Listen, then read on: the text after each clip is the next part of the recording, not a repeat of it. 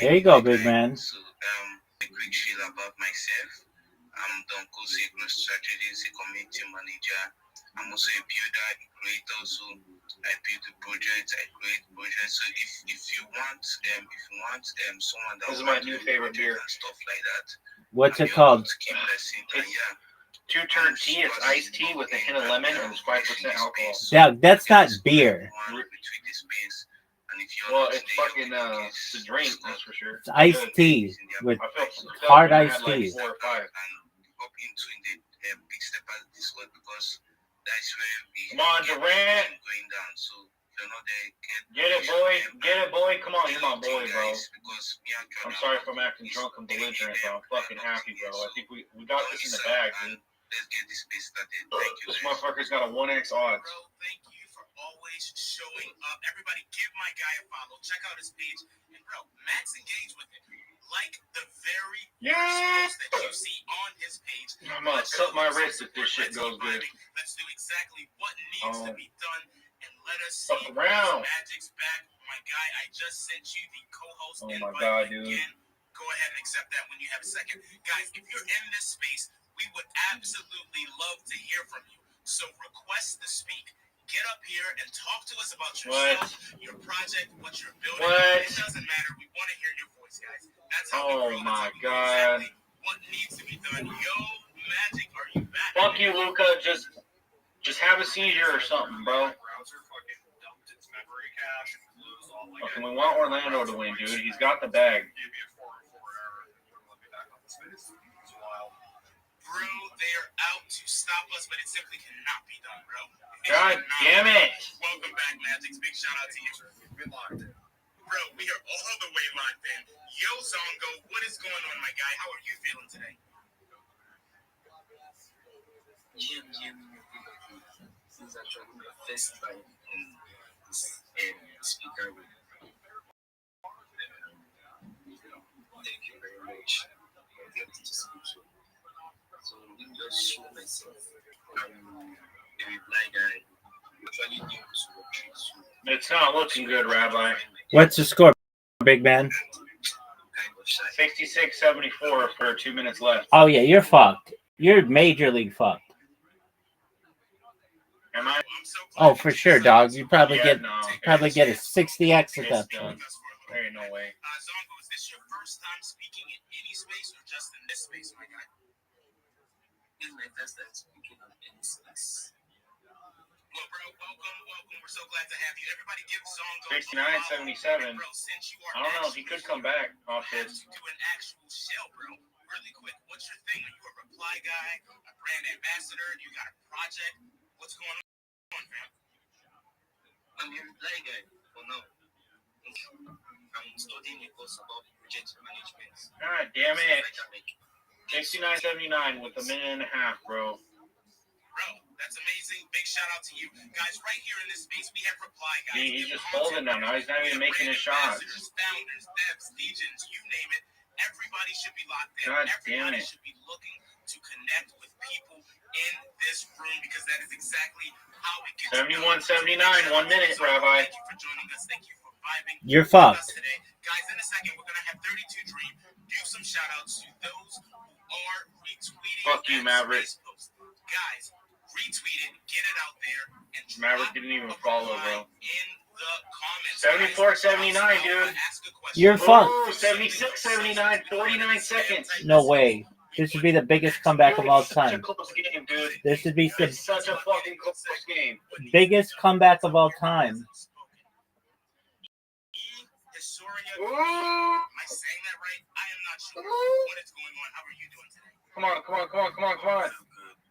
Get it. Yeah, you said it's right. Oh, 79-79, 30 seconds. No 30 way. seconds, 79-79. Get a steal. Big shout out to Vibes, big shout out to Magic's, big shout out to No way. It's your ball.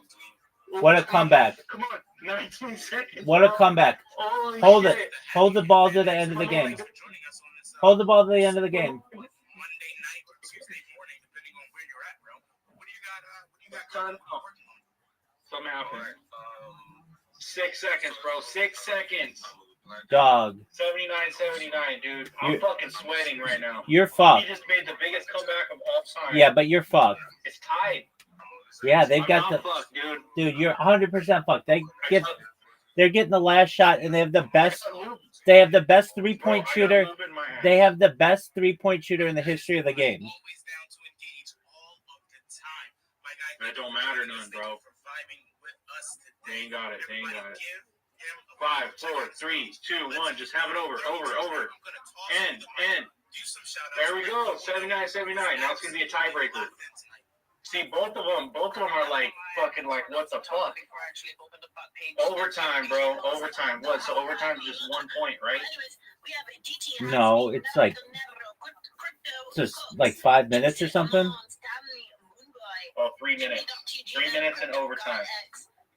Come on, dude. You locked in. You gotta lock in, bro. Lock in. Come on, Carter. Dude, you know anything about 2K? I don't know shit about 2K. What a comeback.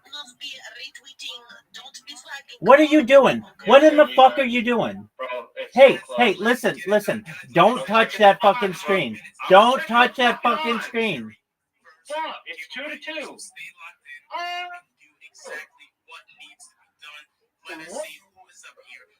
Oh, he's cleaning them right now. He's sweeping this nigga. Doug, you're the whitest person on earth. Bro, I'm gonna rape his wife if he wins this. Doug, who? 83-81. Who taught you? I shouldn't be saying this shit. Yeah, who taught you? Like, that's a bannable offense on kick right there.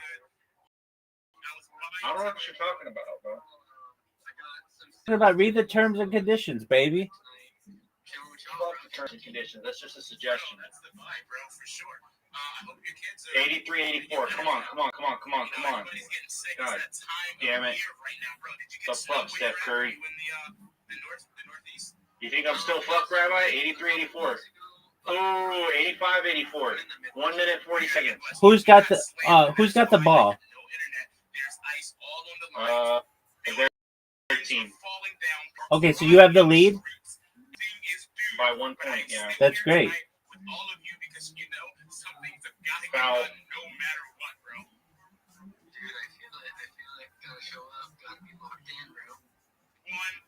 What's challenge call and timeout only mean? Maybe they can challenge it?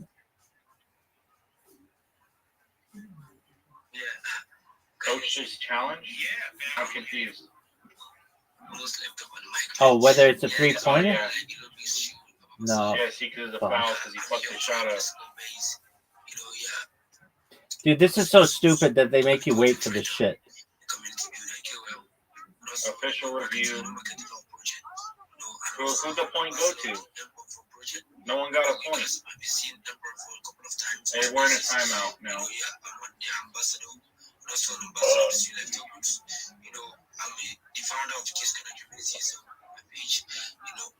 I have to play Pink Pony Club if we win this, bro. Of course you do. You just scored? Oh, 87-84, 1 minute, 23 seconds.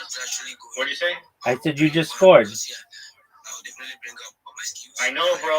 What do you think? Do you think we're still fucked or is it close? Dude, this is the greatest comeback in the history of this game. That's what I'm saying, dude. This is one of the best games we ever bet on in our lives. Fuck. It's tied with a minute left. But we got the ball, so I don't know. Oh, that was great. What the fuck? No. Oh, you're fucked. They just scored. We have to score to get it, bro. We gotta score. Shoot it. Oh, dude, we're just barely, dude. 40 seconds. All he has to do is hold the ball. We just gotta hold the ball for dude, fucking 34 seconds. You just stole the ball. 34 seconds. Just hold the ball. And you've got the lead. 29 seconds. Come on. And you've got the lead. Just hold it. And you've got the lead. It's over. It's over. We won this shit, baby. 20 seconds. There's no way. There's no way. It's 16 seconds. We got it. He just has to baby the ball for a minute. winner. Dude, it's so close. 7, 6, 5, 4, 3, 2, 1. Dude, we got it. We got it. How is that a foul? Oh, because he's babying the ball? He baby the ball, it's a foul? Yeah, whatever. How much time? Come on, get it. Oh, my God. How much time? 1 second, 93 to 92. They have the best three-point shooter in the history of the game on their team. Who? The other guy. Oh, they got the ball, but why is the timer not starting? It's over. 1 second. It's over. What, do you get the point? He scored. No, they're challenging. It's okay. I thought I wrote those. Like, oh no. They're challenging. Okay, I'm starting to scroll up. Now. Hey, Miss Aquarius. No, because it's at 0 seconds. It looks like I have landed on Anthony. We won that. So, Anthony, so. Did he make the shot? Overturn. Oh, he did. It's over. Fuck. Oh, how did you... Dude, how did you lose? Right at the last fucking dude. That's garbage. Miss Aquarius, how are you? I'm good. How are you? I'm well. Hey, Retro Raid, I'm gotta focus right now. So you do you. Just don't blow all your money. And then when I'm done playing games of my own, then I will be back to you. Oh. All right, bro. I'll catch you later. I did Peace, baby. everything I'm supposed to do, so I'm good to go. Excellent.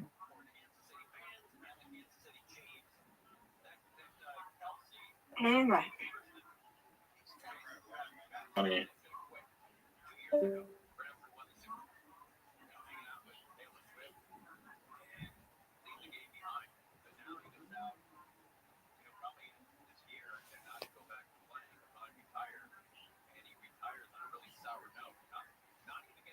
Nice spare. Thank you. You're welcome.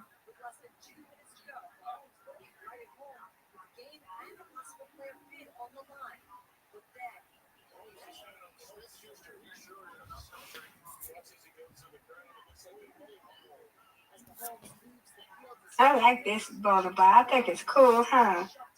It's neat. It looks like a record. Nice strike. Yeah, I love it. You like it? Yep. Hey, you matched me. Good job.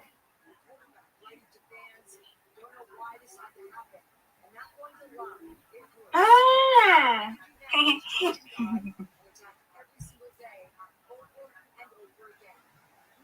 Get these. Perfect. Oh. But ones. Okay, you got this. Come on, Renee.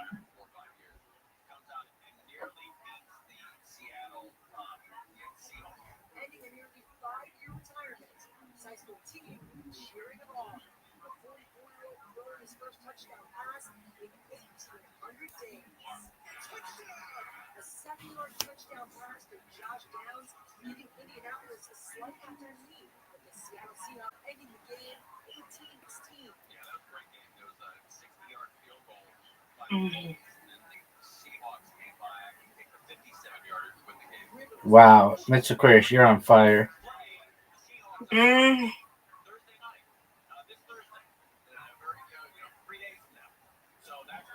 Good strike.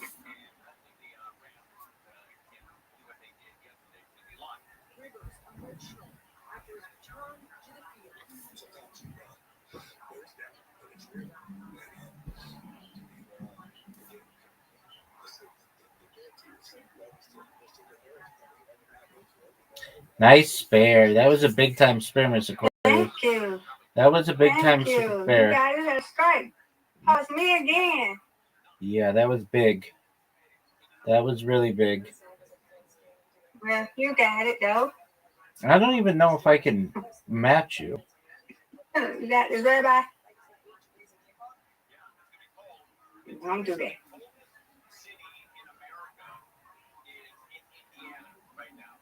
Big this bell. Don't say that. You got this. Mm-hmm.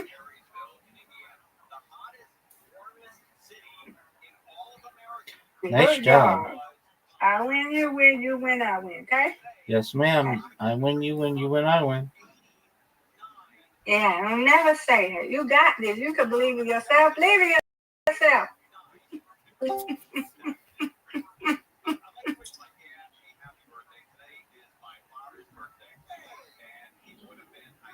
Your turn now, Rabbi. Ooh, that was good. Tough split.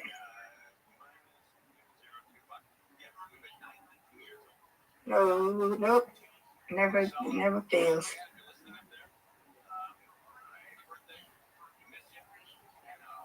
Yes.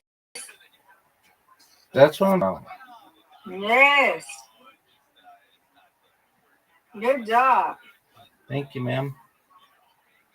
You're welcome.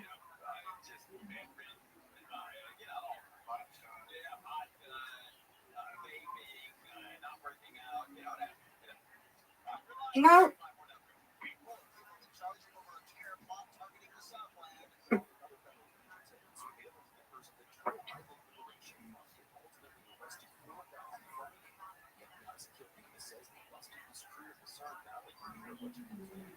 Right.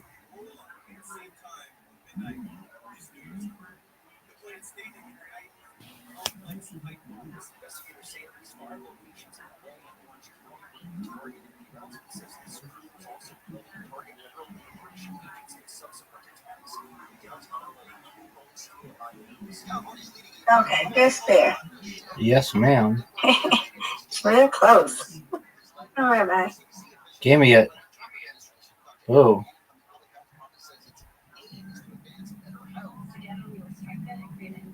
Yes.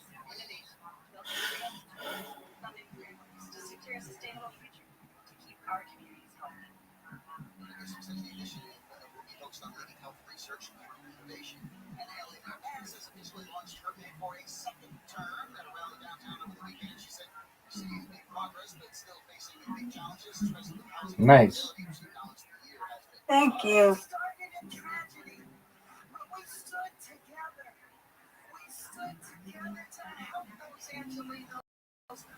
All right, you got this one. No doubt. All right, despair.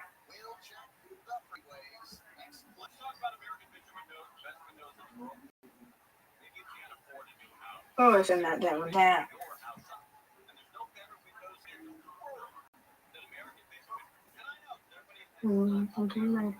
Yeah, nope.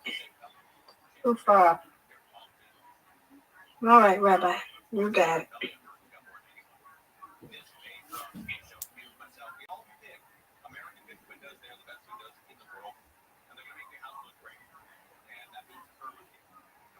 Let's get this for 100.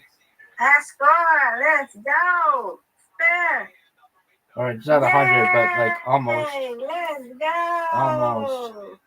You win, I win, Miss Aquarius. I win, you win. Yep, you win, I win, I win, you win. And Yes, ma'am.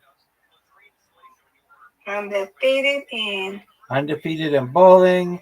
Undefeated in friendship. Yeah. Yes, ma'am. Sweet dreams, Miss Aquarius. God willing. See you in the morning, God willing. Come back when I go to sleep, okay? Excellent. Sounds good. Okay.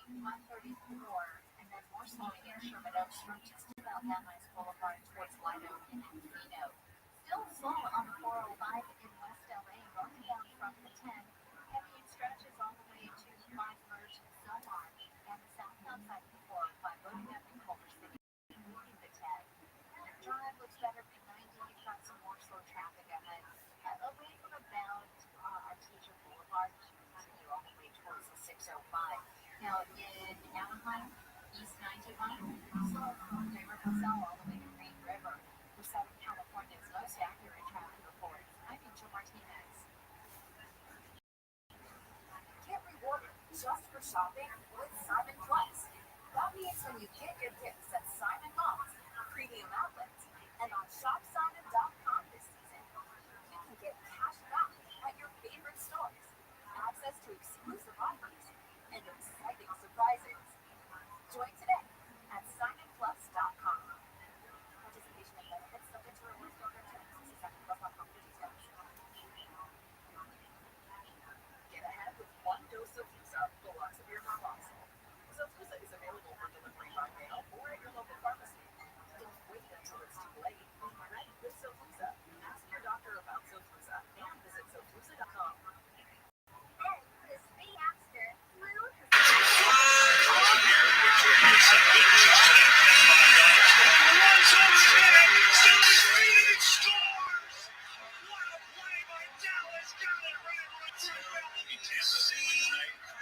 Washington wins the play out of Minnesota. Here's left on the last gasp attempt. Going deep downfield. Intercepted. Picked off by Quinyon Mitchell, the third.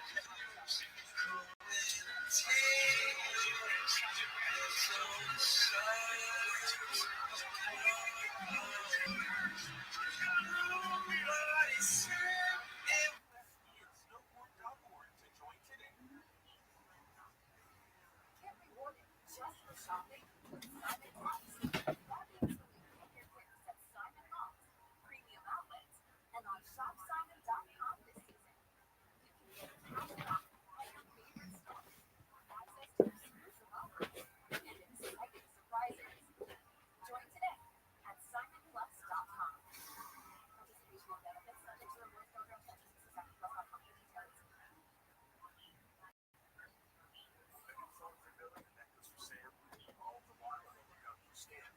A swipe here and tap there. Better make it go far. Turns out Mom didn't know she needs a new car.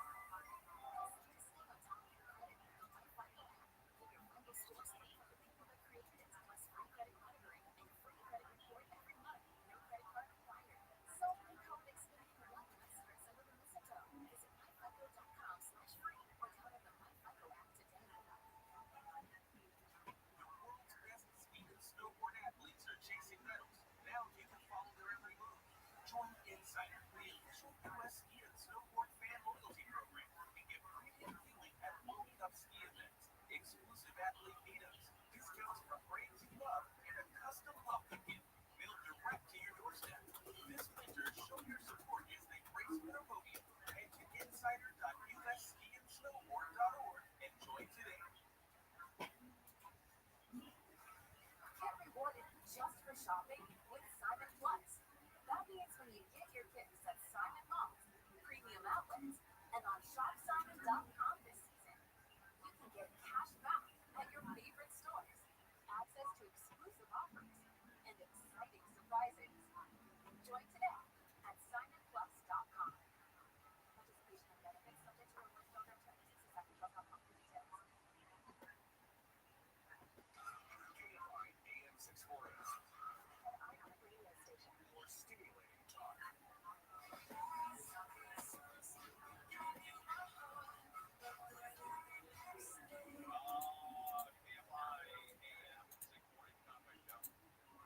The Marvel story that's coming out of Rabbi Rothschild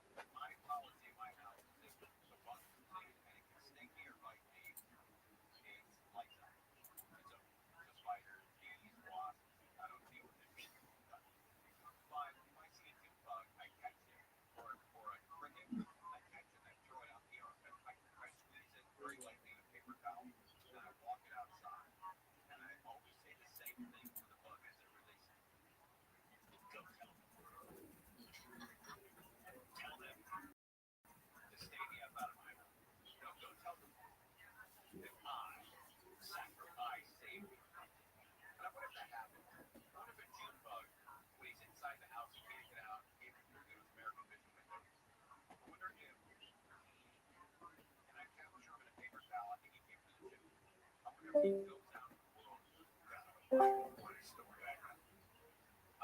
that house for 3 days, and they were chasing me. I was flying around. This one cat with some kind of picky paper caught me, and he squeezed me, not hard enough to kill me, but he squeezed me. Felt pretty good. And he threw me out of that house. I wonder if they can tell other folks about their experience. Probably tell us his family when he gets home. Yeah, right. Right, and then then the officer's like, oh, let me still be gas. Paper towel, throw it out there, out of your ass. Right. No, the other uncle's like, that happened to me once. But I wonder if they do. Like, I don't think they do. You know, when ants come into the house, I wipe them out. And I must have killed millions of ants in my life. But they keep doing that. They never learn. Like one generation after another. They never learn that it's off limits to come into my house. Not Yes, they are. or they're the younger generations more than the back to work. Yeah, or they think they can wait. I'm like, oh, that guy's more of us. Or, you know, oh, he's got that. Or they think they're going to be the ones who beat the story. What up, Chica? They never do. They never learn. My Christmas tree lawn, Anaheim, tree lawn, hire people with autism is a great story. So listen up. Oh, here we go. First look, Roger's Christmas tree lawn reflect empire. Honestly, trees in every shape, size, and even color. The smell of pine in the air, and families searching for the perfect tree. This love is rooted in something deeper.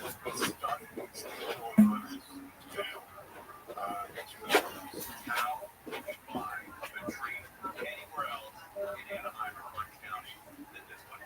How you do it? Tyrone Rogers, the former Seattle Seahawks player, started the business 30 years ago to provide jobs for people who had been formerly incarcerated and couldn't find jobs. 10 years ago, when his son was diagnosed with autism, his mission evolved. I'm thinking about myself, you know, was an opportunity for He decided he wanted to create opportunities for people like his son. And today, Rogers hires 10 young adults each year. All from the spectrum to help run the tree lot.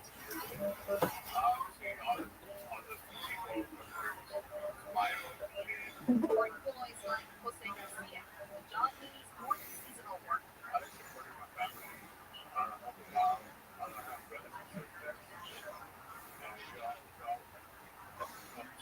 For Clem and Victor, and Miller, Yo, Chica, can you hear me?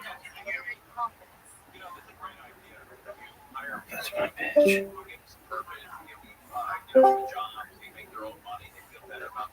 Yeah, I do. Okay. Yo, hi, big dog. I'm good. Excellent. Yep. All right. How can I help you? Oh, I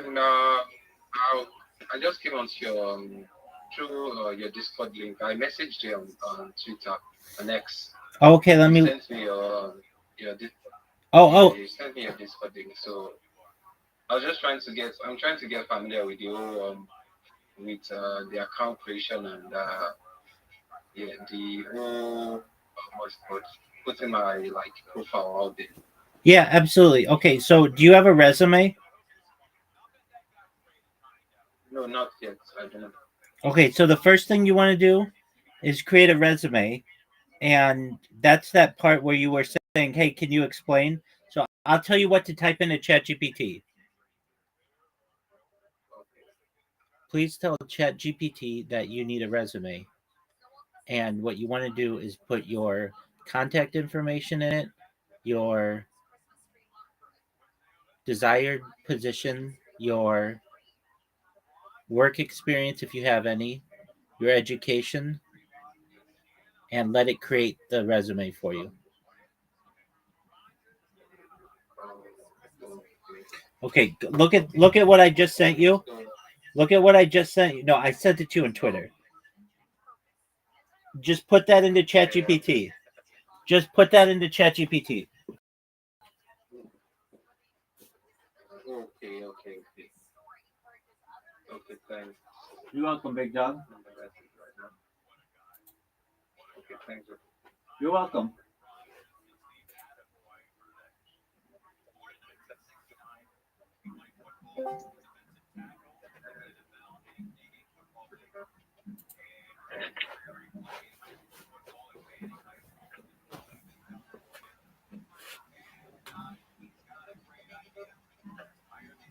Yo, what up, Amitai?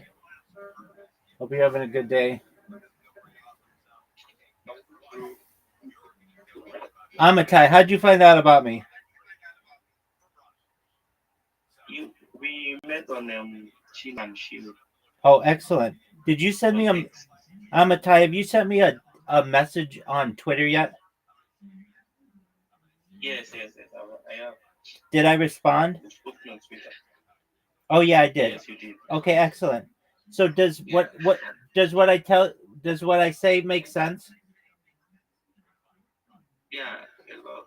Okay. Have you made your link tree yet?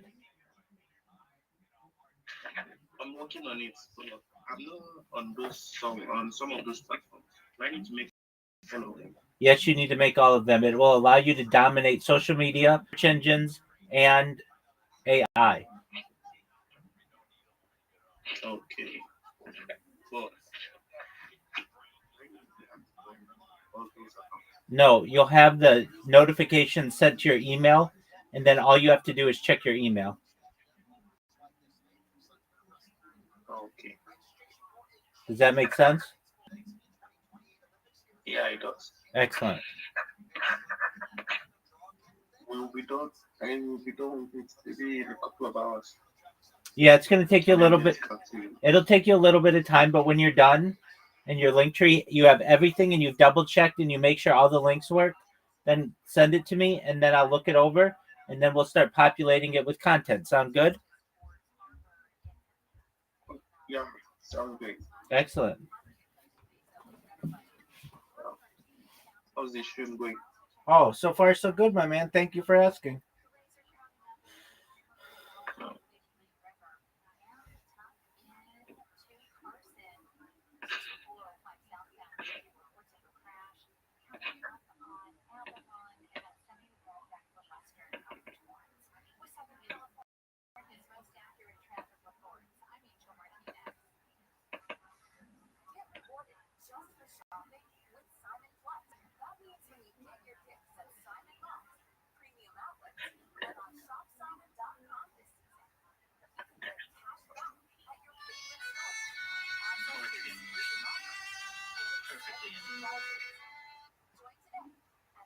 My life would never be the same. It was at that moment that I knew all our lives would never be the same. It was at that moment, that very moment, when a tarp-sized pair of granny panties slapped me square in the face.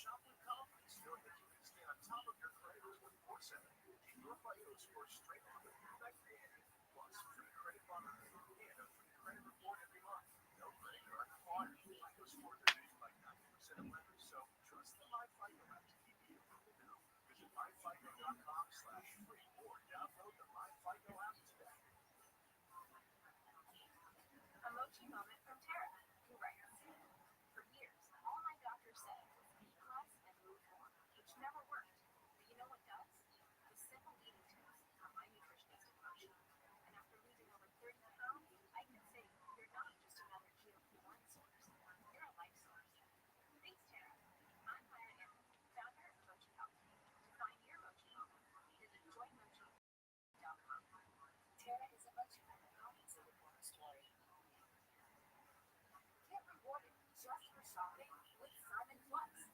That means when you get your gifts at Simon Malls, premium outlets, and on shopsimon.com this season, you can get cash back at your favorite stores, access to exclusive offers, and exciting surprises. Join today at simonplus.com. Participation and benefits subject to rewards program by plus.com for details. This holiday, relax with new early gifts and savings you'll enjoy all year. Switch your new iPhone 17 Pros, no trade-in needed. That's right, get 4 lines for just $25 a line, and use the iPhone 17 Pro for everyone. Save big this May. Visit Verizon today. $20 monthly bill rates apply for account with 35 months of free line on the bill. Times and conditions apply. 5G and 4G mobile temporary zone and other traffic. Stay down with the answer to savings special accounts apply for all offers. See Verizon.com for details. Quick, choose a new deal with value for $5 $5.50 without the fee for the new $6 daily number. It's with its own small price with and expect not to it's actually no question because it's a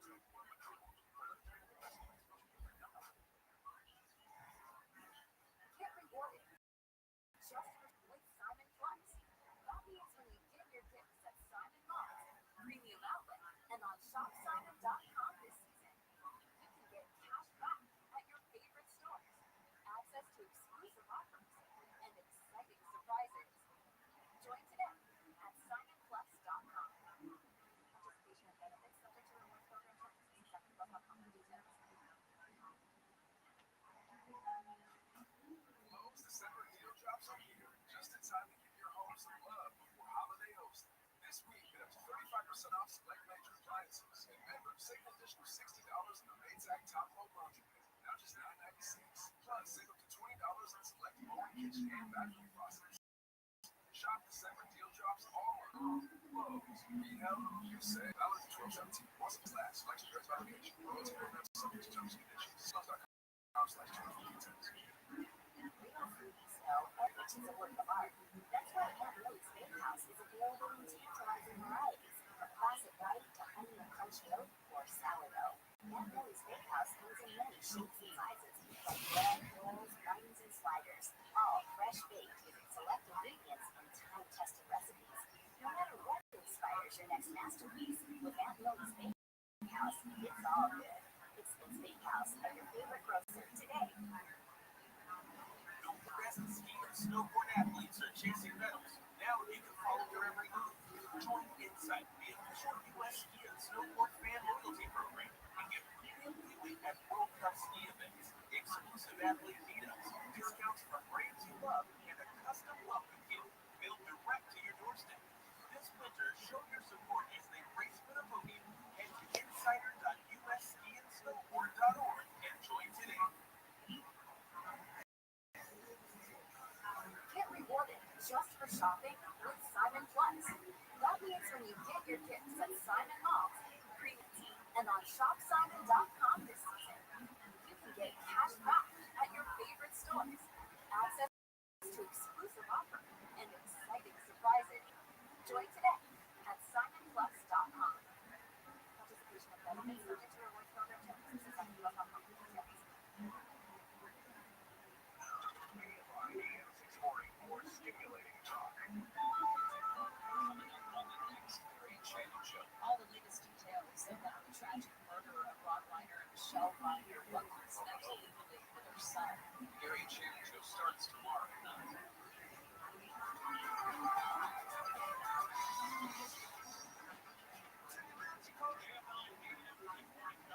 We have some late breaking news that TMZ is reporting about Rob Reiner's kid name. Antonio has the information. What do you know? TMZ is reporting that Nick checked into the Pierside Santa Monica hotel around 4 a.m. on Sunday using his credit card. He checked in, came hours after he got into a heated argument with his father at Conan O'Brien's Christmas party. Eyewitnesses who saw Nick check in says he seemed tweaked out. There was no visible signs he had been in a violent confrontation. We're told definitely no blood stains or cuts on his body. The reservation was made for just a day, but Nick never formally checked out. When the staff came into his room later Sunday morning, they found the shower full of blood and blood on the bed. The window in the room was covered by bed sheets. LAPD robbery homicide detectives went to the hotel Monday to gather evidence and also interview employees. Nick was eventually tracked down and arrested about 20 miles away from Exposition Park near downtown LA. So he must have come home from that party, and the argument continued on the way home when they got people. He must have killed his mom and dad, probably, I don't know, 10:30, 11 o'clock Saturday night. And they weren't discovered until noon the next day. Wow. And he covered the windows with the old tweaked out miracle, probably. And what a day for that family. Man. There's another sad story coming out in the show business. You may not know the name, but you certainly know the character that I'm about to tell you about. There is a very famous actor who, I think it was during the 1980s, was very popular on TV. There was a couple, two people on General Hospital named Luke and Laura. Remember this song?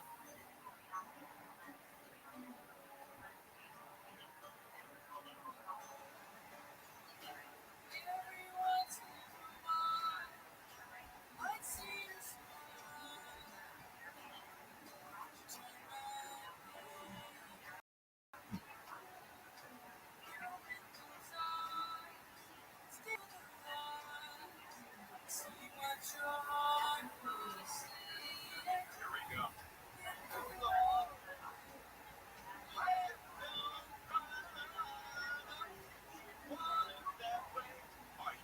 That was Luke and Laura. W, you were probably perfect age for this. You were probably close to the set. One of those General Hospital Luke and Laura. Oh my God. Report DVD, go home and watch it. Yeah. Absolutely. Anthony Geary, the daytime Emmy winner, who played half of General Hospital super couple Luke Spencer and Laura Baldwin, has passed away, age 78. The entire General Hospital family is heartbroken over the news of Tony Geary's passing. Tony was a brilliant actor and set the bar that we continue to strive for. General Hospital executive producer Frank Valentini wrote on Monday in two posts on X, quote, his legacy and that of Luke Spencer's will live on generations from General Hospital cast members who have followed in his footsteps. We send our sincerest sympathies to his husband, Claudio, family, and friends. Thank you very much. So he died after complications a few days after a planned surgery in Amsterdam, according to his husband, Claudio Novel. And I guess that's from soap opera digest. You get soap opera digest? I'll have to check it out. Anyway, so that's a big loss for General Hospital. My sister is a second of that movie commercial. I was not into it as much as she was, but she had to be home. Because back then, I couldn't really rely on the tape recorder on VHS to go home. Oh, I would get so mad when you planned it to record it. It was like a big moment. Yeah. It's like, didn't record. Or there was a football game on instead. Right. Dad decided to record. But it was a shock to the family and friends. And Gary had passed away. He had 2,000 episodes of General Hospital. Cast member since 1978. He took off the trophy for Best Lead Actor 8 times, 1982, 1998,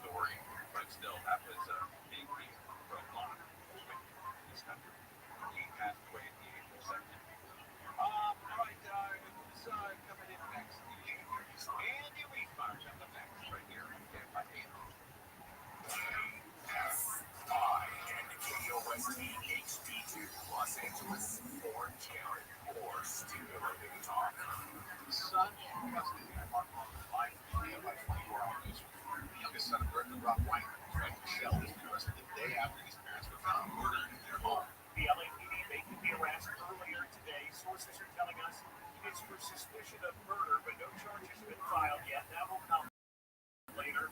You're outside the Reiner home, inside the gates of the home. There's a big white gate here. There are holiday decorations up around the home. BBC's Alex Stone says the matter's bodies was found yesterday afternoon, reportedly by their daughter. Their 2-year-old son Nick was taken into custody this morning. An alleged terror plot targeting locations in LA and Orange County has been busted. 4 people have been arrested after they allegedly went to the desert incident where Reno County to test explosive devices. First Assistant U.S. Attorney Bill Safety says they're members of the Turtle Island Liberation Front, Which, according to their own social media, is an anti-capitalist, anti-government movement. Calls for their associates to rise up and fight back against capitalism. Several fighters planted that big pipe bomb on New Year's Eve. People have been under surveillance and were arrested on Friday in Missouri Valley. The report has named LA the nation's top judicial hellhole. The more than 6 incidents lawsuit news says some courts in LA have awarded outlandish sums in non-different awards. The group's executive Victor Gomez says defendants aren't the only ones and residents are too. Possibly increasing right insurance for immediate increases in consumer goods because we have to continue to pay these out. Gomez says LA earned its spot on the list because it's becoming for outsized payouts. This is the county as a legal culture of rewarding emotion over evidence. Man in Boston has been convicted of murdering his wife in a high-profile case. ABC's Eric Katersky says online searches played a role in the conviction of Brian Walsh. His wife's body has never been found since she vanished on New Year's Day 2023, but prosecutors had ample incriminating evidence. Prosecutors searched online for things like dismemberment and the best ways to dispose of the body. Officials in Rhode Island put out images and videos in connection with the manhunt from Brown University. ABC's Rena Roy says an initial person of interest was released. Providence police putting that video out. It is far away. You can't much, but they say that is the first. Police are offering a $50,000 reward for helping identify who the person is. Authorities in Australia have released more details on 2 attackers who killed at least 15 people celebrating Hanukkah, a popular beach in Sydney. ABC's Rick Planet says their motives are also known now. They pledged allegiance to ISIS and shouted Allah Akbar while opening fire. Authorities say 2 ISIS flags, weapons, and IEDs were recovered in the city. Police said shooters were father and son. The father was shot dead by police and the son's in a coma. And lining things up with Wise is still doing it his way. What do I care? How much it may This cover of I'm Not My Love in war with pentatonics this week left 4 spots to reach number 1 on the AC chart. Securing the top spot on the charts is a first for pentatonics, but marks the 2nd time for Sinatra. Welcome. How are you? Bro, y'all got fucking bots or what? What are you talking about? Look at this. Hold on. What am I walking on? Hold on. Can I share my screen? Go for it. Look at this, bro. My dumbass was streaming on Kick, and then you have a fucking dumbass robot that clicked my shit, and it said join Rabbi Rothschild Discord. Yeah, welcome. How are you, big dog? Bro, get your robots out of here, bro. What do you want me to do about it? Get your robots out of here. How do you know I'm the one who did it? I don't know. You're just throwing out You're accusations. You're fucking, bro, what are you actually doing right now? I'm live streaming my life, baby. I wanted to meet you. That's how I get your ass in here. How else would I have gotten it? So you're a Kick streamer, I take it, right? I'm a TikTok streamer. I don't stream on Kick. Oh, Not damn. anymore. It's the fucking robots. Oh, okay. But how'd you even get a goddamn robot to do that? How do you get one to clip and then rewrite the title? That's low-key impressive. Thank you, man. I mean, I can teach you how to do it. It's free. I mean, I'm not really interested in it. Okay. Well, I use macro recorders essentially to do it. They're just like automatic mouse clickers. So it was here, you fucking showed? Allegedly. I mean, I don't know. I wasn't there. Could have been somebody else. You might have had a fan. You might have had a fan. Do you mind if I tell you about myself? I don't really care. You don't care about me? No. Okay. You pissed me off. That's why I joined. Okay. I mean, what do you want me to do about it? Get off my shit, bro. Dog, just delete it. I just reported. Oh, like that's gonna stop me? I have over 10,000 Kick accounts, man. I know Eddie Craven personally. Like that's not gonna stop me. Still unemployed, bro. I'm retired, dog. I launched apps on the App Store and Google Play. I'm financially independent. How about you, son? You're financially independent? Did I stutter? You're a fucking chud. So I don't know. I'm kind of surprised by that. Like maybe if you were financially independent, maybe you could afford a fucking soap or like a deodorant. I know you're not wearing any. Dude, what's up with your obsession with my cleanliness? You don't know the last time I bathed. Bro, I said one thing and now it's an obsession, bro. You said two things. You worried about how I... Okay, well, anyways, how is this robot getting you? Is it just to get people to join? Doug, you don't want to hear about me. Doug, you already said I don't care. So why do I want to spend any time telling you about myself when you said you didn't want to care? Now, if you would have said, yeah, tell me about yourself, then I would have told you, like, oh, that makes a lot of sense. I'm already pissed off, dude. I open my Kick and I see a fucking clip, and then it's a fucking ad, bro. Okay, well. I wouldn't even be that mad if there weren't so many thoughts in the chat already. But the fact that there is, and plus this, I'm pissed, bro. And this was 3 weeks ago. This shit was sitting here for 3 whole weeks. That's baller. That's a wonderful advertising strategy, if you ask me. It was just sitting there waiting for you. It was like a baby bird, and now it's in your life.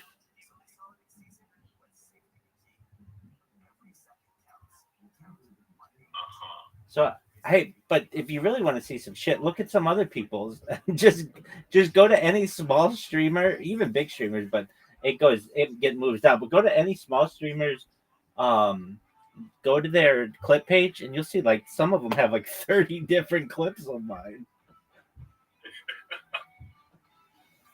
Bro, I just don't understand the motive behind to put that much work into something. Dog, that's why I said, do you mind if I tell you about myself so you would learn all this shit? Go ahead. Thank you. 2,000? What? 2,000 hour call? Oh, yeah, easily, dog. Okay, are you ready to fucking hear about me? Bro. All right, here we go. Yeah, I need the lore. At this point, I need the lore.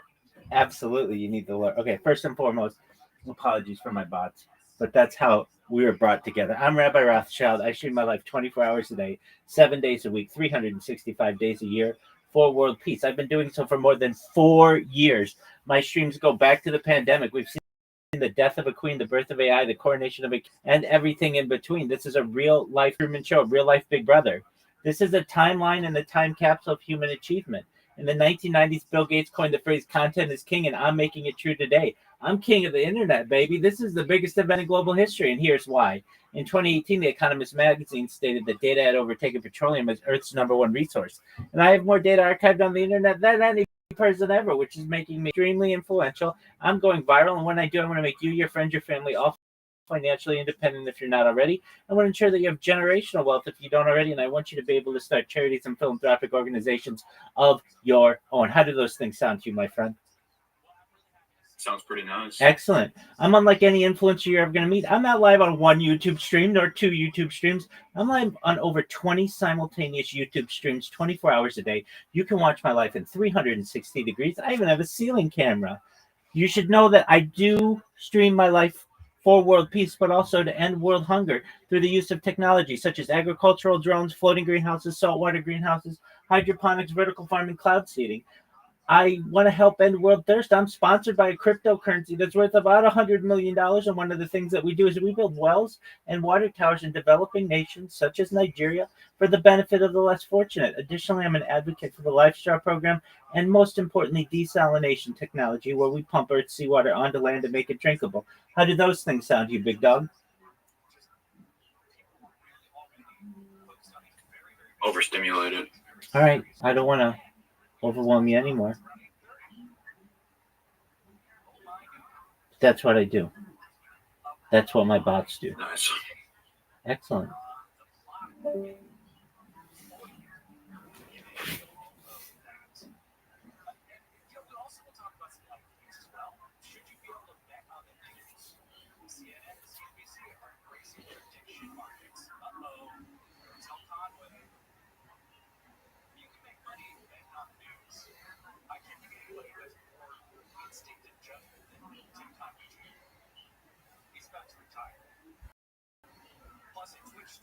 star.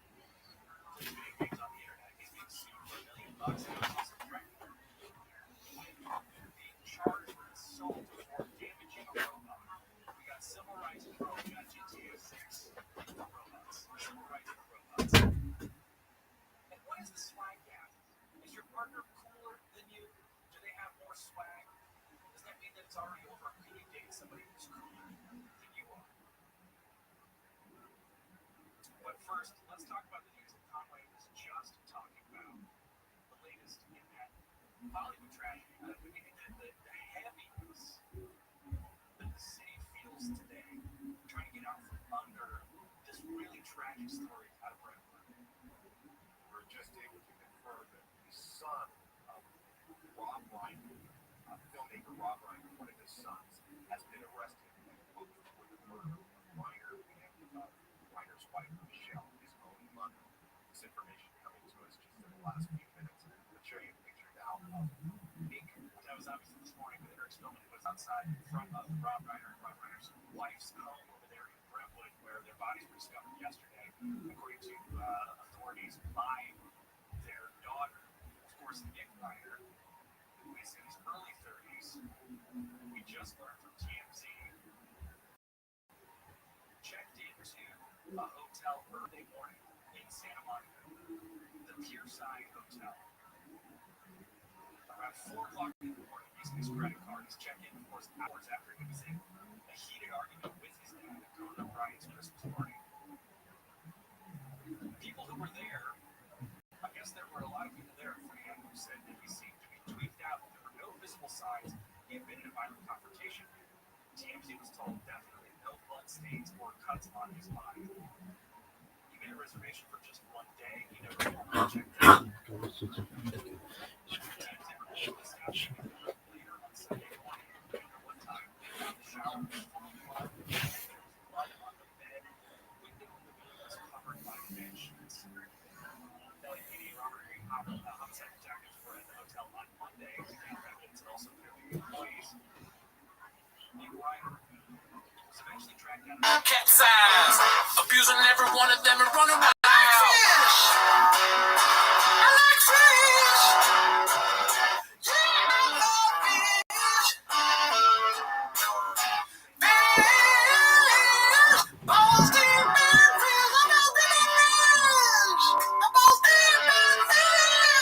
One take.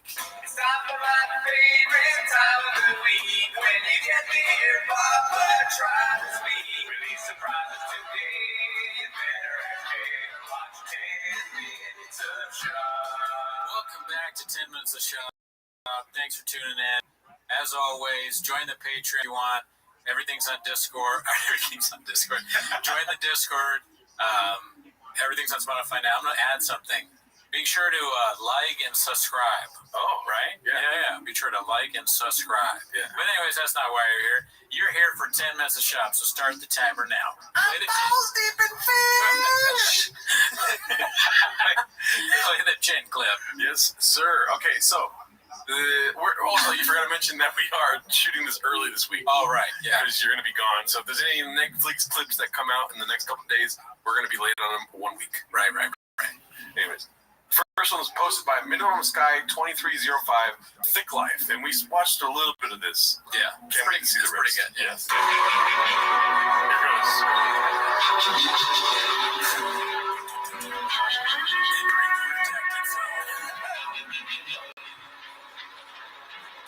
I'm the tour guide. If you're looking for the official tour guide, this is It's already like it's like a college ad, an ad for some college where you go to school and you learn nothing. And they all have their deck down thick boy wear. He's the tour guide. It's out of control. Is it a thick boy world? A thick boy university? It's so many things because we've seen a little bit of it. Yeah, it's Thick Life. It's a thick life. Yeah. I like the background. Like Epic music. Action movie music. Yeah. Oh, you're getting ready. The boys are going to show you how it is here in Thick Town. We're introducing Bishop and this guy and Jay and Some black guys I convinced to be my friends. Also, the tour guide thing makes no sense. He's like, we ain't got a tour guide. I'll be your tour guide. Yeah, I don't know. I think they had like a whole speech prepared. Brendan took some time to prepare a speech, but then somebody came up to him at the beginning and was like, hey, say that there's no tour guide, but you're the tour guide. I think you're onto something. I think what happened is they had waited like, millennia patiently there was a to know why speech, this Brent had does. something planned, he tried to do it, and it didn't work out. They're like, all right, cut all that, but what we have is the part where you say tour guide, which is kind of cool. Tour guide. It's like, oh yeah, because Brendan's always wanted to do various careers. Yeah. He's balls deep in fish. Now he wants to be a tour guide. There's going to be many other things he's going to say that he's into. All right, here we go. It's the real. It's the real. Harvey Oswald from there, below average Marine. I don't think so. Nobody's buying it. What else you got? Jeff, He's talking to Jim for a second. He always says something that shocks you, like, because you think it's going to be about the merch and all the play on There's just one thing. college students. I never, ever do But nothing. instead, he comes right out of the gate with some JFK thing. That's like doesn't match the tone of the president being assassinated at all. You thought we were going to find Hitler, but we didn't. What? Hitler? Hitler was really a bad guy, but some of the things he did was cool. What, Papa? All right, here we go. He got shot. Lee Harvey Oswald. Why would he do it? The mafia ties. Islam to mosey on into the police station. Okay. I think he said Islam. He's like, Islam to mosey on into the police station. He's got to throw it all in there, you know? Islam, JFK. We'll see what else he pulls out of his giant hat. He said they just allowed him to, but that translates to Shaivism. What up, baby? Right, exactly. And my homeboy that I've known since middle school is about to join. I need to fill you in with how degenerate I am, okay? This is Cake. Cake, this is Rabbi Rothschild. How you doing, he's, Big Dog? He's a multi-quadrillion trillionaire. I'm the biggest pimp of all time. That's all he's got to know. Hit me with it. Yeah. Anyway, Rabbi, brief this guy on how fucking degenerate I am real quick. And how many crazy nights we've had. Dog, have you ever heard of a person who bets on ping pong? Yeah, retroade. Yeah. I didn't even know that was a thing. Let alone to bet on multiple ping pong games in the same day. This motherfucker bets on Argentinian women's soccer games. He then, because those games don't move fast enough for him, plays some kind of digital money shredding game that literally is just like taking his savings and pouring it down the garbage disposal, and then goes and ends up degenerating on NBA 2K games. These are video games. These aren't even real NBA games. These are video games that people can play, that literally they could rig these games if they wanted to. And he does this all while shotgunning at least 3 beers and making fewer, perhaps, promises to Chapel Roan's pink pony party and somewhat getting excited for it while his wife is 32 weeks pregnant. What are your thoughts on that, my friend?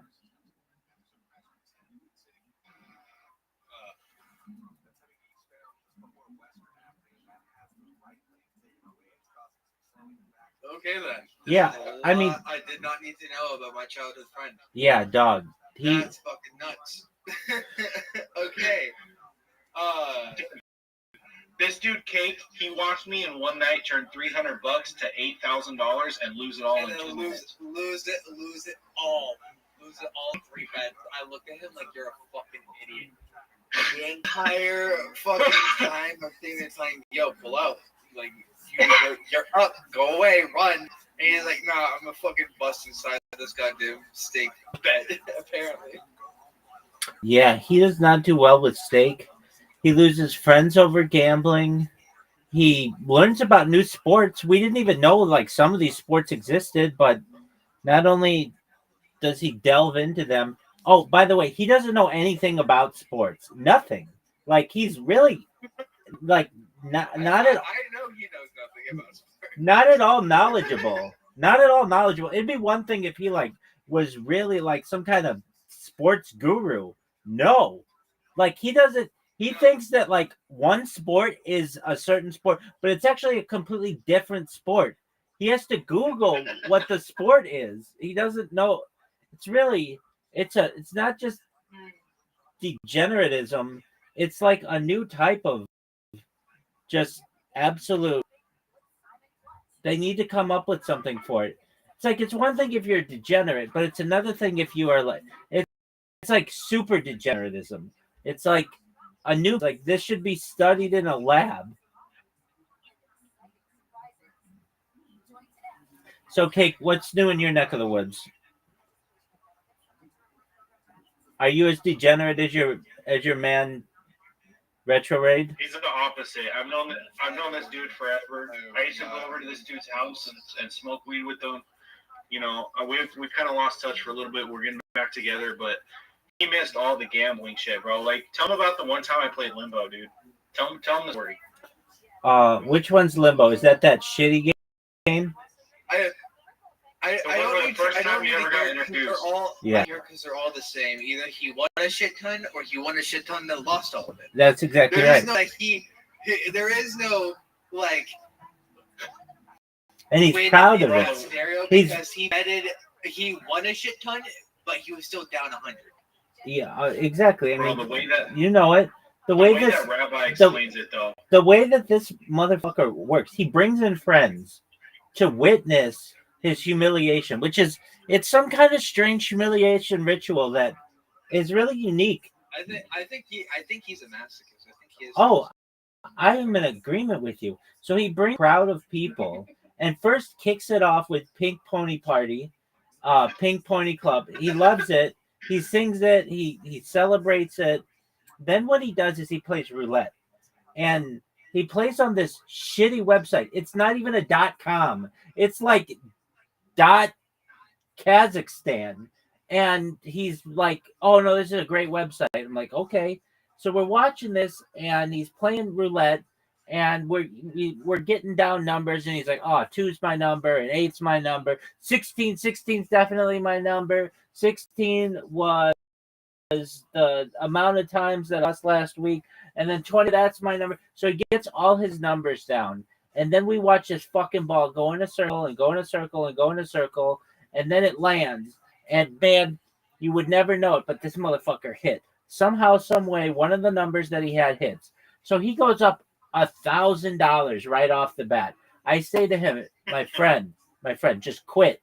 Just quit. He's over here like, yeah, I've got children and they want to go to college someday, and I have a pregnant wife and I just bought a new house. It's like, dog, quit. That's a mortgage payment. Get the fuck out of Dodge, man. He's like, oh no, just one more click, dog. All right, so then he goes. I tell him, dude, just put the money in like an account and just don't touch it anymore. Stop gambling. You have an income. You're just burning that money. He's like, no, it's fine. I'll tell you what. Here's what I'll do. I'm gonna just play a little bit more. I'm gonna get up to like $1,300. Boom, plays a roulette, gets up $1,300. Great. Put $1,000 away, and then you can just play with $300. It's a win-win. You get to play $300, and you know your kid gets books for college someday. All right. So he's like, oh, that's a great idea. So he's like, you know what? Let's start playing a little bit of a new kind of game. I'm like, okay, what's this game? He's like, well, it's called like, I don't know what it's called. Is that we'll just call it Limbo, whatever fucking game this is. He gets in it and it shows some numbers. It shows like a 1 and a 1 and a 1 and a 1 and then a 5 and then a red number of like a 6 and then a red number of a 7. And I'm like, oh, hey, what is this game called? He's like, it's over. I'm like, what do you mean it's over? He's like, it's done. I'm like, what's done? He's like, I just lost it. I go, you lost 300. You lost. Let's do the 30 seconds. You lost 300. I said, you lost $300 and you didn't even tell me the name of this game. He goes, no. He goes, I lost $1,300. Now imagine basically the exact same thing. He's telling me how he's doing good. He's about to get a car, or he wants to try and get a car. He wants to get his license and everything. Like, everything's doing good. He's about to move out of his parents' house, and he wins 10K. He's like, let's go to a game called Limbo. Like, Limbo? Oh, I mean, like, I pull out, like, you won 10K, that's your car, that's, like, a down payment on a fucking apartment. Like, this is everything that you need. Like, this is pull out. Like, get the fuck out. You won. Never touch this again. And then he goes, nah. One bet. Red number. And he's like, fuck. I go, what? What do you mean? What do you mean? And he's like, it's gone. It's all gone. I was like, what do you mean it's all gone? You did one bet. He's like, yeah, I did it all. I all in. Degenerate since the day he was born. No, I will say I am kind of semi the one to blame because I was the one to introduce him to a computer. Yeah, you are the one to blame. Absolutely. You're the first house I went to and played Minecraft on. All right, so we have you to blame, Cake. Cake, what are you doing to my boy here? I don't gamble. I'm usually okay with, like, I don't like gambling. It's too much anxiety for me. I'm broke as shit as it is, and I'm about to have a kid of my own, so I'm already fucking stressed out. So watching him gamble like hundreds of dollars away fucking hurts my soul. Word, dog. I understand that one. He comes in here, and he's just proud, so very proud to lose money. Hold on. I have to ask because I'm seeing your setup right now. You got 3 laptops, you got 2 speakers. Dog, right there. I've got 33 different devices. Like, what? I'm go. Hey, do you go? Hey, do you see the top of this Discord? There's a red circle that says 24/7 YouTube streams. Go to it. Yeah, he spams everywhere. You see Rabbi Rothschild name on everything. That's right. Okay, so Cake, do you see the? So you're just live 24/7 for the last 4 years, dog. Do you see at the very top of this server? There's a red circle. It says 24/7 live YouTube streams. Do you see that? I clicked your link. I'm in one of your streams. Okay, that's fine. I don't care about being in one of my streams. Look how many live streams I have going right now. I do see that. That's holy shit. Damn, respect.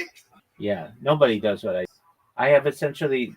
Well, I have more data archived on the internet than any individual in global history. Yeah, this dude's he's a bloody legend, bro.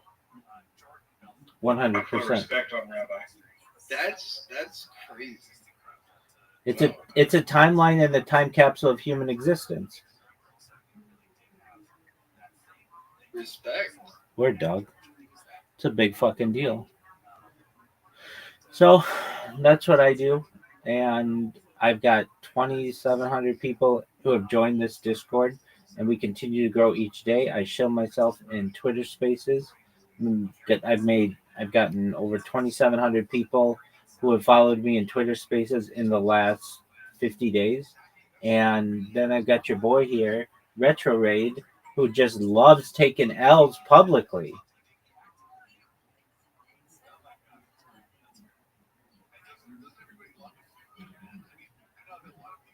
I mean, yeah. Sorry, I'm still in shock. Like, holy shit. You're not in shock. You're not surprised. No, I'm pretty surprised. Like, that is impressive what he's done. I've done the most stupid. No, like I'm not saying his shit's stupid though. I'm saying what he did, what he's doing is impressive.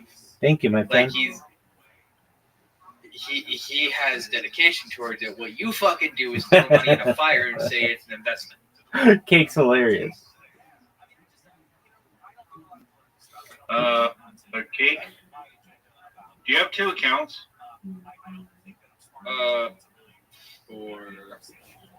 Dude, someone's scamming me right now.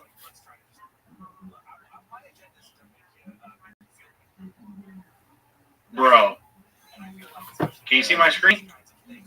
Okay, there's someone impersonating you with your same profile picture saying, I need to have some soul. Is that you? Tell me if it's you. Look at this. Look at my screen. Look, I'm getting DMs right now from someone named Kate. It's saying, I need your help, I need your help, I need your help, I need your help. That ain't me. You seen DMs? You know who this is? Well, I'm trying to pay for something in crypto for 100. Can you send me that as soul? There. I'll type to you right now. Retrograde. Click on their. Yeah, no, it's me. Retrograde. Bro, someone's trying to scam me right now. Okay, Retrograde. Listen to me. Click on their Retrograde. Click on their profile. Don't look at my account. Retrograde. Just go to streamer. Retrograde. Click on their. Is it on Kick? Is it on Kick or Discord? How do I? We're on Discord. How do I disable streamer mode? Okay, Retrograde. Stop. Retrograde. Click on their profile and. Phone account. Retrograde. Retrograde. I'm talking to you. Listen to me. Click on their profile and tell me what mutual servers you're in with them. 2 mutual servers. Big Faults IP and Kuma Club because those are the only ones that have access to. So they. Bro, he's literally trying to impersonate you. There's somebody that joined. There's somebody that joined my server then, and then fucking when you post that link, which is why I don't post my link to the public. I'm sorry, dude. You're good. I doubt anyone else is gonna join. Just delete them if they join. I don't get it because I know that's you. Yeah, just stop looking at my accounts. Stop looking at everybody's private accounts. You're doxing people at that point. Bro, he's doxing himself. He's starting to make spam accounts. It's someone. Okay, I'm just gonna get off live.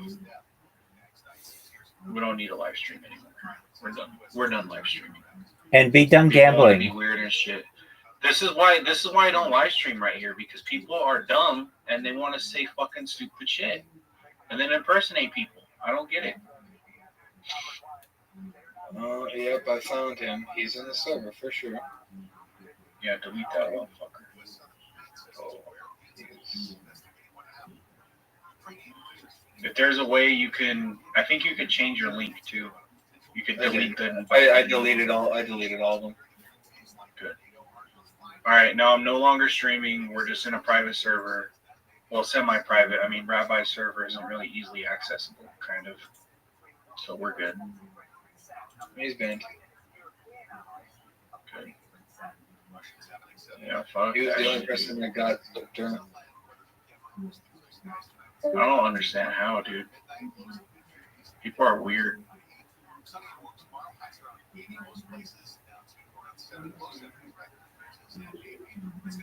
Some people really try everything. What's with all the Sonic gear? I'm sponsored by a cryptocurrency called Harry Potter, Obama, Sonic 10 Inu, and they send me merchandise. Alrighty then. Well, he said already. I mean, hey. I again, I'm not into like cryptocurrency or anything like that. I'm not into gambling, so I mean, I don't know anything about it, so I can't talk about it. You want to give them your whole spiel, Rabbi? Yeah, sure. I'll do so. Thank you for being here. I'm Rabbi Rothschild. I stream my life 24 hours a day, 7 days a week, 365 days a year for world peace. I've been doing so for more than 4 years. My streams go back to the pandemic. We've seen the death of a queen, the birth of AI, the coronation of a king, and everything in between. This is a real-life Truman Show, a real-life Big Brother. This is a timeline and a time capsule of human existence. In the 1990s, Bill Gates coined the phrase, content is king, and I'm making it true today. I'm king of the internet. This is the biggest event in global history, and here's why. In 2018, The Economist magazine stated that data had overtaken petroleum as Earth's #1 resource, and I have more data archived on the internet than any person ever, which is making me very influential. I'm going viral, and when I do, I want to make you, your friends, your family, all financially independent. If you're not already, I want to ensure that you have generational wealth if you don't already, and I want you to be able to start charities and philanthropic organizations of your own. I'm unlike any influencer you're ever going to meet. I'm not live on one YouTube stream nor 2 YouTube streams. I'm live on over 20 simultaneous YouTube streams 24 hours a day. You can view my life in 360 degrees. I even have a ceiling camera. You should know that I do more than just stream for world peace. I want to help end world hunger through the use of technology such as agricultural drones, floating greenhouses, saltwater greenhouses, hydroponics, vertical farming, cloud seeding. I want to help end world thirst. I'm sponsored by a cryptocurrency that's worth about $100 million. And one of the things that we do is we build wells and water towers in developing nations such as Nigeria for the benefit of the less fortunate. Additionally, I'm an advocate for the Life Straw program and most importantly, desalination technology, where we pump Earth's seawater onto land to make it drinkable. Additionally, I'm a futurist. I like to study the future. Things like anti-gravity, antimatter, faster than light travel, faster than light communication, things like space elevators, space tourism, terraforming of other planets, interstellar travel, things like artificial narrow intelligence, artificial general intelligence, artificial super intelligence, Santa Claus machines, replicators, invisibility cloaks, de-extinction. People don't know this, but the first successful de-extinction took place in the year 2003 with the Pyrenean ibex, which was a goat located in northern Spain, southern France. Fast forward to the year 2021, a company out of Dallas, Texas is founded known as Colossal Bioscientific. They've made it their goal that within the next 3 years to reintroduce the woolly mammoth into the Arctic Circle utilizing Asian elephant surrogates. I think this is a mind-blowing goal. Following the reintroduction of the woolly mammoth, they want to reintroduce the Tasmanian tiger, followed by the dodo bird, which I think will be very exciting to be able to document. In addition to being a futurist, I'm someone who wants you to be able to live longer. I want to give you the resources to be able to utilize things like life extension technology. If you want, I want you to consent, but if you do, you could be able to live longer than 80, 100, 120 with technologies such as oxygen therapy, human growth hormone, stem cells, cryogenics, things like cold shock therapy, things like ambrosia therapy, testosterone replacement therapy, red light therapy, nootropics, peptides, which could get you to be 120 years old or older. But at 120 years old, you may say, Rabbi, back in 2025, everything that you said sounded like science fiction, but it's become science fact. My body's starting to break down. What's the next plan? And again, this is with your consent and only your consent. If you want, you may be able to utilize a type of technology known as mind uploading technology, which is where we scan your brain into a computer like a CAT scan or an MRI, knowing where every atom is in your central nervous system and your peripheral nervous system for later download as an android, an avatar, a cyborg, a cybernetic being, a clone of yourself, a robot, an ethereal being, whatever you want to be. But essentially what I'm saying to you, Cake, is that you may be able to experience a digital immortality. What are your thoughts? Whoa, that's a lot of information just fucking loud drove into my brain. That's what I like. Holy shit. He's a good guy. I like you. this. You grabbed a drill and you fucking just. I love the causes. Like, actually, like, hell yeah. Excellent. You did hit it on the nail. A lot of what you said does sound like science fiction, but fucking flying cars sound like science fiction, but we're like fucking maybe 3 decades away from that happening. So, my friend, at this point, my science friend, can cause anything to happen. My friend, we already have flying cars. If you think about it, that's what a helicopter is. Rabbi, hey, I put $100 on a table tennis game. We're gonna come up, all right? We got 1-1, 4-7 right now. Payouts 211 if we hit this. We're going for the guy in red. Like, that's a lot of information. Just like, damn. He overloads you, but this is honestly one of the realest people I ever had, especially his Discord friend. This dude's damn near almost always active. You know, he's a good motherfucker. He means well. He wants to. Well, he's always active, guys, because he's live streaming 24/7. Yeah, no shit. 6-9, 1-1. What do you think, Rabbi? You think this game's looking good? We got the dude in orange right now. So, do you? Go ahead. Do you live stream while you go grocery shopping? I usually have things delivered, but when I do IRL streaming, yeah, I've streamed as far north as Santa Barbara, as far south as San Diego, as far west as the Pacific Ocean, as far east as the desert and mountains. I've streamed in Beverly Hills, in Los Angeles, in Disneyland, basically everywhere in Southern California.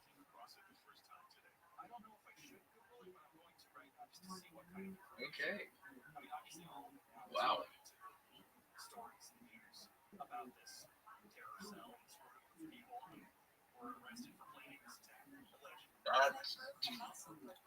Again, it's just impressive. I'm lost for words. Thank you, man. I mean, that's the highest praise that you could give me. I want to shock people. It's a big deal. It's not just the story of my life, though. It's essentially, like I say, a timeline, time capsule of human existence, human achievement.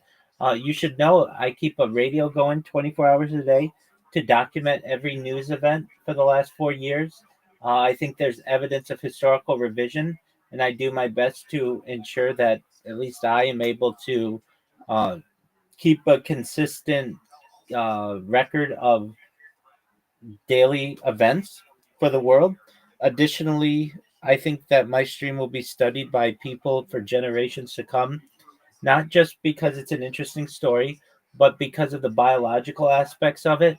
People will want to study my eating habits, my breathing habits, my drinking habits, my bathroom habits, my hygiene habits, my sleeping habits, my circadian rhythms. Every aspect of a human body can be studied. Moreover, the data is extremely valuable to large organizations, particularly AI companies who are doing their best to create accurate human models, and I have more human data to be used as an example than any person in global history. The rabbi's starting a revolution, bro. Yeah, shit. I will say, honestly, and I hope you don't take offense to this. You are taking like a really huge sacrifice. Yeah, no, I don't take offense to that at all. I don't like see. You are sacrificing what seems to be a normal life to document for future generations to come, which again is admirable. But I can't talk. No, you're good. I would. Insane. I mean, there are some aspects of my life that I would be doing differently if I weren't live streaming. Like certainly, I would perhaps be not as connected to the internet, or see it as a necessity to be able to live stream my life. But really, I would just be doing very similar things: watching podcasts, watching sports, listening to music, singing karaoke. Those are things that I enjoy doing. Making friends and Getting some more pussy. Oh, 100%. That definitely is something that I would be doing more of. But I can tell you this, I lose track at a body count at 42, and I know that when I go viral, I'll be able to have any woman I want in the future. I mean, like literally every woman on earth deep down wants to be famous, and I'm going to be able to make any woman more famous than they ever thought they would ever be. This would be like putting someone in the Bible.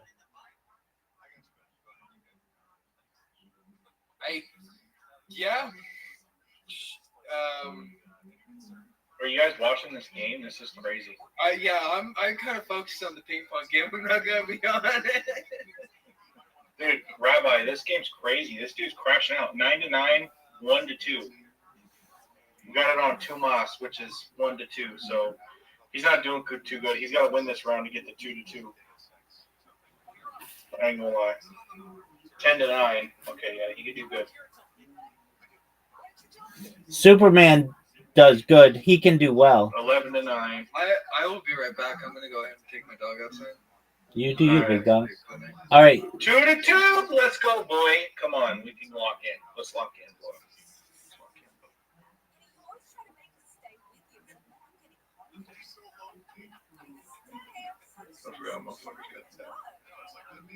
I'm about to shotgun another beer. You ready, Rabbi? Yes, sir. Last job. Let's see it. Fucking spray this time. Right, well, I cut the hole, as you can see. Yes, sir. I'm not live anymore, by the way. I went off live. There's fucking too many weirdos. All right, ready? Yes, sir. 3. Keep me countdown. 3, 2, 1, 0.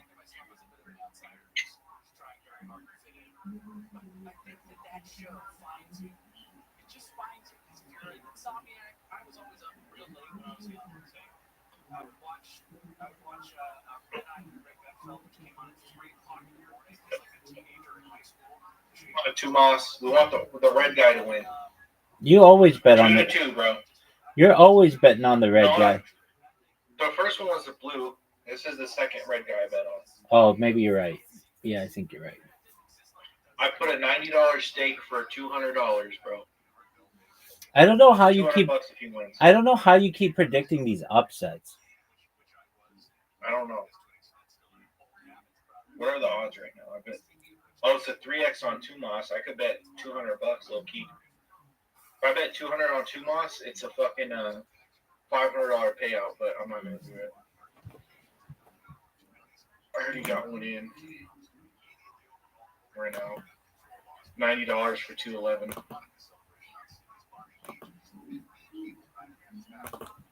You know, I like it how the cash out's only like $100, but low key it could be way more. If I take this right now, I'm in profit, right? But if I just let it play, it could be really good. Like the tennis odds are so fucked. I know he's gonna win though. I could tell. He's doing really good. What's the score? 4-4, 2-2. Completely tied across the board. Dude, he just got fucked there. Bitch. I'm pissed, bro. I'm gonna play a song. Dude. Are you live, Rabbi? Yeah, I am. So don't play a song. We're watching fucking. I'm gonna play Pink Pony Club. No, you're not. Because I have to mute you if you do that. God damn it. Play it in your fucking Just headphones. mute the stream for a second. Play it in your fucking headphones. Pink Pony Club. 5-5, 2-2. It's completely tied across the board. Dude, he's gonna break this though. I'm telling you. 5-6. Come on, man. 5-7. Yeah, it's not looking too good. Catch out's probably only Doug. What the fuck Bro, you? it fluctuates so much. My 2 points or 3 points, the cash out point fluctuates so fucking much. It's ridiculous. It's kind of sad. Dude. Yeah, that was personal right there. He just bounced that shit off of him. Yeah, it was. That shit was personal.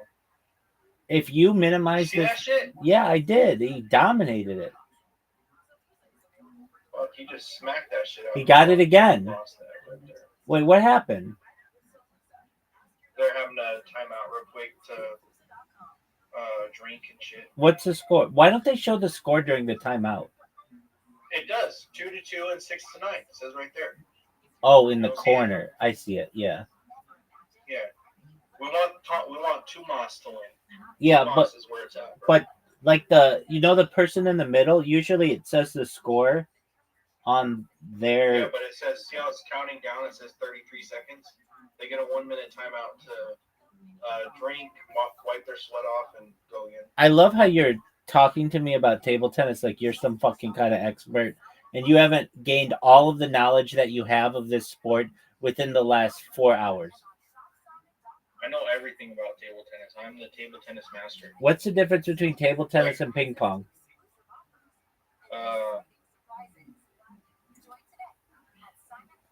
One is more gear than the other. 8-9, let's go. Okay, yeah. These are good odds. As you can see, his trajectory of this path right here looks really good. See that serve? That was a good serve. But this guy, he's going to betray him. So watch this. It's just about to get personal. Oh, Whoa! Damn. You folded that, boy. He didn't get credit for it? No, because he hit the net like a dumbass. You can hit the net? No, you hit the net, the other guy gets the score. Oh, that's horseshit. Yeah. That's the difference with table tennis and ping pong. You don't fucking know that. See, it's 9-10. It's 9-10 right now. All he needs is to get that third point, bro. Tumas, you have to fucking lock in, dude. This old ass dude, fuck him. He's some old Russian bitch. Come on. 10-10, bro. These ponies cock out.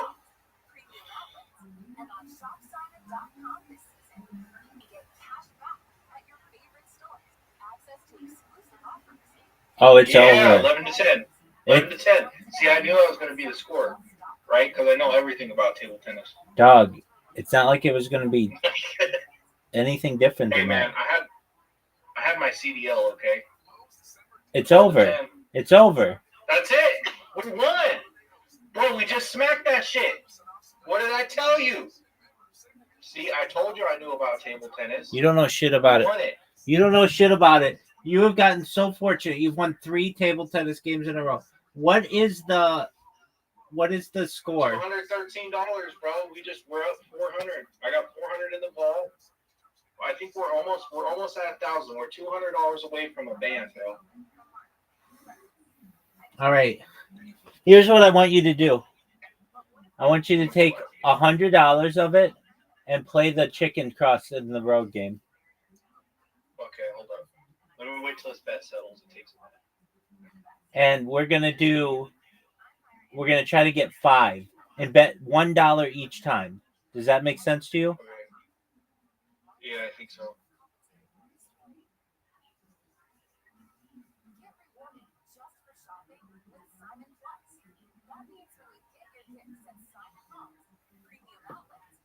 I just went live again. Dog, We have to go live for this, bro. Dude, it's the worst. Is it though? Dog, go to... Look at that. Our bet just settled, dude. Okay. We just fucking smacked. Phenomenal. Chicken crossing game. Do it for 5. How much does 5 pay? Hold on a minute. Let's see if there's any other table tennis games going. Quick. This one looks good. Nowak versus Solowski. No, Jacob. We bet against him the other time, but I think he's locking it. We could bet on Jacob this one. I can't lie. Or Golowski. No, they're on the third quarter. They're fucked. No, actually, no. That's a good game right there. 7-6, 1-1. Yeah. What's the multiplier? We'll bet $29. 3x. Or we'll bet $29 on this one. Let's do this one real quick. Table tennis elite. Because it should be 2-2, I think. Yeah, but why are you only betting $20? Really good. Why are you betting $29? Because it's a payout of 91. What? It's a 3x. Why don't you bet? To be another $100. I gotta piss real quick. Hold on. Okay, who do we want to win? Red or blue? Hey.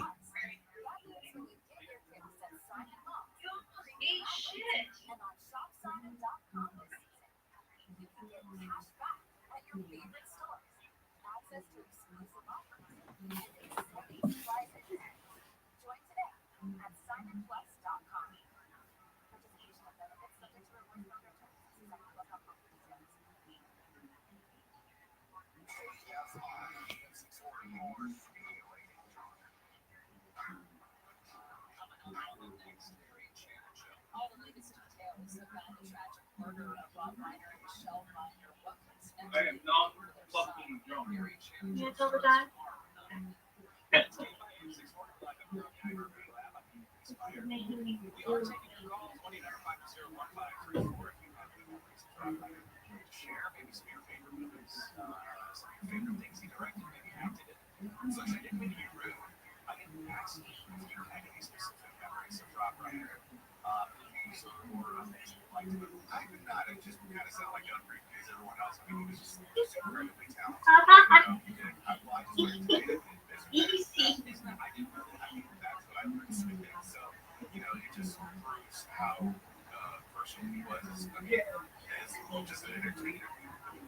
I think we should have signed earlier. Holy shit! 6-6. Yo, I'm back, Rabbi.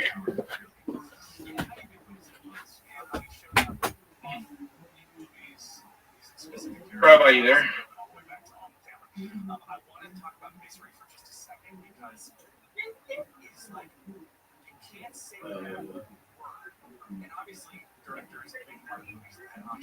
But there's so much with all the acting, the writing, the set design, the editing, the pacing, the music, the production design, the sound. What's up, Layla? You cannot talk about that film without Nicholas Hurst.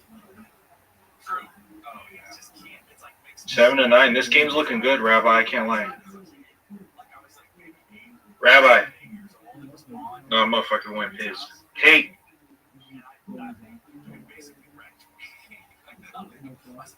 9-9, bro. That's good stats right there. I can't lie. Layla, you watching this shit? We got a 9-9, 1-2. What did I bet on? Did I bet on Jacob? I think I bet on Jacob. No, I bet on Glen Whiskey. Okay.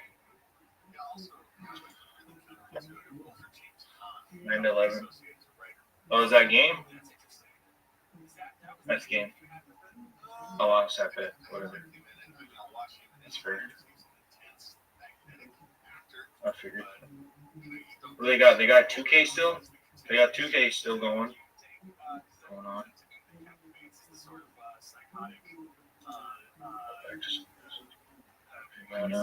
No, they have cricket. They got volleyball. Oh, hell yeah. Beijing University. Alright, let's do this. Better be smart with this. We're gonna go Crossy Road like he said.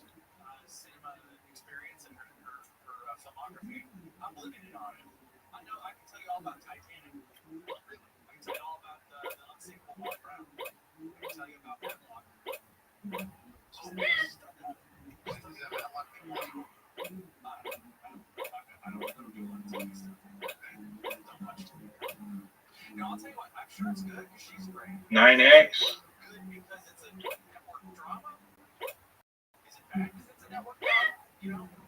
Crazy.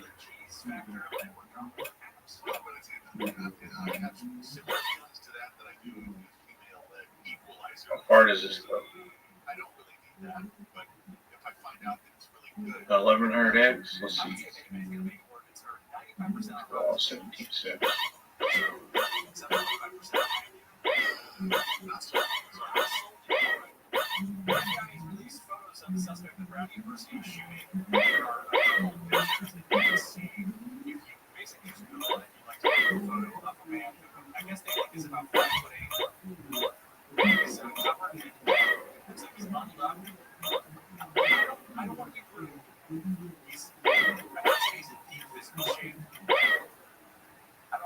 Yeah, it's crazy. It's chicken dead. Yeah, no shit. I'm gonna do a little dice strategy.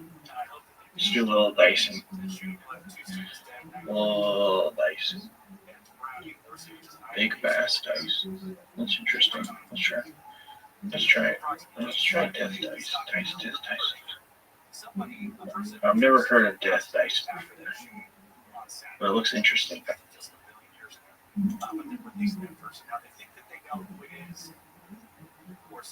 Zonko Labs. What kind of off-brand fucking crazy ass slot is this? Oh hell yeah, I fuck with this shit hard. One more story before we go to the break here. Can you bet on the news? Or can you make money on the news? This is something I've been wondering for my entire life. I've been asking myself this since I started doing it professionally. Can you make money on the news? And I think the jury's in on that for us. It's 25 to 1.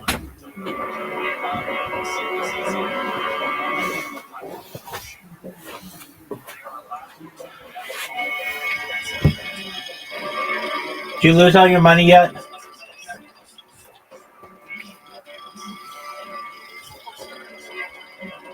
What happened?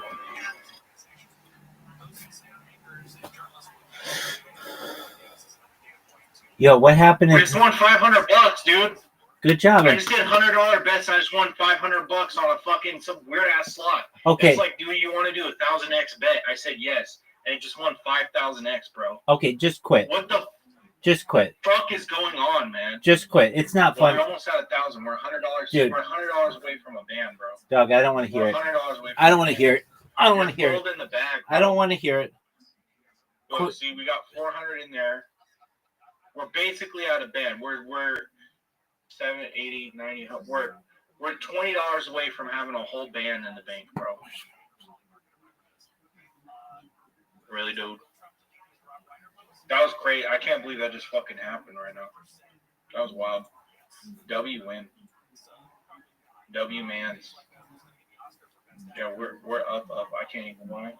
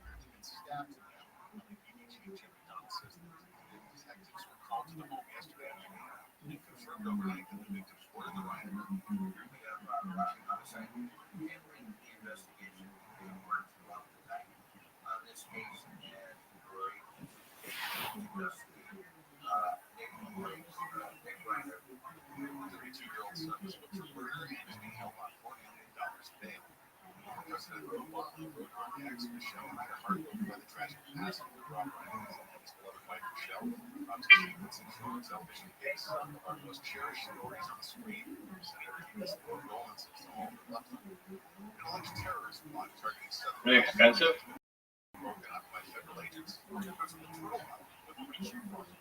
Huh?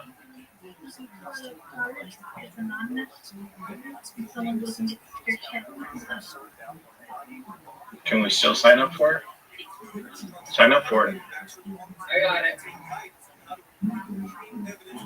Please give me 10 souls. I beg you, gambling. Lalo, you impersonated my homeboy in the Discord. That's like the worst punishment you could ever come across, dude. Why would you do that? I don't know. Rabbi, you still there? Yes, sir. What are we gonna do, bro? I mean, we almost reached the top to what I was even looking for. Okay, so stop. Like at this point, now what? Stop, dude. I still want to play. It's fun. Stop. Pikowski 3x first set, bro. If you do a $500 bet, that's $1,300 right there. Dude, stop. Dog. Stop. Dude, stop. You've got a child on the way. I'm not gonna help you with this anymore. You just All right. stop. Well, let's take a break. How about let's take a break and we'll come back to it. Okay. Let's listen to some Pink Pony Club. Let's watch a couple videos. No, and we'll come back no, to it. no, And dude, I'll think dude. about it. I know it's funny to make jokes about it, but just quit. Just shut your computer off and go with your family and go to bed. Come back tomorrow if you want to play. You know what? I'm gonna listen to you for once. Thankfully, maybe you'll go up for once, but stop. Close all your browsers. Just go with your family. That's exactly what you need to do.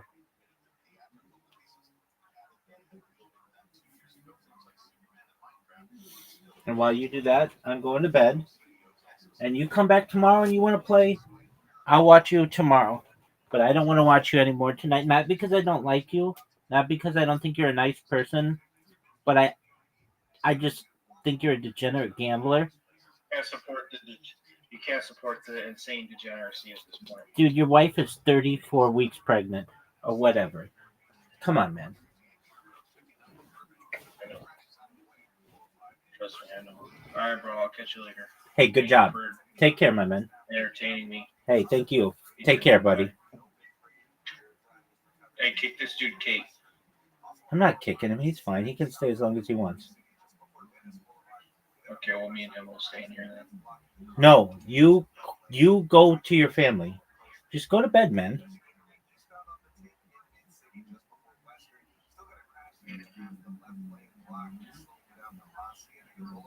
Go play a video game. Yeah, you're right. Chat, you want to see me play some games? Yeah. Well, you know what? Fuck it. I'm going to withdraw this shit. I'm going to buy Cold War and Black Ops. I'm going to play some Black Ops Zombies. There you go. Go do that. That's smart. Let me put up a little $30 hand so I can withdraw this shit. Because I got to break the fucking... If I don't win it, I'll switch I still have 930. I'm going to get it. 14. To a swim instructor. To this one.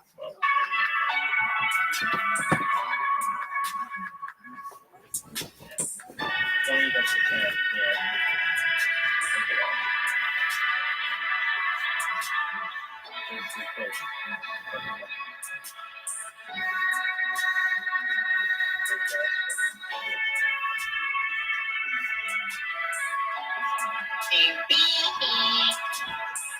Yo, what's up, man?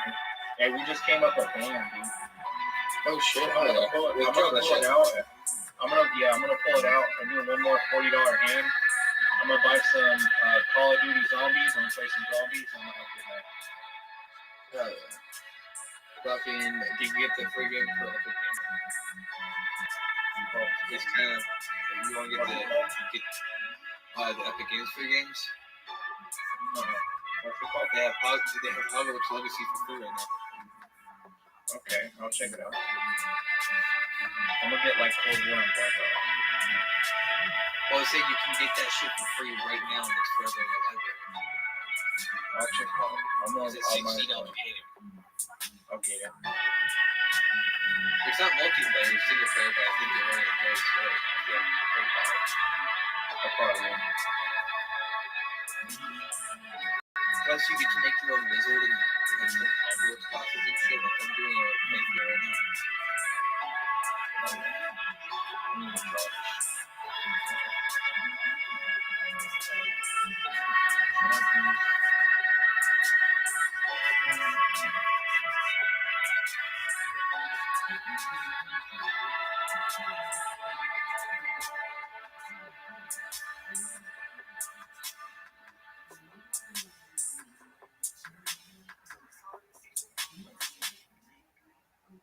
Rabbi said he's gonna go to bed.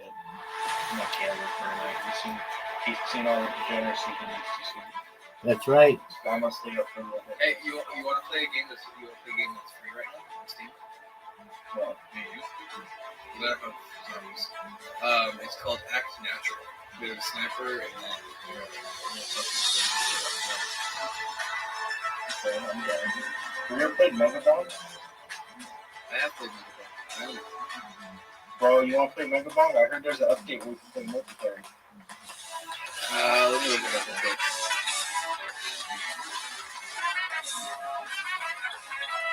I'll play Megabong with you.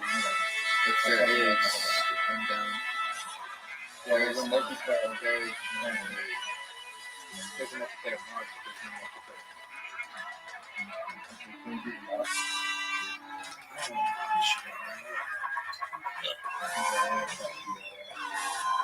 There's a bunch of moving files and shit. I'd rather just download it. I'm gonna send you something. I'm sending you something. Alright, I'm gonna say it out loud right now. You can. I mean, it's just impossible.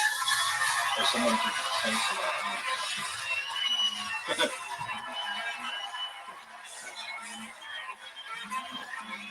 Who's ready for the best fucking night of their lives?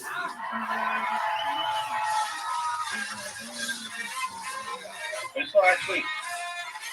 I know you sent me that. I thought about buying it. I have one that's already modded though. I was PS4 too, though. Episode is brought to you by Prize Picks. How about a hand for Raul Vallejo, Fernando Castillo, Carlos Sosa, Michael Gonzalez? That's where you would clap. Violing John D's and Street Team Madness on the bass guitar, everyone. What an episode we have for you this evening. This is indeed the #1 live podcast in the world. And so much in store for tonight. Very well, I'm saying I could like and before we to get started, physically here's mod one it. more I have to amazing get a sponsors that made it all thing that's like a quick solder thing. I have to take it apart, solder it. Once it's soldered, then I can teach you the software side how to run games on it. Because that part you'll know a little better than soldering. There's one game that I want on my bitch guarantee is Legend of Zelda. Yeah, I You got guys ready you. to start tonight's episode? Yeah, my brother's the Xbox that I've had since we were like kids. I modded it. My brother had it, and it has a mod chip in it. I mean, wow. Super easy to Sometimes install. it's fun to introduce I mean, new I could people. install one like no Sometimes problem. it's fun to have a guy from New York or Philly or LA or somewhere that you've never met before. This one is a homegrown episode. These two guys are absolute Kill Tony legends. One of them for being one of the best panelists, one of them for being one of the greatest regulars in the history of the show. Both of these men, while one of them looks like an American and the other one doesn't, the one that doesn't look like an American is an American. And the one let's that go to your doesn't server. the one that looks like an American is actually Later, from the Rabbi. land of Peace. Estonia. Love Ladies you. and Take gentlemen, care, good guys. are Ari, Maddie, and a son of us.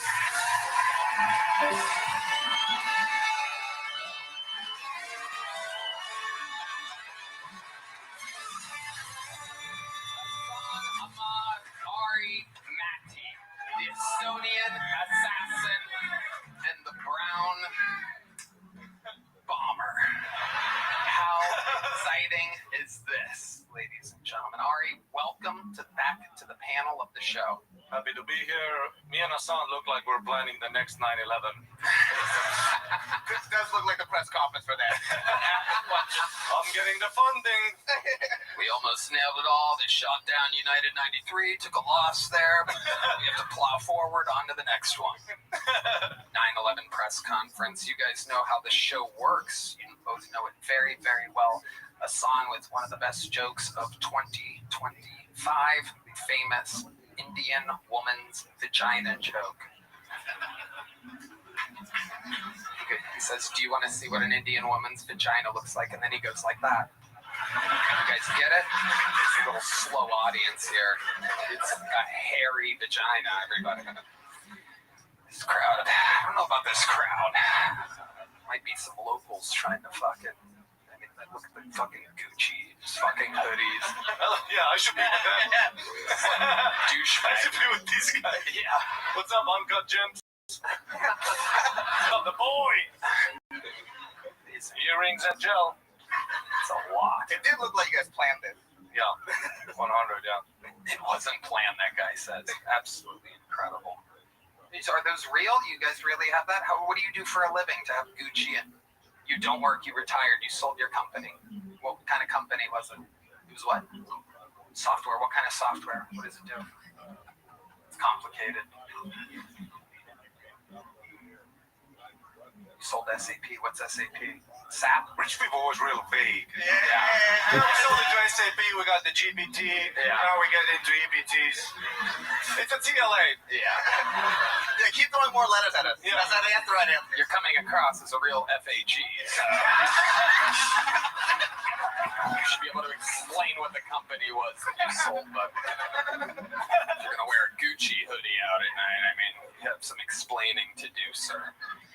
Well, welcome to the show, everyone. You guys know how it works. Over 250 human beings signed up for tonight's show. Very exciting. If they get pulled out, they get 60 seconds uninterrupted. You know their time is up and you hear the sound of a kitten.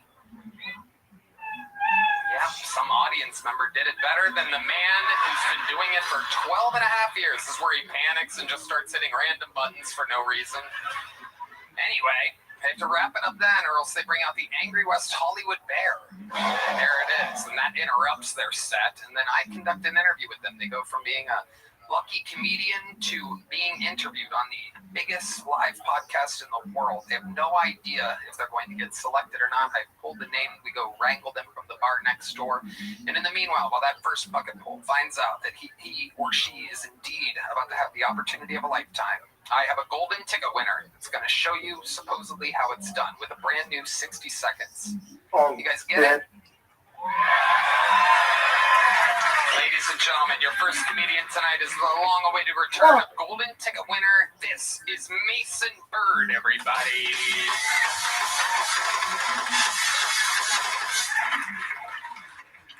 I was walking late at night, and I saw these two women walking down the street.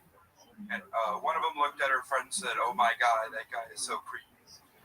But the other lady looked at her friend and said, "It's not like he can catch us anyways." I turned around. I fucking stopped. The bitch was right. I couldn't catch her. She was so fucking fast. Uphill, not a good advantage. I was talking to a trans woman. Don't ask why. And she asked me. She said, "Mason, do you believe in trans women? Do you think they're real? And I was like, I view trans women the same exact way I view God. Only in a time of dire need, you will find me on my knees praying.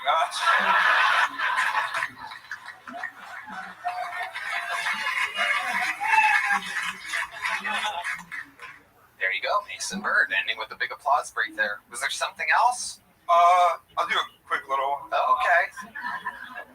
I think abortion should be legal. All right. But every time you get one, you get a teardrop tattoo on your face.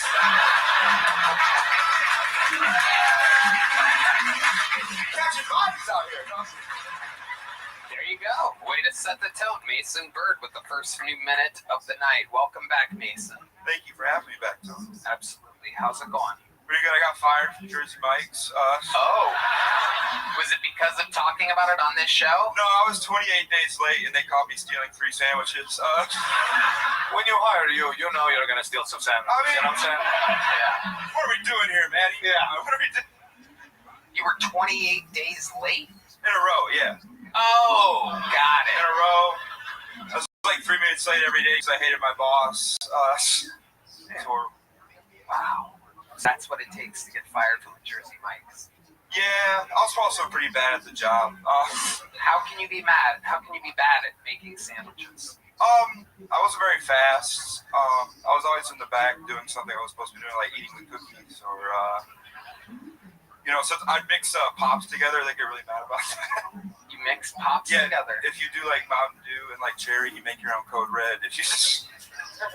Look at you. Jesus Christ. A real chemistry set over here. Oh, yeah. It feels like cherry Mountain Dew is your blood type. Yeah. It's a Mountain Dew Live Wire, actually.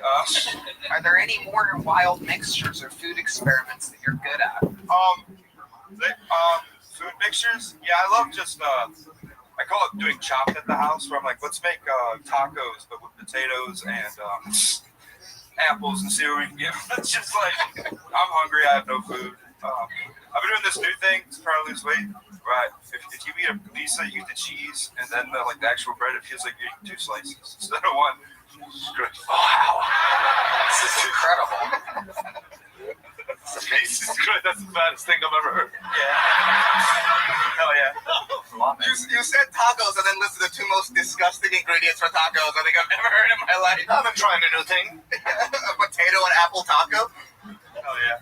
So you put those in a taco shell, or you're using the potato as the shell? I should do that. It's such a good idea, dude.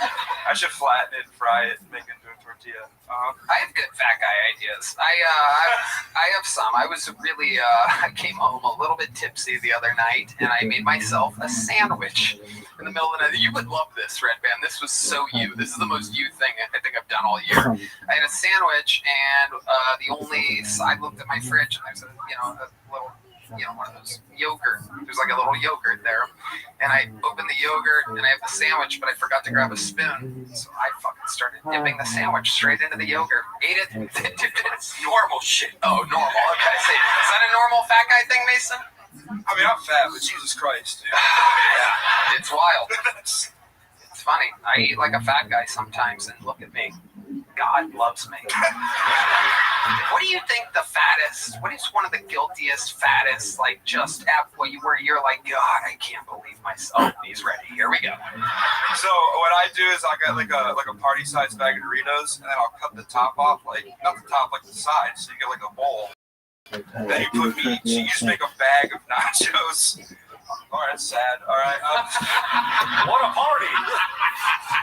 That's Frito pie, but with Doritos, pretty much. Exactly. Red Band is the senior disgusting food chorus.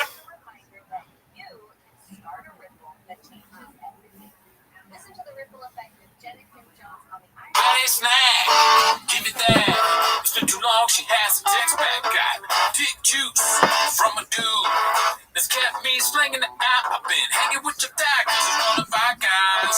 Get the sick, cause I'm gonna fly. I got 9 lives, cat size, abusing every one of them and running wild. I like fish. Yeah, I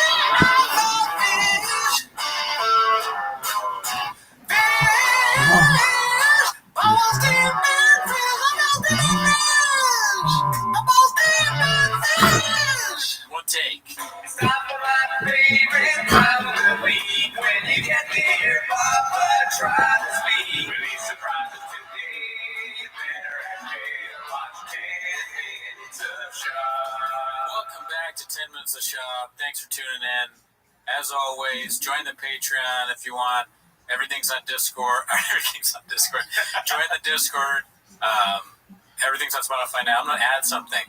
Be sure to like and subscribe. Oh, right? yeah. Be sure to like and subscribe. Yeah. But anyways, that's not why you're here. You're here for 10 Minutes of Shop, so start the timer now. I'm balls deep in fish. Play the chin clip. Yes, sir. Okay, so we're also, you forgot to mention that we are shooting this early this week. Oh, right, yeah. Because you're going to be gone. So if there's any Netflix clips that come out in the next couple of days, we're going to be late on them 1 week. Right. Anyways, the first one was posted by Minimum Sky 2305. It's called Thick Life, and we watched a little bit of this. Yeah, Can't wait to see the pretty rest. good. Yes. Here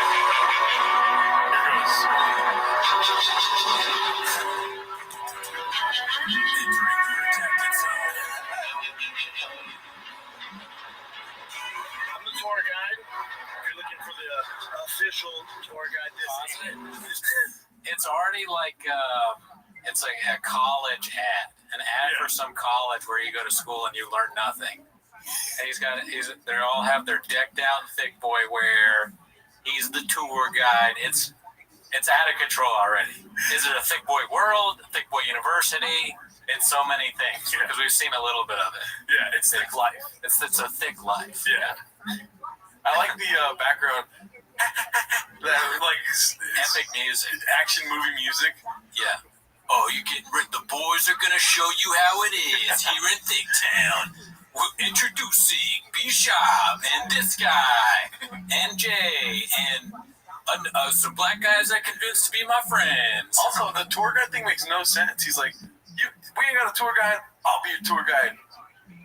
Yeah, I don't know. I think they had like a whole speech prepared. Brendan took some time to prepare a speech, but then somebody came up to him at the beginning and was like, hey, say that there's no tour guide, but you're the tour guide.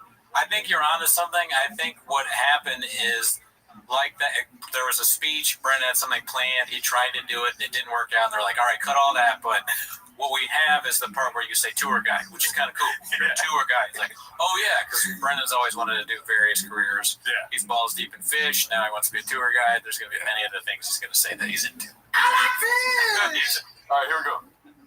It's the real. Lee Harvey Oswald from there, below average Marine, was able to pull that off. I don't think so. Nobody's buying that. What else you got? Jack Ruby? He thought he was talking to Chin for a second. He always says something that shocks you, like, because you think it's going to be about thick boy merch and all the planned, I don't know, college tours. He's going to cancel a show day. Yeah, but instead he comes right out the gate with some JFK thing that's like doesn't match the tone of the president being assassinated at all.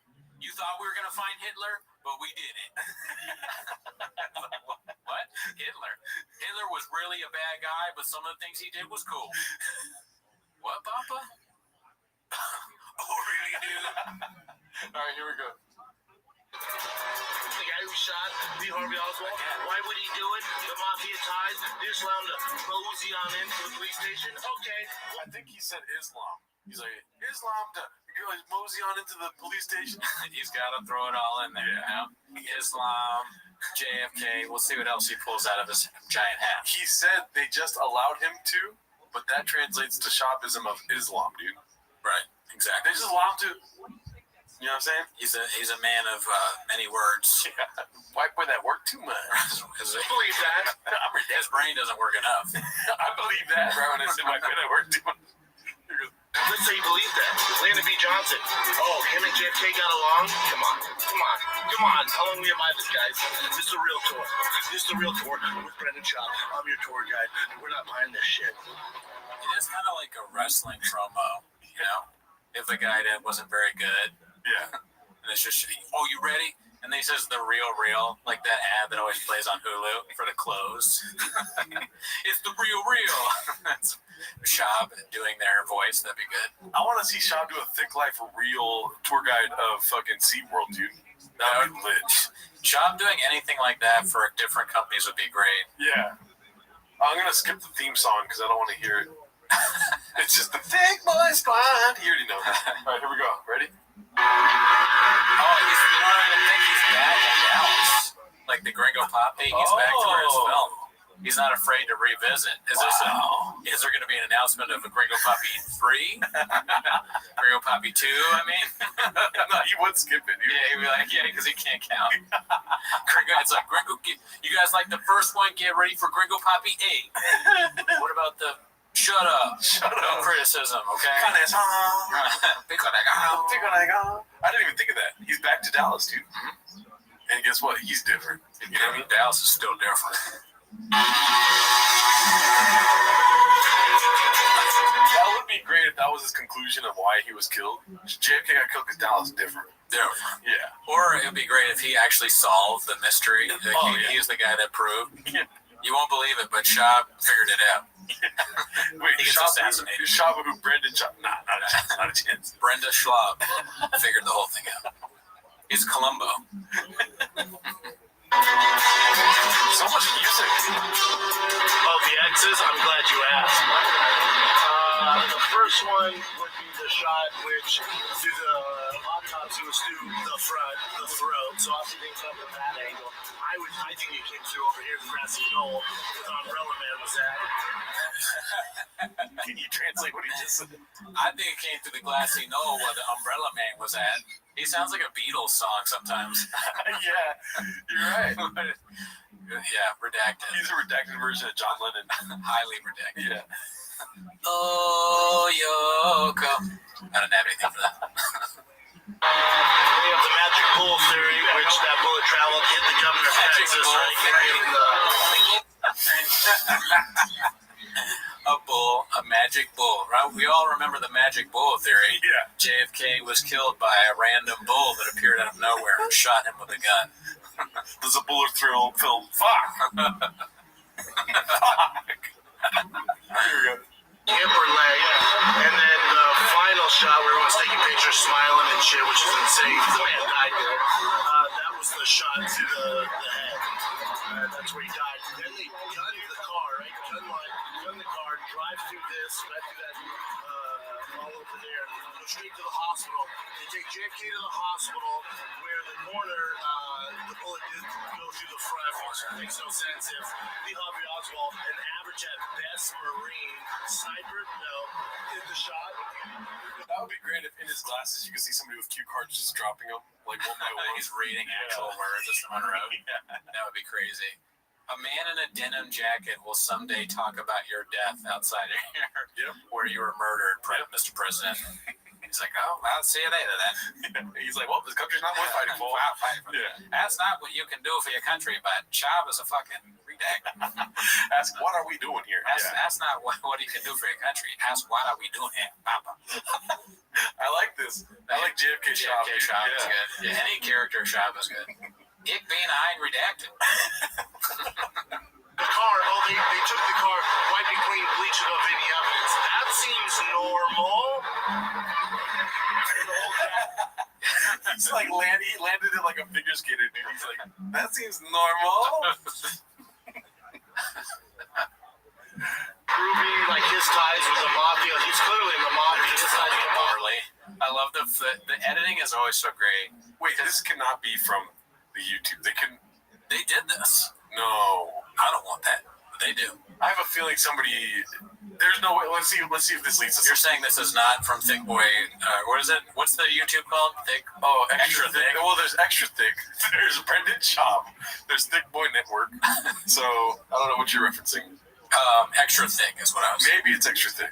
Yeah. Which I'm gonna subscribe to extra thick. We just found out about extra thick right now. Yeah, me too, probably. Yeah. To be honest. Yeah. He knew Lee Harvey Oswald was words. There's a whole new way. The Dallas Mafia, which this is literally T-Fat-K editing. You know they always do the hand and stuff. This is Minimum Sky made this. He made the clip and he shot this. Minimum Sky works for him. Minimum Sky is a like mole agent from T-Fat-K that has like gone in. He's like the new Mark. He's really yoked. He gets steroids and dick juice and addies and baddies. You devil, minimum sky, you. If I said I was minimum sky, you would agree. I can give you all types of videos. Oh, that's a good one. That's a good one. Do you know that he said that in the movie, right? I filmed your video. Look at that. I got Daniel playing you on the soundboard. Oh, you do? Yeah. Oh, Bill, play that. That's a good one. Too much fun. All right, here we go. Skits and bits. Shut down all that. JFK was going hard on the mafia, which is weird because the mafia got JFK elected. Don't get me talking about that. But Ruby, there was a speakeasy. There's like a gentleman's club where the DEA, FBI agents, the feds, the mafia. How much Addies went into the production of this, dude? A lot, man. Addies is I really think that's the one thing I do believe, that Addies says, well, he kind of confirmed it with all those texts, but as everyone has been saying, Adderall is huge in this. It's got to be a reason for why a lot of these guys act the way they do. Yeah. Well, although it is kind of hack to criticize people, because people said we're on Adderall. We're not. No, I'm not. That's right.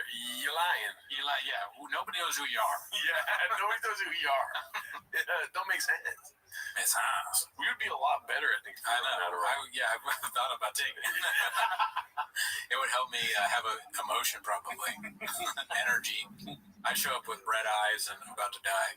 But from the dick juice, Doug. Too much dick juice. Here we go. Johnson, Ruby, everybody would get together. They'd gamble, they'd have drinks, there'd be girls there. There's a whole club. They all knew each other. So it's so strange. And Jack Ruby just throws these into the police station. Why are they in? Nobody questioned them. And he's allowed to shoot. Maybe they weren't supposed to be filming this, but they did by accident. And he's like, "You got that right?" And they're like, "Oh, we did, but not like really good." I hope this isn't another thing like with the fish, where it was like, "There's clearly not really, you guys." Yeah. You're like, "No, he bit the fish," or like that's what I'm saying. I feel like maybe that has to be posted. That might be. If it's, we'll check. Yeah, we'll go to Thick Life if that's another YouTube channel. If we have to. Yeah. We'll go to Thick World, okay? Yeah. We'll be on Thick Safari. We'll be on Thick Los Angeles. We'll do it all. Lee Harvey Oswald, when they're questioned, never admitted it. Not once did he say he's always confused. Jack Ruby dies of cancer before he can say anything. But he kept saying he wanted to talk to someone. He kept going, "Hey, I have a lot of information. I need to talk to someone to give you the truth." No one ever interviewed him. They never let him say things ever. For real. He just goes. Yeah. I don't know if any of what he's saying is factual, and I can understand some of it. It's hard to pay attention to him even if he is saying something true. Yeah. Because I'm just like, whatever, he's saying something dumb, you know? Yeah. Like, it's just like listening to a kid that always says stupid things. It does make you value, like, English class. Like, man, I should have paid attention more. Because what if I sound like this? You know? Yeah, if I've ever sounded like this, damn. Yeah. What are we doing? Yeah. Okay, Mr. Whole Foods. They died in prison. Come on. Because I need everything did. What? Wait a minute. Is this before the Gringo Poppy? Oh, my. Yeah, maybe. Bro, we never saw somebody putting up the skyline like that before. No. That's kind of a clue into who did it. Because we've always wondered, like, who actually put it up. Let's see this really quick here. This is like our JFK thing, you know? For real. Because I need everything did. This guy. This clip is like the Zapruder film. Yeah. For Gringo somebody's gonna get shot. This guy's probably been shot like Jack Ruby. He's gonna get killed right before he tells us who really made the Gringo Poppy. Oh my god, dude, this is crazy. Yeah, it looks worse like this before it actually gets spray painted or whatever they did. So this is the white boy that works too much, dude. Oh my god. All right, let's go. Just a normal, regular Friday night shooting a special.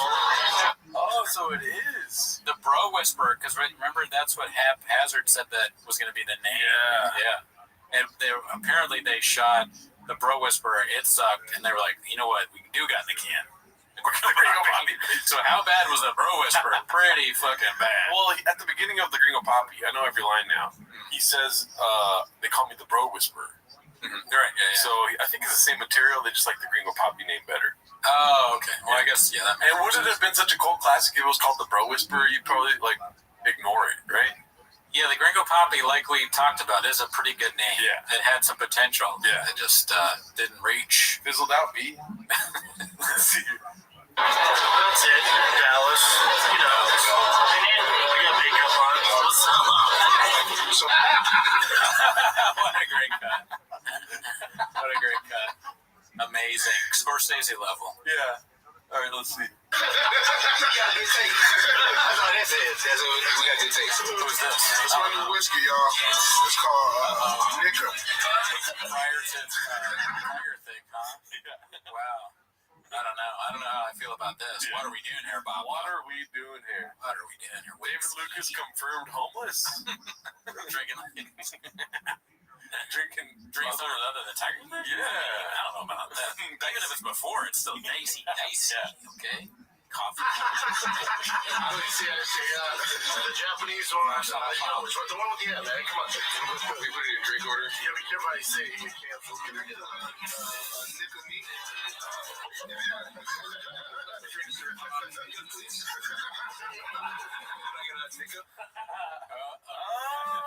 Mark Carly's at the N-word, dude. I like how they put Chin's face on it. All right, here we go. Everyone stop laughing as soon as Mark talks.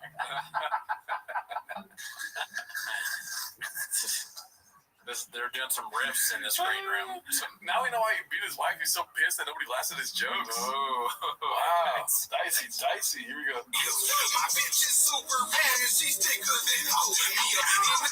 I really cannot stand the music. I don't know about you. Yeah, I do this while it's going, but it is bad. Yeah. Big boy squad. Big boy So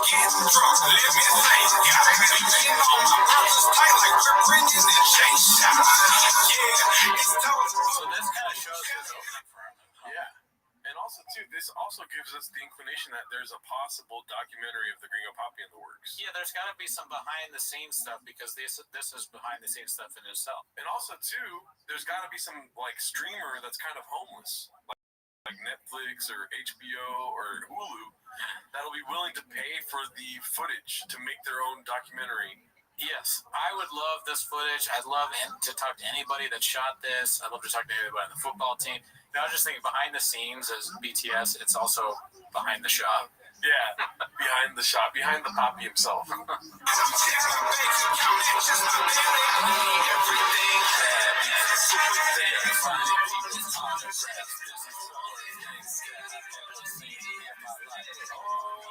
Baddies. Oh, wow. Look at Baddies and Baddies. Dude, Mark Harley looks like an AI-generated photo right there, dude. A little bit. I really miss his face. The other guy.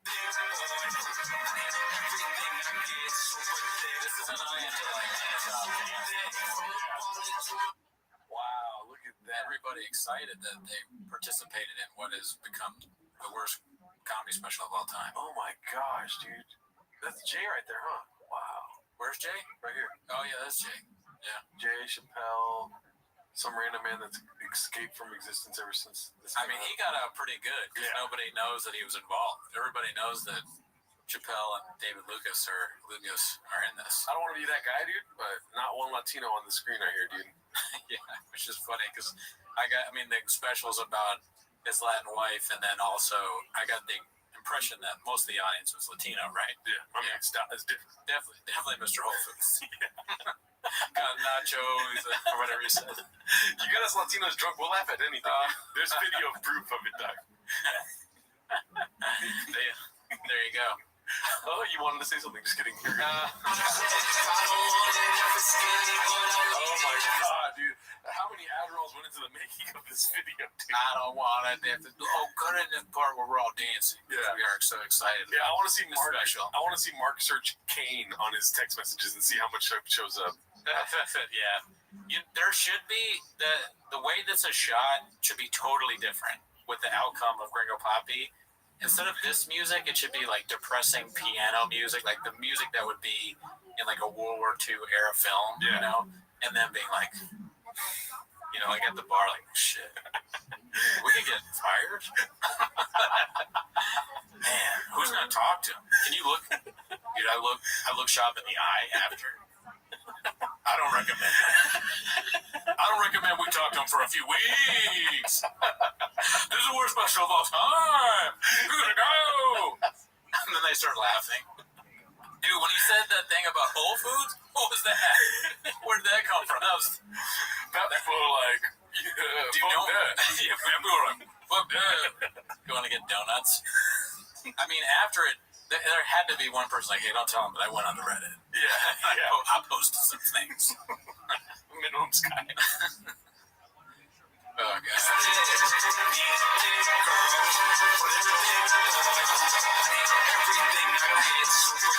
I get the feeling that none of these guys really want to be there. Like Mark and Chappelle are like, okay, I guess I have to dance. That's fine. The improv doesn't want to be here. Yeah, the improv wants to like not be in the video. After they find out, they're like, fuck, is this gonna... Are people gonna still come here? This is gonna be like a tragedy zone. They're like, this isn't even gonna be on thick, boy. It's gonna be on extra thick. Are you kidding me? It is. This is like. I almost said something. Really. What? I'm trying to think of a less messed up version of what I was gonna say. I get. It's like people go to the 9/11 memorial, but like this Dallas stadium is like, or Dallas stadium, this Dallas Comedy Club now is kind of like the 9/11 for comedy. Like it happened there, never forget. Yeah. I was gonna say something so much worse than that. I rolled it back. The thing I was gonna say makes me think I should go back to therapy. Well, speaking of the 9/11 of comedy, dude, there's a 9/11 in the subreddit currently. I wanted to address it now, right here, dude. As you can see, posted by Sven Sexa. Pour out a little tiger thick for the homie no longer with us, question mark. Say it ain't so. Can anyone explain why one of the head chefs is gone? Vacation? Name change? Gadooshed? And as you can see, it's a picture of a very small Joe Rogan here. Jake the Snake. And Jake the Snake. Joe Rogan is Shorty Pie. The user has deleted their account. Yeah, it sucks. I didn't see it until it got posted in the Discord, and then Hap said something that was good about it, but I don't even remember what he said. Yeah. But yeah, we don't matter, but man, thank him for the service. Yeah. A lot of the clips we watched were Rogan and Shorty Pie. Yeah. Netflix. Great guy. Yeah. Never met him. Never did meet him. Doesn't matter. All right, so I'm now going to miss him 7 times a week. I think Minimum Sky is applying for the new Rogan and Shorty Pie position because we got a lot of clips from him this week. Okay. Well, yeah, he may very well be a mole in the Big Boy Nation. So.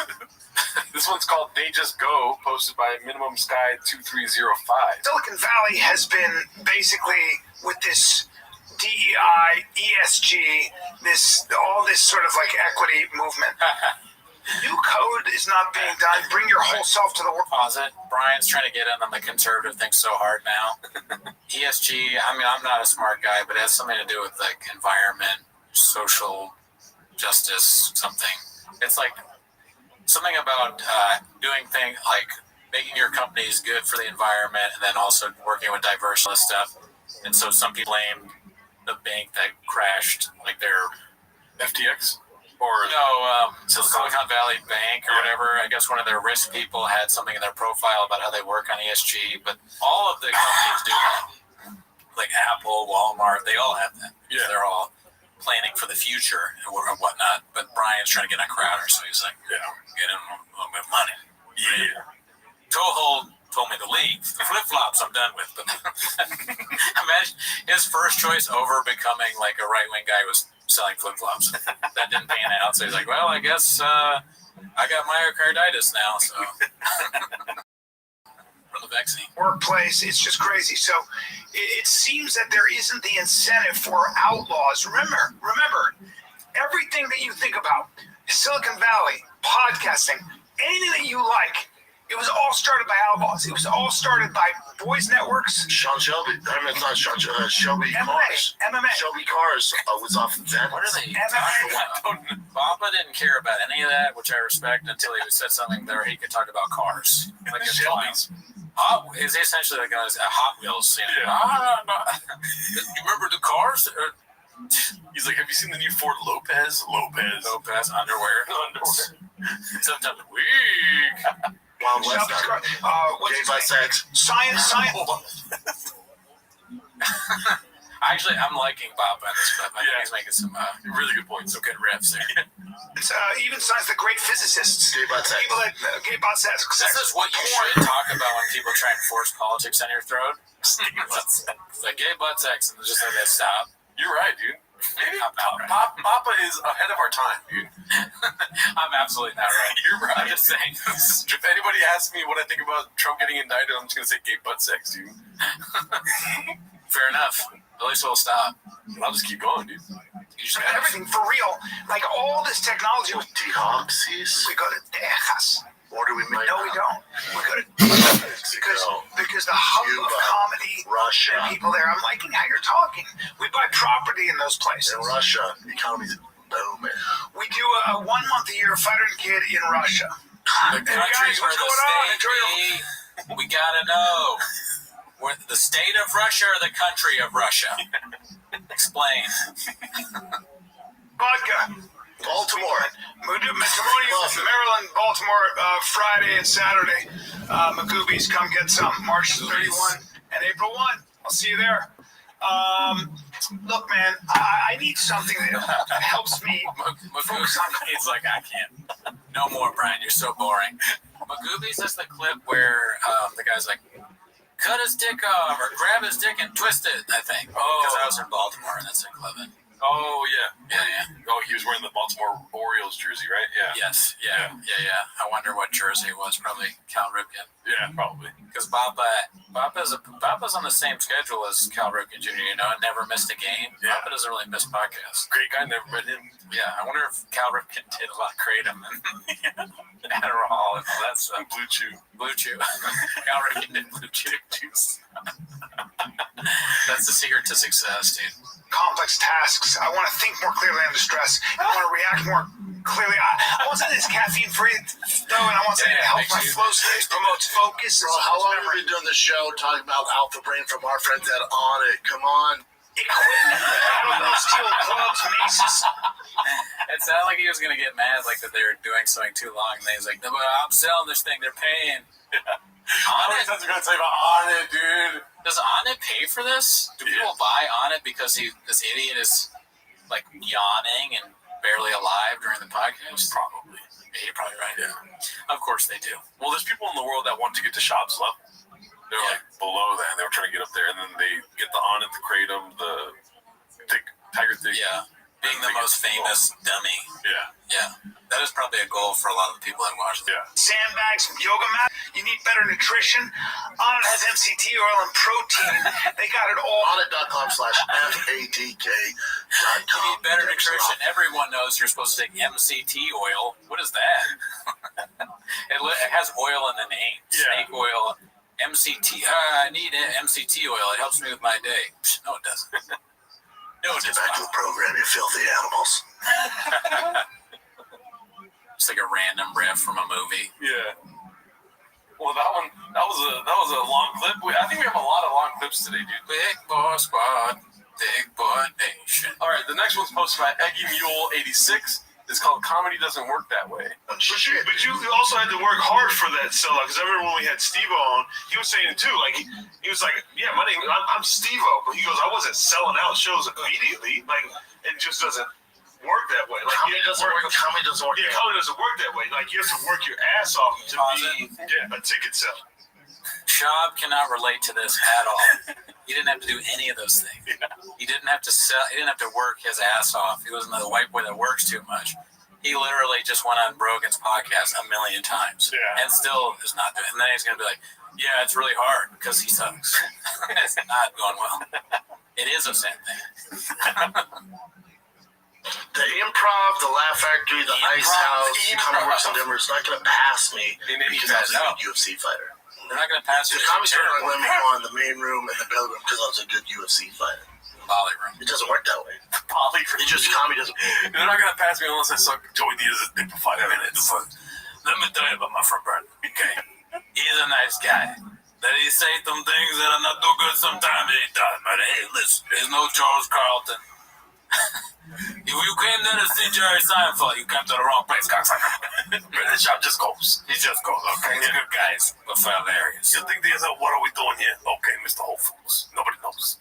You think you can talk shit, but one of these days, Brandon Shop's gonna see you when you'll be walking in the 7-Eleven. He'll be trying to get some soda and chips, and then he's gonna body slam you. You like Chop. You like Chop, baby. It worked that way. That's true. I mean, it kind of goes back to that conversation about like how honest that specific industry is, right? Like when you go on stage, if you're not funny, nobody's gonna fucking laugh. I was gonna show up. I could have followed Joey Diaz or Theo or Brian or Joe. The concert wouldn't allow it to happen. Dude, that other guy, the Asian guy, he looks too professional to be there. He looks like he's out of place. Yeah, shout out. I think it's David So, right? Who's that? David So, he's cool. Oh, okay. He's a comedian, or? I don't know. Great guy, never met him. Right. Well, he's out of place there. He seems too professional. Way too intelligent for that place.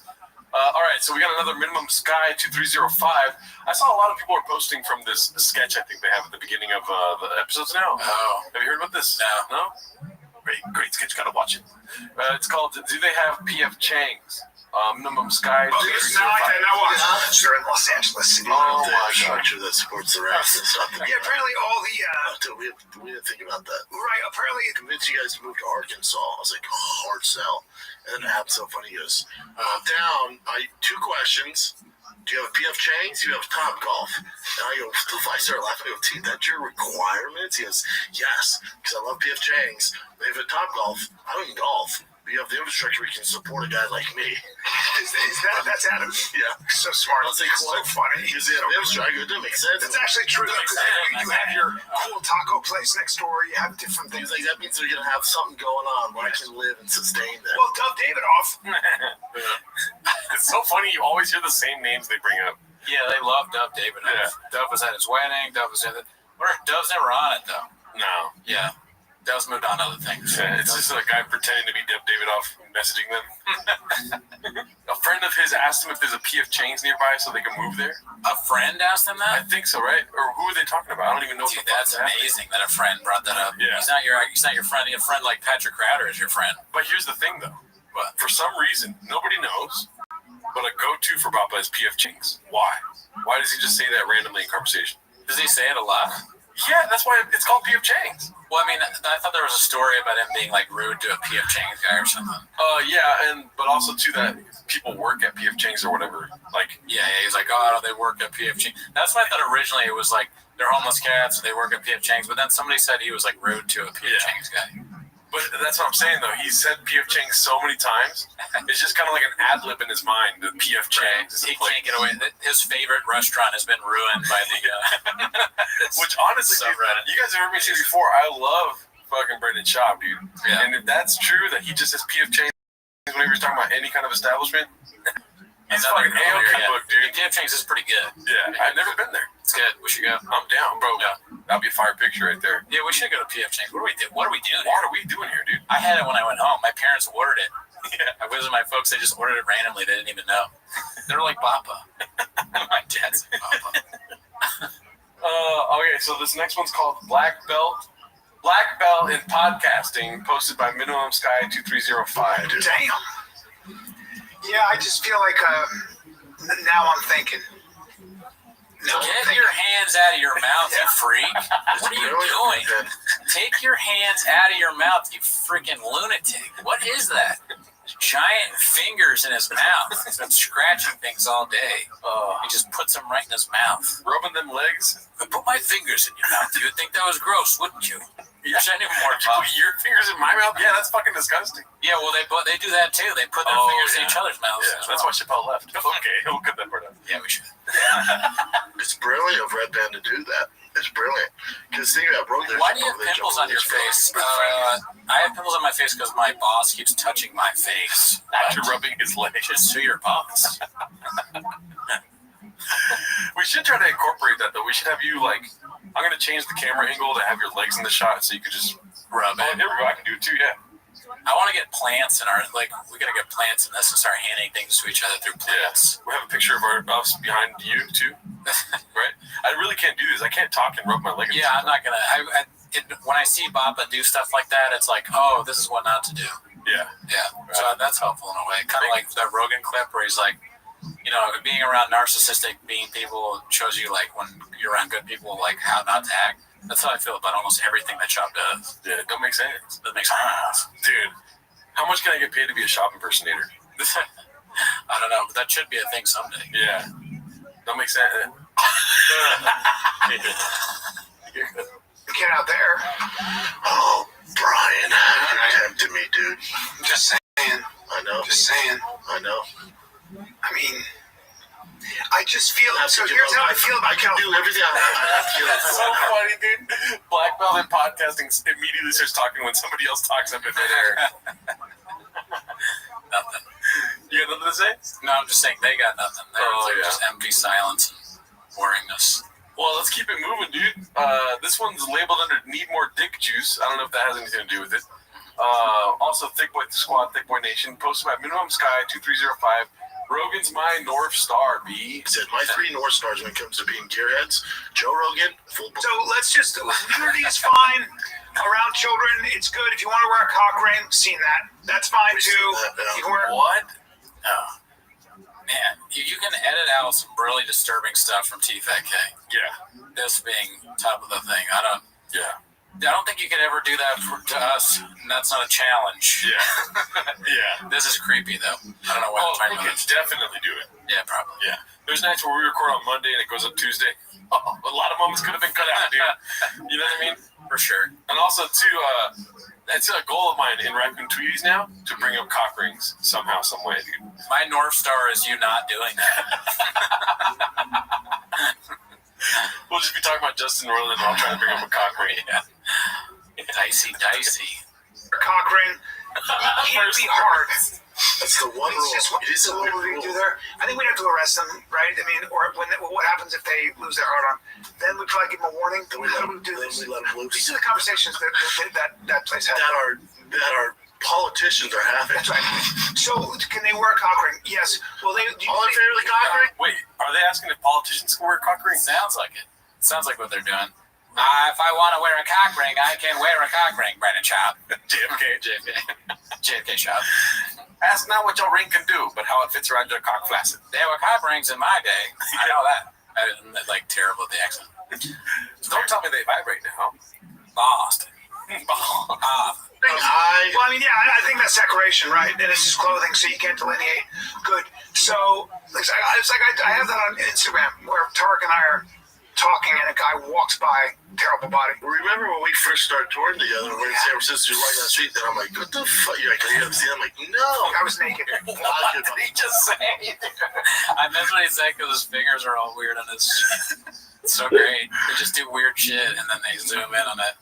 Wait, what the fuck did he just say right now, dude? Dude, play again. We're sisters right down the street, and I'm like, "What the fuck?" You're like, "You haven't seen?" I'm like, "No." I was naked. What? Are you in the UFC? I think is what he said. Oh, okay. Are you in the UFC? Let's see. It's hard to. Let's see really quick. Remember when we first started touring together? We're in San Francisco, right down the street. What the fuck? You're like, "You haven't seen?" I'm like, "No." I was naked. The guy was naked. I mean, sure that. Oh yeah, that doesn't make sense. Wait. Yeah, dude. One more time. Guy walks by, terrible body. Remember when we first started touring together? We're in San Francisco, right down the street, and I'm like, "What the fuck?" You're like, "You haven't seen?" I'm like, "No." I was naked. Oh, you haven't seen him? I mean, not a huge piece either. Yeah, and you said something about a huge piece. Did Brian understand immediately what he said? Probably. Brian's like kind of a translator. He's been around shop so much. Yeah. It's kind of like what's that Tom Cruise movie with Phil where they not risky Is it business. worth it? No, it's not worth it at all. It's not worth it at all. That's not Tom Cruise. That's not Tom Cruise. It's the one where his brother is autistic and he knows numbers and they go gambling. Bro, I hate references so much. But please tell us, if you're watching from Denver, Colorado, do people talk like this there? It's a Denver call. Is it? Oh yeah, that's where Shop's from. Then. Yeah. Forgot about that. You could be lying about that too. You might be from Africa, that one country. Great place, never been. Nice outfit. Or maybe I did. I said sweet dick or something like that. Yeah, not big.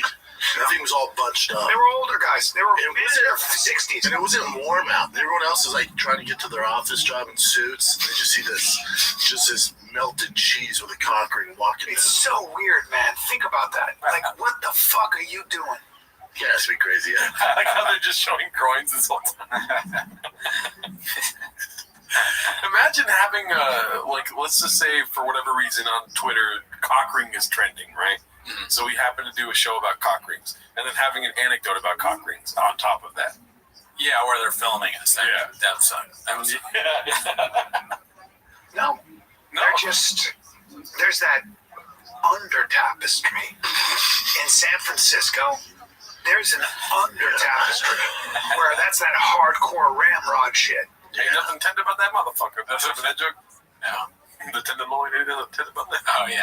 Okay? That's that hardcore ramrod shit. Yeah. You divvy yourself off, you walk into one of them bars, and you, with them pecs and them shoulders, dude, you're daddy. And that's hot. Daddy, yeah. I'll tell you something right now, because you're all there. You're daddy bear.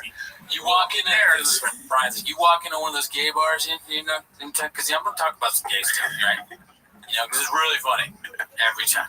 You walk into a gay bar, right? You walk in there with some toe holds on, okay? You're going to get your dick sucked. This is the stupidest bullshit. This is offensive and moronic on a level I don't understand. They keep doing it. Yeah. They will not stop. Everything is about how funny it would be if the two of them were gay. Yeah.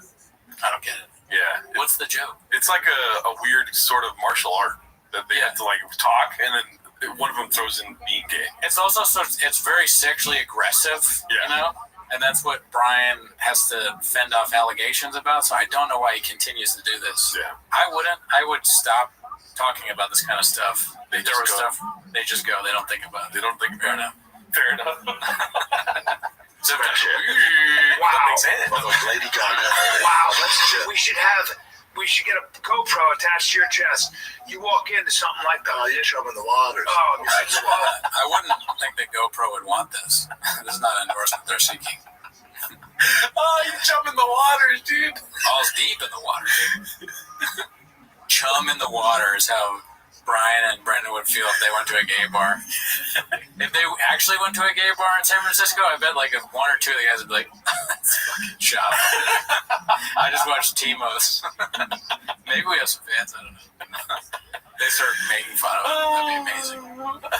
Chum in the waters, dude. I want to start saying that. Yeah. What is the other one? Name the waters? Name the waters, chum in the water, chum. Wade the waters, name the waters, chum the waters. I mean, Papa's balls even fish. That's where he's getting the chum in the waters. Dude, he is like our new Mark Twain, really. Oh, yeah? Yeah. How so? Just, I mean, you don't see him coming, and he just goes. You know what I mean? That's right. Took America by storm. Yeah. Oh, There's going to be some sweet sharks swimming around. We can chum the waters. Yep. Yep. A Papa one-man show. Like Mark Twain, he goes around the country up in a white suit. He puts on like a stupid... He already has a stupid beard. He comes in, instead of like Mark Twain reading short stories, it's Papa going on stage and just doing like vlog type stuff. Hey, what's up? I just drove here, you know, and he's got like a weird pink Boston Celtics hat on.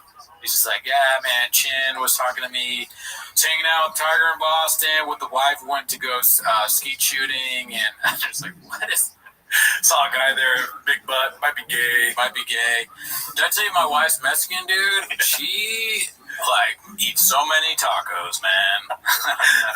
I ran out of steam on him. But in truth, very realistic to what he does. Never go full Papa, baby. True. Might be microdosing or something, and you're like, you know what? Whoops. I was making fun of Brian, but whoops. Fell into this. Yeah. That's not a good thing. No, I don't want to be that. I don't want to chum the waters in the gay district, dude. Oh, you know how it's gonna... I like how they show his dick is beating hard. He has a dick. Oh, yeah, you're right. You know, yeah, he wouldn't fit in the gay district because he has no penis and balls. Yeah. They wouldn't like his mangina around them parts. No. Go. You know how it's gonna go, brother. Yeah, brother. Hey, brother, you better think twice before you walk down that street. Oh, dude, I'm taking my kid there on spring break. I'm taking him to SeaWorld on Friday. And I was like, there's nothing to do there. They got rid of the fucking whales. They didn't get rid of them. Because you know the documentary Blackfish. SeaWorld is not different. There's nothing different about it. It's still there. This is the kernels of the SeaWorld material that we saw. Remember there was like maybe 7 or 8 weeks consecutively where we just talked about Blackfish on Timos? Yeah, a lot. What if he went to, what if Blackfish was actually caused by Shab? He went to SeaWorld once, and that's why the fish started killing themselves? Because he told like a riff. Yeah. The orca whales were like, nah. I'm out. He kept hitting on the whales. I'm a bet on myself. They try to like swim out of the tank. That's it. He's like, look at that orca dick right there, dude. Oh man, it doesn't feel good trying to be shot ever. That was good. That was a good one. Look at that orca dick. Yeah. Classic. Netflix riff on you. Oh, you guys, I'll be swimming 7 times a week. They're like, yeah. I'm trying to get out of the water so they can't breathe. Yeah. Why are they doing this? The trainers can't figure it out. Oh my God, they're all trying to kill themselves with a Brennan Schaub cane once. So they made it illegal to, in captivity to have killer whales. But because the killer whales were born in the He killed Killer Bee. It sounds like a Half-Baked story where they're talking about a dog. Yeah. Like Killer Bee. Yeah. You killed Killer Bee. You have smoked yourself. Redacted. District, they can't just throw them in the ocean. They get fucking murked. So they gotta still take care of them. Oh, they will. But so now they still have them. So we're still gonna see these fucking savages, but the Ted Bundys of the sea. They don't do shows anymore. They're just they can't afford to because they killed right? Yeah. He doesn't kill right. He does. I love his nonchalance towards like life and murder and death and all that. It's refreshing in a way. Yeah. You know, he's always like, "Oh, your wife died, huh?"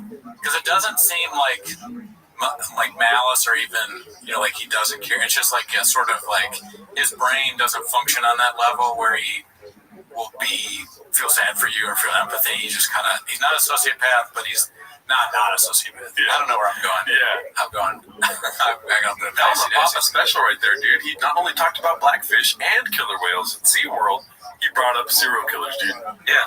All his favorite things. Yeah. And his kids. He just didn't say his wife's Mexican. Those are his North Stars, really. Yeah. Blackfish, serial killers, and gay stuff. Yeah. Yeah. Not Rogan, really. I like how the beginning was his North Star's Rogan, and then they start talking about cock rings and fish. Not too good for Rogan. I like fish! All right, here we go. This one's posted by Haphazard. It's called They Are Now Opening the Show with Redacted Skits. Haphazard. Great guy. I never met him. My ribs, Gary. Gary, again. Yes. Kick me in the ribs. He told me that. Look, he said, can you help me look under the couch for my watch? Yeah. Pause. Do you think Gary will be gay? Oh. Who's Gary? Do you know who Gary is? No, I don't know who Gary is. But you have an inkling. Skits and bits. Yeah. But yeah, probably. In any facet? I say Gary will be gay somehow. All right, you want to find out? Or a serial killer. What are you gonna do? Hopefully he doesn't come to Baltimore. He said there this weekend? Yes, he says he's gonna come to Magoopies. Dude, what if he comes to our house? What if he comes to our house? I want to show his house. Well, you can handle his house way bigger. What if he comes to the baddie house? How do you kick you? He goes like this, and I need you to help me on how to defend against this, because he goes, hey, can you help me? Because he said something like, he's like, I can't bend my knee. Because I heard it. Can you help me look and see if the watch is under there? So you're a dumbass. Where's your watch at? It's not like that. Now watch. So then he goes like this. He goes like this. I'm not gonna do it. Watch. He goes like this. He goes. These are so similar to like really bad radio skits. Like back in the day when they used to have morning radio shows and like the radio guys would get bored and they just film something with their friends. This is what that is. Yeah. I mean, we've all made bad skits. Oh, many times. Yeah. They're still doing it. Yeah. Why? Yeah. What's the point? This is to get the people to come to the Magooby show? I think it is like a shameless plug type thing. Okay. I don't know. You gotta understand, we're on the outside looking in, baby. Right. Hindsight is 20/20. Yeah. Hindsight is 40/52, as Papa would say. Okay. I thought that was a real quote. Sorry. What are you doing? I did not know. I'm trying to kick you. Here's my advice. Don't look for his watch, dumbass. I didn't even kick you. How hard it kicked me. Okay. I don't get it. I mean, like, even that was too redacted for this show, dude. Probably. Oh, my God. How does that get people to Magoobies? Yeah. Like, that's not going to make me go to Baltimore. Yeah, I'm not going to go to the ass house because of that. Okay, we got another haphazard classic haphazard. It's called Eric Was Unavailable, so they had to call in the big guns to guest host. Cheers. So drunk. Because, well, it's springtime, Dad. I guess so. Hey, Chin, what's up, dude? How much, dude? Crazy week, huh? Yeah, you know what? yeah. Starting out with a bang. I would come on with sunglasses too, maybe. Oh, really? Show just to disrespect, you know. I think Delia's probably over it. He's like, this is what it is. Yeah. All right. Well, you know how Delia likes younglings. Probably makes him feel young. You know? With sunglasses? Yeah. All right. Let's see. Does that come out? I've realized right now, I've never been this close physically to Chet. You're white, I guess, even though you don't look white. He does not. You do not look white. I know. Wow. That is going deep. Yeah. That's a little red pill, I guess. I don't even know. That was a crazy way to start. I don't know what to say about that. It's dicey. Naming the waters. You're white. Clearly Asian. I don't understand. Yeah. And then Shaw's got on like a childish, something that looks like he made it in recess. It's like Mr. Rocket Down syndrome. Right. Redacted. That was a good one. Somebody will like that one, I think. Texas, so I feel like I'm. Just the guy walking in front of it is so awesome. I love the unprofessionalism. Like, it's all about the end anyways, right? I'm just gonna walk in front. No, they don't even get mad. It'd be cool if one of them did get mad, like they had a Christian Bale moment. Yeah. What are you doing in my life? I'm trying to do a podcast with Brendan Sharp here. He's redacted. Get out of my life, Dallas. He actually says that in the thing. He's like, you're in the way, Dallas, and we were doing the scene. That's different. Dallas and me were doing the scene different. You came in the way with Chin. Chin was there. I was trying to play the clean chip. I went too far there. I love country music. Yeah, but you're pretty creative though. Like your lunch steak. Oh, really? Now they're saying they won't know what kind of Asian he is. They keep saying he's not Asian, but he is Asian. You hear with Dallas is different, racism. And now they're saying I'm gay. I'm not gay. Get out of my life, Dallas.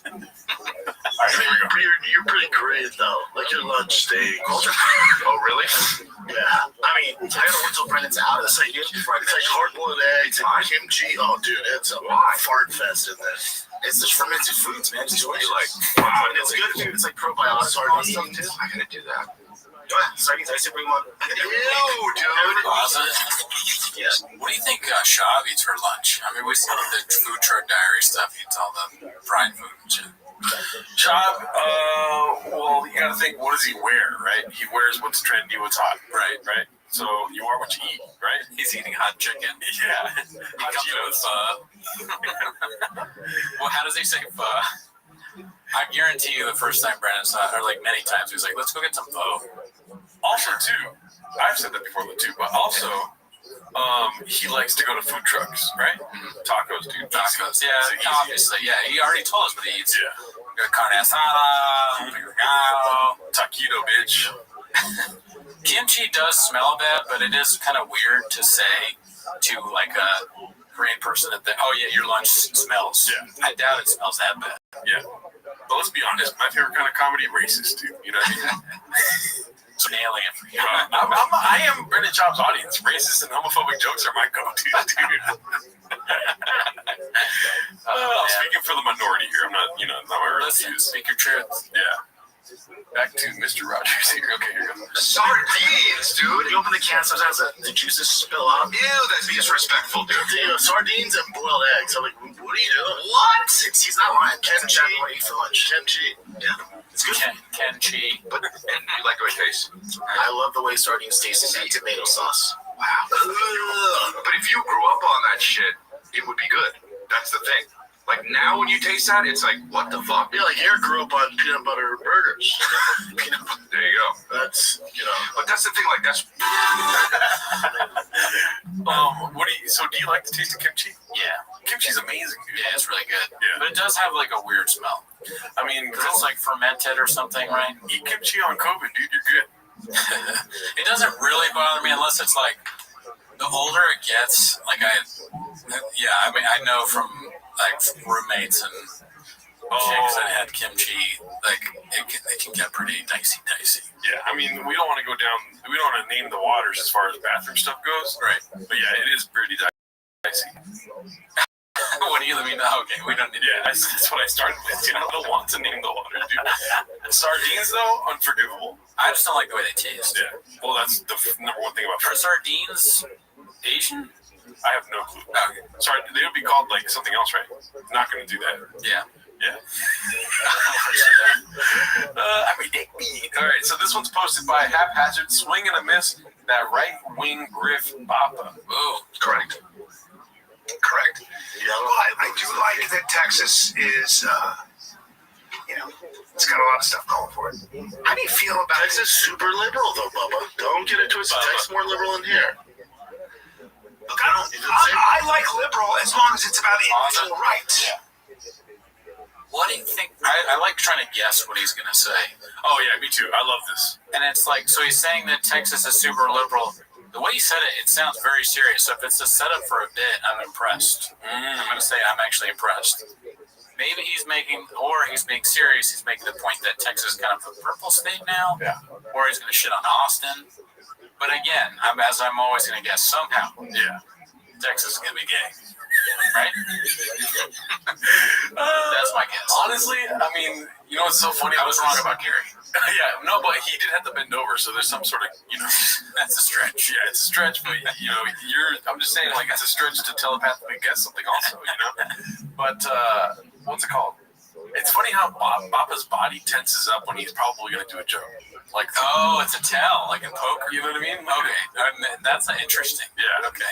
He's just like, it's about to happen. I feel like that sometimes when making jokes. Well, yeah, my favorite, someone pointed this out to me once, the dog meme where the dog tells a joke and he's like, waiting for the reaction.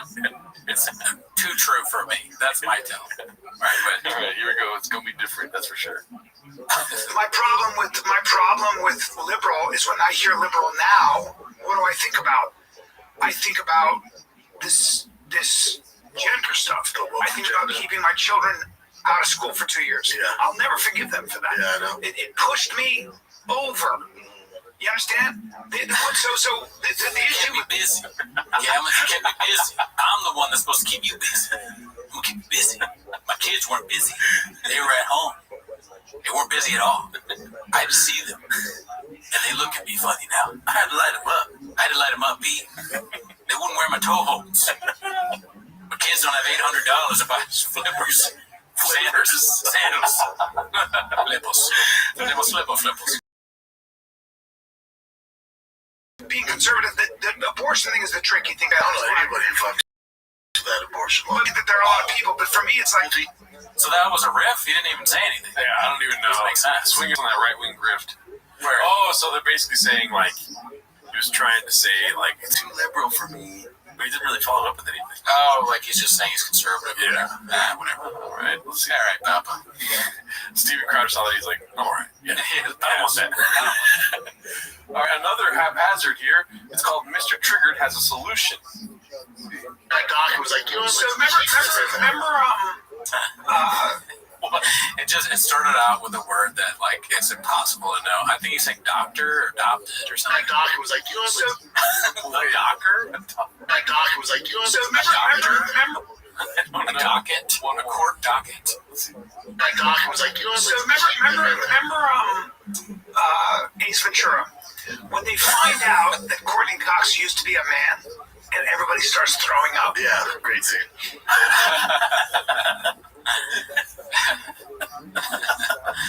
I would like it if they were like really woke, a woke version of Papa and Brian. The one dicey scene from Ace Ventura, he's like, great scene. Yeah, maybe, but they've gone that way though, right? They've gone either. Yeah, they've gone both. I guess you're right. I just can't think of any off the top of my head. It's a pendulum, B. It swings back and forth, B. Yeah, B. Yeah, but you can imagine if you were transgender, what that would make you feel like, right? So it's like, don't go to comedy movie. I'm just saying that. Don't go to comedy movie. What? You sound like Chris D'Elia. Would make you feel like, right? So it's like, don't go to comedy movie. You know what make life rips though? Didn't go to the movie, don't even get a friend to go to. So it's like, don't go to comedy movie. Do you know like my joke? Fuck you, dog. Don't go to comedy movie. I'm just saying that what should I do with my life? Go to comedy movie. Perfect advice. Go to comedy movie. It's like, don't go to comedy movie. I want my phone to say that. Yeah. Don't go and go. Yeah. They both are funny. Actually, go to comedy movies funnier. Don't go to comedy movie. Go to comedy movie. Yeah. All right, let's move to the next one now. I'm a deck B. Good grand, y'all welcome. Yeah. This one's called Papa Knows Nike, posted by Dangerous Design 507. It is out. People go, uh-oh. And I'm telling you right now, in boardrooms, they're going, hey guys, what are we going to do about this shit? Just like with tobacco, just like with all these things. I don't think so, dude. Well, it's already happening, and it has happened. Nike, tuna, there's so many examples. We're not being serious. We enjoy riffing. And I wonder if he is doing that at this point. Yeah. But when we're like, check it out, don't do that, B, we're joking. Yeah. He seems dead serious.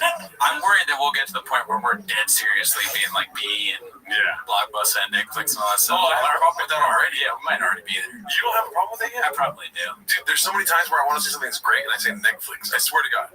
I think that's okay. I mean, at work, I did go to science. I told you about that, right? I was like, that doesn't make sense. But I was serious. I wasn't trying to make anyone laugh. And they were like, I say Blockbuster and Netflix, and then there's been at least 3 times with people close to me that I had to explain to them Blockbuster is bad, Netflix is good, because I've been doing it so often.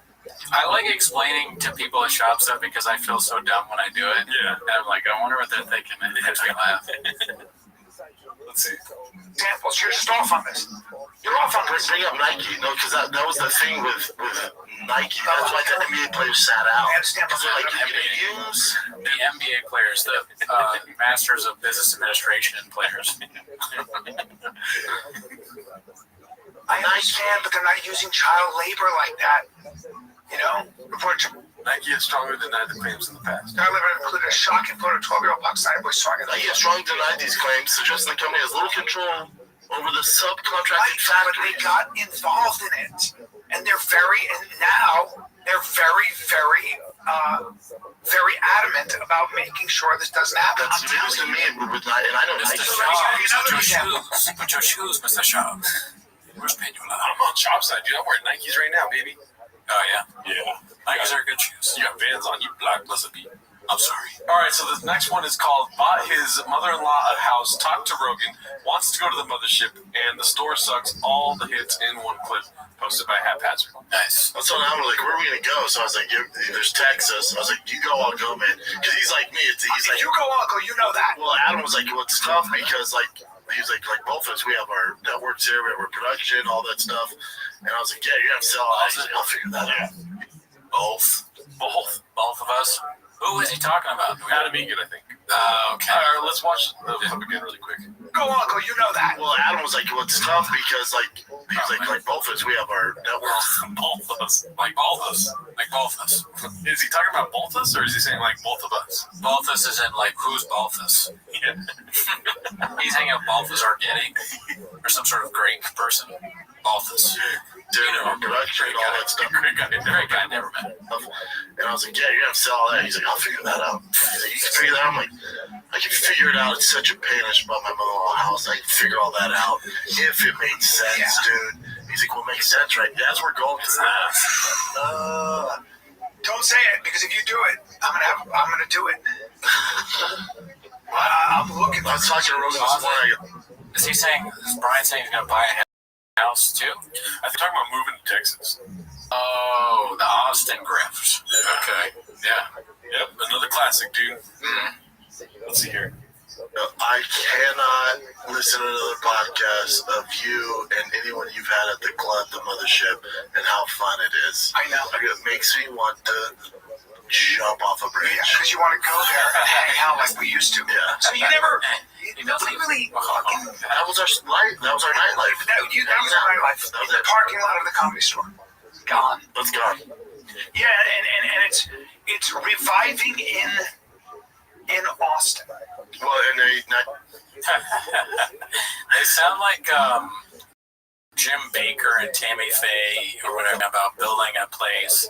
It's coming back. We're almost where we were. We're building a place where every comedian, all 1,000 of them, we can get in there, and it's the best there is that we have. You know, there's a lot of baddies there and addies and everything, and it's just like it used to be with Father Joe Rogan. And everything was perfect. We would just be really bad all the time, but people would say we're funny, even though we're not. Dude, the only thing that I love about the Joe Rogan hate is how short he is. That shit makes me laugh every time. Yeah. But Joe Rogan is awesome, dude. I like Joe. He's a good host. I like his MMA stuff. Yeah. I can't wait to go to the Comedy Mothership. Would you go? The Comedy If it was in Austin, I'd check it out to see it. Yeah. I mean, how could we not? I mean, it doesn't make sense. We don't. Doesn't make sense. Yeah. We won't be different. Maybe it's different than Dallas. I'd rather go to Dallas, to be honest. Really? Yeah. This one's called Papa, You're an Imbecile, posted by Dangerous Design 507. Well, humanely sourced cobalt, like everything else. It's good for business. Apple does it. You shame these companies. It's like lime caught tuna. Same idea. All that. There's a way to do that. Shame the companies. What world are you living in? Apple hasn't changed at all. Yes, they have. What are you talking about? In China? Yes. No, yes, they have. Their factories? Yes. They've increased pay. China still slave labor. Apple, no. Apple. So what they were doing at the Apple factories was they were waking them up whenever they had an order at all. It's funny that he was like railing against the ESG thing, and now he's talking about how Apple's great. Yeah. That he's like, they can't. They're too focused on being woke, But I'm gonna keep you busy here a little bit. They are actually really great. Yeah. They treat their employees super well. You know what's hilarious is that we talk shit about them just riffing with each other, and it's kind of blockbuster. Right. But then when they start talking about real things, you're like, oh, this sucks too. Like, what do they do? Everything sucks. Yeah. I mean, there are times when we really enjoy what it is. I can't remember any of them off the top of my head. Yeah. Oh, Howie Mandel. Howie Mandel was funny, just getting riffed on. Maybe if they had like a nice little fusion of both, right? Like they're talking about Apple and Nike running sweatshops, but they also throw in like, I don't know, maybe they're gay every so often. You know what I mean? Well, I'm gonna light them up, every time. But I prefer this. I actually like them talking about Apple more. I was pointing out the hypocrisy of these two guys. Yeah. ESG. One hand there, you get it. Oh yeah, we get it. Yeah, what are we doing here? The best brains. They don't have the best brains for the artists. Yeah. All hours of the day. So they started killing themselves, literally jumping out. 100%. Then they put nets in. 100%. Then that became news. And Apple went, that's not happening. You guys cannot do this. They need breaks. They need this. They need that. They need this. And that's what happened. Okay? You can absolutely, and we do it. Nike still does slave labor. No. Nike's been so much better about it because Nike. Fear Factor, dude. Nike still does slave labor. Fear Factor, bro. Joe Rogan told us about this. He warned us about Nike. Yeah. Okay, so Brian, you don't know what you're talking about, B. You're blockbuster. I know what I'm talking about. You use the marketplace. People will not buy if you educate them. Brian, so you're saying with the iPhones, you just think people aren't aware of it. If Brian only knew about the babies on their backs with mothers going through cobalt mines, dude, if he just knew, if he was more woke like Chavez. With babies on their back. Yeah, babies on their back. Yeah. Baby backers. All right, Nike, so not Netflix. We got a nice little mini vlog from Mr. Brendan Shaw, posted by previous Shard 9939. It's called Papa reassures his 7 supporters that he doesn't. Okay, that's right. His 7 supporters that he doesn't cancel/miss shows, which he does regularly by canceling/missing shows. That's a good title. Here we go. Louisville, what is up? I was supposed to see you guys this Thursday, Friday, Saturday. And due to a schedule conflict that was brought to my attention very recently, I can't make it to Louisville. Pause it. He's wearing that ridiculous sweater again in the things he's driving to Louisville. Wearing it. He looks like the Pied Piper. Like what the Pied Piper would dress like nowadays. Yeah, that's what I think. He should be playing a flute. What do you mean he's driving to the studio to record with Chris D'Elia and Chin? Oh, right. I mean, before Louisville. Yeah. They say Nashville. Yeah. Reschedule. I will be back out there. I never cancel. I never miss shows. The Adam, the club owner. There's so many clips of you doing that, though. Yeah. But she doesn't, though. But she doesn't. The Adam, the club owner, has my favorite clubs: Tacoma, Bricktown, Spokane, Fort Wayne, Appleton, the new Tulsa club opening up soon. So I absolutely adore those clubs. And Louisville, don't worry, I'm coming. He's like, Appleton, Wisconsin. They just starts naming things that don't make sense. The Apple Store, like kitchen table, fork, spoon, rock, under rock, Wife's Mexican, all these places. I'm gonna come there again. Whoa, CT. We get a new date on the books. I apologize to all the fans out there in Louisville, but I will see you guys soon, all right? Spider-Man glasses, like the villain in Spider-Man. Got those on with the Mr. Octopus, Dr. Octagon. I call him Mr. Octopus. Yeah. All right, so this one's posted by Minimum Sky 2305. It's called Mouth Issues. No. Listen. First of all, Google's a huge metric. Huge. It's a search engine. Yeah. So things like prejudice jokes, things like the N-word, all of those things. There are ways to measure these things. What people search for, the kind of words people use, and stuff like that. Way down, night and day. Literally, I think there's fear of like this centralized bureaucracy that's going to take over everything. That's more what it is. Start like if you tell them, hotels. The big secret with hotels, my friend used to manage big hotel. Man, dude, his mouth is like a physical representation of his text messages, Yeah, he's rolling right now. He's on E. Yeah, that's what it kind of looks like, right? He gets like the mouth locks up. Yeah. It could be that, or maybe the effect of drinking a lot of alcohol, coffee, Diet Coke, Kratom all at once is the same as you get from doing a little bit of Molly. Yeah, I mean that's what I did when I did ecstasy. I couldn't control a tongue. Right. There you go. And it went to places I didn't like. Just kidding. Okay, here we go. Else. He said suicide's a huge thing. So people die on the hallowed ground. Yeah, that out of there. Yeah, man. Well, anyway, we got way too into. I mean, as long as the shop should call him and be like, "Listen, you're wearing the hat too long." They should like demonetize him for that. Bass Pro Shop's like, "Can we do a copyright claim real quick? Can we do a copyright strike, please?" No more. Pixels, please help us. This is chum in the water. Yeah. Stop. As long as they stop endorsing slavery, I'm good. That guy's tough, though. I need my cobalt. You absolutely will get our cobalt from Congo. 100%. That's not what Brian can say on the podcast, but what he will stop saying. It's so boring. Oh my God, his tongue's keeping him busy, dude. Yeah. Is the whole clip going to be his tongue out? I think so, yeah. Wow. Medical clinics. I need humane working conditions. I need all those things. You can. They did this in China. So Apple, Nike, they've all done this.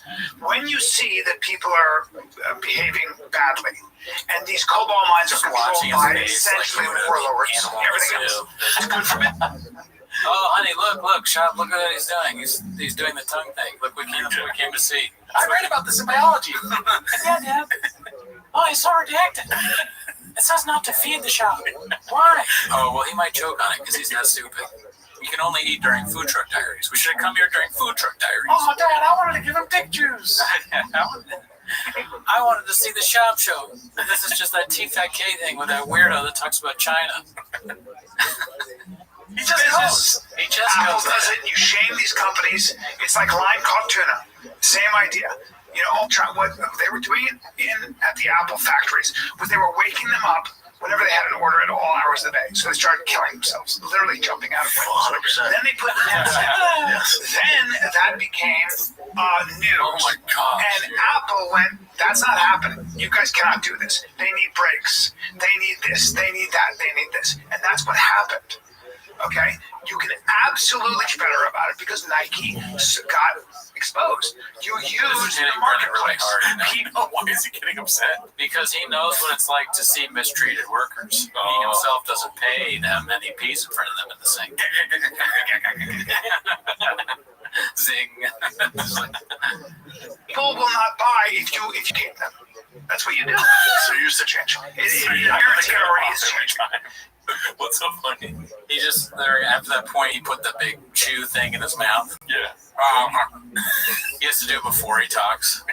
It's like the conch in Lord of the Flies. Because you cannot, once this shit is out, people go, uh-oh. And I'm telling you right now, in boardrooms, they're going, hey guys, what are we going to do about this shit? Just like with tobacco, Just like with all these things. I don't think so, D. Well, it's already happening, and it has happened. Nike, Tuna, there are so many, and they're very adamant about making sure that our wood from, say, Indonesia. There are so many regulations on whether or not that's Ew, put your tongue in your mouth. In the United States, that's what goes on. For example, why? The standard of living has grown. Why does he do this, dude? I don't understand it. It's too long. Yeah, it's way too long. Too much tongue, man. Yeah, let's go to the next clip. All right, we got the last clip for today, dude. This last one's called "Did Shab Copy Rogan's Origin Story?" Oops. King Demo is the poster. And then into comedy, which is an insane arc. Insane. But I always talk to guys who played football about this, and I've talked to you about it as well. It gives you a baseline of toughness and intestinal fortitude that will pay dividends for the rest of your life, right? Yeah, the work ethic, and also I think the social IQ. Because all right, we gotta guess what else I was gonna add. Yes. What is it? Because Corolla has said what football gives you. First of all, what's intestinal fortitude? I think he's like, I don't know. I think he's just saying like guts. Guts. Maybe a longer way of saying guts. Yeah. Like you're not gonna shit yourself, maybe. Okay. Is that what he means? I don't know. I have no clue. The two words together just rocked my world. They're both like jocks, Corolla, football player, boxer, or whatever. So he said that's what he said. Mm-hmm. You get. What is Shab gonna say? You know what I think he's gonna say? That he's gay. No, I think he's gonna say something about having like a big dick. It'd be funny if he just goes 8 inches. 8 inches. Let's see. I think maybe he'll bring up Rogan's kickboxing and his UFC. Right. You're actually making a real guess of the title, which is smart. I'm predicting. Yeah. Good one. Ready? For the rest of your life, right? Yeah, the work ethic, and also I think the social IQ, because I grew up in locker rooms. So, like, my roommates in college were from 5th Ward, Houston, or, South Central Los Angeles. So, in order to, like, fit in with those guys, then those were, like, my best friends. So, if I can make them laugh, I can make everybody laugh. Yeah, I never really think about that part. I don't think he made his friends laugh, and I don't think he made everybody laugh. No chance. I'm laughing at him. Yeah. They're probably laughing the way we're laughing. Not at the intelligence or the cleverness of the bit, but at the insane amount of times you said that he's gay. Yeah. And to think that would be fun. They're like, Shab, we don't laugh at you in any facet, man. Yeah, in any facet. Were you living room funny? Like, were you high school funny? I was locker room funny. I would make my friends laugh in the locker room. Since I got talked into by a good buddy of mine, my friend Steve Graham, who I'm still good friends with. He talked me into it. Him and my friend Ed Shorter. They talked me into it. Classic. Yes. Damn, that was a long episode there. Yeah. Well, hope you enjoyed it. See you next week. Bye.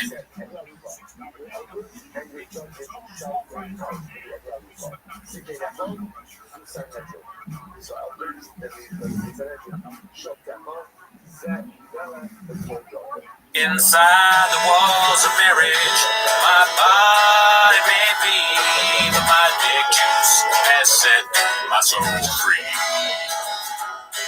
There's a great big bottle here in my home, a bottle of dick juice in this den of kin. You wouldn't think that wife would let me here in my home, but I hide a lot of stuff from Miss Again. Now this great big bottle here in my home is what Joe Rogan drinks when he's slanging dick. Takes a lot of skill to hide it here in my home, but the secrets in the house of Shab, there's quite a lot. Inside the walls of marriage, my body may be, but my dick juice has set my soul free. One take. It's time for my favorite time of the week. When you get to hear Papa try to speak. Really surprising today. You better watch 10 Minutes of Shop. Welcome back to 10 Minutes of Shop. Thanks for tuning back in. Join the Discord, join the Patreon, and everything is on Spotify now. But that's not why you're here. The reason you're here is to watch the clip. So start the timer now. Boom. Boom. Alrighty, the first clip is from Mr. Ryan Joseph 82. Oh, nice. It's called Callan and His New Crowder Confidence. Which is autophagy or all these buzzwords. Yeah, autophagy, fucking idiot. People who are intermittent fast, they have shown that they tend to spontaneously eat less. Which is autophagy or all these buzzwords. Yeah, autophagy, fucking idiot. Slap it in the face. Yeah, that's weird. I don't know what autophagy is. Do you know what autophagy is? God, no. You think Shop does? No. Because he like, Callan hits him like, oh, that's our word that he just hits him in the head. I don't know. It's the word of the week for them? I guess so. Why would he just hit him like that? It's his new confidence from Crowder, baby. Oh, I see. Maybe it's that Papa is kind of like dozing off or something like that, and Callan feels the need to like kind of shake him. Yeah. You know, like a dog. I couldn't find the other clip of him like slapping the shit out of Papa at the end of the episode. Oh, did you see that?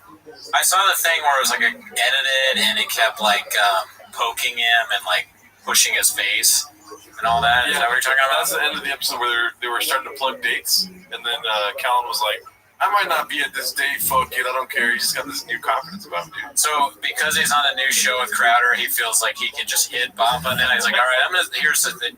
I'm staying on the fighter and the kid, but because I'm gonna stay and still be here for this sinking ship, I'm gonna get to hit you a few times. Yeah. I'm gonna make you work. What does Callan say? He's like, I'm gonna get you busy. I'm gonna keep you busy. Yeah. Okay, and that just means like punching him. But it could also be the homeless narrative. You know what I mean? They're always painting a narrative on Chang's beat. That's right. You never know. It might have just been a good week for Callan, dude. Maybe that's just what they do. That's their friendship, is that they poke each other. I mean, Shab is always like poking and pushing DeLeo. Remember we watched that clip. He's like, stop hitting me, bro. Oh, really, dude? Yeah, I'm not killing, bro. We gotta hit each other 7 times a week. All right, so this next one posted by X-War Sama.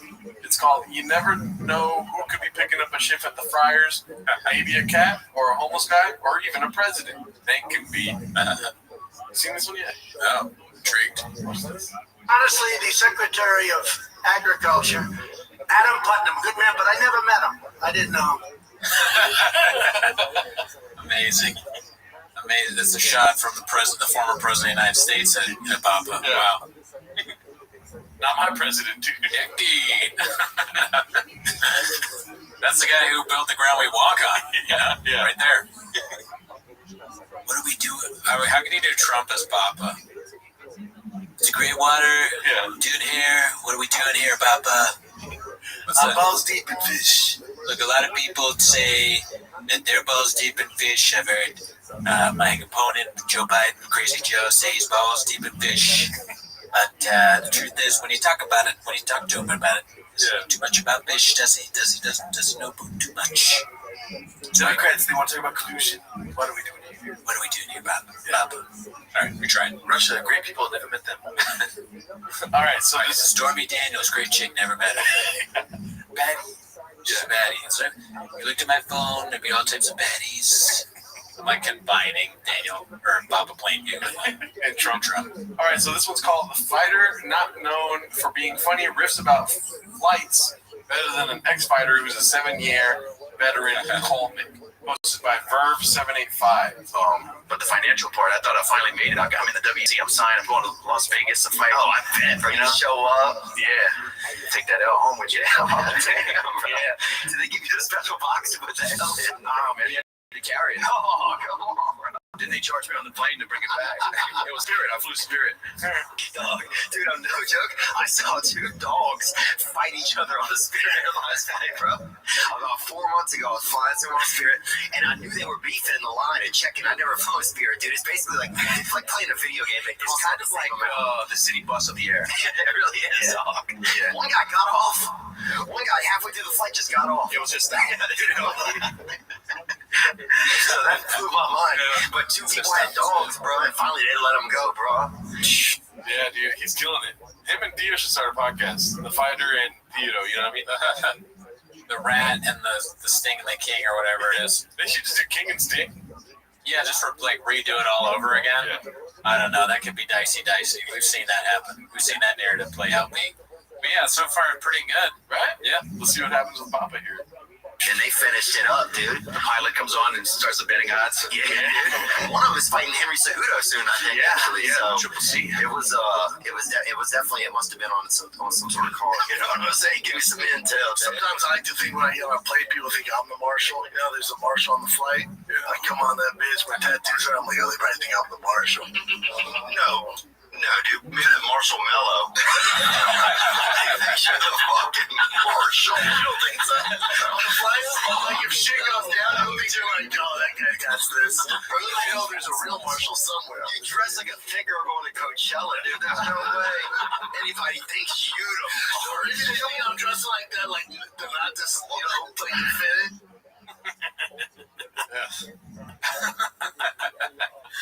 No chance. Sometimes I feel like Papa just needs to breathe. Just breathe it out, baby, and then say whatever comes next. I know, he just goes. You know, that's what makes these great clips where Theo's making fun of him. Yeah. If it was just him and who was the fighter that was on? He looked familiar. That was Dustin Poirier, right? I don't know. Yeah. He looks familiar. But yeah, no, I mean he had some solid riffs there. Did a good chemistry. Yeah. And he's just being himself. Whereas when Papa's himself, you just get lies and Asian impersonations and real trash. Yeah. I'm a comic bee. If I said I was a fighter, you would agree. I can lose many times. I can lose to Roy, whatever his name is. I can lose to all these other people.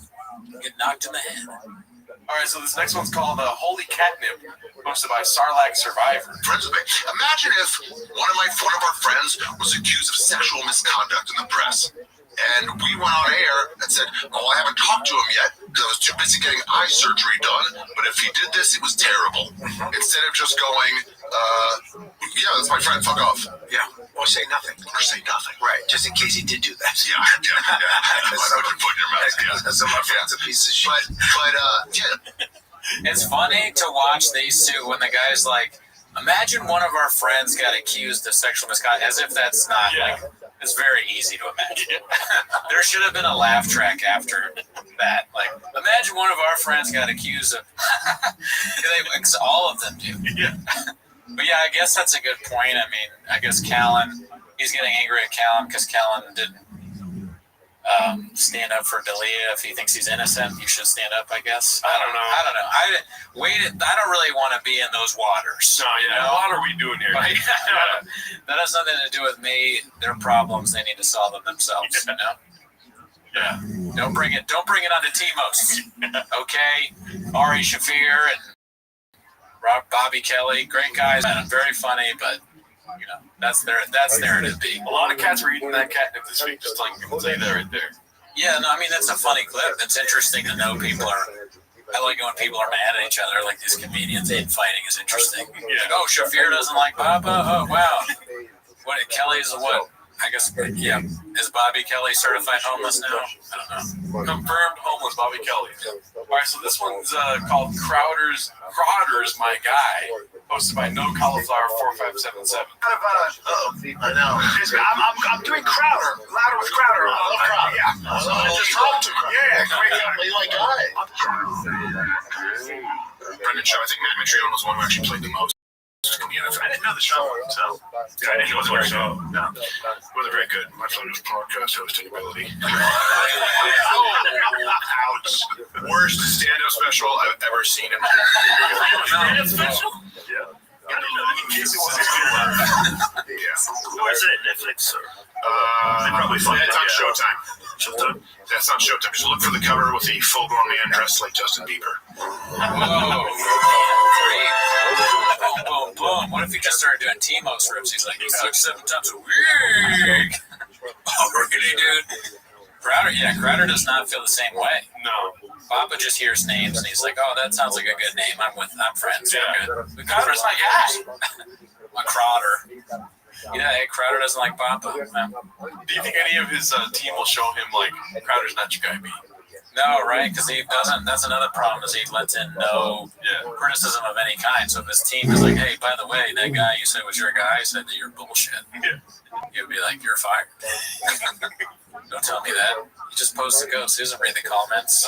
He doesn't listen to the comments, apparently. This one's posted by Old Barney. It's called Brian playing the hits right up the gate. Brian Callagher, you said, I'm just a man, happy to be here, and encourage and support the women of Afghanistan.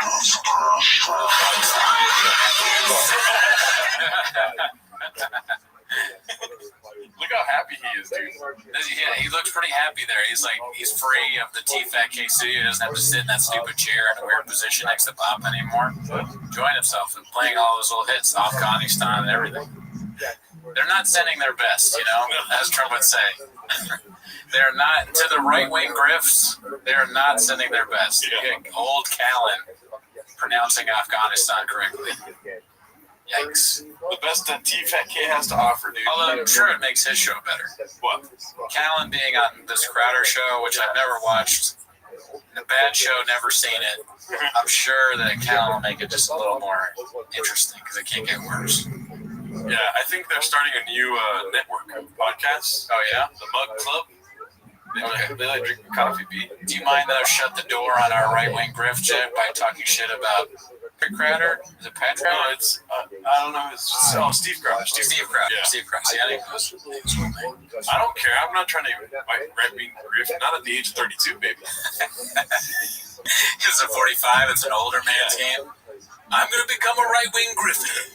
I'm going to go to a podcast with a guy in his 50s who wears tight shirts. If I told you I was too old to grift, would you believe me? If I told you during CRT, the children of color were allowed to hide first at school shooter drills, what would you say? Dicey. All right, so this one's called Mark Norman. Hey, Mark Norman, you blockbuster. Posted by Mag Ziffy. That could be the first test. All right. Brother John, this is a comedy show, man. No, he's a sweet guy, actually. He's a very nice guy. He's nice. That's like exactly what you'd say if you're a comedian and you have to be in a room with him at some point. Nice guy. That's his go-to line, apparently. Like, people posting chains that they went to a Mark Norman show, and somebody's like, what do you think about Brendan Schaub? He always says, like, this is a comedy show. Yeah, it's pretty funny. He's got Schaub is so bad that another comedian has a stock line about him that does really well.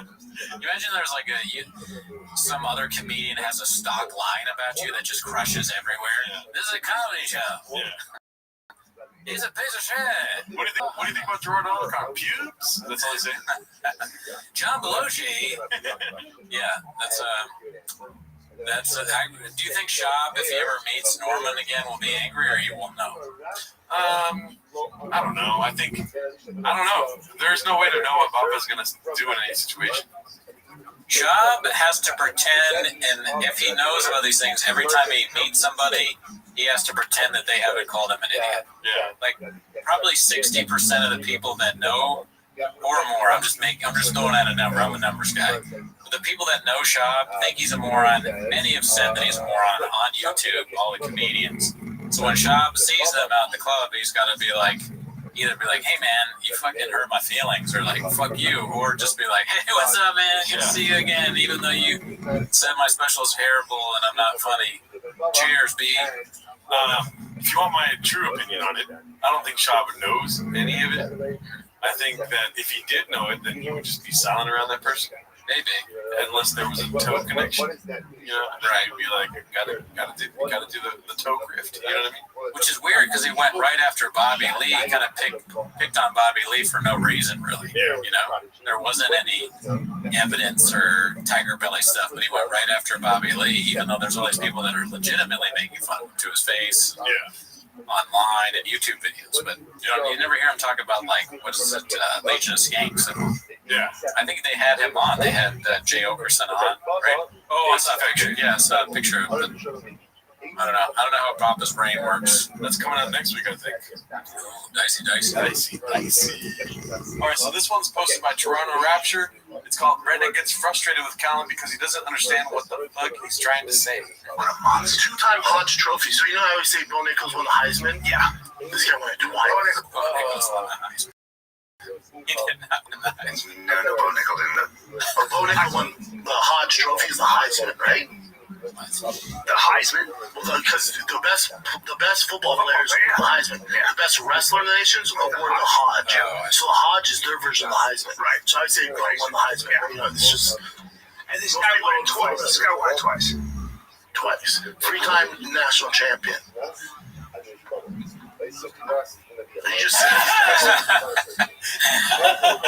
I can relate to that. I lose my train of thought on the show just when we're talking, but this is because he's like, it's a podcast, and in addition to that, he has to translate Baba's nonsense. Baba just said a UFC fighter won the Heisman twice. And then he tried to save it by being like, no, like it's like apples and oranges, but he doesn't know that saying. And he's like, it's like, in football when the Heisman is wrestling and wait, no, the Hodge or whatever. And then Brian's like, man, I cannot wait to get on that plane to go to the Patrick Crowder Stadium. Why did you say Patrick Crowder? Whatever his friggin' name. Basically, Baba now, as usual. It's a sign of disrespect. Baba should never be telling anyone to keep up. I know he didn't verbally say keep up, but he was like, it's basically the Heisman. Yeah, keep up. You know what I mean? Yeah, Baba's going too fast for Callan at this point. Yeah. All right, so this next one's posted by Podcast Enthusiast 420. Possibly a stoner right there. It's called Danny Brown shouting out the homeless community. I read the comments. That's all I'm letting y'all know. I'm not these other. I'm not saying that you guys aren't haters, B. You know what I'm saying? Nice. I love seeing people use the lingo. Yeah. I mean, that's what my favorite thing about James, the lingo. Yeah. Danny Brown. Unless not somebody's going to post a ghost. Maybe we should try and get it. If he reads the comment, maybe come on T-Most. Let's comment on. Oh, man. I wrote on the Gringo Poppy, you saw that I wrote, if you're Mr. Whole Foods, I'll pay you $150 to come on T-Most. So that offer is out there. That offer's for anyone that was eating nachos at the show. Yeah, I guess you don't have to really be the nacho guy, but if you had nachos at that show, please come out. That would be amazing. Also, too, if you want to be Mr. Whole Foods, just let us know. If you want to pretend to be Mr. Whole Foods, that's on the table, too. Oh, man. Okay, so this one's posted by Genghis Kant. It's quite long, but I watched it earlier this week, and I thought it was redacted yet funny. It's called Real Quick. We discussed the baddies here, B. I have a friend. She's like, I don't say the madam, but she was a stripper when I first came to LA. She's one of the first friends I met. And she was talking about all these celebrities. They'd have like poker parties or whatever, and they're private. And she had these baddie strippers. Like, she's like, they pay for the services. It was just so interesting to see how disciplined, how good he was, and all at a totally different genre. Just smart, fucking smart. His wife was such a bad. Oh my God, Coco, the hottest. The hottest thing in the world. When she was younger, she was so impossibly hot. Yeah. He had to show on VH1 She was such a baddie.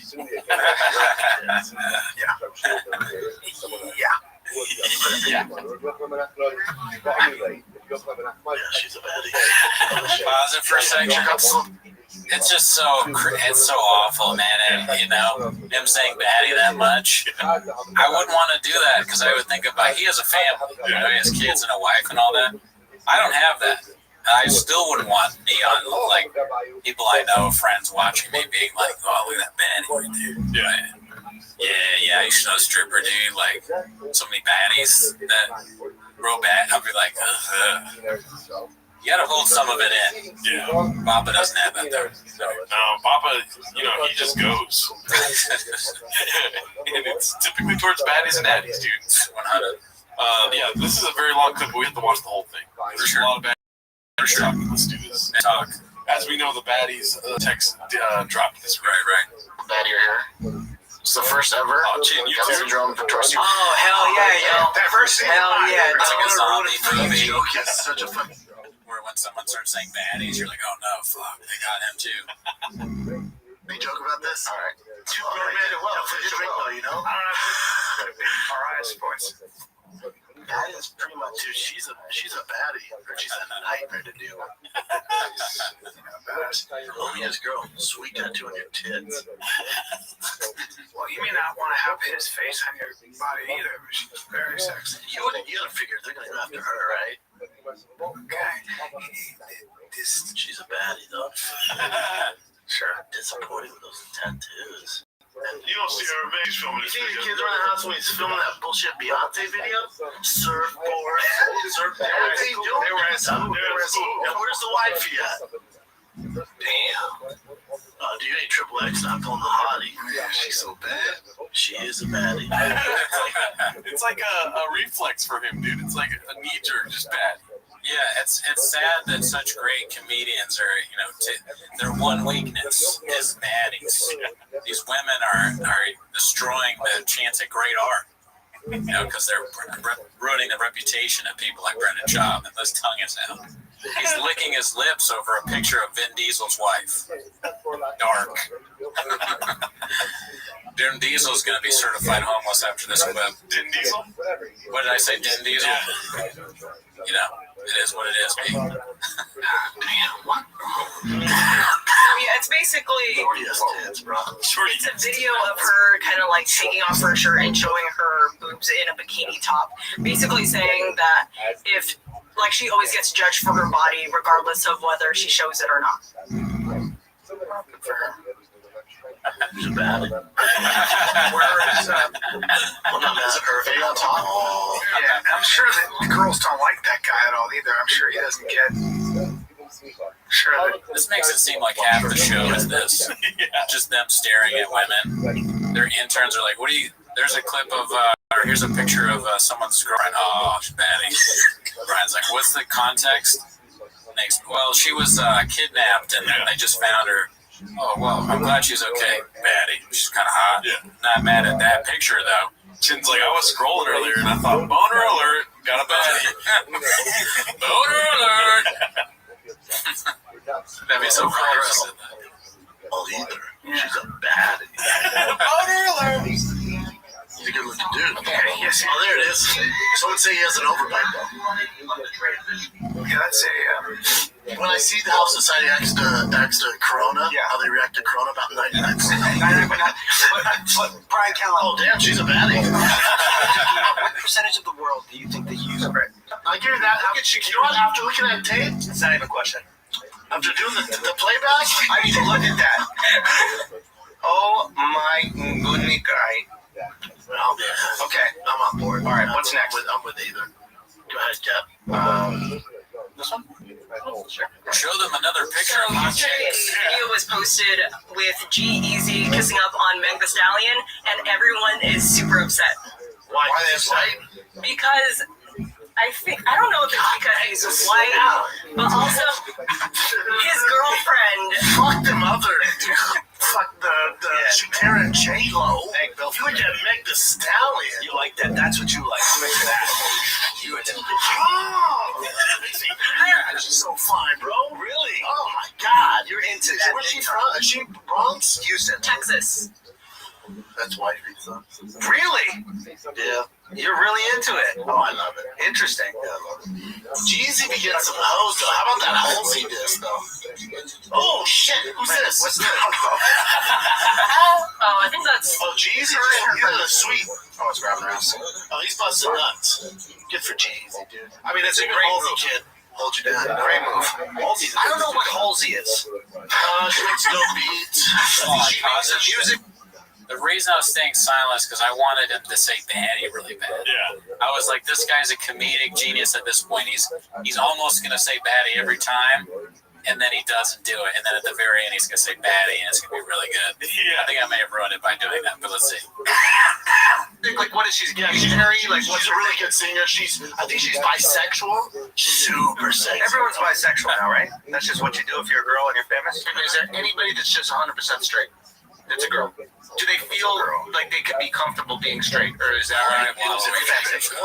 You won't get any headlines if you're just straight. Man, dude.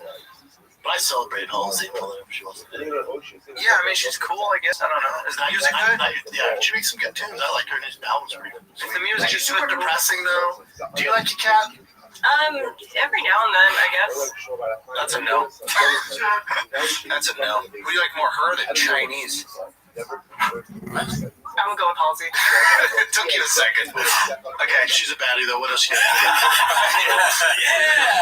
Yeah, good comeback. That's a way to save the pot there. That weird Waluigi anti-Chinese thing, and then Papa brought it back. That's why you gotta have a little bit of Papa in the clip. Yep. You know, he is comedically funny, even though it's not on purpose. It's still good stuff. Baddie, hilarious. Yeah. Right, more baddies. Chinese alert. Baddies. Motor alert. This news anchor who, for some reason, she was found naked in her car on her own in like a regular like cul-de-sac or something like that. She's a baddie. Yeah. She's a baddie. This chick. Oh damn. Yeah, she's so hot. This is her Instagram. And did she get in trouble? Where's she? She didn't get in trouble. She was just actually went on the news and said something happened. I'll take responsibility for my actions. She's in Vegas, right? I think so. Yeah. Well, she's smoking hot. Yeah. I mean, what is her nationality? He said he's Eastern African. Painfully hot. Oh, she's East African. East African, meaning Ethiopian, Eritrean, Somali. Oh my God. Oh, she's that's a big problem. She could be from Zanzibar. Zanzibar. Tanzania. She's from heaven. What famous singer was from Zanzibar? Yeah, I know. The lead singer, Queen. That's right, Freddie Mercury. Thank you. Oh, wow. I didn't know that. Yes. She's scrolling through this poor woman's Instagram. Did she get arrested for being naked or what? You know what I say when she takes her shirt off and I'm about to make love to her? I go, your breasts are impossible. Now check this. She's doing this terrible stand-up. They did arrest her, but it's like reckless driving because she wouldn't do a sobriety test. She could refuse to do the test. Yeah.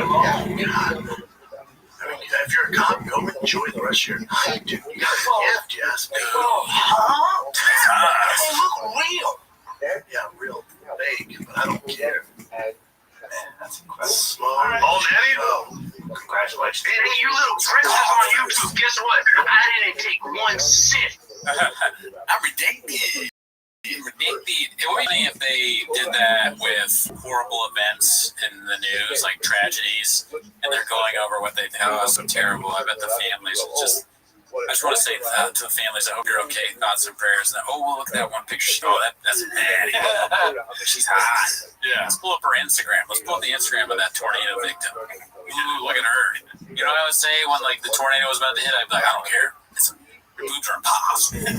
Impossible. Pray for Nashville. She was a baddie. My thoughts and prayers go to my boner. Yeah, dude. The cops arrested her because she killed her husband, but she can kill his dick juice. Mark, I need dick juice. Baddies, dick juice. Yeah, somebody's got to make a fucking, like, what are those, like, football chant songs? Like, college football, they're just like, that, or like some sort of song. Yeah. Somebody already did that. All right, so we don't matter. We don't matter. This one's called God, respect for anyone who does this. So no hate on this post. I just doubt it's from tours, as he says. Also, we get a small indirect shout out. It's posted by Cappy Womack. What's up, guys? Today is one on the old bucket list. Not too many people know this, but for the last 5 years, your boy has been saving every single dime for one reason only. It's a big goal for anybody. Whatever you're doing, whether you're entertainment, podcasting, YouTuber, regular gig, whatever it is, your goal always is to buy your parents a house. The kids are going crazy right now. The goal is always buy your parents a house. Well, today, all that hard work that stuff. It's come to fruition. I'm buying my mother-in-law house. She's the best grandma in the world. She has no idea this is happening. She's gonna pull up the house. I'm gonna give her the keys. So, bitch. I'm gonna make this possible. I get a single ticket to all those crazy cities I was in, to the English too. Well, maybe more than you know. But I love you guys. What's up, guys? He starts jingling his keys. What if he was like, he had a bag of Cheetos? He was like, doing this.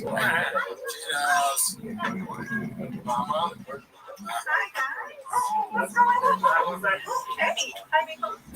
She doesn't, though. She doesn't. Mama. Your house. That's what Unsealing that. Okay, not bad. Awesome is sometimes feel like you carry the responsibility, but you have to pay the best grandma.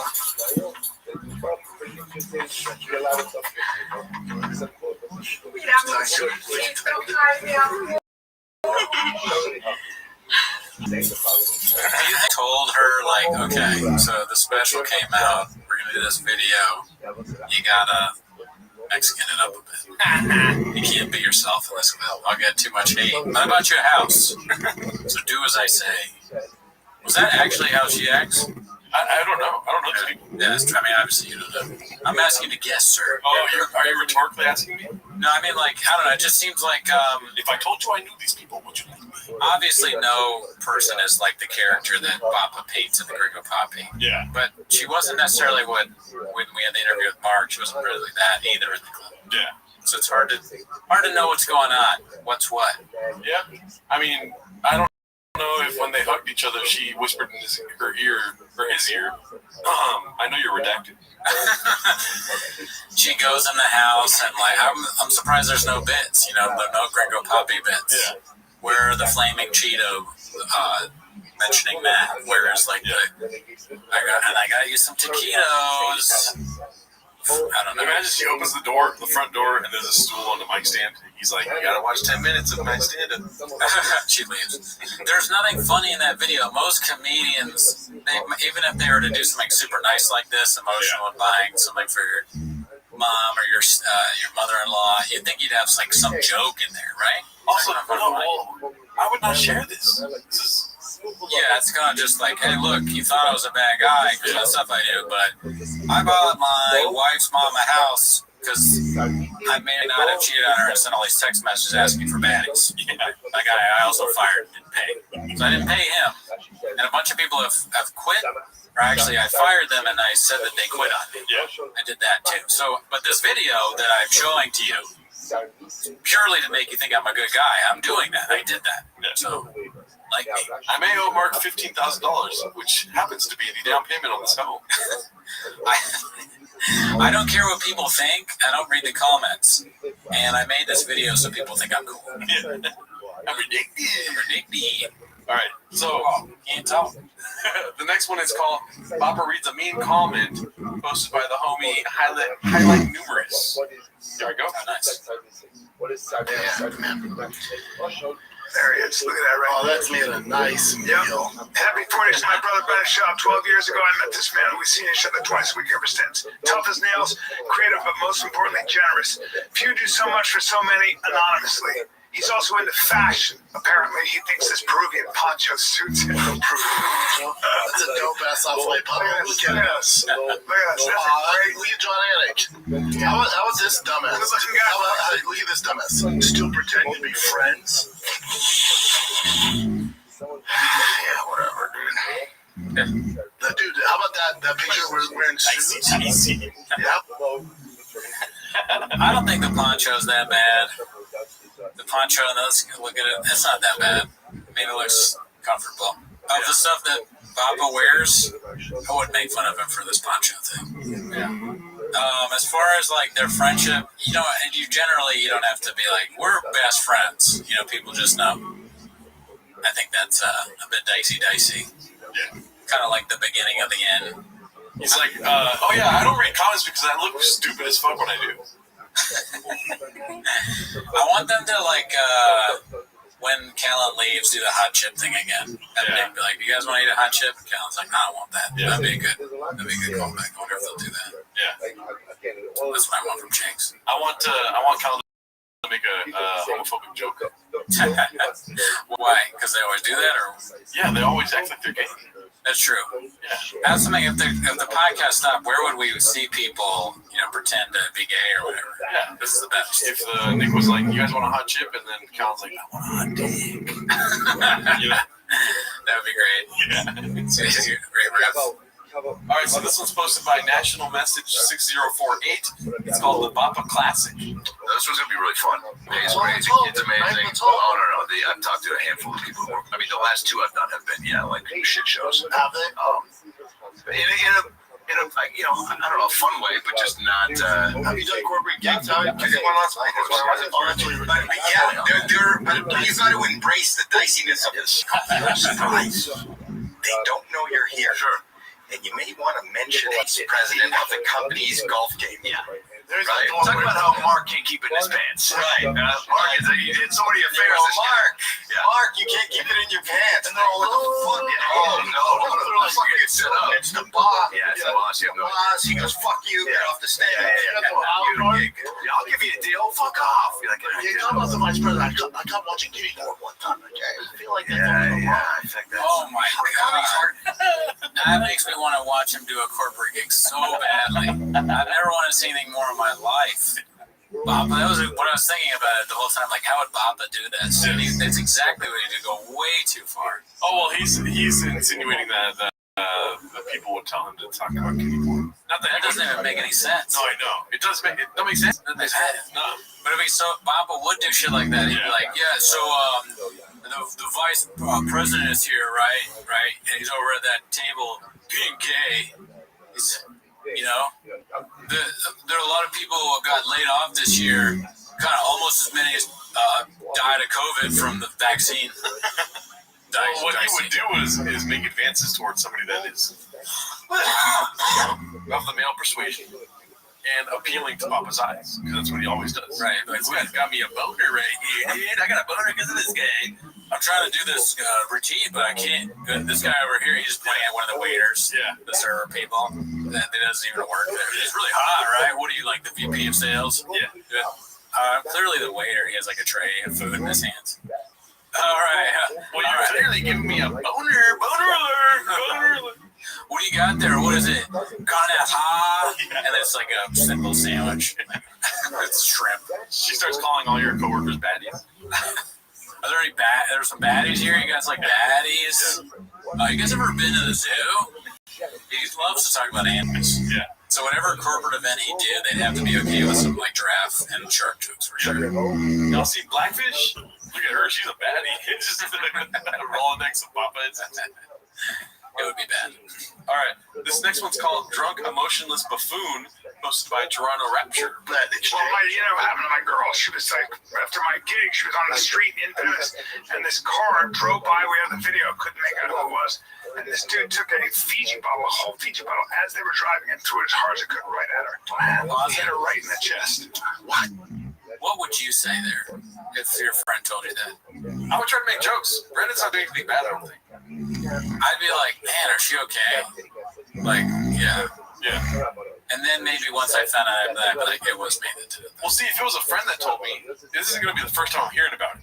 He'll tell me off the show, maybe, and then I'll be like, oh, that's like, pretty funny to talk about. They're like, we're going to talk about this story. No, it's not even about that. It's like he'll tell me a story that happened to his wife, right, whatever, and he brings it up on the show. It's already cooking, baby. I'm already in here doing it. You can't wait to say that you hit him. Yeah. This is going to be hilarious. Well, you can't. You don't know what I would say. I would have to. It would be a right. relationship. I'm not gonna go. You never go full Bappa. No. I'm not gonna say I hate women. Probably not. Yeah. But that's what he's gonna say, right? Yeah. Well, yeah. Ready? Oh, dude, she couldn't. She was black and blue. She couldn't move her arms. The person was me.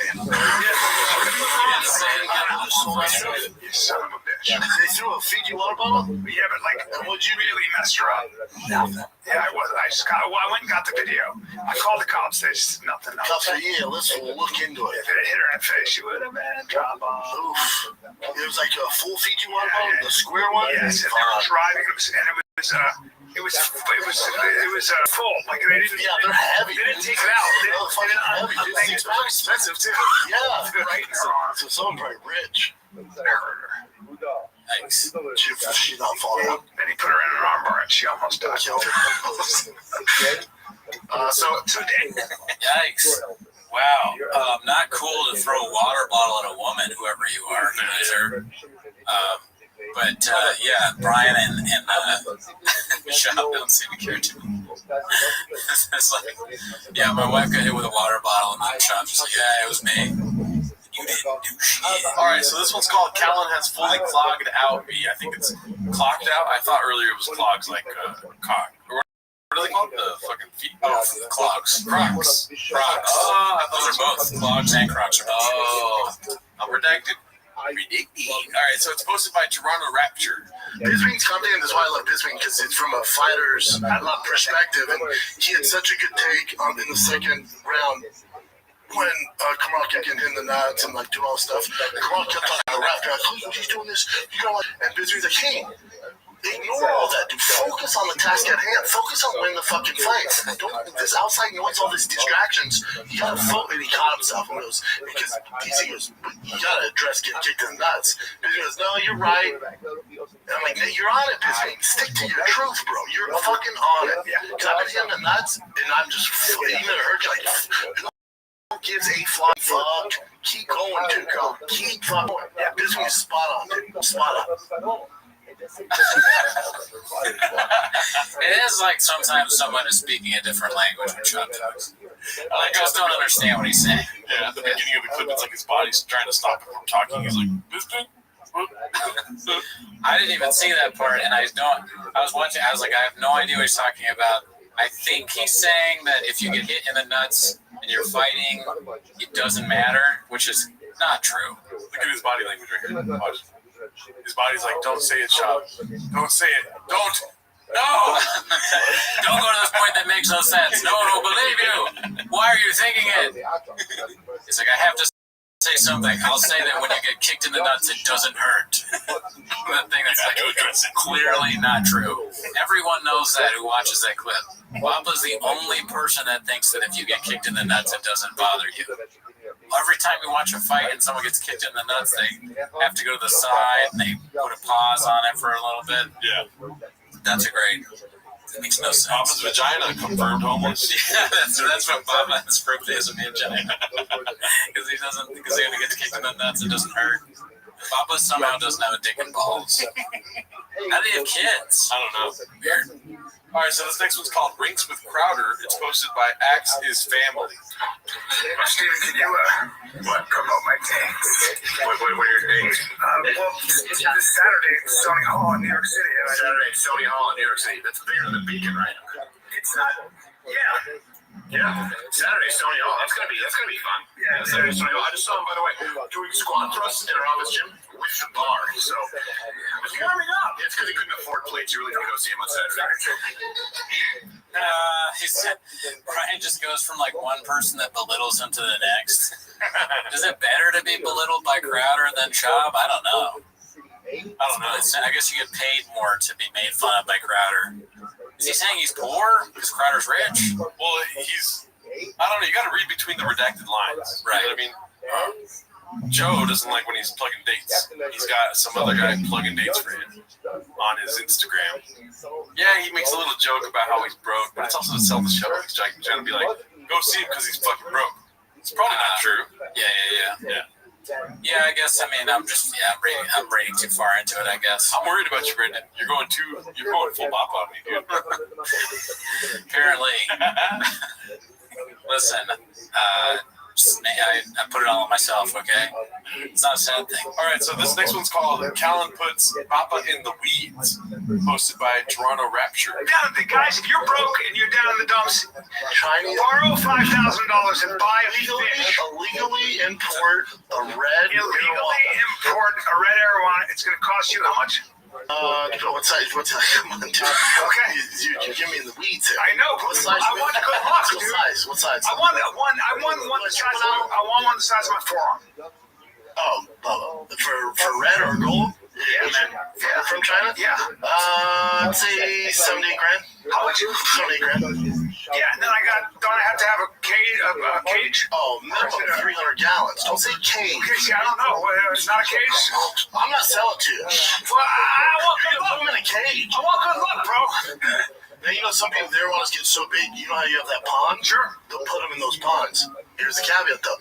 They need 78 to 80 degree warm. 78 to 80 degree, very warm water. But people will buy pool heaters and put them in those ponds so you can have arowanas in there. Something to think about. Also, your stupid raccoon with an arowana will eat that raccoon's stupid wet nose off. Is that true? Yeah. I'm not hearing it from a raccoon. A big one. No.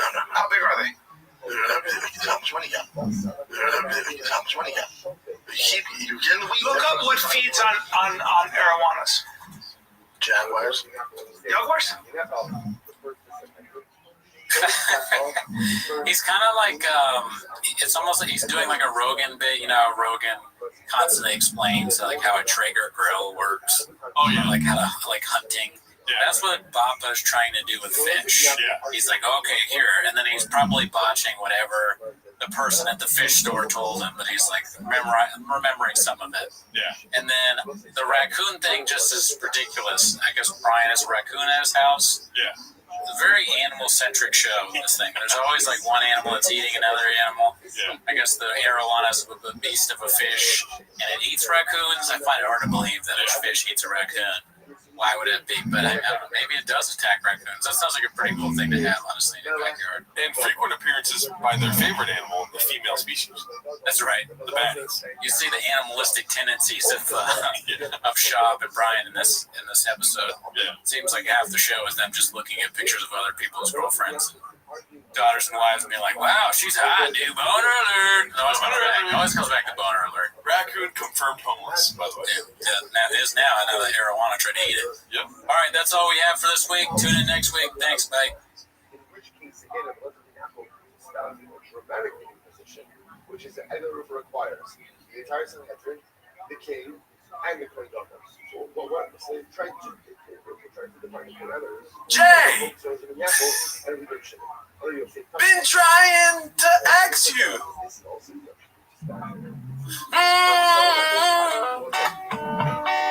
Hey, must be a hater between us, or drugs in my head, drugs at the door, drug in my bed. But Jay, walk me to my truck. If you don't, I will surely die with chips and eggs, with chips and eggs, with chips and eggs, with chips and eggs, with chips and eggs, with chips and eggs, with chips and eggs, with chips and eggs, with chips and eggs, with chips and eggs, chips and eggs. One take. It's time for my favorite time of the week when you get to hear Papa try to speak. Really surprising today. You better watch 10 minutes of Shop. Welcome back to 10 Minutes of Shop. Thanks for tuning in. Kind of a boring week at Chance. You know, not too much happened. I'm ridiculous. I can't talk. I was wondering this week who made the ground I walk on. It's a good question. I mean, I don't know. Thank them. Yeah, where they are. Great songs. I'm ridiculous. Can't talk. Yeah, a lot went on at Change this week. You know, we've been getting messages and stuff from General Bobby Lee and Monster Lawyers and Annie's been reaching out. You know, which is crazy because I've never even met any of these people. I don't know who they are. Great guys, never met them. Some are great, some are not. But anyways, that's not why you're here. No. What you're here for is 10 minutes to shop. But before we do that, as always, we had a Patreon if you want to get on there. There's private content on there. Spotify, everything's on Spotify. Somebody called me out there like the most redacted part of your show, besides the fact that you like Bird, is that it's not on Spotify again. That's so stupid that I looked at the YouTube and it not only was the new episode not on Spotify, but the old one was on Spotify. And I'm sorry. So this episode I will make sure is on Spotify. Watch, they're gonna be like, it's not on there again. So I forget. And I'm addicted. Can't talk. But I do appreciate all the messages. We got around approximately like 300 pages of messages coming in this week. Okay, Mr. Whole Foods, numbers guy. And then lastly, join the Discord where we talk it up. But that's not why you're here. You're here for 10 minutes of shop. So start the timer now. All right, so we discussed the podcast here, B. We don't really do much else other than that, right? That's right. So never forget. The first clip is from Correct Citron 829. It's called "Papa Doesn't Know How to Spell His Boy Jackie Shore's Country." I don't know what that means. Work. Victoria did work. Jack Shore, Jackie Boy Shore, Wales, fuck this, Wales with an H. Okay, with an A. And also I done my MVP. Why? Yeah. Why? It's almost like he plans it. Why would you? Because he's trying. He wants to be smart or seem smart. He's like, I know it's with an H, but it's not. He's got to know. At this point, Chop should just always assume what his first instinct is wrong, and just like, well, I think it's with an H. So say it. No, Bob. Follow the second part where you just go. Everybody knows he has monster lawyers, dude, but he needs a monster producer, monster editor. He needs some help. He needs a monster handler, dude. The funniest thing is he doesn't just go. Right? He thinks about it and then he consciously makes the wrong decision. Yeah. If he the numbers don't add up for him just going, because he'd be right more than he is. He's wrong too much to be just going. And case in point, the whale. The one thing that just goes. Oh yeah, you got a whale. Whale on the shirt, dude. Whale. WHA. Can't tell. I'm gonna say I'm redacted 7 times a week. Well, what was I saying? I forgot what I was saying. I don't know. We don't matter, dude. We don't matter. Okay, Mr. Whole Foods. So this one's posted by Axe is Family, probably in reference to Axe J. So J's family. Right. This one's called Papa Makes Headlines B. That's so funny. I'm laughing at everything. Happy day. Just that night, you know, just that night, you know, just that night, you know, just that night, you know, just that night, you know, just that night, you know, just that night, you know, conspiracies get me in trouble sometimes and make headlines, but does nobody think it's weird that the Masvidal drama, Rivera's gonna sue him for, you know, hitting him outside a Miami restaurant, all that's gone away? Do you think maybe the UFC went to it, hey, drop all that stuff, you come back with your title shot. Drop all that bullshit, because we have Masvidal fight Gilbert Burns. We need to move on. This can delay everything. Drop it, and we'll give you time. I don't know, dude. I make headlines, B. That was the only part that was you could hear and understand what he's saying. Yeah. That's the way he was talking. If you're talking like that at your house, your dad would be like, "Are you been drinking tonight?" If the cops pulled you over, you roll down the window and you talk like this, you're going to jail. Yeah. You know? Yeah. There's no way they let you drive off. Officer, this is my alpha brain. I just took it. Yeah. You didn't take that.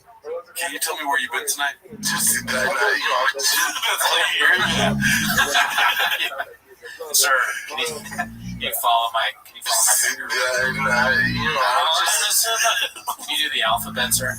Yeah, can you do the alphabet? That's all you hear? Pull it back. Let's go through all that. Can you walk in a straight line for me, sir? Just do it again. Yeah. I got more. Go for it. So, where are you coming from tonight, sir? Can I see your license and registration, sir? Do you have insurance on the vehicle? Go back. Do you have any weapons in the car, sir? I got another one. Yeah, go for it. It says on your license that your name is Brendan Chop. Can you tell me where you live? Sure. All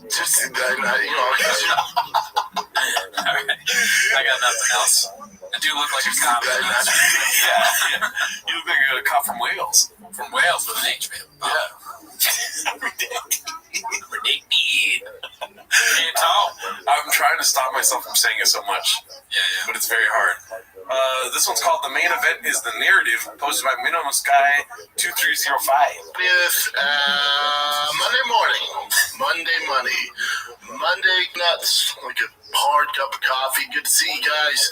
Quite the fights over the weekend. Don't just say, quite the fights over across the pond there, over in England. The fights did not disappoint. Let's get right into it.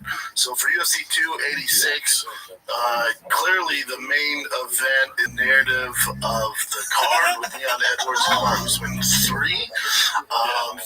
The main event is the narrative of the card. What does he think the word narrative means? Yeah. And why is he talking like a circus guy? Step on up. It's the big show tonight. It's like a combination of a circus guy and a Rick and Morty character.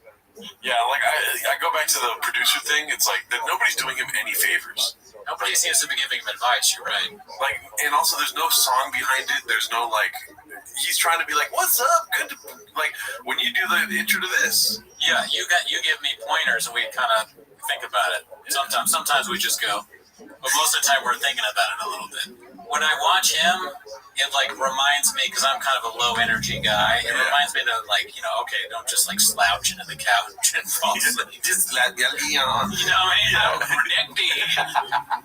But he doesn't. It's almost as if he just sits down and records by himself, and then edits it himself, and just does the whole thing. That's what it appears to be. Yeah. Even though we know from listening to Mark and all those people that talked about the pod and like in clips and stuff, that there's like 10 people there or whatever working on the show, and this is the product they come up with. It doesn't make sense. It doesn't add up. Don't make sense. Yeah. Okay, so the main event is the narrative, apparently. This one's called Tom Bow.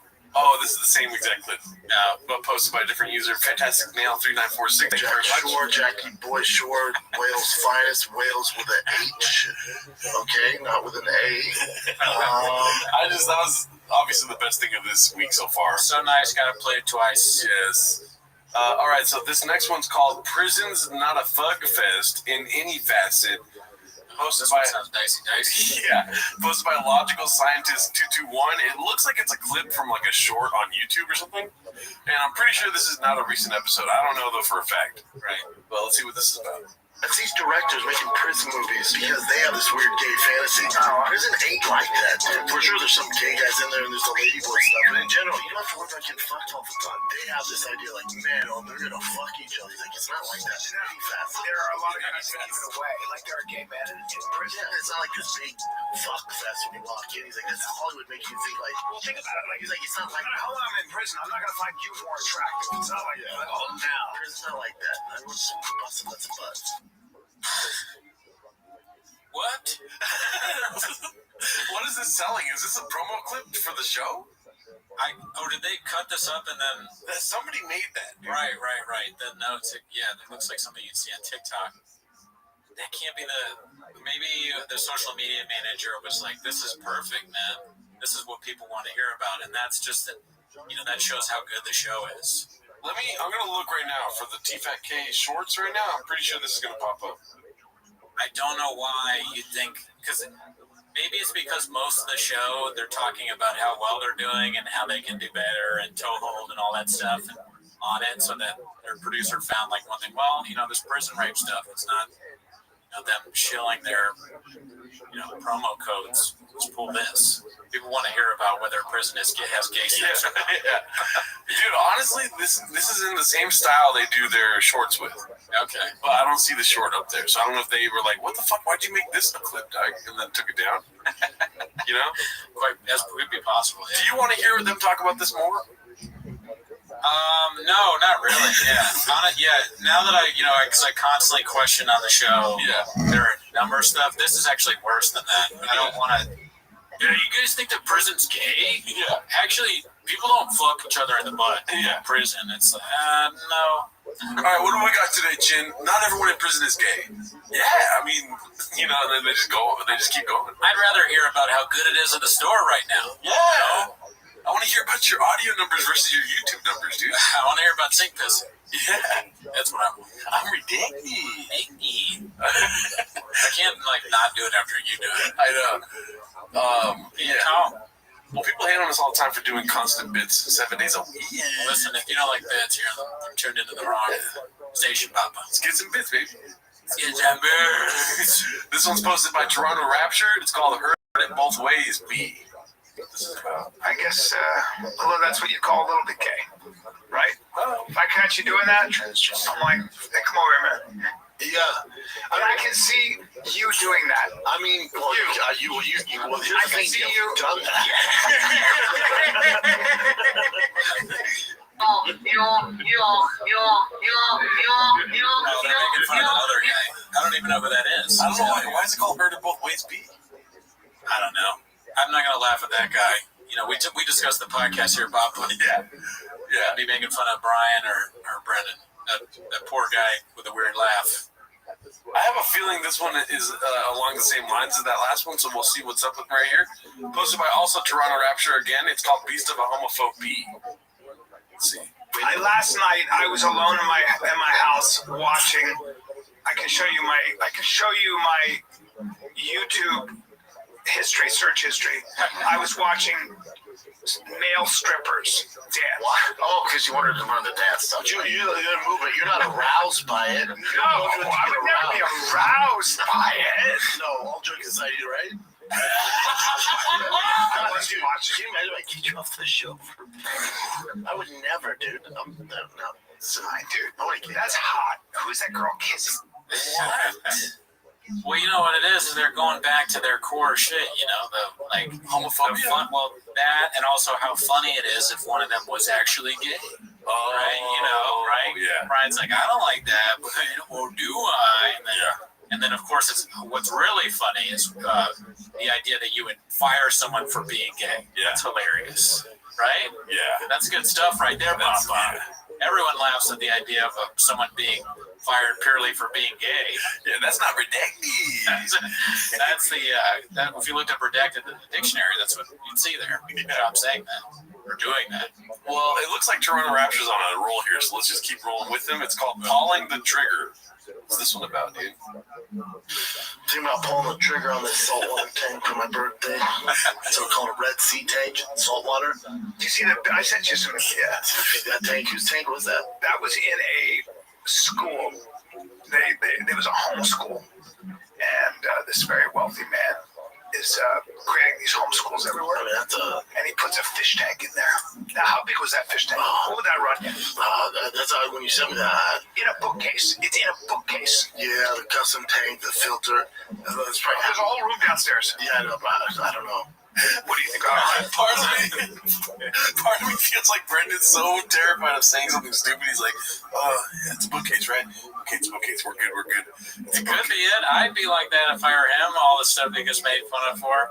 I was thinking like if I gave you a fish tank, you'd be balls deep, wouldn't you? I'm an oil man. I'm a fish man, and I'm balls deep in fish. I can give you all types of fish. I can give you flower horn. I can give you guppy. He has like fish pants. That looks like, what is that? Monday, start the diet Monday or whatever. Oh, yeah. That's a for sure. Diet starts Monday. Yeah, diet starts Monday. There is a waiting for Godot aspect to them, Yeah. Two guys, they're always in the same spot. They have nothing left to talk about. Wait till you see the next couple clips, dude. I'm worried that's us too. For some strange reason, it's just fish, numbers, and homophobia, dude. Just like a constant cycle of that. Right. But it's growing. They get new topics, but then they just, talk about the same thing over and over again. 100 grand? 50 grand? Well, way more. What? Way more. More than 100 grand? Yeah. What? Yeah. That's like the tank you showed me, like the tank off of show tanks. Yeah. I mean, I don't know, 500 grand. What are you talking about? Yeah. What? They said there's a whole room downstairs that needs... Oh, yeah, all the filters, some tank, all that shit. Something that Rick Ross has one nowhere near that size, but it's like a circular. So, so if it's like this, 700 grand. Oh, Oh my god. This is like if MTV Cribs was ridiculous. Rick Ross has a fish tank. Also, I heard that Beyonce has a fish tank. He just starts naming out people. The guy that does that song, what's his name? Miley Cyrus's husband, son. What is it? Billy Ray Cyrus? No, but he goes. You remember he's dating Miley Cyrus's daughter or whatever. Yeah. He's like, they have a big fish tank. This is like $5 million or something like that. He got it from whales at that age. Oh, Jesus Christ. This next one is called Can This Podcast Die Already? It's posted by about us. It's posted by Toronto Rapture.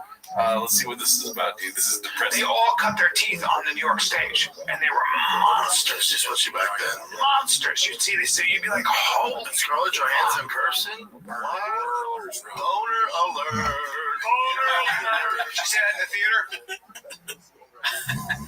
Murderers, dude. Murderers Row. And also, of course, you definitely want to say boner alert when you're married. Of course. That's good. I'm sure his wife loves that. She's never seen his friends. Yeah. She doesn't speak English, probably. Yeah, she doesn't even speak English. Yeah. She Mexico's fucked up. Boner alert. They got it home. They didn't get it the first time. Will they say it again? Let's see.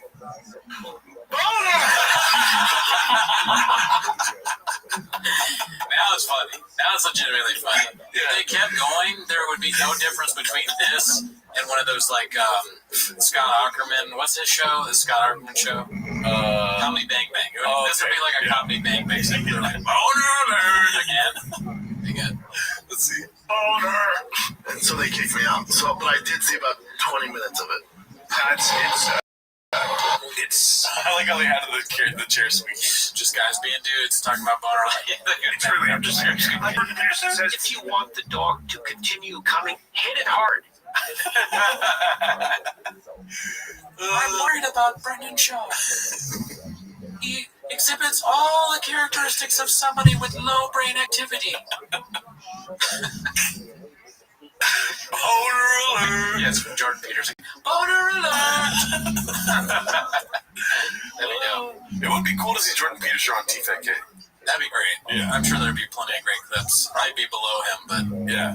You know, there's this whole talk about if Brian leaves TFK, which I'm sorry. Now I'm interrupting you. And I apologize. With Jordan Peterson? Is that what? That's not what I was saying. What were you gonna say? I'm sorry. No, if they were to get rid of Brian Callen, right, or Brian Callen goes right wing fucking grifting, right, and then it's just Brendan dressing in a suit every episode and having an intellectual Lex Friedman conversation with somebody.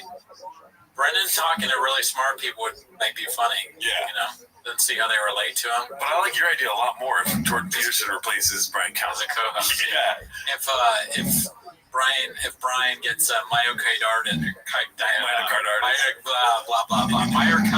myocarditis. Oh my God, John's taking over my body. Boner alert! Boner alert! Predicted myocarditis. I can say it. Oh my God. I'm ridiculous. Can't talk. That's my favorite thing of Chang's all time now. I think that's number one. It was really funny. Yeah. I liked it. The salute. Yeah. At first I was like, but now I watched it again. I'm like, that's actually really funny to say. Oh, really, dude? I thought about it. Now I'm just gonna bet on myself. I'm ridiculous. All right, so Trouble in Paradise EP, posted by Toronto Rapture. Let's see. Hey, real quick, what'd you get me for my birthday? Hey, real quick. Look at us. Saturday. Look at us. Look at that old fuck. I look like Satan. What? You do look old there. Yeah. You think you look like Satan and Sugar doesn't then? That's pretty funny. When I first watched this clip, I thought that was pretty funny. What? Shane O'Malley looks like Satan. Oh, I didn't even realize it was him. Yeah. Yeah, it's kind of like he's dressed up like Satan, and Brian's like, I look like Satan. Yeah. Brian just only sees himself. Yep. You know, a broken clock's right twice a day, right? Yeah, I was gonna say. I love it. Shouts.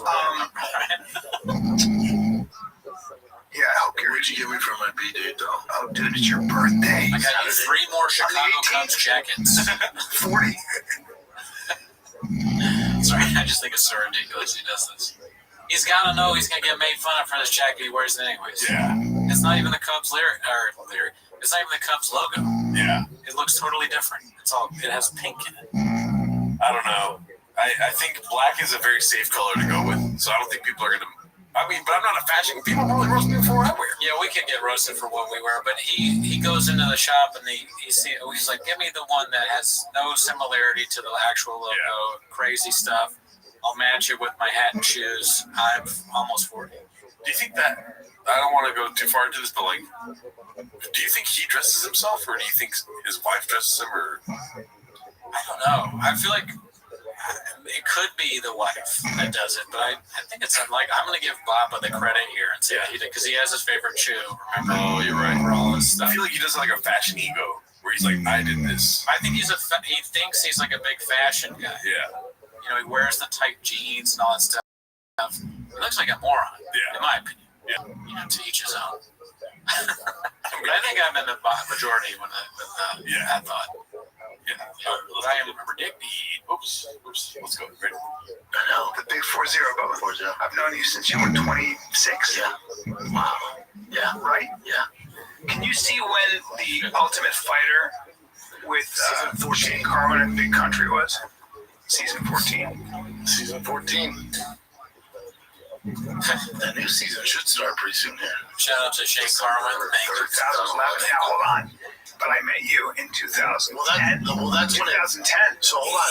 Yeah, because December 3rd, 2011, that's when it aired. I met you when you were 27 years old. Are you sure? Maybe 26. Season 14 says Bisping Miller. Oh, weird. Maybe he doesn't even know which one he was in. Of course he does. I mean, of course he does. I mean, credit to Jin, dude, that he really trusts Bappa, even though he should know better, you know? Right. Why don't they edit it out? It's embarrassing for him to get it wrong. Like Yeah. Yeah. I don't know. But beast of an editor, dude. I'll just do heavyweights. No, do that. It wasn't his first one. Shane Carwin. Yeah. The timer starts now. How long will it take for them to find out what season Brendan was on? The show himself. He was on. 2012, dude. That's 2012. So, well, it aired September. I know. They filmed 2011. Yeah, or maybe 2011. So I met you in 2011. That's nuts. 2012. It says September 2012. Yeah, that's what I feel bad for the listeners that enjoy the podcast, because parts like this must be like, bro, how do I know this and you don't? You know what I mean? Yeah, I mean, that's a lot of podcast stuff, though. They're like, what is this? Because they're talking live, and then the person listening, I've been that guy who's like, I know it, I wish I could call in and tell you. Oh, but that's like factual stuff, where it's like, oh, what's that leader France's name kind of thing. Yeah. This is like his career. It's his whole life. Yeah.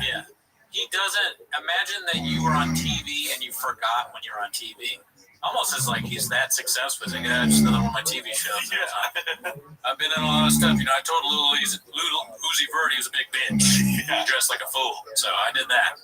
That's why I got fired from the Oscars. I light him up, babe. Yeah. Ridiculous. Based up. Yeah. This was like before that, Yeah, way before. So that was, well, yeah. That's so nuts. Yeah, see, Marco's the one who brought me in there. There goes. Yeah, that's that one, dude. This is like a very depressing clip there, huh? Let's thank him. Yeah. Let's see what else we got here. We got one more clip. We're trying to stay away from a lot of other stuff in Chang's this week. We discussed, as we said earlier, the podcast. Yeah. And this one is kind of annoying, but you laughed very hard when I first played it. So let's see what this is about. It's called Back to Basics, the Word Law, posted by Thunderlips 187. Oregon, America's largest injury law firm. Yeah, but how many lawyers? How many lawyers? All you have to do is dial pound law or go to forthepeople.com/fighter. That's dial pound law or forthepeople.com/fighter. That's dial pound law or forthepeople.com/fighter. It's dial pound law or forthepeople.com/fighter. This is a paid advertisement. This is a paid advertisement. It's like, hey, I threw my bag out at work and I dropped my phone and it just started playing this awful podcast which had your ad on it. And I'm in a lot of pain and I guess so the promo code is redacted. So there's a promo code for a law firm. Probably not. Yeah, I heard about it on the Fighter and the Kid podcast, and I actually cut off my finger. The pain was lesser than watching these two redacts, but I need help. So, can you sue my boss? Can you sue the guy that hit me in my car? What kind of law firm would advertise on the Fighter and the Kid? That makes no sense. I don't know. I guess it's just they probably do whatever most successful podcast in their area. They probably heard Dicey, and they're like, oh, wait, this is our audience. Call Jacob. When things get dicey, that's what they should say. Things get dicey. You got hit by a car called Jacob. That would be funny if Mark Harley was like, oh, they got a promo code for a law firm, dude. Dicey. Oh, man. Well, that's all the clips we have. Oh, we discussed the podcast here, B. Hi.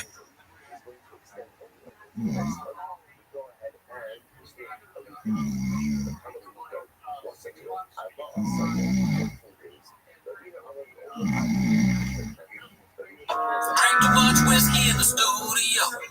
Iced coffee, Adderall, and Diet Coke. Guys being dudes and I was there with breaks. Should've seen me gone pissing in the sink. Let's piss.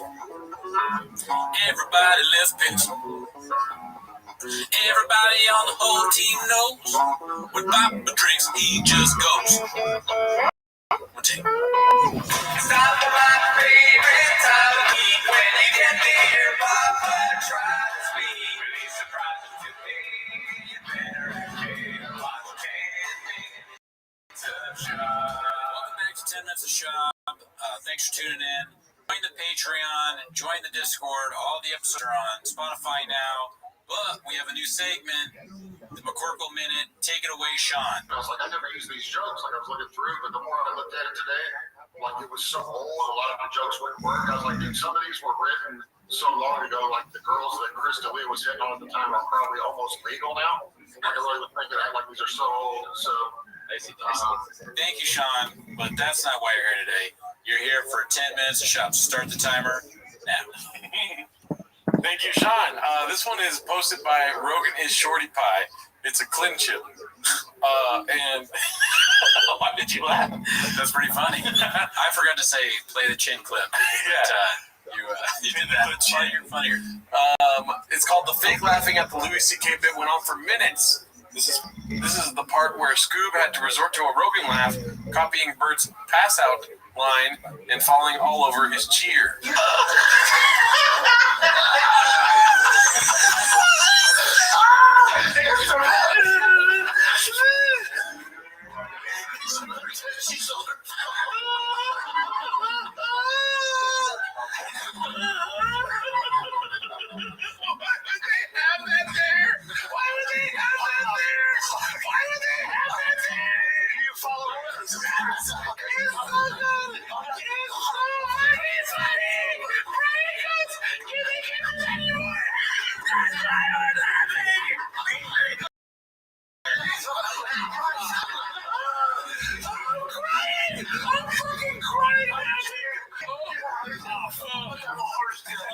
Do you think they went to the furniture store and was like, what are some good chairs to laugh in? That'd be funny if they're so lame that they're like, we need anything we can get. Chairs that are funny. You have chairs that are funny. Yeah. But what I was thinking is like fake laughs on the chairs to see if they want to buy them. Yeah, they test out their fake laughs. Oh no, we're going mean like real quick. But I mean, I hate that those guys laughing that hard made me mad because I want to be, I see people that happy. I want to be in on how happy they are, but it's just so awful. I laughed that hard when we were at the taco truck and you said un potato de agua. I did laugh that hard. Yeah, no, that was real. Yeah, I mean, I said it all crazy and it deserved to be laughed at. But this is fake and awful. Oh, it's so bad. Even if it's real, it's bad. I hate it. Yeah. Yikes. I wish I liked it. I feel like a hater. I feel like a hater, baby. To be fully transparent, though, I can watch any episode of our show and be laughing very hard. But it's like the newness of the clip chin is what makes me laugh that hard. Watching it again, you're like, that's not that funny. But it's like the Yeah, I mean, the chefs are always coming out with like new content. You know, like it's just a barrage of new things. The sink pissing is new, and you know there's going to be something else. It comes up, and now this is kind of an old bit, but Bert laughing all crazy. You know, it's great stuff. It's great stuff, Jen. Great stuff. It's not over yet, so we still got a little bit of laughter to go. Keep the Clint going, Jim. And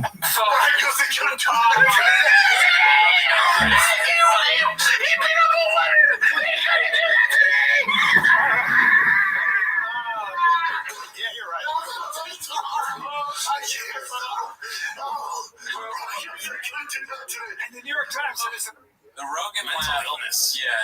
The Rogan laugh doesn't bother me because that other stuff is so annoying. So much more annoying, you know. Yeah. Eeks. Oh really, dude? They're doing the Running Man, while laughing. They should stop laughing 7 times a week. All right, so this one's posted by Rogan is Shorty Pie. It's called "Bert Has to Leave." ... for a familiar reason.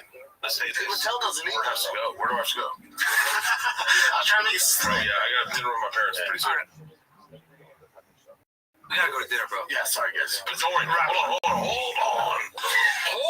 Parents can wait. What about Buzz is he, just kidding, dude. Good job. So awkward. It's like Shab is The Simpsons, you know? Yeah. It's already happened once. Yeah. You just roll the clip back and find it. He will not be the first person to be like, man, I gotta go to dinner. I gotta leave. Because this sucks. This is Blockbuster. Suckiest. This is the word. You heard of suck before, right? This is how I feel right now. Being in the T-Fat-K Circus studio. We start doing fake laughs. Yeah, dude. This one's called Papa's Genuine Laughter, posted again by Rogan is Shorty Pie. Hey, yes, there's some whiskey. Don't say you late. Let me tell you. How are you done already? Yeah, I'm quick. I'm on steroids. Listen.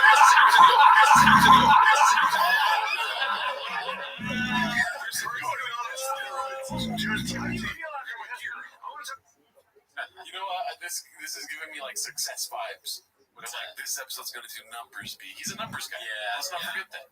He's hyped that Bert's there. I mean, I can relate a little bit to you have somebody who's a really funny guest and you maybe are excited. Yeah. That's not, if it was just him laughing like that at the Bert's throwaway steroid line, that wouldn't be that blockbuster.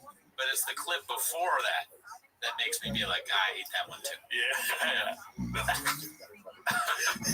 I'm gonna laugh like that at all your jokes, man. I mean, you know, I've had worse happen to me, Papa.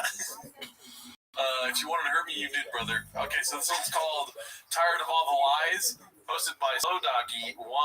Let's see what this is about. Joe told me long before, during the pandemic, when Joe was going through all that, they were trying to cancel him because the N-word, all that stuff. I was calling, we talked every day, and he's like, you good? He's like, I've never been better, man. I'm like, what the fuck's wrong with it? He goes, shrooms. I microdose shrooms. He's like, you gotta start doing it. I'm like, dude, you're out of your mind. Didn't talk to him about it ever again. During the pandemic, didn't talk to him ever again. Redacted Irish hat. Redacted thick boy St. Patty's Day stuff. Yeah. I was in Hermosa Beach this weekend and they had like a big St. Patty's Day parade.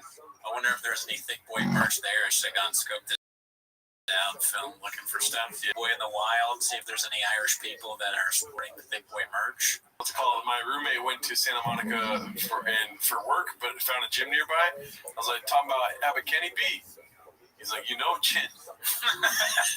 Yeah, man, you cannot help use this lingo, but help use this lingo in real life. Well, you know that they were all about Abercrombie back in the day.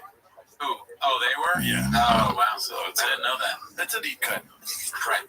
I respect people a little bit less if they're like us. You know, like our friends and they don't know the lingo. Yeah. Like girlfriend, friend, like friends of friends. I don't really care if they don't know it, but I'd like them more if they did.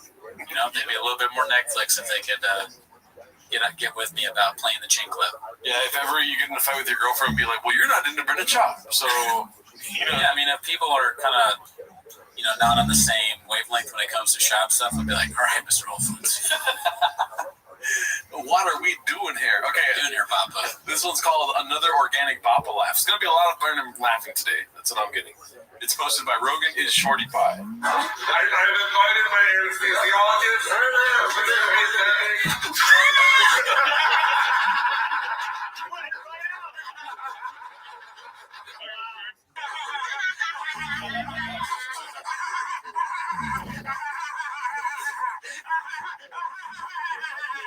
Oh my God. Oh man. That is kind of what Papa's like. Wow. Just an apt comparison from Rogan to Shorty Pie. Yeah, this is, I didn't know the episode's going to be an introspection about laughter. Because now whenever I laugh, I feel like I'm doing that. Well, as we've talked about before, you should never worry about what you do because it will never be as bad as Papa. He is there to make us feel better, kind of. You're right. Yeah. We don't matter. We don't matter at all. I almost feel bad for saying that thing earlier about my friends. I don't want all my friends to know Shahvisms. That would be crazy. That'd be too far, probably. Yeah. I'm just, oh man. But would it be better? Living in the Papaverse? You know what I mean? I mean, I do love the lingo. It is a lot of fun. And it would be nice if everybody knew it. It would be nice to have more chefs on the fryers. I guess I just want it both ways. Yeah. Yeah. All right, so this one's called I Don't Want That Toe Hogan, posted by Tank2828. That name is a little shout out. I don't know if you noticed that. What Joe Rogan's on Jerry. The live is on Rogan's YouTube, and then goes to Spotify. That's for Leon Edwards versus Usman. It's me, Rogan, Eddie Bravo, myself, a special guest. Love you guys. 24 hours later. Edwards, Kamar Usman going down for the main event. Fight Japan and Rogan is not happening. Jamie has some golf thing he has to do, and my family's doing some stuff for my B-Day, so it just did not work out, so we're rescheduling for the next Fight Companion in Austin, Texas with Joe Rogan. God, this is a disaster. It's the biggest disaster. Dang, it didn't happen during Jamie's golf thing. It's just not, it wasn't in the cards. They shot for the stars, you know. They had it somewhere in the moon. I always say that shit wrong. You say it right. That's it right. Yeah, I don't remember how he said it wrong, but it's aimed for the moon, land somewhere in the stars, dude. Something like that, right? Something bigger than that, but I'd have to look it up to know. I want to say that Tank 2828 is taking a turn here, and he's starting to block out Papa's face. I don't know how I feel about that. How do you feel about this? Interesting. Yeah, I didn't even think about that. I mean, I think it's funny. Yeah, I think it's going to be funny. I wouldn't want it blanked out all the time, but maybe that's Tank's thing. Maybe that's his note. Oh, like a tagger. His little calling card. His calling card, yeah. Oh, that's a Tank clip, right? For the cat. Yeah, exactly. So the cats know. Yeah. Another spicy dish is being served. Yes. By somebody that just don't matter, dude. This one's posted by Sorgon Bird, an original poster here. Original poster. Rinks is over it, is what it's called. Let's see what this is about. I want to pass up. I want to pass up. Oh, fuck, man. I laugh at it every time.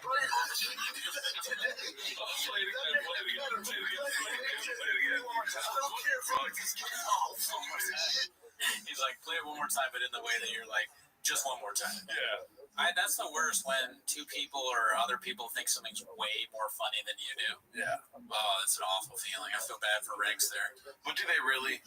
I know that's even that makes it even more annoying because you know that they're just kind of like hamming it up for the cameras or whatever. They know at any moment somebody's going to come in and be like, "Hey, where am I?" Because they let anybody in their studio. Yeah. So they gotta laugh.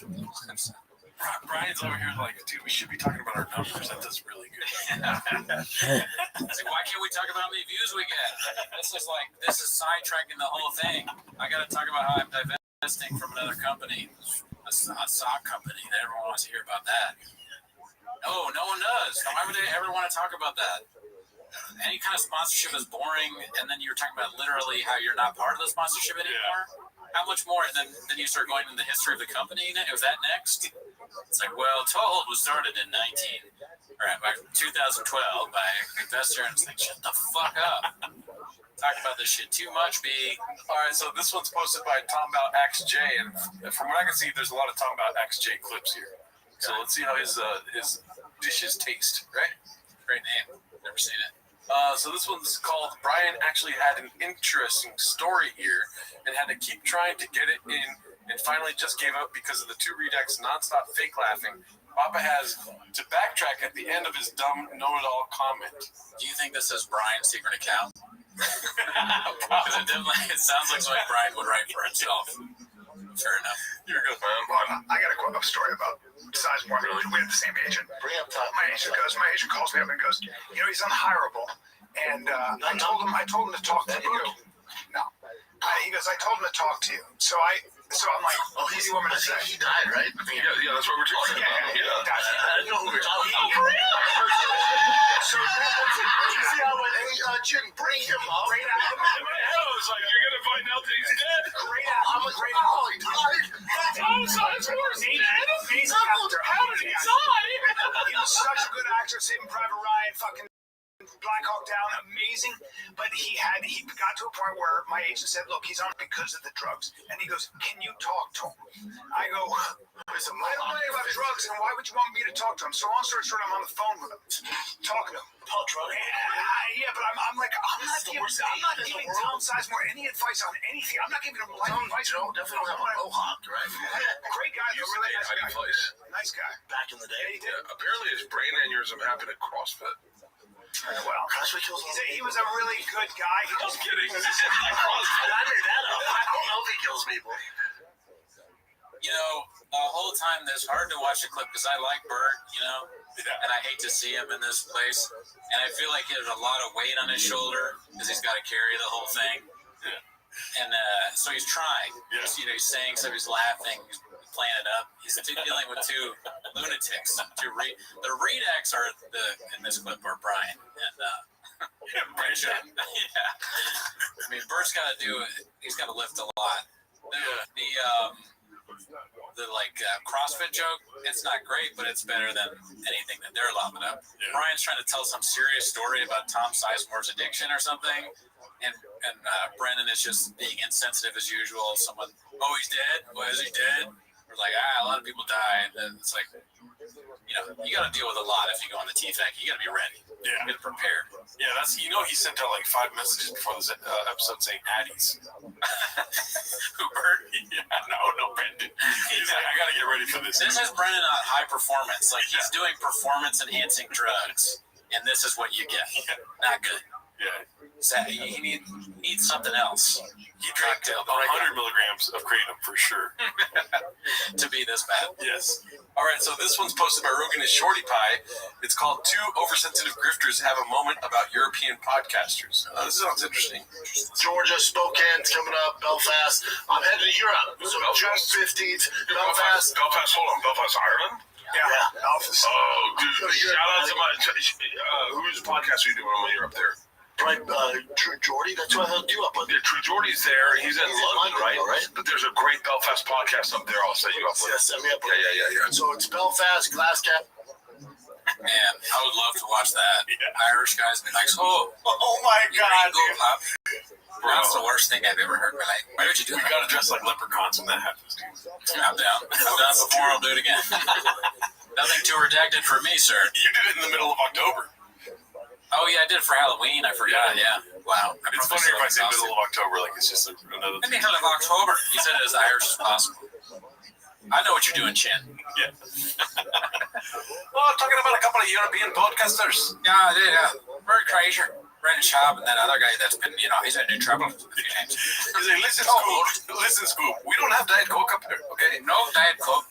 Getting kratom in Ireland's difficult. Yeah. But we do have Adderall. Adderall. I have a friend. All right, so this one's posted by Tom about XJ. It's called Nothing Like Peer Pressure to Make Pure Pressure instead of peer pressure. If I had a podcast in Ireland, you do it. Nothing like pure pressure. I don't know why it throws me off so much. You read that? Pure pressure. Yeah. Oh, wow. Yeah, that's a good one. Nothing like peer pressure to make people who work for you drink in the morning. Talking about makes me feel better about my alcoholism. Let's see what this is about. I enjoy moments, and I think alcohol gets you to that moment because it lowers everyone's guard and it brings you closer.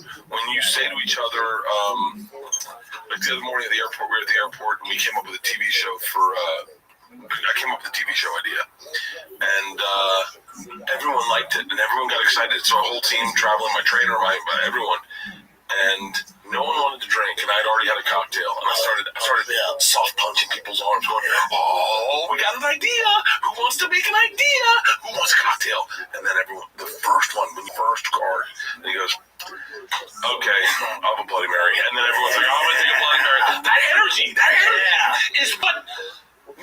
God's dick's hard. I mean, I'm sorry, I'm a dirty alcoholic, so I relate to that. I'm sorry. But what I was thinking of during this clip is, can you imagine, okay, you're the Sink and you see Bert Kreischer and Brendan Schaub, how scared are you if you're the Sink? I'm happy to see Bert scared for Scoot, for sure. Right. I mean, there's definitely gonna be some peeing in the Sink in this episode. Yeah. 100%. Oh yeah, that Sink is getting a lot of action right now. Yeah. And Chin's, Chin's exposed to a lot. I'm just gonna say that. What you're saying is that Chin is gonna see both their penises. Yeah. Probably gonna affect his singing later when he's doing his R&B stuff. I heard that Brendan pissed in the Sink, so did Bert, and then Brian came in it without asking. Nice. Alrighty, I'll cut that part out. So this one's called "Don't Drink for the Taste," posted by Highlight Numerous. Now, what throws me off here is the parentheses saying "noise warning." I don't know what that's all about. But you don't care about the taste, Bert. The taste of what? Of whatever it is. It's not the taste. You're just drinking because you like the effect. Yeah, I don't know. Wait, hold on. No, I don't drink for the taste. You don't drink. You don't sip tequila. I don't fuck for the eye contact. I fuck for the cum. I want the fucking orgasm. I just want to fuck and have her kid. That's it. I don't drink for the taste. You don't taste the fucking taste. I just love the taste of these things. I've been aged in a barrel for fucking 30 years. Do a fucking root beer, which is so fucking good. Right? I know. I like sipping tequila. God damn it. I'm like, well, what is this? How is this? Fuck you, man. Asian cherry cask. No. Oh, fuck. I got another one to be out. Yeah, no. Yeah, you can have as much as you want. Tiger Thug. Yeah. I definitely don't. I don't drink for the taste. I don't mind, taste. I mean, I can get super do a little taste. Hey, Pete, can you grab me another ice cube out of the fridge? Yeah, the fridge is a bunch of ice cubes, though.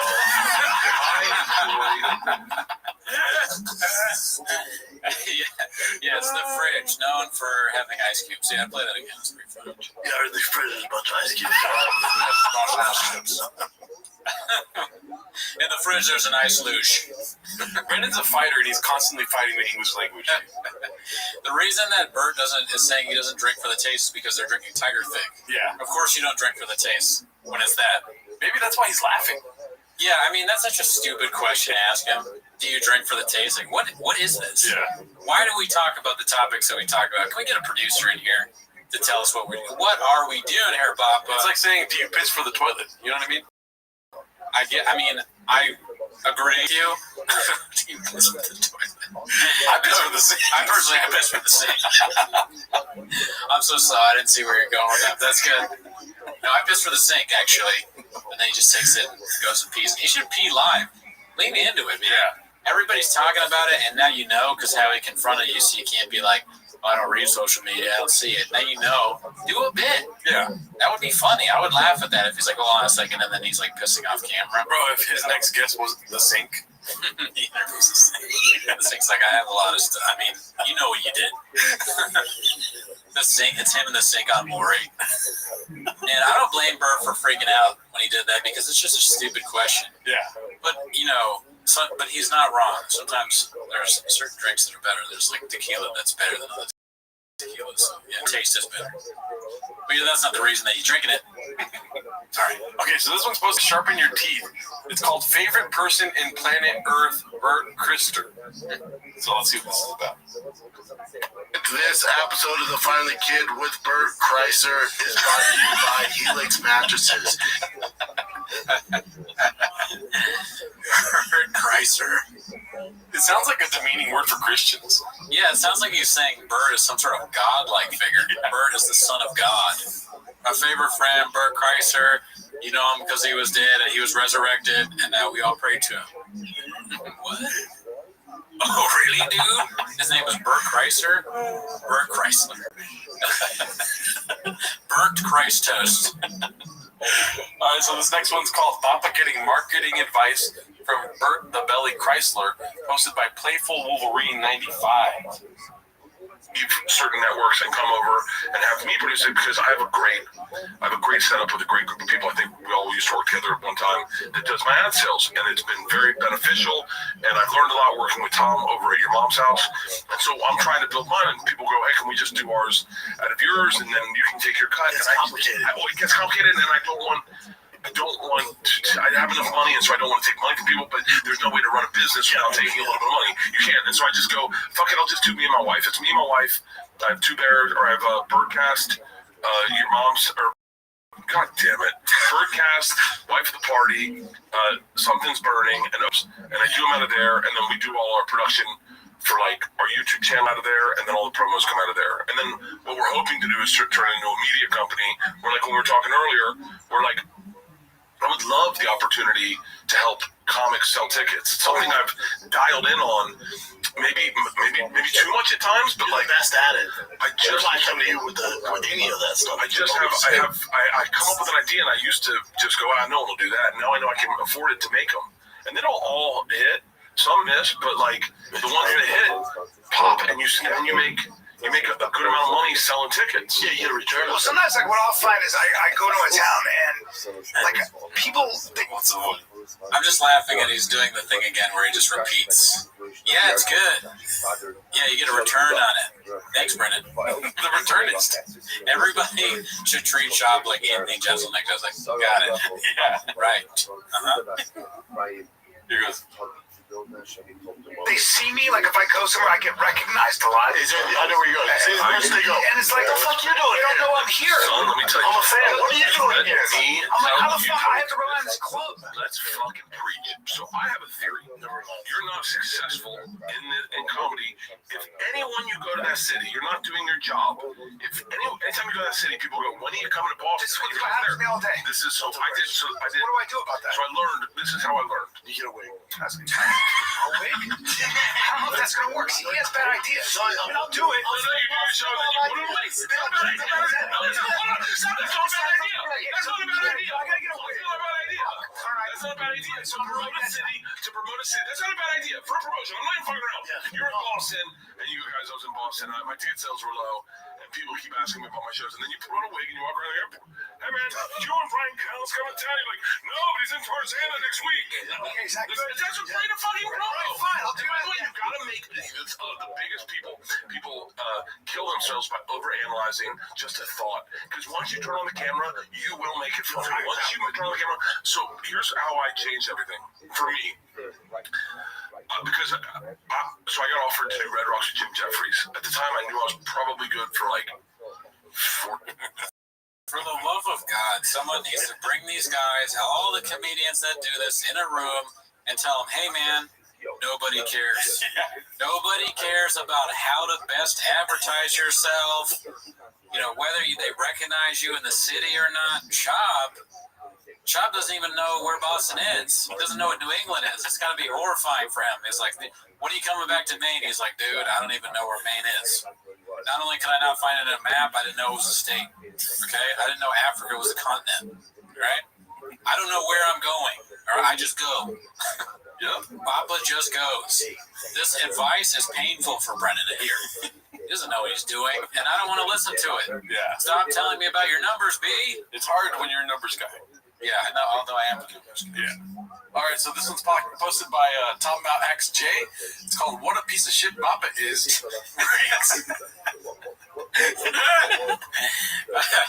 Sometimes it just really hit. It comes out hot, dude, for sure. Yeah. It's called "What a Piece of Shit Bappa Is." Riggs clearly says it was 15 years ago, but Brendan has to interject and let him know it wasn't his current marriage. Let's see. Tell me a speech at my wedding. Wasn't supposed to. I had my wedding, and this is 15 years ago, and everybody speaking. All my friends, Jimmy Burke, hilarious. My sister, fucking hilarious. Other friends, hilarious. That's his last one. No, this is my 15 years ago. And Yikes.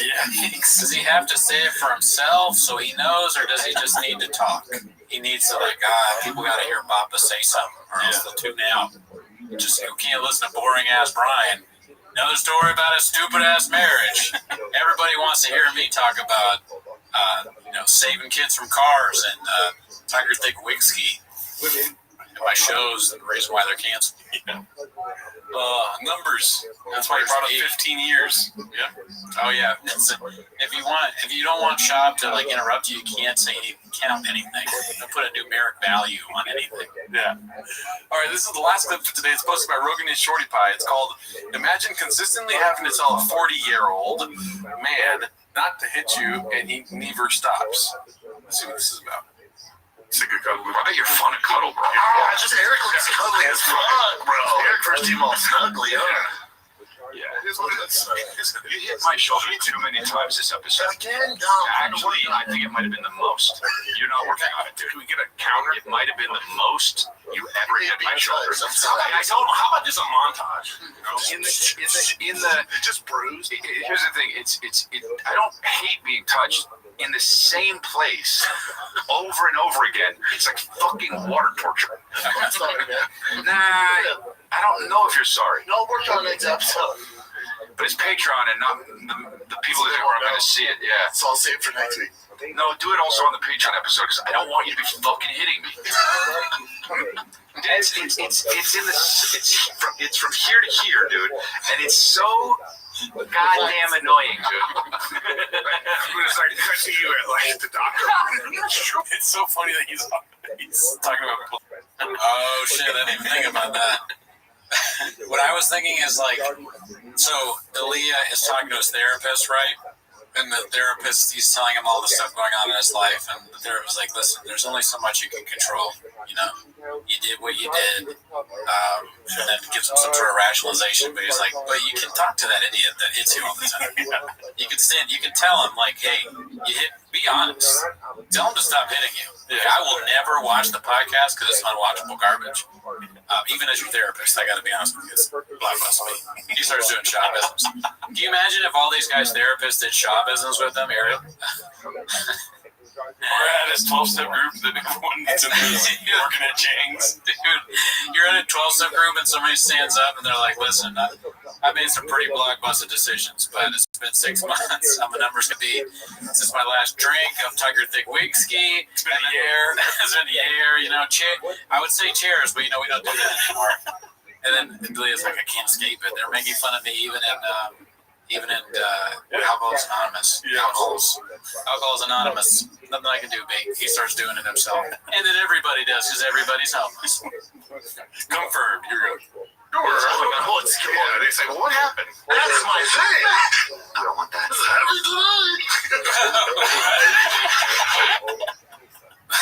I love Rogan and Shorty Pie's endings there.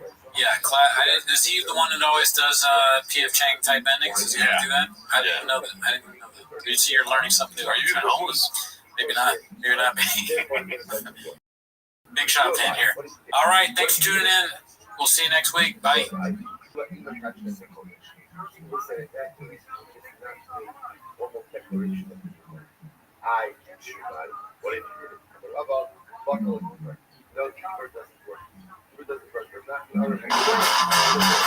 with the bar, the bang, dicey, walk into my truck. If your name is Andy. Shop with the bar, the bang, dicey, walk into my truck. If your name is Andy. Shop with the bar, the bang, dicey, walk into my truck. If your name is Andy. My name is Ho. Shop with the bar, the bang, dicey, walk into my truck.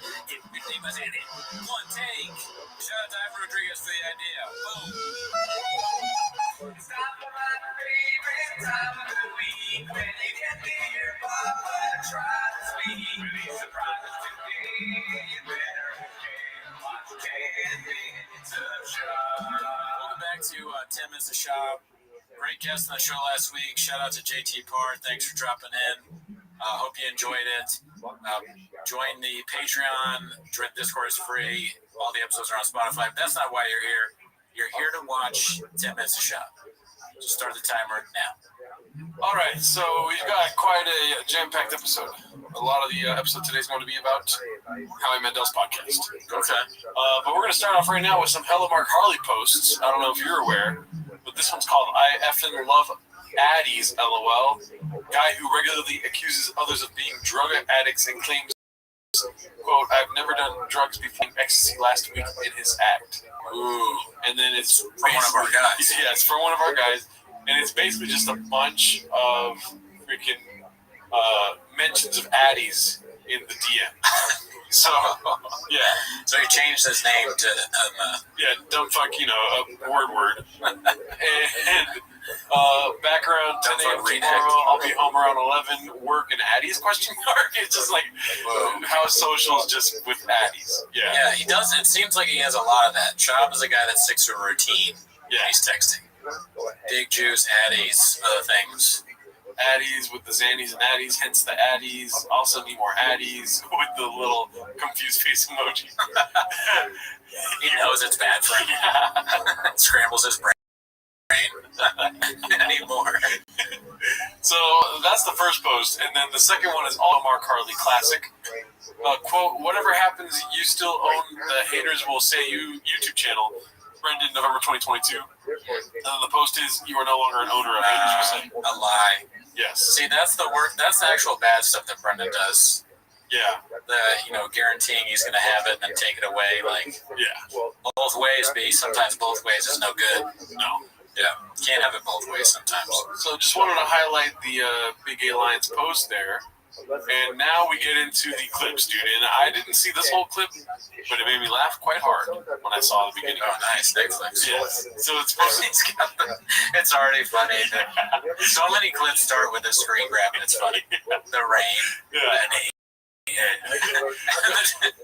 In the 50s, it'd be a guy with a coffee. Yeah. Today's world, it's Chop with the disgusting energy drink, I imagine. Yeah, so it's posted by Minimum Sky 2305. It's called Mortal Kombat Dicey.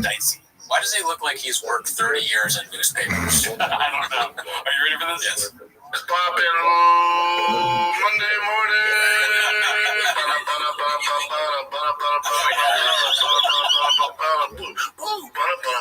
That's Mortal Kombat. Man, that's the worst Mortal Kombat rendition I've ever heard. It's so bad. Rendition? Did I say rendition? I think so. As you know, we all turn into Shop eventually. Oh my god, dude, that shit made me laugh so hard. What's poppin'? Monday morning. Skits and bits. Some skits and bits there from himself. Blah, blah, blah, blah. I think Walsh sent me that. Shout out to World Record. Oh yeah, shout out Brendan Walsh, dude. I remember getting a text from him a while ago with the blah, blah, blah, blah, blah. He's like, why didn't you put that on the show? It's the funniest clip ever. There you go. All right, so this one's posted by Shitter Throat Slitter, another Rogan and Shorty Pies of recently, dude. Yeah, he's been popping up all the time. It's called Brenda Disrespects Tommy Fury. Keep that same energy, B. Let's see. I would be willing to bet, if anybody out there wants to take this bet, Jake knocks him out in under 4 rounds. Tommy Fury, in no facet, anyone who has an eye for boxing is going to say this guy is a power puncher in any freaking facet. He punches in volume, he wants to stay outside, he hates when he gets dirty. This is a nightmare of a matchup for Tommy Fury. I don't know if you've noticed, but I did say something on the past 10 minutes of Chop. There's now 2 Funko Pops located behind Brendan Chop. You know my theory on Funko Pops, right? No, what is it? That YouTubers, the more Funko Pops they have behind them, the more depressed they are. And why is that? It just makes sense. I guess so. I mean, he does seem like he's, on a downward spiral. And he has... Did he have 1 and now he has 2? I don't remember seeing any Funko Pops. So there's never been. And we can't see what they are, right? No. Probably are there any UFC Funko Pops? Probably. Maybe it's a George Carlton Funko Pop or Bruce Spring. If anyone knows, please comment below what those Funko Pops are. John Africa. We should get some behind Brendan. That'd be dope. The more that he gets, we have to get you some too. There's not a shop Funko Pop, is there? I hope. Pretty good. God, there is. Yeah, if there is, we might have to spend some money on that. Let's see. No animosity towards Tommy Fury in any facet. I actually enjoy the guy. Loved him on any facet. Why would he not like Tommy Fury? Just, was that a question? Yeah. Is he boys with Jake Paul? I don't know. Okay. Get the guy on there, and with his shout out to Molly May, his wife, and baby mama. So I have no issues with him. Tommy gets way more respect now, right? After we look at all his other fights. Does he? He looked like Seriously? Why would he have more respect? I have no. You look at his record. the people he fought was really like. I had no respect. Who is it? He did not lie.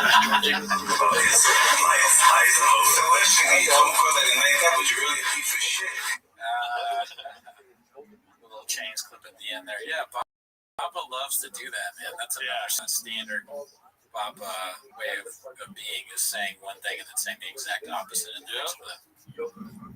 Yeah, it's ways every time. Blockbuster me. Yeah. Stand by your word, Papa. Jeez, it's a flip-flopper. Flip-flopper. Oh, really, dude? Yeah. Okay, Mr. Whole Foods. You have one? You have another one? 7 times a week. All right, there we go. You know, one thing we've been really good at is just shopping off each other, dude. Exactly. Yeah. Exactly. Honestly, 100%. Yeah. Paint a narrative that we can't do that. You know, name the waters on YouTube comments. Yeah, they're all skits and bits, dude. Yeah, just doing skits. All right, so this one's called Never Cancels a Show, posted by Minimum Sky 2305. And the reason why I had to cancel the other shows is because Saturday, March 4th, you think I would want to be anywhere else besides Thick Boy Studios doing a Calabasas fight campaign for John Jones' return? I had to. It's rare I cancel dates. I never do. I had to. It's John Jones. It's the GOAT. The best to ever do it is back at heavyweight. It's going down this Saturday. I just had to reschedule those 2 shows in Brad. Your boy had to go. He said that he never cancels a show. Calabasas. That's what I heard. Like it's a place in Massachusetts. Where are you going in the summer? I'm going to go to Calabasas with the family in a sailboat.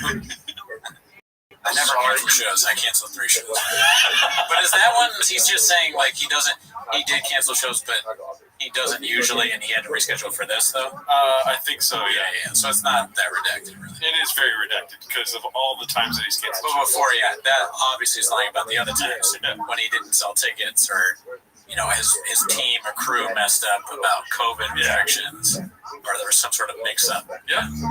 Why? No one cares. Nobody cares. I feel like I'm Shaban Rogan. Yeah, nobody cares. Nobody.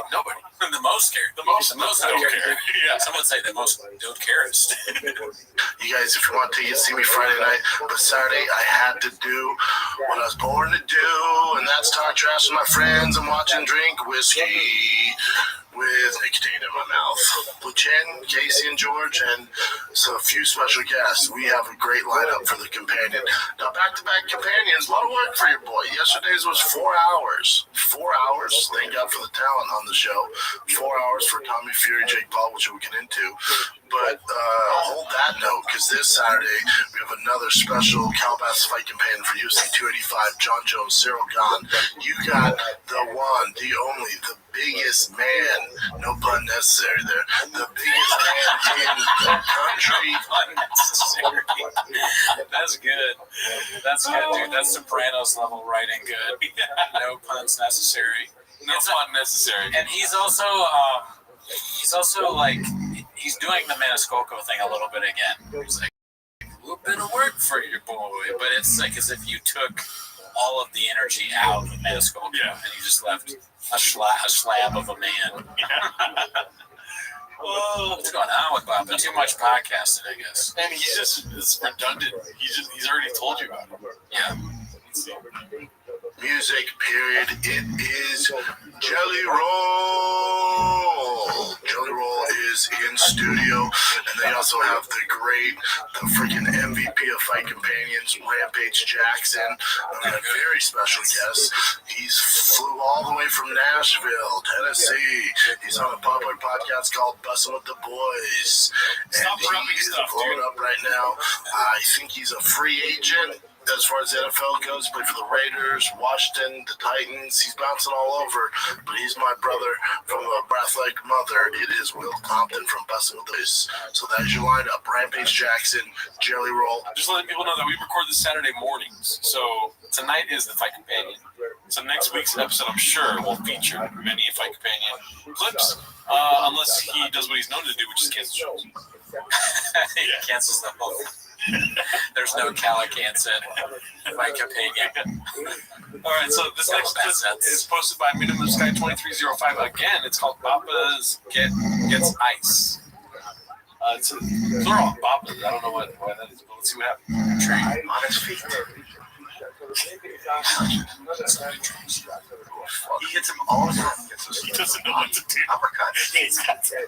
The ice is like right there in front of him, and he's like, you can just drink water. 35 seconds, Brendan, to Who got hurt? We have one knockdown. you were here for the knock. So they actually took a break, right? And they said, "Yo, let's just talk about this. You know, why are we so angry?" Going into round 6. Come on, fellas. Come on, my dude. 10 seconds. That guy's done. Left hook. A couple more hits on Lockwood. I think he's done. Yeah. Oh, he's wobbly too. He's He's been wobbly for 2 rounds now. Yeah. That shot did affect him. That shot did affect him, even though it looked like he chairs. Look, just step back. You can't even. Yeah, it's not a huge arena, is it? It doesn't look like it. There you go. You were asking what he's doing. There you go. There's that. Just trying to stay hyped, right? I mean, You don't get too hyped. I wonder if he's like thinking that, you know, he knows when people are gonna watch this and think what he's doing is strange. Yeah. So he stops and he's like, okay, I want ice, but I opened up the lid like 5 minutes ago. I want ice, but I don't want people to. Should I just leave the lid? Like, all right, I'm gonna get some ice because it'd be weird if I just left the lid open. His life is so terrible. Other than the millions of dollars, he has to think about everything he does, and then he makes it worse. He does even weirder things than what you thought he was gonna do. Why does he pour it out? Because, I guess he wants the water out, it's watered down, but the length of time. But it's not even that bad. I don't drink alcohol. Yeah. But watered down whiskey is not that bad. Yeah, it's not a big deal to me. But I can see why he does. All right, let's see. you're not burning cows, just pacing. Nervous, I'm nervous. They're gonna be so fucking poised. He's ready. You can't have Tommy's by like his shoulders and arms. He's a magician. He's built like He's a magician. a stingray. I did not expect it to be. He pulled out a thing of hail. He pulled out a giant hail. What does he do? What does he think of this thing? And not addressing it. But well, obviously, but I'm surprised he hasn't said anything. I wonder if he's traditionally said anything about the ice and we missed it. Yeah. That is a randomly shaped ice. Cube of ice, but really it's a circle. Yeah. They're getting a nice restaurant. Yeah. Well, circle ice. You can make those. They sell those little things that you can encase the. It makes the ice for you. Right. Yeah, that makes sense. All right, let's see this. They'll have like a. So it may slow you down, but the show is an entertaining show for YouTube, but he really treats it like a bunch of guys just sitting around getting drunk watching it. Also, too, as an editor myself, shout out to Minimum Sky for the hand thing on the last clip, and then this clip, the selection of where the camera's at. Great chef. Great chef. Yeah, he prepared a few spicy dishes. Yeah. Spicy. You know, he took risks, he took chances, and they paid off. All right, so the next clip is going to be, but now we get into the Howie Mandel podcast, which I saved these off for the show. I haven't seen any of these. Right. So there might be make a couple cuts here because I might have picked the same clip twice. But this one's posted by El Pochi 1. It's called Schlob Getting Roasted by Howie for His Giant Denim Vagina. Be cool, Howie. Yeah, be cool, Howie. The tag on this is Windless Ranchero. I forgot about it. I always remember Pico de Gallo. But I forget about Windless Ranchero. All right, here we go. All for that. no. I'm gonna get you. Oh, there. Oh, they are. Look at that. There's a picture of that. That was me on the Fighter and the Kid, and that's Not good with fashion. No, and I'll get you guys. We have some. It was worth it. That's great. Why didn't you give me? I've done stuff with you for I haven't launched my merch yet. The fighter stuff. Okay. All right. Let's give it out. It was actually the last time Brendan was here, but for Logan's he had a fashion moment go viral. Oh, you remember that? I did see that. With who, Mike? No, when you were on Logan Paul's podcast, you had a camera. Oh my goodness. Yeah, I've seen that before. Wait, so can we establish now whether you know or not, is that not Photoshop? I don't know. It might be Photoshop, yeah. Bro, I don't know if that's because that might just be a screen grab from the actual podcast. This is a warning to never wear pants like this. Yes. Skinny jeans. Skinny jeans should die with this. Yeah. You know. Or also a warning not to work your backside. You know, he's got fat cheeks right here, dude. You know what I mean? Like me, I got chicken legs. I'm completely fine with that because I can sit like this and not have that fucking plumpness show. You know what I mean? Jeez. Yeah, this looks like he's going out to the club looking for a man. Somebody going out tonight. Oh, really, dude? Are you slinging or sucking? Yeah. Let's see.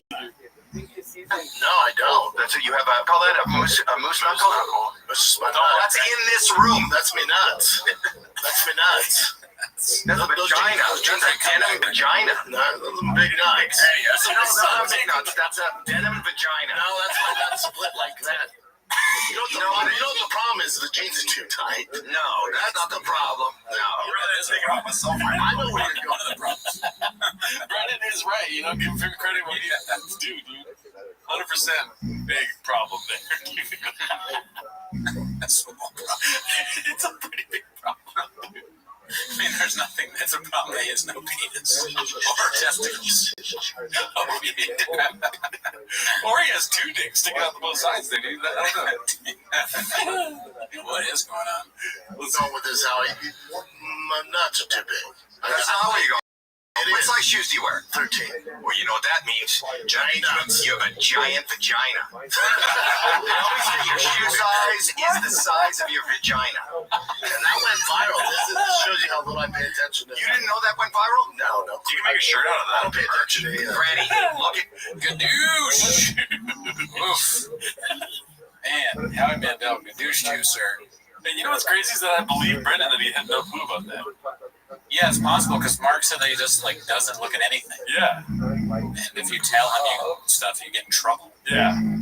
Crazy. Well, this next one is posted by Dodonkadonk. Shout out. Another one by them. It's called Brendan Talks About Leaving E on His Own Accord. Cut to him on Waluigi Pod detailing why. I have seen this one out of all the clips today. like hosting. You like hosting television. You've been doing television too. Yeah, I've done a bunch of television. You still working for Bravo? No. Left Bravo. It was interesting because I left E because I used to do the pre and post shows for like the Grammys and Oscars, stuff like that. The Grammys were on last night, and we were watching the pre-game stuff. That show I used to do. Right? Yeah, I can't believe I used to do that stuff. It was a great experience. But you left on your own, or I left on my own? Yeah. Why? Especially at the time, I was getting You're betting on yourself. Stand up, I didn't want to focus on the house. It's not a sad thing. Not a sad thing. No. Not 100%. Stand-up's as tough as it gets, so I really wanted to focus on that. Taking away from other stuff that I owned. I didn't know the ceiling on that. I thought was, I don't know where to go from that with that. You know, right? I used to do and I worked for E. I used to host the Oscars, like do all the red carpet for the Oscars, the Grammys. Yeah, man. Really? And I got fired because little Uzi Vert walked by and I made fun of his outfit, like lit him up, and everyone was laughing. The producer's like, dude. Because he wanted to do the interview. He was like, nah, fuck that guy. I was like, okay. And then I go, you're fired. So, is it possible that his memory is just horrible? Yes. It's just really bad. Great observation. Because it happens so much. Yes. It's almost like you wouldn't lie that much. Yeah, also, like, I don't know. When I watched that, I'm like, yeah, okay, he's, first of all, redacted. The answer to all this is that he is very, very, very, very brain dumb, right? And that's that. Honestly, like, if you deduce it more, it's like maybe he was trying to be funny by saying that he roasted, what's his name? Lil Uzi Vert. Right? And also, it speaks to what Mark Harley said, which is, shout out, what is it called? He's our North Star. It speaks to what he said, that it's always making him look good. So, right, if he's roasting Lil Uzi Vert, he doesn't mind getting fired because he did it for this cool comedian reason, you know? There's like a news story Rapper Lil Uzi Vert goes to prison after killing Brendan at Oscars. There's no way that happened. What would he even roast him? How does Brendan roast? Yeah, I don't know. I don't know if it was around. Lil Uzi Vert's got that fucking diamond in his face. Well, I mean, Brendan dresses really crazy, right? So I would think he'd look at somebody like Lil Uzi Vert. Oh, I see. I like that. Whatever he wears. Probably dressed similar. I have no idea. Yeah, to quote the great JT Parr, throwing piss from a piss house. Right? Yeah. All right, next clip. This one's posted by Cool Guy 12345. It's called Bop the Bombs. Everyone think, what are we doing here? Which I like saying in my everyday life. I don't know about you. All the time. Let's see what happens.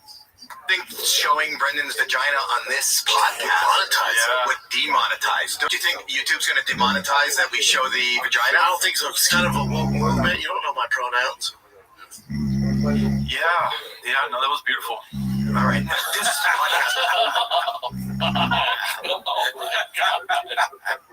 The utter silence is great.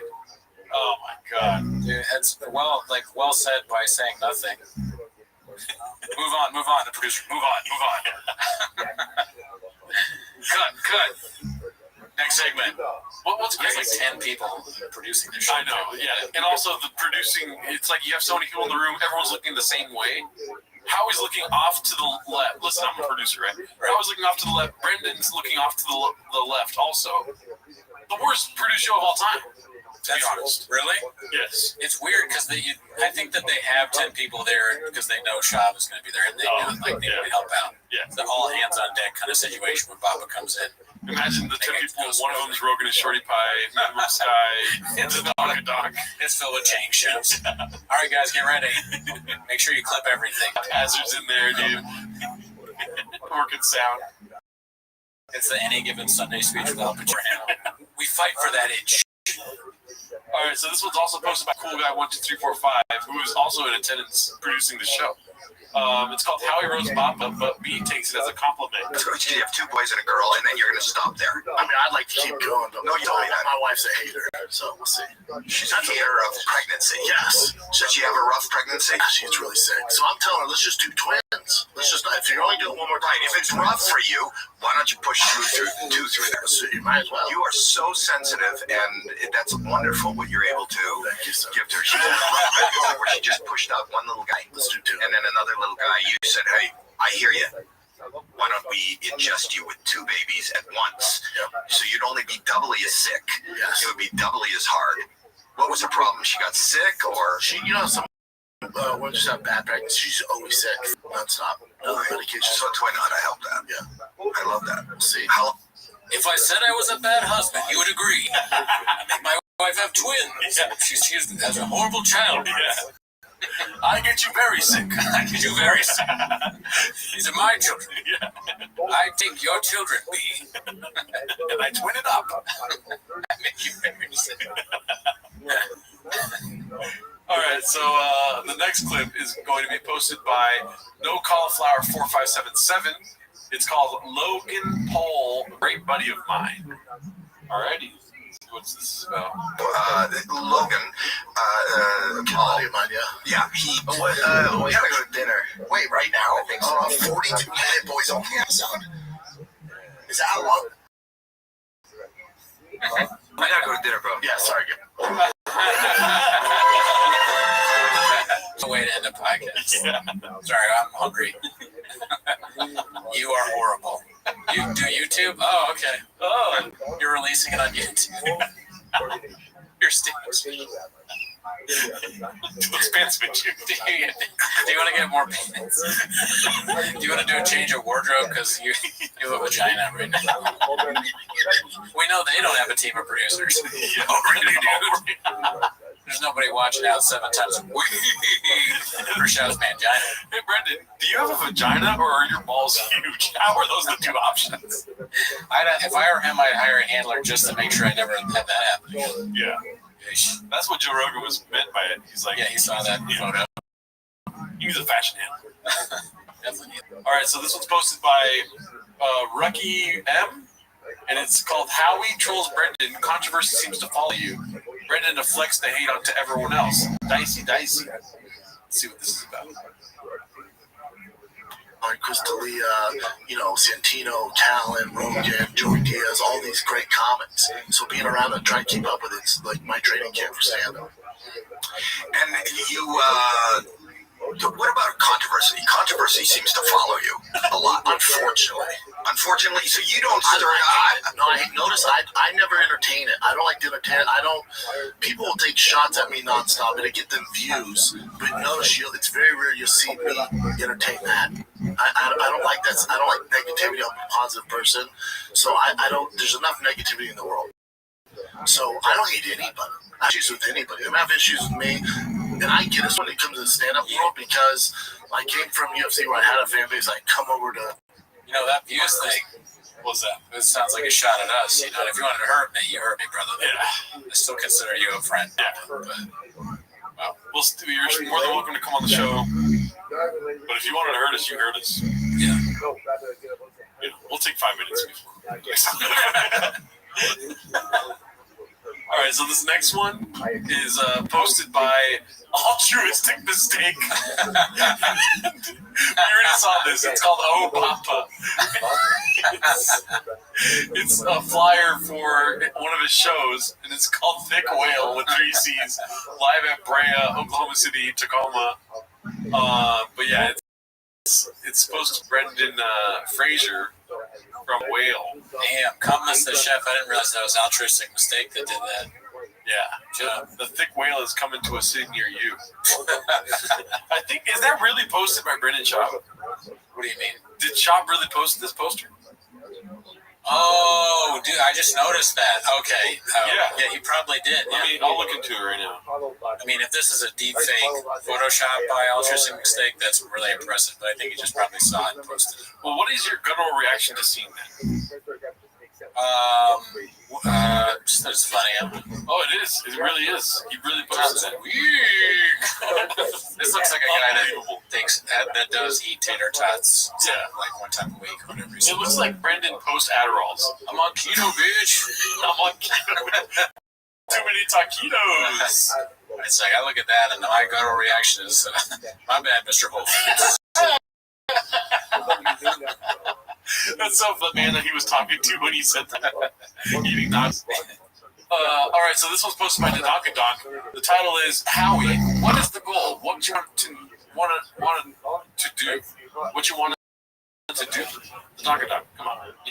If I could be a fraction as successful as you are, man. Howie, what is success? Brenda, doing theaters because beast of a dad. What is the goal? What do you want to do? That's a great question. I know. Let's hear a great answer. I don't. If I could be a fraction as successful as you are, man, I'd be happy. But what is success? Great question. Another great question. Yeah. Success to me would be doing theaters, so I don't miss any of my son's sports. So he's a big athletic kid. So when he starts playing like real football, I don't want to miss those Friday nights. Is that what? Sold out my first theater last night. Oh, David Lucas. If you wanted to hurt him, you hurt him, dude. That's rough. Your opener is selling out. Meters. Not you, Bob. Damn. Yikes. Yeah, at least it's not Randy Phelps, I guess. Yeah, I mean, he's probably doing theaters, though. Yeah. But Howie doesn't, I don't feel like Howie likes Brendan. He roasts him a lot. Yeah. But, I mean, it's entertaining, so he probably likes that. Kind of like us. True. We roast him, but we also enjoy all the stuff that he does. The content, B. Yeah. All right, so this one's posted by Ricky. It's called Brendan Proclaims He Makes Good Money Podcasting. Howie says he doesn't. All right, let's see what this is about. Comedy, or you got into podcasting? Yes. You guys got into podcasting pretty early. Yeah, Fire Kids been going almost 11 years now. Before everyone in their aunt had a podcast. And now, there's no barrier to entry, so now it's just blown up. But having been there that long, you kind of roots like nobody else. It's probably great money. It's good money, yes. Yeah. I'm not making good money doing this. I don't care about money. Oh. Howie's not making a lot of money doing it? I guess. That's probably why he's got Papa on, dude. He knows the views come with it. It's just more money talk. I don't care, It's just boring. boring. Why do these celebrities are obsessed with talking about how well they're doing at the show? Yeah. Except, I mean, Howie says he doesn't care about it. He's just doing it for fun. Yeah. That's probably why his show's better. It's like, I mean, I don't watch it myself, but I assume it's better if he just makes fun of people. I enjoy it. I enjoy him making fun of Shaw. Well, I'll tell you, guttural reaction to watching Howie's show maybe like a year ago when Norm Macdonald passed away. It was not that good. Yeah, okay. Yeah. Oh, well. But I don't matter. This one's posted by Schlob. It's called Bappa Again Poorly Retelling Toe's Flight Story and Passing It Off as his own. Nice. Let's see what this is about. Like, I was on a plane, there's this unruly passenger. Oh, here we go. And the flight attendant goes, hey, so if he keeps going, are you cool? Could we ask you for help? And I was like, sure. If it gets like stage 5 red tear level here, I'll help you guys out. Hopefully I don't have to do anything. What does that look like? Okay, you got a big drunk guy on Delta Flight 907 to Dallas. Get peanuts or something like that. Yeah, man, I didn't give you.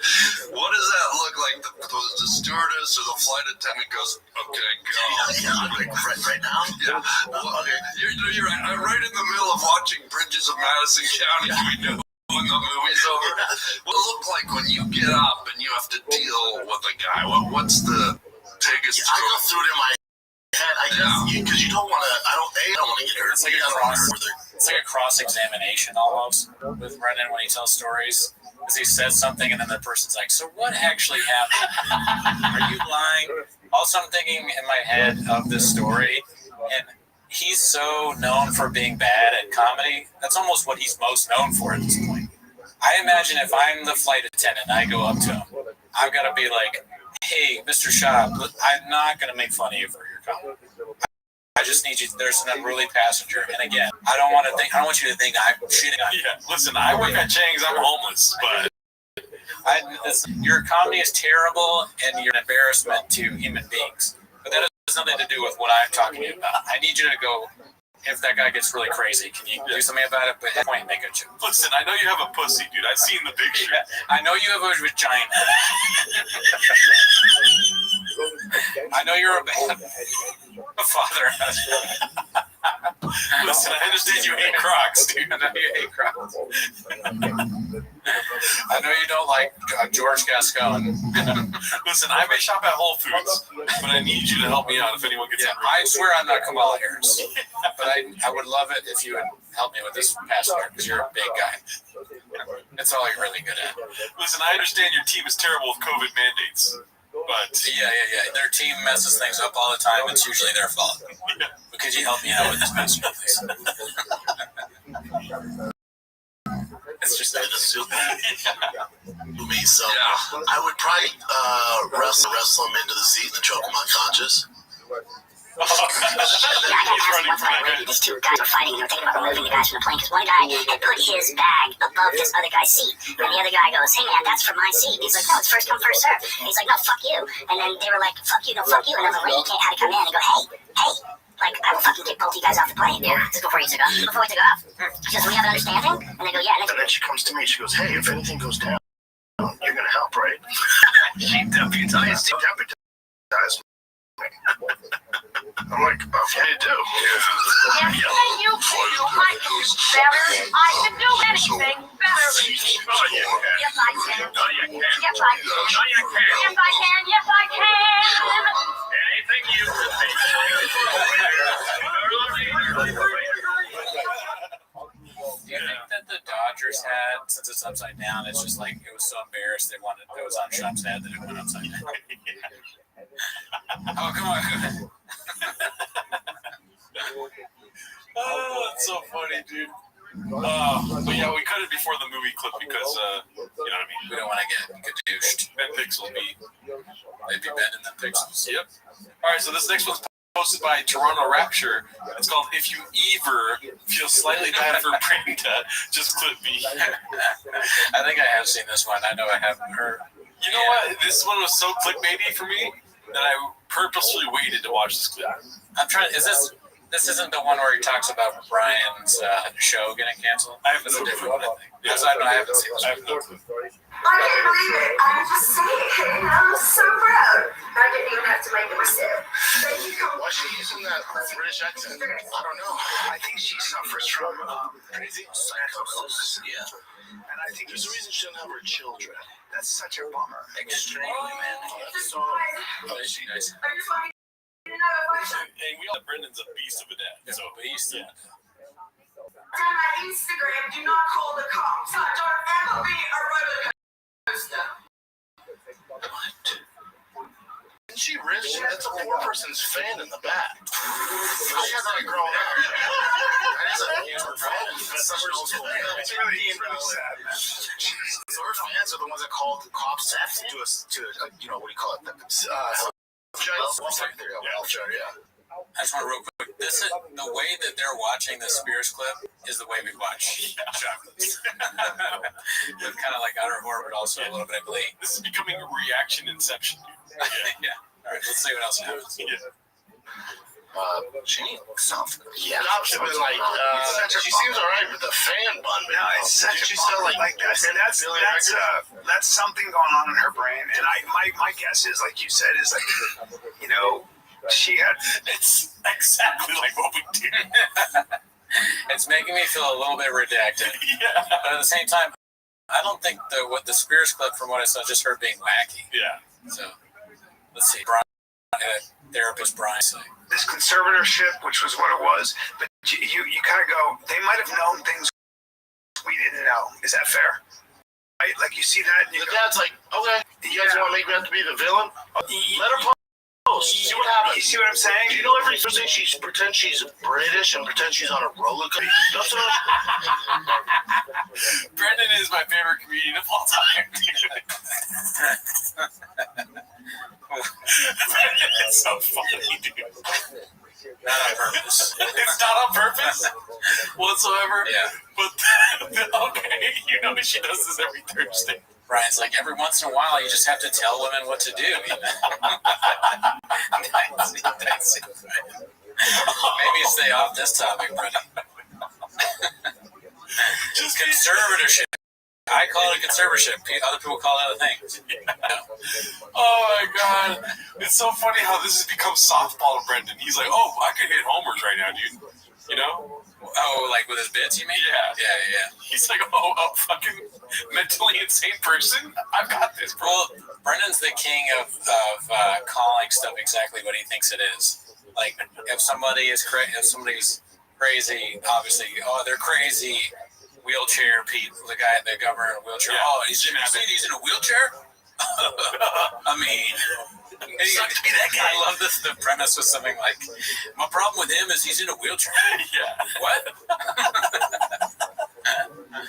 All right, let's see some more comedic genius. She's a fucking millionaire, but uses that fan from CVS, bitch. I mean, whatever the case, there's stuff. She has a fridge stocked of black carrots. I don't like the way you're not being very kind. What are you gonna do? She's clearly fucking crazy. Like, that's I can do nothing you can do. It's not about being kind.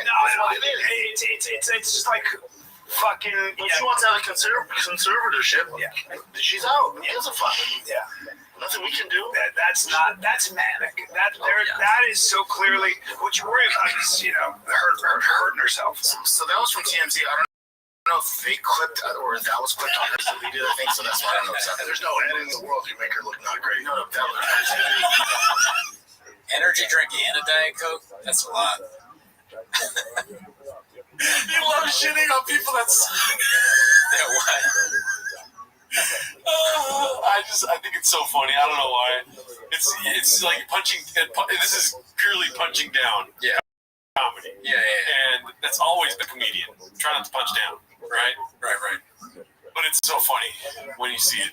It's funny because it's all he knows to do. Yeah. Like Mark said, that's kind of exactly what Mark said. Yeah. This is his he doesn't really understand joke structure. He just like sees somebody with one leg and he's like, one leg? Yeah. Oh, really, dude? All right, I think there's like 14 seconds left. And it's manic. I'll be a roller coaster. So this is the last one. Does she not get to see her kids or what? I don't know the details on that. She's in like once a month at Chuck E. Cheese or some shit. Damn. So this is. Oh my God. the leg shake at the end. Once a month at Chuck E. Cheese. Okay, we get it, dude. Stick to the fucking just. I guess the character that he made of her dad was hilarious to me. And also the fan bit was kind of funny, but then when he says the fan like 4 times more, it's like, all right, next joke. You know? Yeah. If you're gonna punch down, do it. Right. Anyways, that was amazing. Let's go to the next clip. All right. So this next one's called "The Scrub is Called Out for Having a Swollen Face," posted by Haphazard, dude. I've seen this one. I haven't seen this yet. Yes. Yeah. Hey. What? Hey. What? I'm educating on my buddy here. Nope. What? You're a little swollen in the facey. Oh, I had carbs going on? last night. I had carbs last night. A little, some booze? No. It's okay because I did too. No, not at night. No. Carbs do that? Carbs do this. When you get, you get. Well, I've been on carnivore the last night. You retain some water. You ate pizza? No. What'd you do? Carbs. A lot of salt? Mediterranean. Okay. Okay. So you're a little congested in the old facial area. Yeah, it goes. So are you, you know? Well, but this is, you've been very, very tight in the face. And today you look like a chipmunk who's eating acorns. And storing acorns, right? That goes. Okay. I'm going to jump on Brett's back now. That's what rodents do. So wait, this is some... And he got really uncomfortable there. Yeah. This seemed real. Brian was like, I'm going to confront him about whatever's going on. Yeah. Nicotine pouch. God knows what he's doing. Enough, and then he just says Mediterranean. He takes a long time to say what it is. Yeah. And the way he says no for the pizza thing, that's how you know he's lying about something. What's going on? Yeah, honestly, too, Brian, go further. You know what I mean? Don't let up. Be the villain of the episode, Brian. You've been the villain before. Dicey. Play the role you were born. Yeah. If you're gonna be the villain 7 days a week. Yeah, 7 times a week. Yeah. But I make would just people say, go, what are we doing here? Yeah. Right? Just say fuck the guest, make the guest leave, and just keep going in on Brendan. Don't be cool. Don't be cool, dude. Be cool. Not here. Okay. All right, so now get into just random clips. Yeah, that was the TFAK clips. Today's clip section is from a shitter throat slitter. Again, come on, dude. Your name douches me every time. Yeah. It's so I feel so bad saying it, but this one's called "The Fight We Wanted But Never Got." It looks like Mike Tyson. Before you play, so here's the thing: like, if there was any blowback from being on this subreddit, and like talking about this stuff, or maybe it went to court somehow, when the lawyer was like, and shitter throat splitter was something that you constantly played, we'd have no comment. Yeah, it would seem so bad. Right, guilty, dude. Like, what you want me to say? Great clips. Great work, chef. Oh, great chef. Food is amazing. The name Spicy changed. dishes. Yeah. Spicy. We can tell you. When you like get too drunk, you forget it's on the grill, that bitch turn black, that's me. I'm done. I'm overcooked and done. I returned 2 years ago. Fat dumb nigga, you should have been fat lady motherfucker. Alright, Bubba Watson and Gary. Why don't you just go and get the face, fuck with me, nigga. We got Bubba Wallace, NASCAR legend. Oh my god. Great host work, Brennan. Yeah, right. Why is Mike Tyson standing in front of him, staring him down? But I like it. It adds drama to the show. Yeah. That was desperately needed. All right, so for today's second random ass clip, it's posted by Ryan Joseph 82. Shout out. Yeah. It's called Joey Diaz Thinks Brendan Was Given Too Much Too Fast. He was starting comedy, and I was very happy for him, but I didn't want him to become a Brent job, like for people to go after Brent. Like I didn't want people to go after Lee, how they went after Brendan. I appreciate what Brendan did, but at the end of the day, a lot of you people are right. He was given too much too fast. I love Brendan. I'm not saying nothing bad about him. What happened was that you don't react well to that when you're a young comic. You don't, guys. All that up front in the third or second year is not healthy for anybody. It was true. Nobody should have success ever. Yeah. Unless you suck my dick for 5 minutes in the belly room. Yeah, the belly room in the 90s. Yeah. But if you get success, I like the Joey clips where he's like talking about how he doesn't know anybody. That's some of my favorite. I've never met Brendan in my life. They say I don't know him. I don't know. Brian Callen, never heard of him. Never. Brian, I met him a few times, you know. Yeah. I will say this, though. You know, being in comedy, there is some truth to people that you're around. You don't really know a lot of them. Yeah. It seems like you're friends, but you're just on shows with them. Yeah. Ian Russo, no clue who that is. No. That's my skits and bits. When you talk about Russo, that's my skits and bits. All right, it's time for the last clip. The last clip is posted by Dangerous Design 507. It's called "Somebody Get Papa Some Adderall." Adderall. Not a drawl, Pete. Let's see. You did take shrooms? Did you? You can't take shrooms. We have to go podcast. We can't take one, dude. No, I don't have Adderall. You can't take Adderall. You'll die. No Adderall. It's a roller coaster. No, dude. You just thought I said that. You guys see all this? Yes.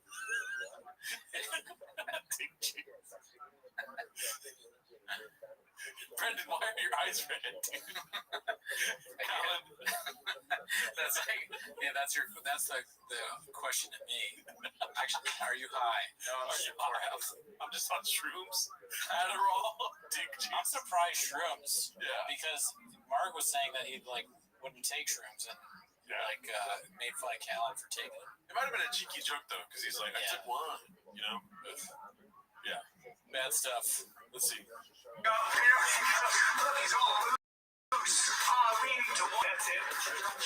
He's got my shirt. You can't take the same thing. I know, but I should over there just take it. You can't do that.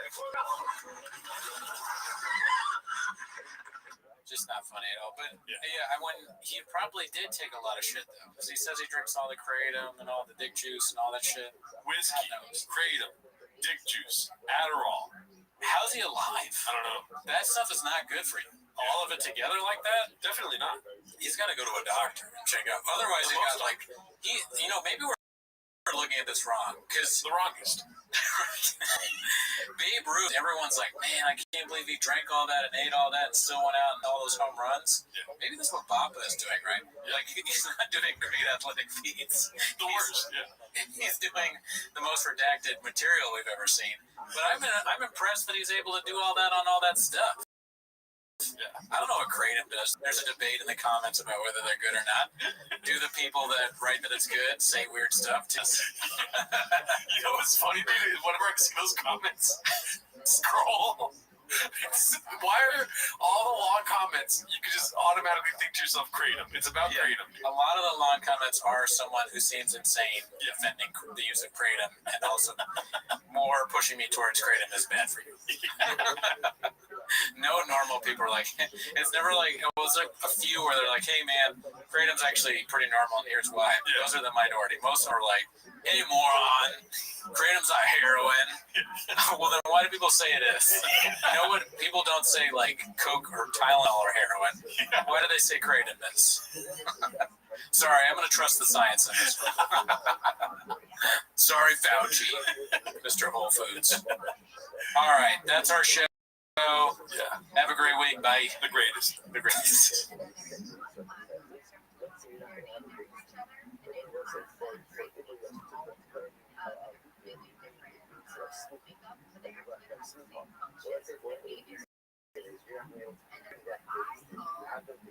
Never be over the burden.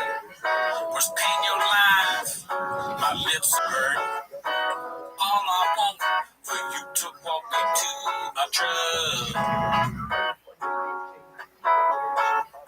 I'll never be the burden. My drug is closed. My digits working.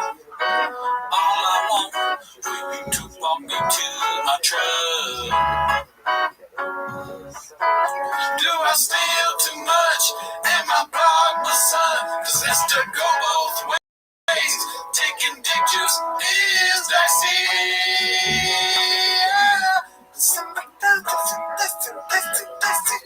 Dicey girls. Dicey, come on, dicey girls. Come on, don't be like that. Tell Bobby Lee to let me get some. One take. Yeah. My favorite time of the week when you get there, Papa tries me. Release surprises today. You better watch 10 minutes of shop. Welcome back to 10 Minutes of Shop. Big episode today. We have a guest, JT Parr from Chad Goes Deep. What up, dudes? Me and JT go way back in the stand-up game, and he messaged me telling me that he listens to T-Mos, so we want to have him on the show. So we're going to have him on the show today. Join the Patreon. Join the Discord. It's free. Everything's on. That's not the reason that you're here. You're here to watch 10 Minutes of Shop. We're going to do a new timer this week. Start the timer now. Play the chin clip. All right, so this first one's called Just a Quick Microwave Dish Before I Go Home for the Day, posted by Sven Sexa. Do you think it's a towel over his arm? Yeah. He's just working out, maybe. Working out. He wears scarves too, right? Could be a scarf. Looks a little thick for a scarf. Damn, John is certified homeless already. JT. You walk right into homeless. Show you my fish. I'm talking all this crap about all my fish. It's a lot of work. Nobody does as much work. And I love them. Check it out. That's the asshole. You're supposed to have an attitude. Jumping it out. Oh my God. Why would he film that and he didn't notice that there's a giant chunk out of the fish? Oh, fish to show? Hey, he didn't. Yeah, he didn't say anything about it. He didn't address it at all. Did he bite the fish? He said it's That's an what it asshole looks like. fish. So it's an asshole fish. Yeah. Another fish attacked it. Look, are we sure the fish just doesn't look like that? Well, no, I guess you're right. We're not sure about that, but it's certainly. I mean, you'd address it, right? Because you see a trench fish. Yeah. They're weird. What if the fish is homeless and it just did that with his friend? Like, hey, let's make Brennan look stupid. Even the animals are homeless now. The fish are homeless as fuck. The fish was like, okay, Mr. Whole Foods. Do the comments like specify what kind of fish that was? They might. We can look at it. It's just people saying he pisses in his sink. Yeah. They're not gonna be like positive. Like, actually, the fish. Can you imagine on that? Bob was right here. From the genus of the mangoi. Honestly, though, sometimes they do say like Papa is actually right here. Like, so that's good. Yeah. Somebody called it a chommy fish. I think that's cool. Do you know what chommies are, JT? No. So Shav got tattoos of his kids, his boys on his arm, like one here and I don't know where the other one, but they're as zombies and they're very graphic. Their like brains are coming out, and he said that his kids call them chombies or because they can't say zombie. But what's weird about it is like, why would you get dead pictures of your kids? Yeah, it's interesting. I guess if a non-shop did it, I think do you think it was? I think it'd be even weirder because like at least because I have 2 kids on the way. Yeah. If I got zombies and my kids on my body, would you make fun of me? I would stop you from doing that. And there's no way you would, John. There's no way you would because I don't like tattoos. That and also if you saw the tattoos, brains are coming out. It's like picturing your children dead. It doesn't. It's not something that. My favorite movie to watch right now, Manchester by the Sea, and then I get into the bedroom, and then I Rabbit Hole. There is something about when you're gonna have kids. I like watching things about where worst case scenario dies or worst case scenario fucked up. I mean, not you're in your head, and that's what happens to anybody that thinks about shop for more than 5 seconds. You start thinking like, did I mess up too? But no, nothing you could ever do. Nothing you could ever do for a shop like. It's cathartic for him to see the worst case scenario. Scenario. I agree. There's something. I don't even have kids. I feel the same way. Yeah, dude. Yeah. You party. Well, like that scene where the seriousness of it, and then the scene where he's trying to get the gun out. Yeah. There's something that I relate to there, and it's also a fear that I have, even though I don't have kids. I'm going to burn down the house. I don't have a fire. Of course. Yeah. We record this live in our parents' basement, according to the comments. So we could lose our whole family at any moment. Be quiet. You wake up my mom. All right, so this one's posted by Booyah182. It's called How We Confirmed Homeless Cat. Oh, you said you wanted a quick fight too. I just wanted to get out of here because I got to piss and the sink is not. You own it. You won't go. Oh man, I feel like a Hell's Angel when I piss in that sink. Yeah, I feel like a real rebel. Do you think this guy? I'm all the way around on Howie. You know, I actually really like him now. I know him a little bit. Oh, did he come on your he thing? came on, and he was really nice to us. Did he roast you guys at all? Because he roast Shop a lot. Yeah, he picked on us a little. Like, he was just different sensibility-wise than us, but super down for whatever. I think that character of the guy that comes in and sort of just like does bits, but they're not super mean or vicious or whatever, is a good character, and it really is great on this show because Shop pees and sings. Right, and people are like, this is interesting to me. This is like one of the things that people are most disgusted by. Like, it's got a ton of run on the thread, which I'm on more than anything else in my life. Well, think about it. It's yeah, let's talk about it. JT is homeless. We now know this. He is on the thread, but it's a kitchen sink where people put their glasses and cups and clean dishes. He is pissing in it. That's like pretty crazy. I would not do that. No, I would not do that, especially after the age of 34. I'm 35 right now. And he's older than both of us. Right. But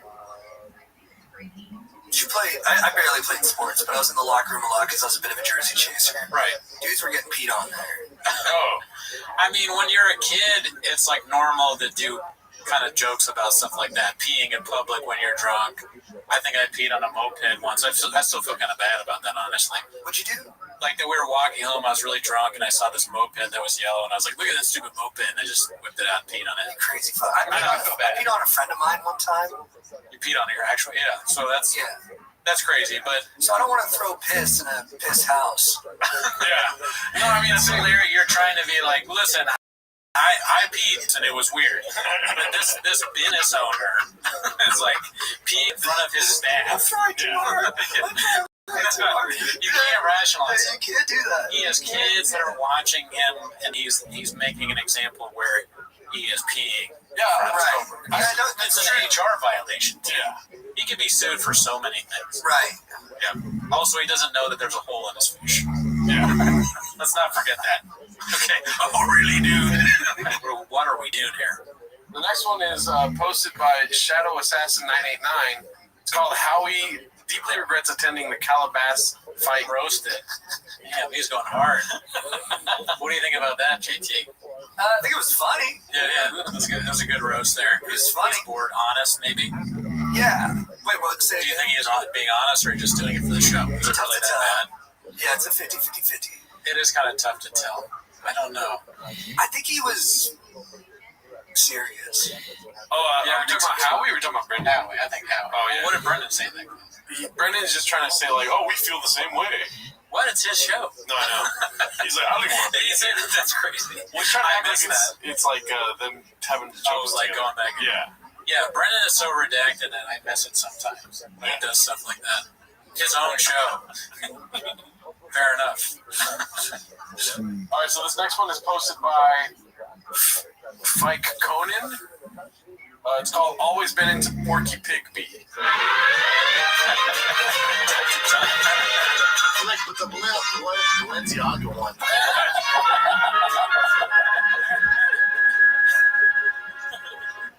Well done, Shanks. I can watch clips like that 7 times a week, you know? Yeah. It's good stuff. They're creative. It's funny stuff. It's also very jokey. I mean, you could do that about anybody. Yeah. It's not really that mean, right? Balenciaga. He says it wrong. He says Balenciaga. That's just hilarious. He finds interesting and funny ways to say words wrong. Absolutely. Like ways that other people wouldn't. I think it's actually undermining all the comedians who are wordsmiths because it can't compare to his accidental put-together combinations of phrases. And I don't think so. And he's not trying. It's some sort of weird, whatever kind of CT he has, it has created like almost the Mozart of redactedness. Dude, I think I have CT. I have a lot of concussions, but I'm still really smart. I mean, yeah, there's no... But I think it's because maybe a lot of people get CT who are already dumb, is what I'm saying. Yeah, exactly. I mean, he was dumb. How many concussions do you have? I think 3 or 4. And one was, like, really massive. So that means that Shav must have, like, 25. Yeah, he got hit in the head a lot more than me. How did you get a massive concussion? Got hit in the head. like football. Fighting this kid. Maybe I shouldn't have fought. He was too tough. We have a fighter on today's show. All right, so this was posted by Toronto Rapture. It's called Brenda Gets Incredibly Uncomfortable When the Conversation Turns to Cane Corsos. Ends up lying to the guest when asked if he has one. Dicey. Before you play it, do you know about the cane corsos? Yeah, he got rid of his dog, right? And it was it was really irresponsible how he procured the dog. Like his whole family was against it, and then he acted shocked when they didn't want it. Yes, and you were saying you weren't homeless. No, I'm telling you, I pay so much attention. So, a few things about this. One is the clip to me is kind of like Papa's Macbeth moment, right? Because he's given his dog back, and they're talking about it. He's like, yeah, great dogs. I killed my dog, but in his head, he's like, don't. Or Reddit is like, killed it? No, the Reddit makes jokes. They say he claims that he gave it back to the show guy because it's a show dog. It's a show dog. But and then also he always sits so strangely in the chair. Like it's weird. He's got his beer bottle right here. The reason that we can sometimes sit weird in these couches is because the couch is broken. Yeah. We do not have the money to fix the couch. No. They have tons of funds that they could find chairs that made them look normal, but they don't do it. I think Brendan's projecting. As we learned from Harley, Hella Mark Harley, projecting is something we always have to watch for. Maybe this. That's my really dude moment of the show. Really dude. All right, here goes. You don't think he's dressed? He's sitting weird. No, I do. I was trying to make it funny. The biggest rumor. After you're not paying attention at all. They're great with kids, great with family, the best dogs. Like, I digress. So, but see, that's part of the problem. It's his own doing. He doesn't listen at all, so that's what happens. Yep. The punchline, they almost crushed my hand. Great with kids. They're like, can't be near kids. Ridiculous. What did you think about that, JT? Are you a dog guy? No, not really. I like him, but I don't have as deep of an affinity for him as other people do. But I think they're great. I think they have too much of a station in Los Angeles. Like they have too much power here. I worked in an office where I was the office manager, and then dogs would come in and rip shit apart, and I was like, don't bring your dog to work. This is ridiculous. That makes sense. So I just feel like and everybody's like insane. You know who would agree with you there? Shop, dude. Because he gives them right back. Dude, here's the thing. I am Shop. Why do you say that? I am Shop. I mess up what I'm saying a lot. I was just talking about fighting people a lot. Like, I have a lot of fight stories. Like, I really relate to him. Like, I think I don't listen often. Like, even earlier when you were asking me a question, I was like, what? Like, I was already in my answer before I heard what you said. No, you're a good listener. That's one. We're recording a podcast. It's common that Shab is constant. This is like every podcast he does something that also that reminded me of something he did. He constantly does this thing in the clips where he throws in a joke that no one laughs at because it's so offensive. Like the Sharon. He's like, if those dogs were with Sharon, it'd be okay. Which isn't that offensive, but it's just not funny. I don't even get the joke. What does it mean? He's saying that if, like, with Sharon Tate, Manson killer. The Manson killer, if she had the cane corsos, they kill the killers instead of. Right. But he does things like that. And he goes to the well a lot with serial killer stuff, right? Like, it's like one field of expertise that he feels like he has, and he just injects that into every conversation. It's like, you have like a broader knowledge base here, brother. He's balls deep in serial killers. Dude. He loves, like, Dahmer. Anything that's in the, like, popular, that's all that gets to his head because he's not very smart. He only, like, hears what's, like, very popular in the news. And so the Sharon Tate thing, and then I remember one clip where it was like the fight companion, and he's like, it's almost like all those Ukrainians that are dead, or something crazy like that. Yeah. And they were just like, and back to the fight, hilarious that they're all dead. No, Papa. All right, so this one's posted by You Better Chef 1127. Eye roll emoji, eye roll Garcia. Love you guys. Tickets for the UK tour is on sale, pre-sale for June. I'm in Glasgow. I'm in Dublin, London, Manchester. I'm all over. Belfast, Glasgow. I call it Glasgow. Okay, I'm a speechless.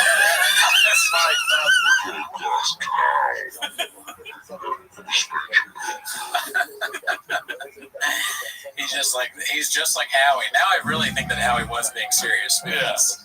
Dude, I think Ryan Garcia is a space cadet. It may be. I follow him pretty closely, and I know some things about him. I don't think nothing too bad, but like he's a young, kind of like and for good reason, like kind of self-absorbed dude. I think he was just tired from the companion. Yeah, but on the same note, but I think that that's fine. But on the same note, Howie Mandel is opposite of that, right? Old, he has the same opinion as the younger guy. But are the two things necessarily connected, or are we conflating them because we have this predetermined idea of what it is? Who's the other guy there? I don't know, but I think it was Grilla the other guy? No, Adam Ray was the other guy. Yeah, Adam Ray. Okay. So if we see, you'll hear me out here. If we see Adam Ray go, or check his watch and go all right, it's time to go. I think he leaves early.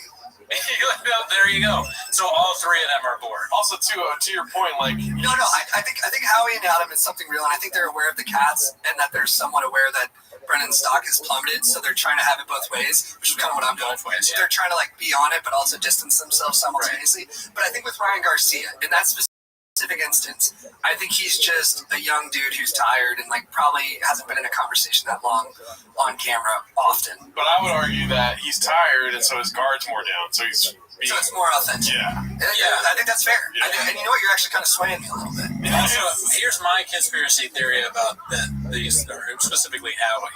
Not really a conspiracy theory, but I think that because I listened to Howie on the last show when he came on T5K, and he was talking about his daughter and how they have a podcast together. Mm-hmm. I think his daughter feeds him homeless stuff.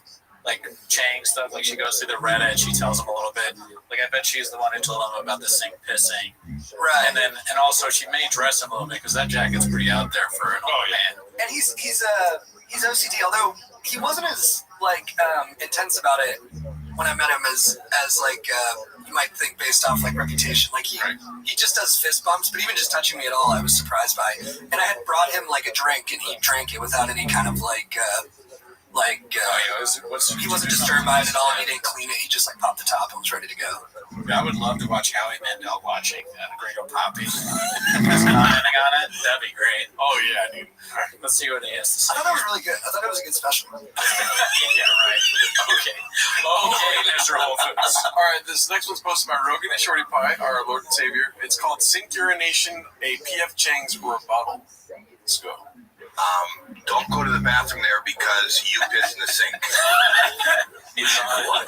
They said that you said this out loud. That he pissed in the sink here. I've done it, maybe seen it once. Okay, but so that was the whole thing. He pisses in the sink. Brennan talked about he pissed in the sink. I had to be in the sink one time as a state of emergency. I'll be honest. I've done it, maybe seen it once. Okay, so I've seen this before, and the way Brennan's saying it, it was a state of emergency. I think he's trying to be funny.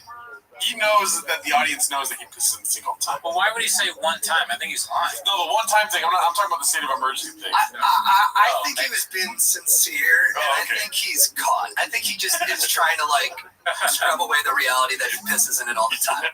I would bet dollars to donuts he's pissing in that thing all the time.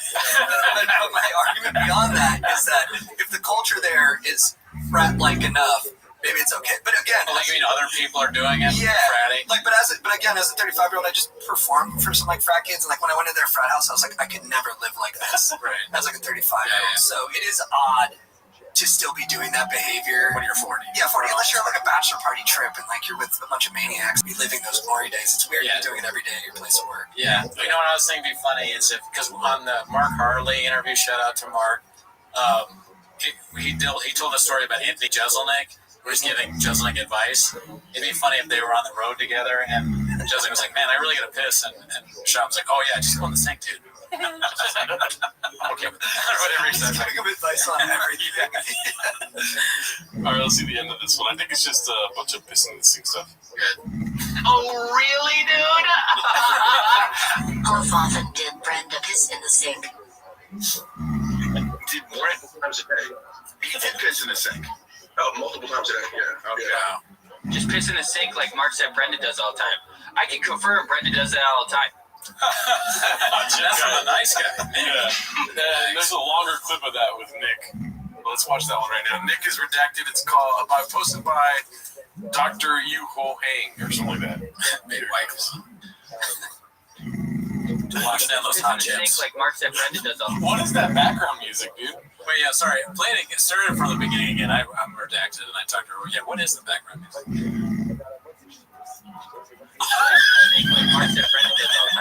I can confirm Brenda does that all the time. I don't even think that's weird.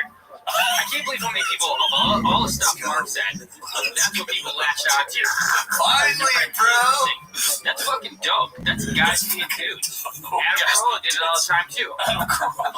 It's your place. It's my North Star, You get to pee in the sink. Everybody needs to quit bitching. You know what it is, dude? Pee in my sink as a child. Oh my god. For me, you know what it is? All these guys remind me of my dad. Every guy in this that we've seen? My dad would always piss, like, all over our house. Not inside, but outside. And, like, I remember my friends would come over and be like, why's your dad peeing outside when he has, like, a toilet? And I was like, I don't know, I think it's normal. So. Your dad's the dad from Euphoria. The crazy guy. Just doing without the game. I love that character. It's just like doing crazy shit. That clip was so funny. That like he had on hold music. Yeah. And on like the hold music from that Miles Teller commercial. And then he had a White Claw there. Oh. Who was that? That was Nick. They're one of their producers. Hey, hot chip guy. The guy that's like, you want a hot Is chip? that Nick Davis? No. I don't know if that what his last name is. Dave. I think it is Davis, actually. Why do you know him? I heard from someone, I did some reconnaissance, and I know someone who knows Nick, and I was like, is Shab like a bad guy? And he was like, no, Nick says he's cool. Well, Mark says Nick's a really nice guy. Yeah. I believe Mark. And I think he probably has to toe the line somewhat. He works there. Right. You're not going to shit on your boss. No. It would just be weird to do that. And he might have like a little bit of like Stockholm syndrome, where you're not taking full stock of these Stockholm syndrome. Or maybe Stockholm syndrome. That's good. All right, so this was posted by the MMA Holes. What the fuck kind of fight companion is this? You're good. Boxer yet. This could make him a boxer. Adam has left. Oh, Adam left? Yeah, look at it. He's not there. Yep, that was a good move. He stuffed it. That was smart. No, Tom, he stuffed that right hand.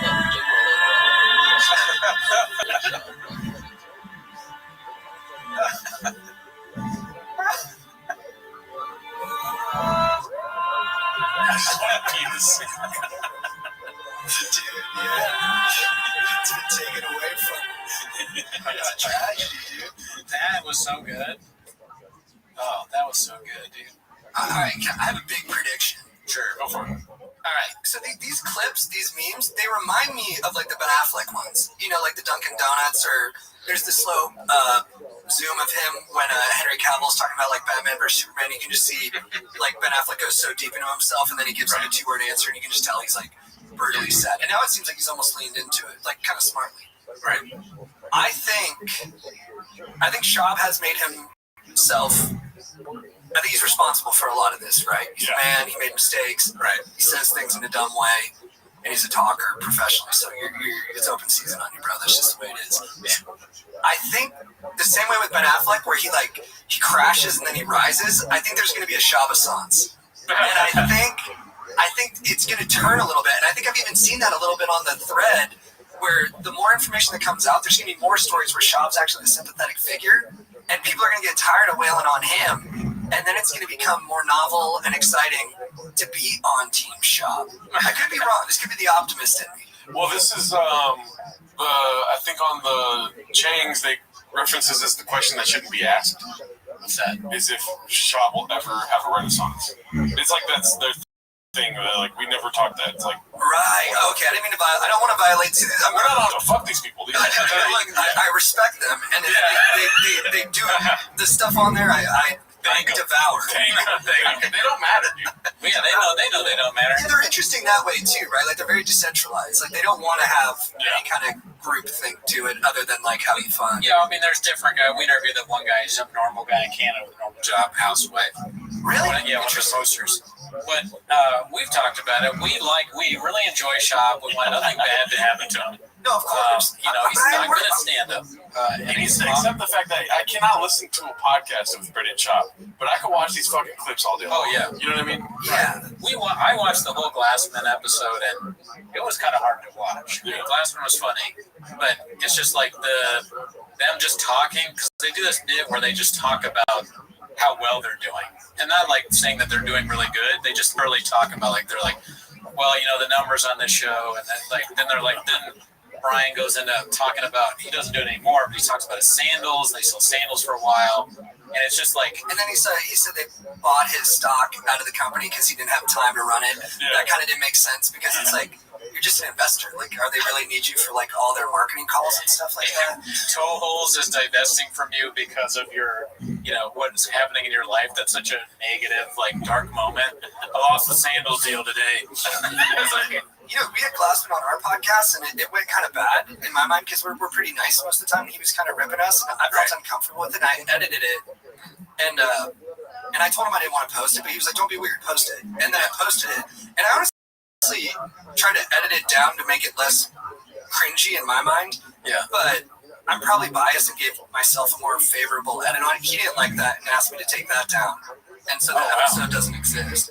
So in our small pool of fans, a lot of people want to hear it. And I probably should have just posted it in its entirety, but I felt too like vulnerable about it.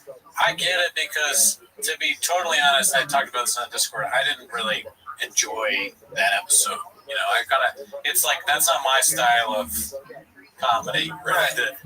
You know, but I understand they love it, so I was just like, you know, I don't want to. Yeah, we did a whole Rick Glassman episode, and it was like an hour of us watching the clips. But we were like, this is the worst thing we've ever done. Yeah, we couldn't watch it. He's very talented. There's nothing to comment on, you know. Or you don't want to cut you up. No, baby, no. We didn't like.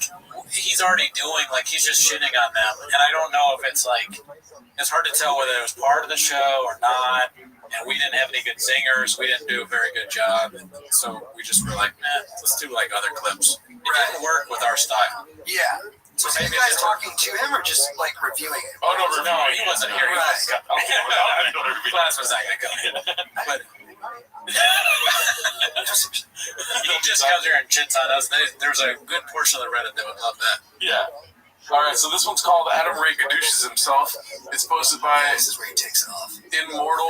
My favorite thing at Chang's is when they isolate a clip like that and say certified homeless. Adam Ray certified homeless. That is hands down my favorite part of Chang's. Yeah. Do you have what's your favorite part of Chang's? Oh, definitely Dicey. Just like seeing dice, the dice emoji. I kind of kill it on the Discord though. I put dice on everything. The dice is so fun. Yeah. Putting 2 dice on something. Do you have a favorite thing? I like Dicey.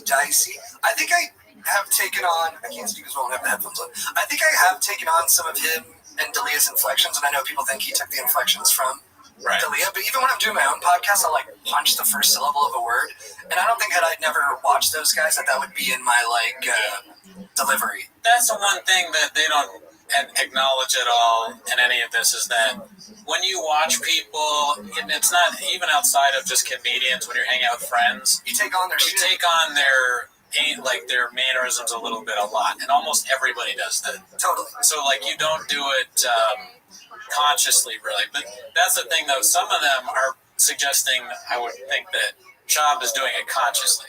Like the Rogan laugh is insane that he does it. Oh yeah. We didn't notice it the first time. It's like that whole situation with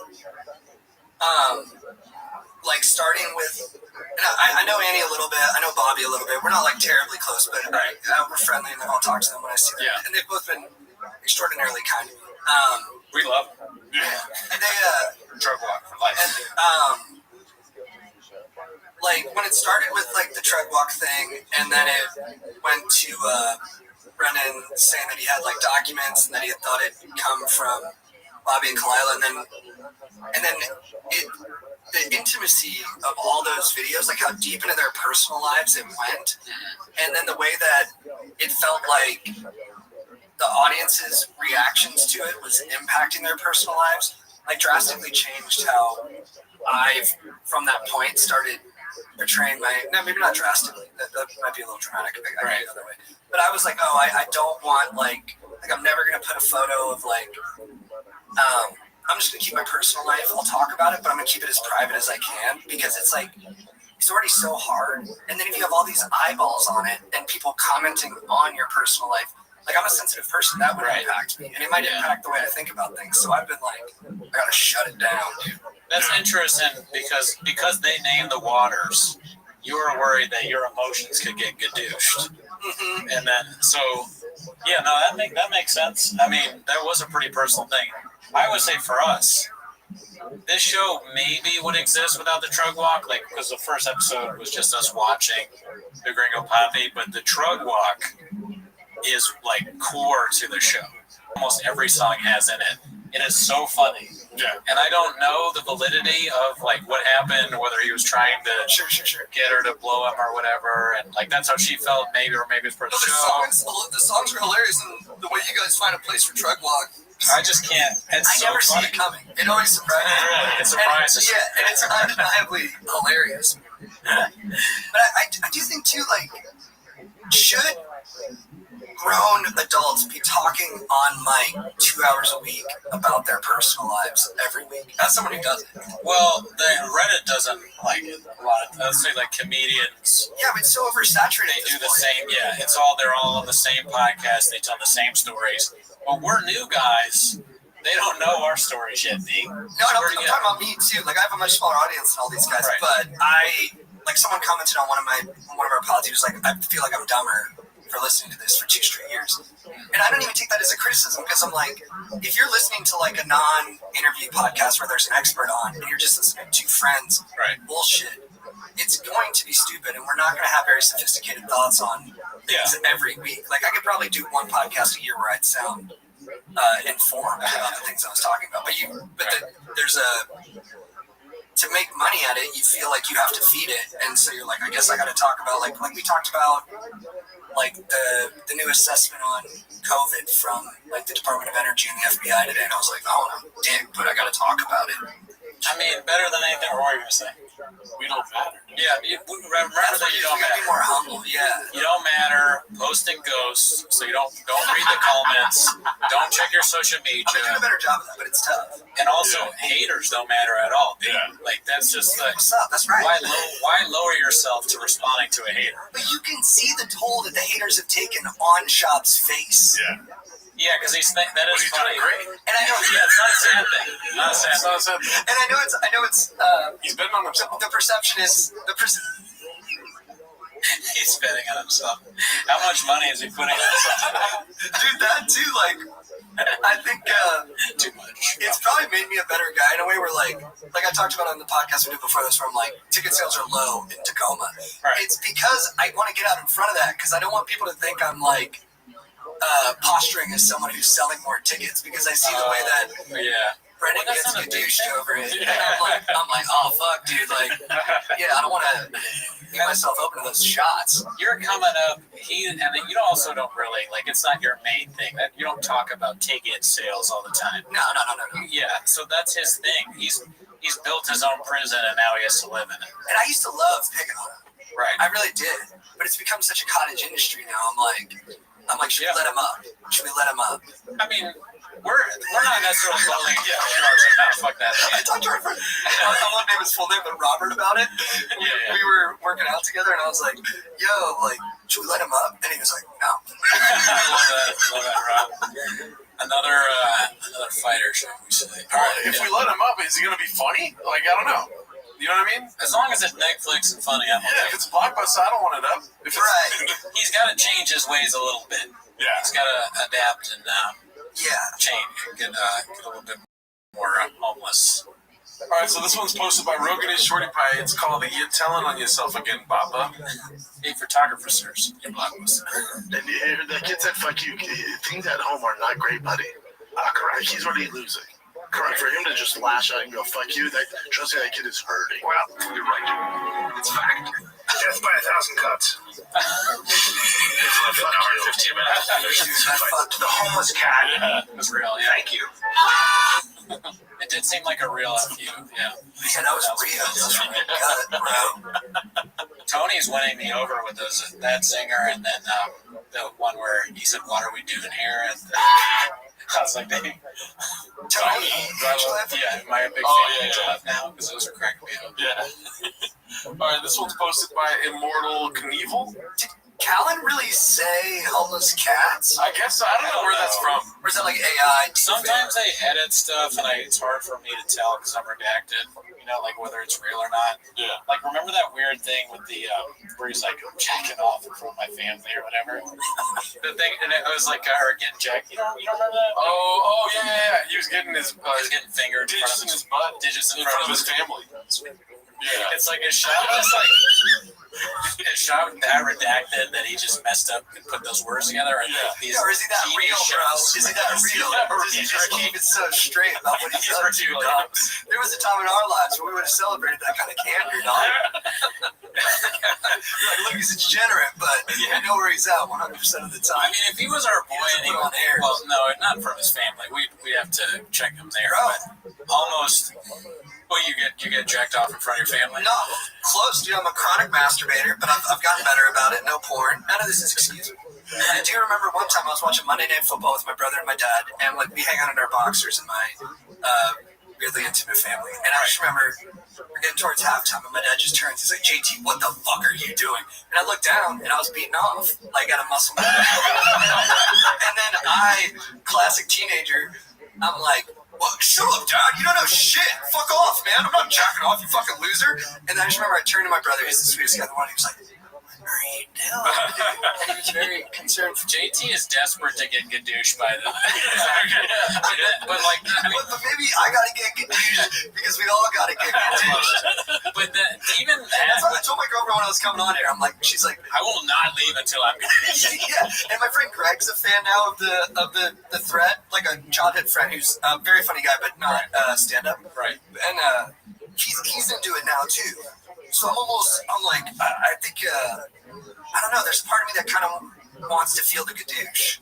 Well, even what you just said, yes, it's weird. But it's like you're a kid and it's like you just did like a weird kid thing and you have this compulsion to jack off. It's way more normal if that is not a headache. Because look, he is saying that a masseuse is fingering him in the butt in front of his family. No, that's not okay. And the other thing is I would never say what I did when I was 16 was okay. And I do deeply regret it. And I've gone to sex addicts. And I'm in a process always of trying to get better. It doesn't matter. And I want to take accountability for it. It didn't matter then. It doesn't matter now. And I mean, it's a bit to say things don't matter. It's part of the show. But that literally doesn't matter. Who cares? Your dad and your brother. If anybody you jack off in front of people, it's weird, but it's better than jacking off in front of some stranger or something like that. You just were, I don't know, maybe you left your. You literally told me a couple years ago. You're like, you didn't say these words exactly. They weren't in the lexicon. You said, "Don't gadoosh yourself." That's what you're doing here in front of you, too. It's like you're going for the self-gadoosh, dude. Right in front of you, dude. Right in front of you, brother. Yeah, to come bring on the gadoosh. You do some close-ups of me. I'm just doing it for the numbers. Watch the podcast. We're dipping a little bit, yeah. But if you do like I love Chad to death. That's my brother. Like I would honestly, I hope, take a bullet for him. I love him so much. Great guy, never met. He's a wonderful one of our guys. I can't say a bad thing about Chad as a human being. Genuinely, I've known him for years. You'll agree. He's a solid. Good friend. I'm a moody guy. If you look at our podcast and you do those close-ups, you'll find those moments, bro, where I am annoyed or disinterested or on my own wavelength, not listening. And it's something I've tried to get better at, but it's all there. It's all there in the archives. I feel like we all have that in the archives. Not as much as Shab, maybe. Exactly. No one's going to touch him. That's all what we're saying. We don't do it as much as him, so we get to make fun of it. You're right. There might be some truth. Well, also, people that make fun of us, we don't call them homeless. Yeah. Oh, he started that? Yeah. Everything starts from his, like, he's the origin point for everything. It's worse than that. They all meet up at P.F. Chang's or Starbucks, apparently. And so they named it P.F. Chang's. They're homeless cats. Worse than homeless cats, he said. I think the funniest thing to me about the homeless rant, and it's on Streamables if you're a new cat and you want to watch the Ultimate Streamables. But the funniest thing is, like, he goes, they're homeless. He's like, why would I care? Why would I care about that? Why would I care about them? They're homeless. Like, just that is like, ugh. Yeah, highly disrespectful. And not really, to take some sports terminologies, don't point the finger, point the thumb. Like, they're coming at you for a reason. Oh yeah, that's just one of the many things. He's done worse than that, as we've seen. I can't help but notice like how we all are a little like Shop. That's what I'm saying. So you need this. You don't want this. Well, it's not good for the thing. Right now. It's funny to me. But no, I mean, like, if you do something really stupid, you could be like, damn, that was like Shop. But that doesn't mean that you're stupid. No. Then again, post and ghost, baby. Don't see it again. Post and ghost. You know what I'm saying? Don't read the comments. Don't read the comments. I'm trying not to. It can be hard though, because it's like I think working and like, look, I don't think we're special comedians. I definitely don't think that. But I do think being a comedian makes you more self-involved. I think we're actually inclined that way. But only 1,000 people can do this, John. Yeah. We are 2 low-level comics and 1 medium. Yeah, well, we're just well, talking I shit. do stand up. You're a better joke writer than I am. I'm even better than that. Okay, so let's go. There you go. We got our audience from me doing pranks. I think I'm decent at stand-up. Yeah. But you got to kind of believe you're great, too, to do it, right? Like, doesn't Sean have to believe he's great to not do Gringo Poppy a third time? He should do a Gringo Poppy 3. We've talked about this, 2 and 3. He's got to own it. We love it. But, I mean, if we're doing self-introspection stuff, yeah, sure, I should probably think I'm better than I am. And that might help me. And Shop does that very well because you have to be confident to go on stage and do something like Gringo Poppy. Right. Because everything should tell you not to. And I'm sure, and many people in his life told him not to. His agents, his best friend. Right.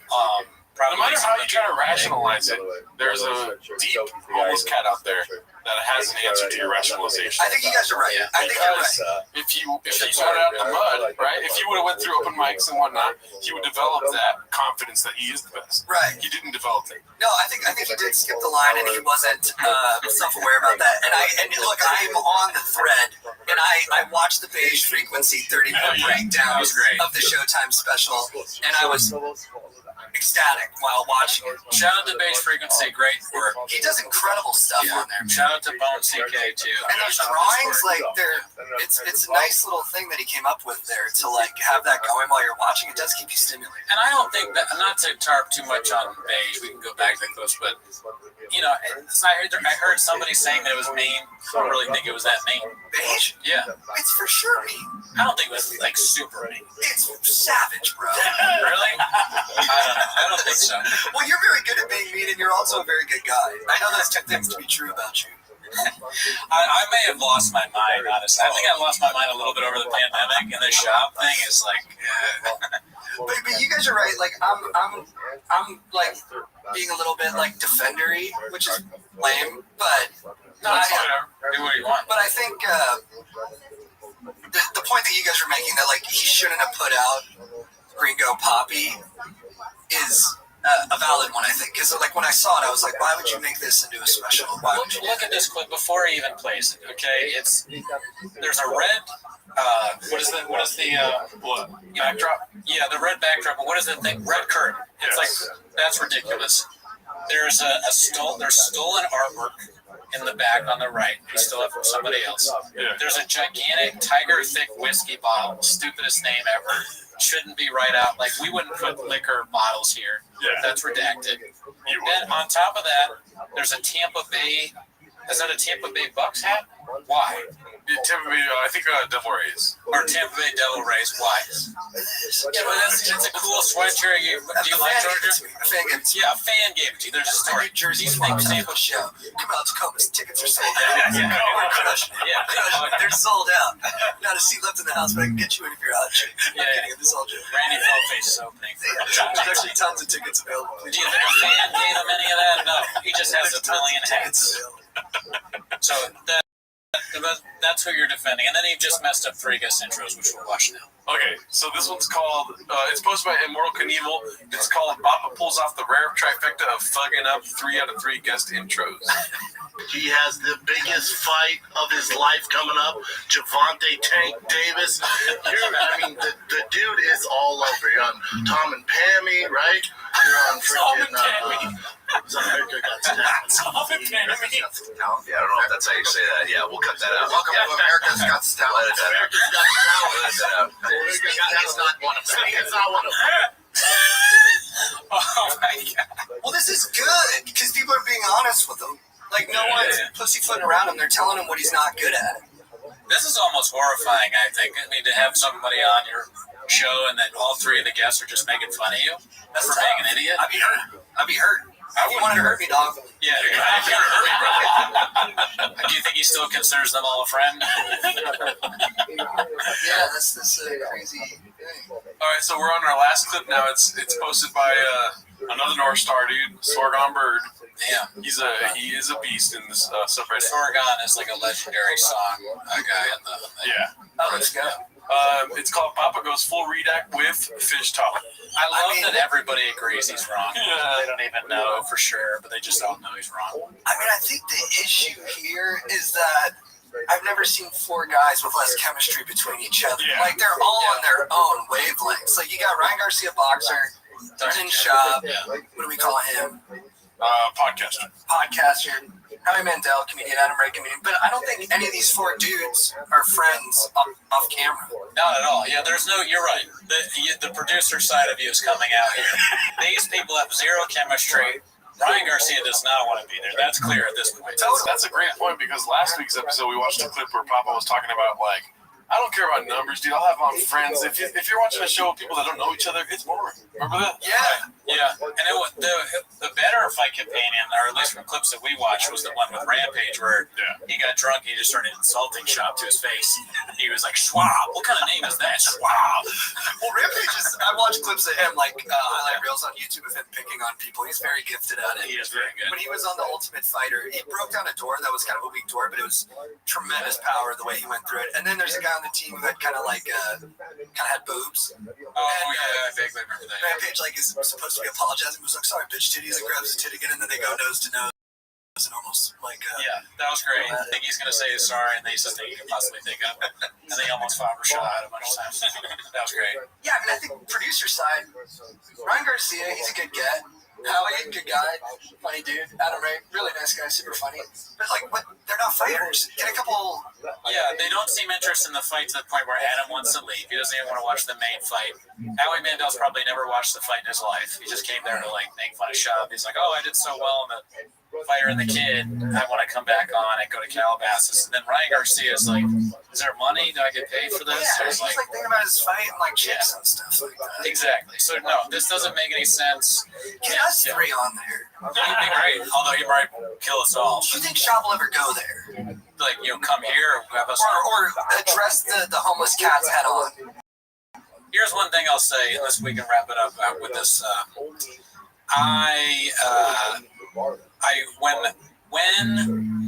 When Mark took the account over, the Twitter account, he texted me the second he did it.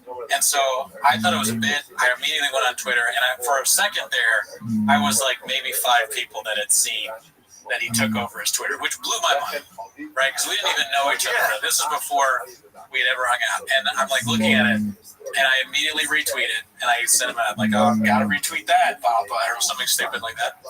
And then I replied, Hagged, Hagged, and it eventually got taken down. But here's my point. He didn't block me. He must have seen, or their social media. He didn't block me. He blocked other people. People were like, oh, look, he blocked me. He has not blocked me. He has never said anything. Mark says there's no way he knows about us because he doesn't want to hear any negativity. But maybe there's a possibility that he is going to take in some constructive criticism from Tino's. I doubt it. Yeah, no, we don't fucking matter, dude. We don't matter at all. So I think you guys I consume your guys' stuff constantly. I got a huge kick out of it. I think you guys are so funny. So I know you're in really good rhythm with each other, and then the songs are just. I'm just trying to build a narrative thing. I want Brian Campbell on the show so bad. Not gonna happen. But all right, have a great week. We'll see you next week. I love you too. You know me too. Thank you so much, JT. You guys does Schaub have a love thing that he says to people? His kind of way of saying I love you. You're one of our guys, dude. You guys are my good. You're one of my good friends. I don't really have a lot of them. Damn, John is homeless. All right, peace. When you go ahead and make a leap, remember generally that what drives the declaration of a leap year? Peace out. Generally, what we try to do is when you see that Cool cats never call midnight. Margaret, worst pain of your life. Drug walk right across the road. You and I should go. Mom leaving was a huge mistake. I heard Esther goes both ways.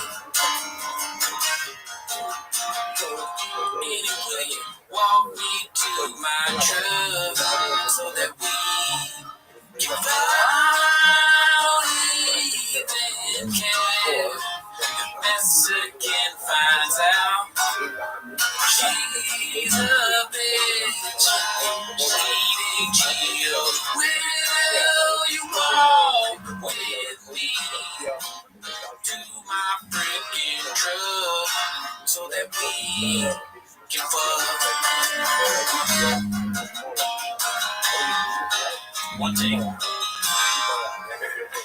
by my favorite time of the week. When you get here, Papa, try to speak. Release surprises today. You better get watch 10 minutes of shop.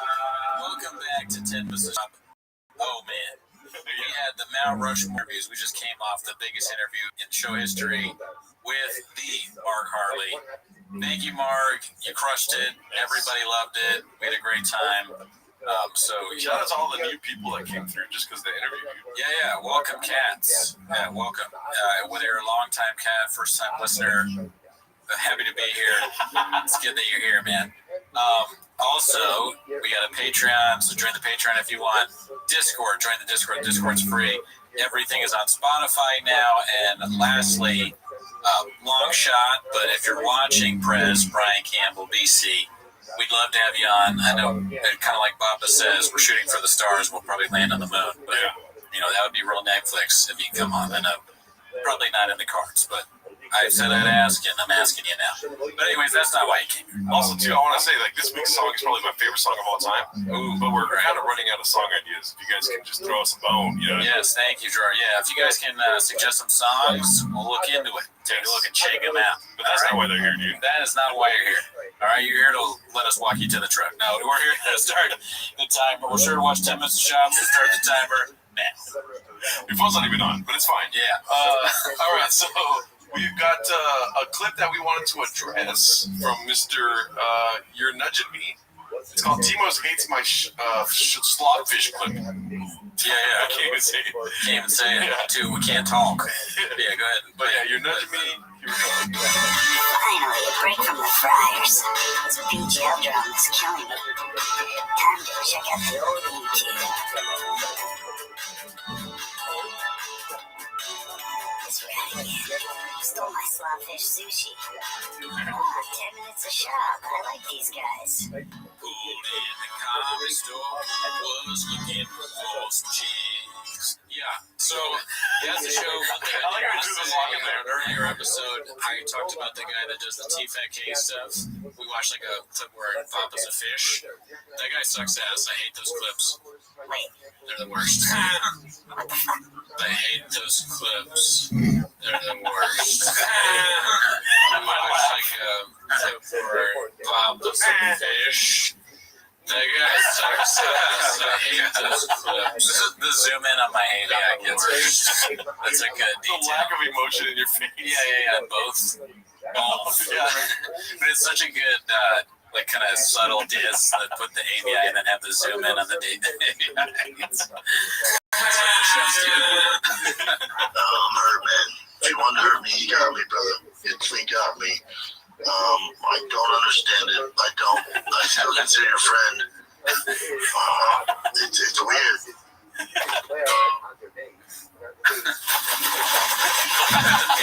I love PNC. It's on YouTube. PNC hard. I feel like a biker. Sometimes you can sleep,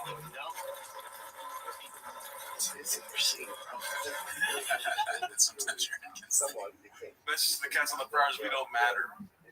But fuck E for Something YouTube channels. Not you, Timo, that was Blockbuster. Fuck you. Yeah, that's 100% on me.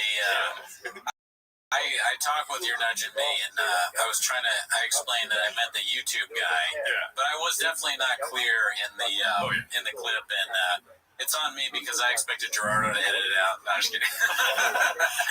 What did I public thing? With the TFATK channel, was it a conversation you had with others telling you that they just steal clips or what? Or you saw them? No, I saw him, and I did see the comments saying that guy steals clips, but I just watched the YouTube clips, and I don't like them. Yeah. I mean, the shop fish clip and all the You're Nudging Me, all the stuff he does always, from what I've seen, is always great. Yeah. Like, that clip in of itself. So in the end, it's almost like a good thing, because, like, from my being a jackass, he was able to come up with this, and it's funny, and everybody enjoyed it. The people that don't like it probably enjoyed it even more than we did. But I thought it was great. And it's my bad. I don't mean to associate You're Nudging Me with the YouTube channel. That was lame. And I shouldn't be talking about the YouTube channel anyways, because, like we talked about, I don't like it, but it's below us to, like, just fire shots out. It's all those random pills, dude. I know, man. I was texting Gerardo for Dick Juice. He couldn't get it to me in time. It's turning my eyes red. That's another thing too that we didn't get a chance to talk about on the show, but we talked about at length with each other. Is the Hella Mark Harley release of text drops. Yeah. Apparently Brendan Schaub asks him for Dick Juice all the time, and also he was taking fake accountability. Remember that? Yeah, he refuses to take accountability for everything, so we've sort of jokingly been doing that to each other, like, oh, it's on me, man. I thought you'd do it anyways, kind of thing. So we're. It's on me, man. I forgot you were Mexican, though. I did not. Okay, Mr. Whole Foods. All right. That's another thing we forget to address, that it's not okay, Mr. Whole Foods. What is it? It's my bad. Okay, it is your bad. Whatever, dude. He says 7 times a week. Okay. All right, we'll see. All right, back to the clips here. All right, so the next clip is called Papa Can't Stand When People Are Buried on Their Phones Instead of Working, hosted by Rogan and Shorty Pie. The North Star B, Rogan and Shorty Pie. You made $1,600 for Vegas. Well, that's a lot of money for you, but I'm just saying you came. Well, now I can't do my joke about all that stuff. Yeah, I'm like Eminem. I know exactly what you're doing. So you did. Well, Wow, that's good. That's good. I bet on the Chiefs and over. Because I thought if the Chiefs are going to win, it's going to be because they're going to outscore them. It was a great Super Bowl. But, I've been going to Vegas every year with my buddy for like 25 years. What? Yeah. We go to Vegas every year. What's my Super Bowl? What do you think he's texting? He's like, yeah. More Dick Juice? Yeah, we question mark. And then, but usually, we've been there. We were there when, the sports book. Sorry, he's watching my special on this. What is Yeah, we are, but he's watching it. Where's Chin? Who's Chin? Who's Chin? I don't know. But yeah, that's cool. And then like he gets caught doing something bad, and he's like, wait, someone else. Where's Chin? Where's the hot chip guy? They come in. He calls him the hot chip. Clever shop coming up with an excuse right away. Can't get caught. Yeah. Caught in the cookie jar, the kratom jar, and then. But his Netflix brain just was like, oh, wait, someone else is fucking up. It's not just me. Yep. You lead from the top. If you don't lead by example, then your producer won't be in their chair. Also, too, with Mark Harley, when we did the interview with him, aside from one phone call incoming, he was never on his phone, dude. I don't know what I was talking about. Yeah, that's probably another lie from Shop trying to darken the name of the one Mr. Ella Mark Harley. All right, so the next clip is a movie trailer, blockbuster movie trailer for The Sink Pisser. Have you seen this yet? No. This made me laugh really hard. It's posted by Blues E. Nate. Oh, it's obviously rated R. This is a Red Band trailer. Oh, right. Yeah. That's Mark Harley. Good. Trademark. I didn't notice that. What does he do? Life ribs. The details. It makes me happier than peeing in the sink. Yeah, I don't know why. Let's call it. It's snotty. It's a little naughty. I feel like a mongol or something. I'm just post this. I'll get to those guys.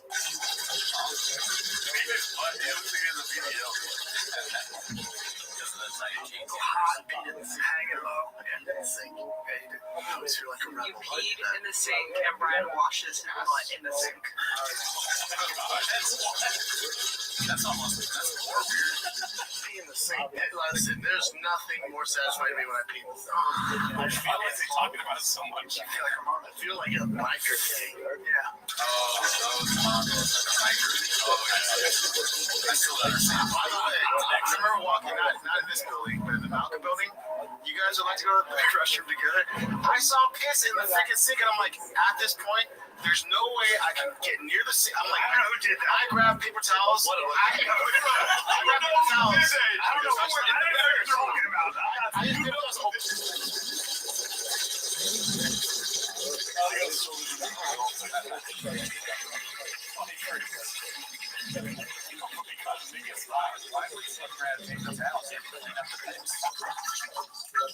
The sink pisser. I don't want that. That's sort of like an intervention. Yeah. Like Chan and the old intern and Chappelle, like, you are peeing in the sink. You need to stop. This is a place of work. Speaking of peeing on the sinks, we got this clip called "Does Bart Get an Intervention Before Brandon?" posted by What's Up 167. The one person in this room has a problem pissing in their backyard.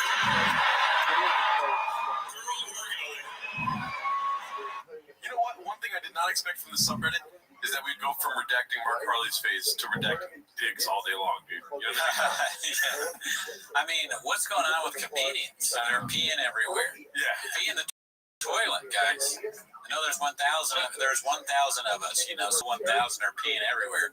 Everything's gonna smell like piss. It's a lot of piss speak. Yeah, it's a lot of piss speak. What are we doing here? What are we doing here? All right, so this one's from Sorgon Bird, which he's dropped a lot of good-ass songs recently in Chang's, dude. And it's called The Weasel Gadusha's Papa. Is that ninth? Well, but I was But we're in the 80s. Where were you? in the 80s. I was in. Dude, how great is it? Brandon's not here. I know. He would fuck up this whole episode. He'd be like, hey, like, what about the plus? You know what I mean? Wait, look at my ear, bro. Check out my ear, dude. We're gonna party in Vegas. That's a great Brandon Schaub impersonation. That's spot on. Yeah. Good voice. That is like exactly our show. What he just did is what we do. We Pauly Shore could do a 10 minutes of shop and probably eclipse us in views and real quick.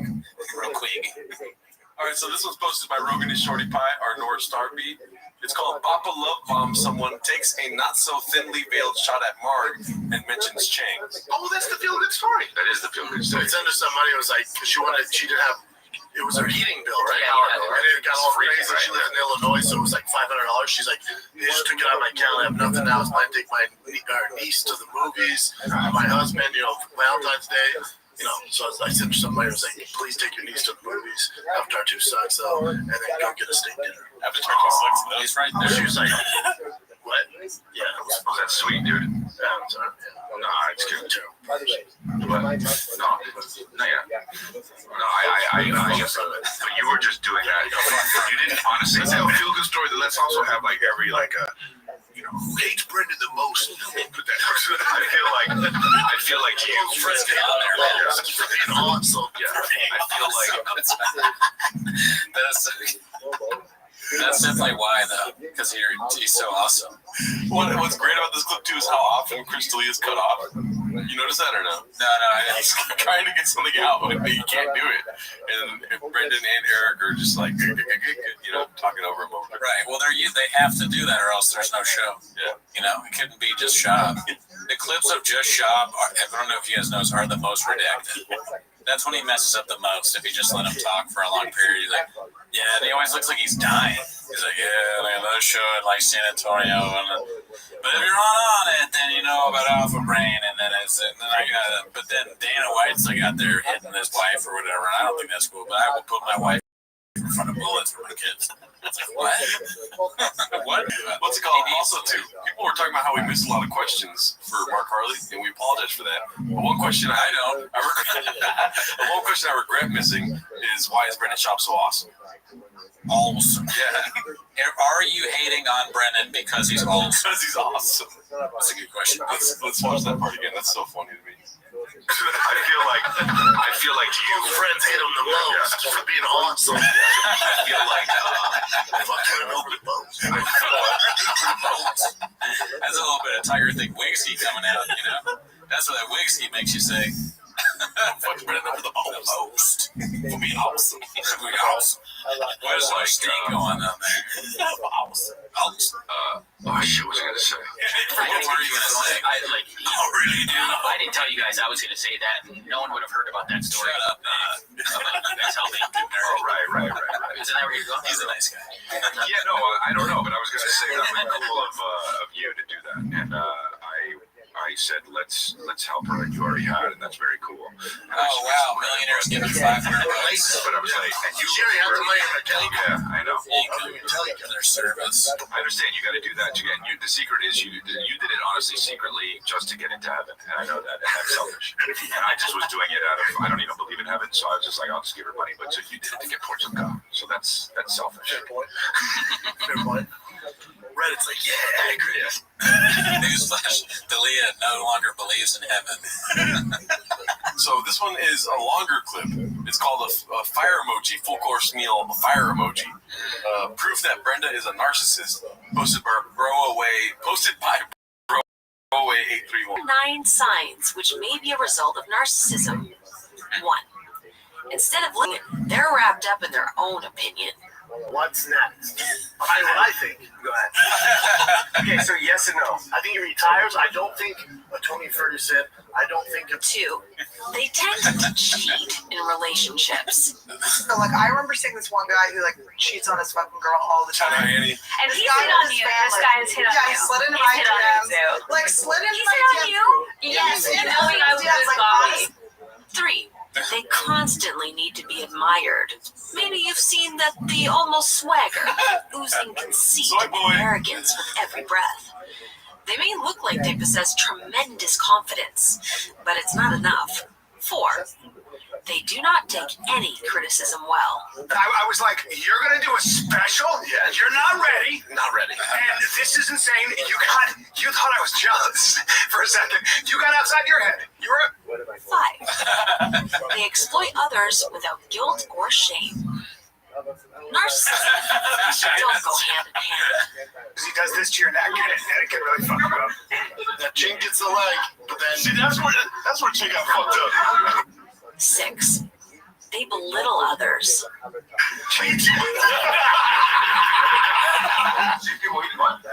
Holy fuck, Chink, you don't need this, dude. I do need it. He says he does need it. Doctors, it's people that say that you should try this before surgery. So, So the internet tells you to. Yeah. You do it around your girl?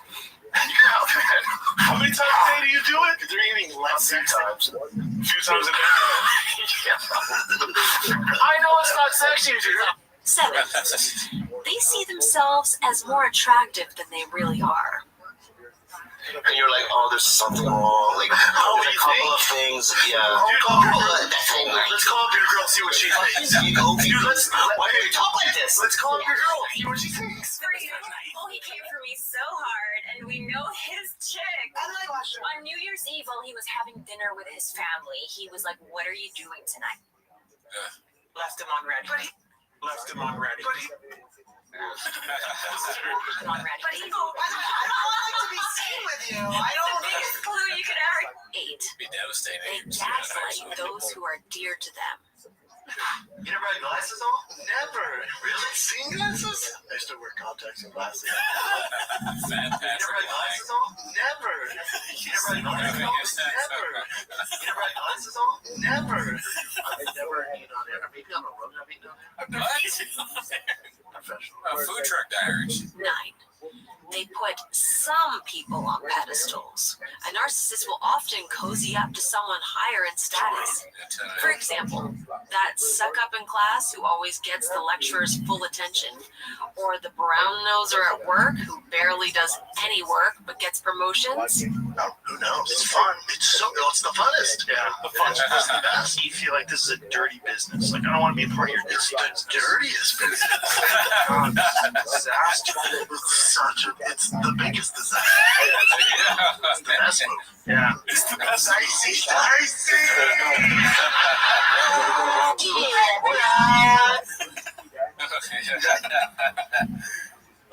Good work, Chef. Yeah, that was a great one from Bro Away 831. I don't have much to add to that. I just enjoyed watching it, really. Yeah, and you hadn't seen it yet, huh? No, I hadn't. No.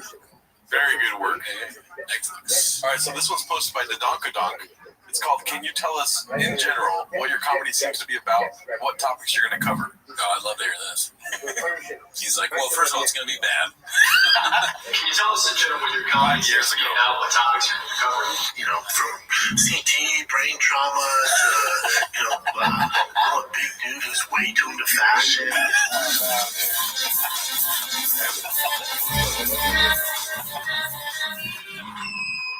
So it's all, unique stuff. I'm a fuckboy. I own it though, man. Unique. He doesn't know what that word means. It's like an asshole. There's no blueprint. I just go. Head down, I go. Alright, look, as this goes. I wouldn't let people film me doing this. I just would be like, no, we're not doing that. I'm not here now. Cut. And I'd leave. They don't have shoes on. You wouldn't let me pick you up, Doug? No.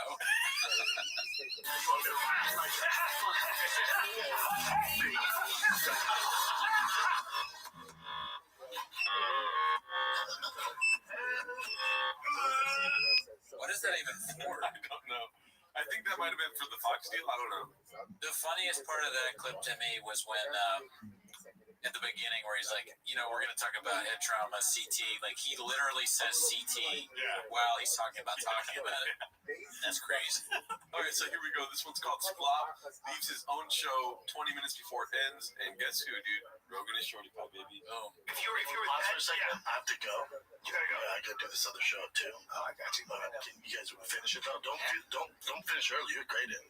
You can sit in my seat. You're not. You're leaving. I know. I mean, I'm never coming back.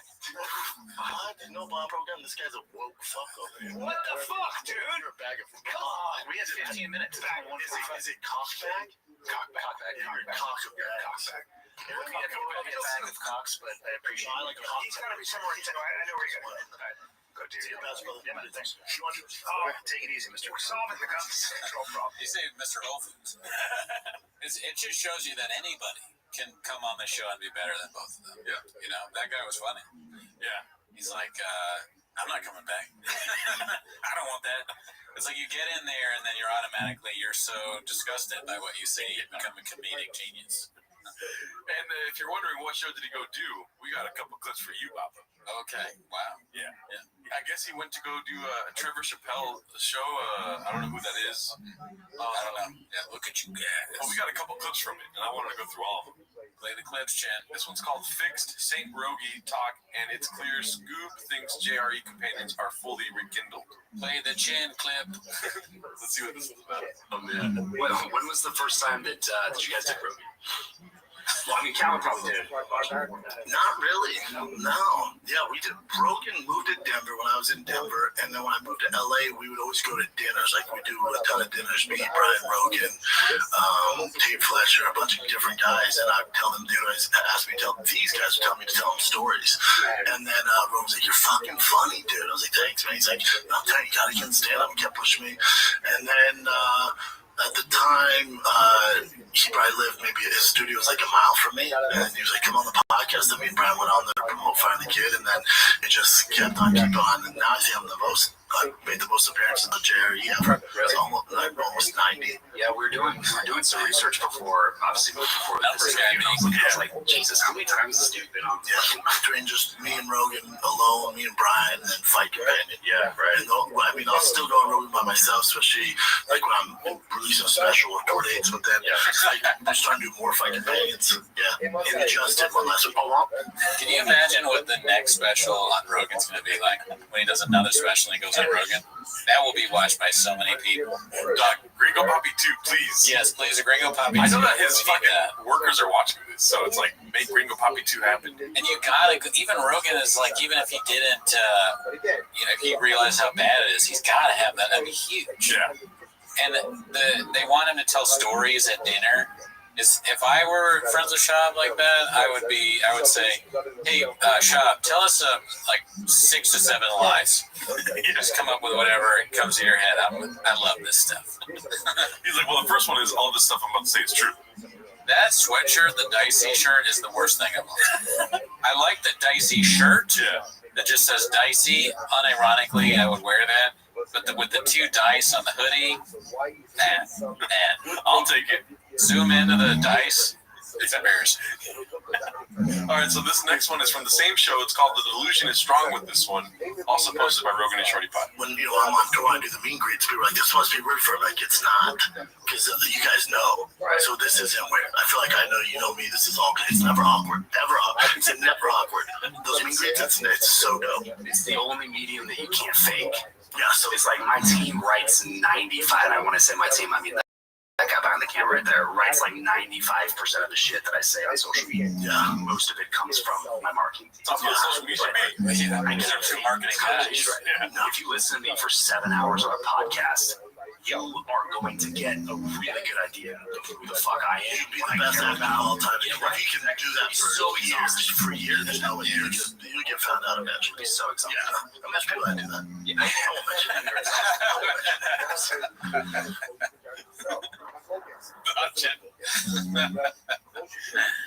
Oh man.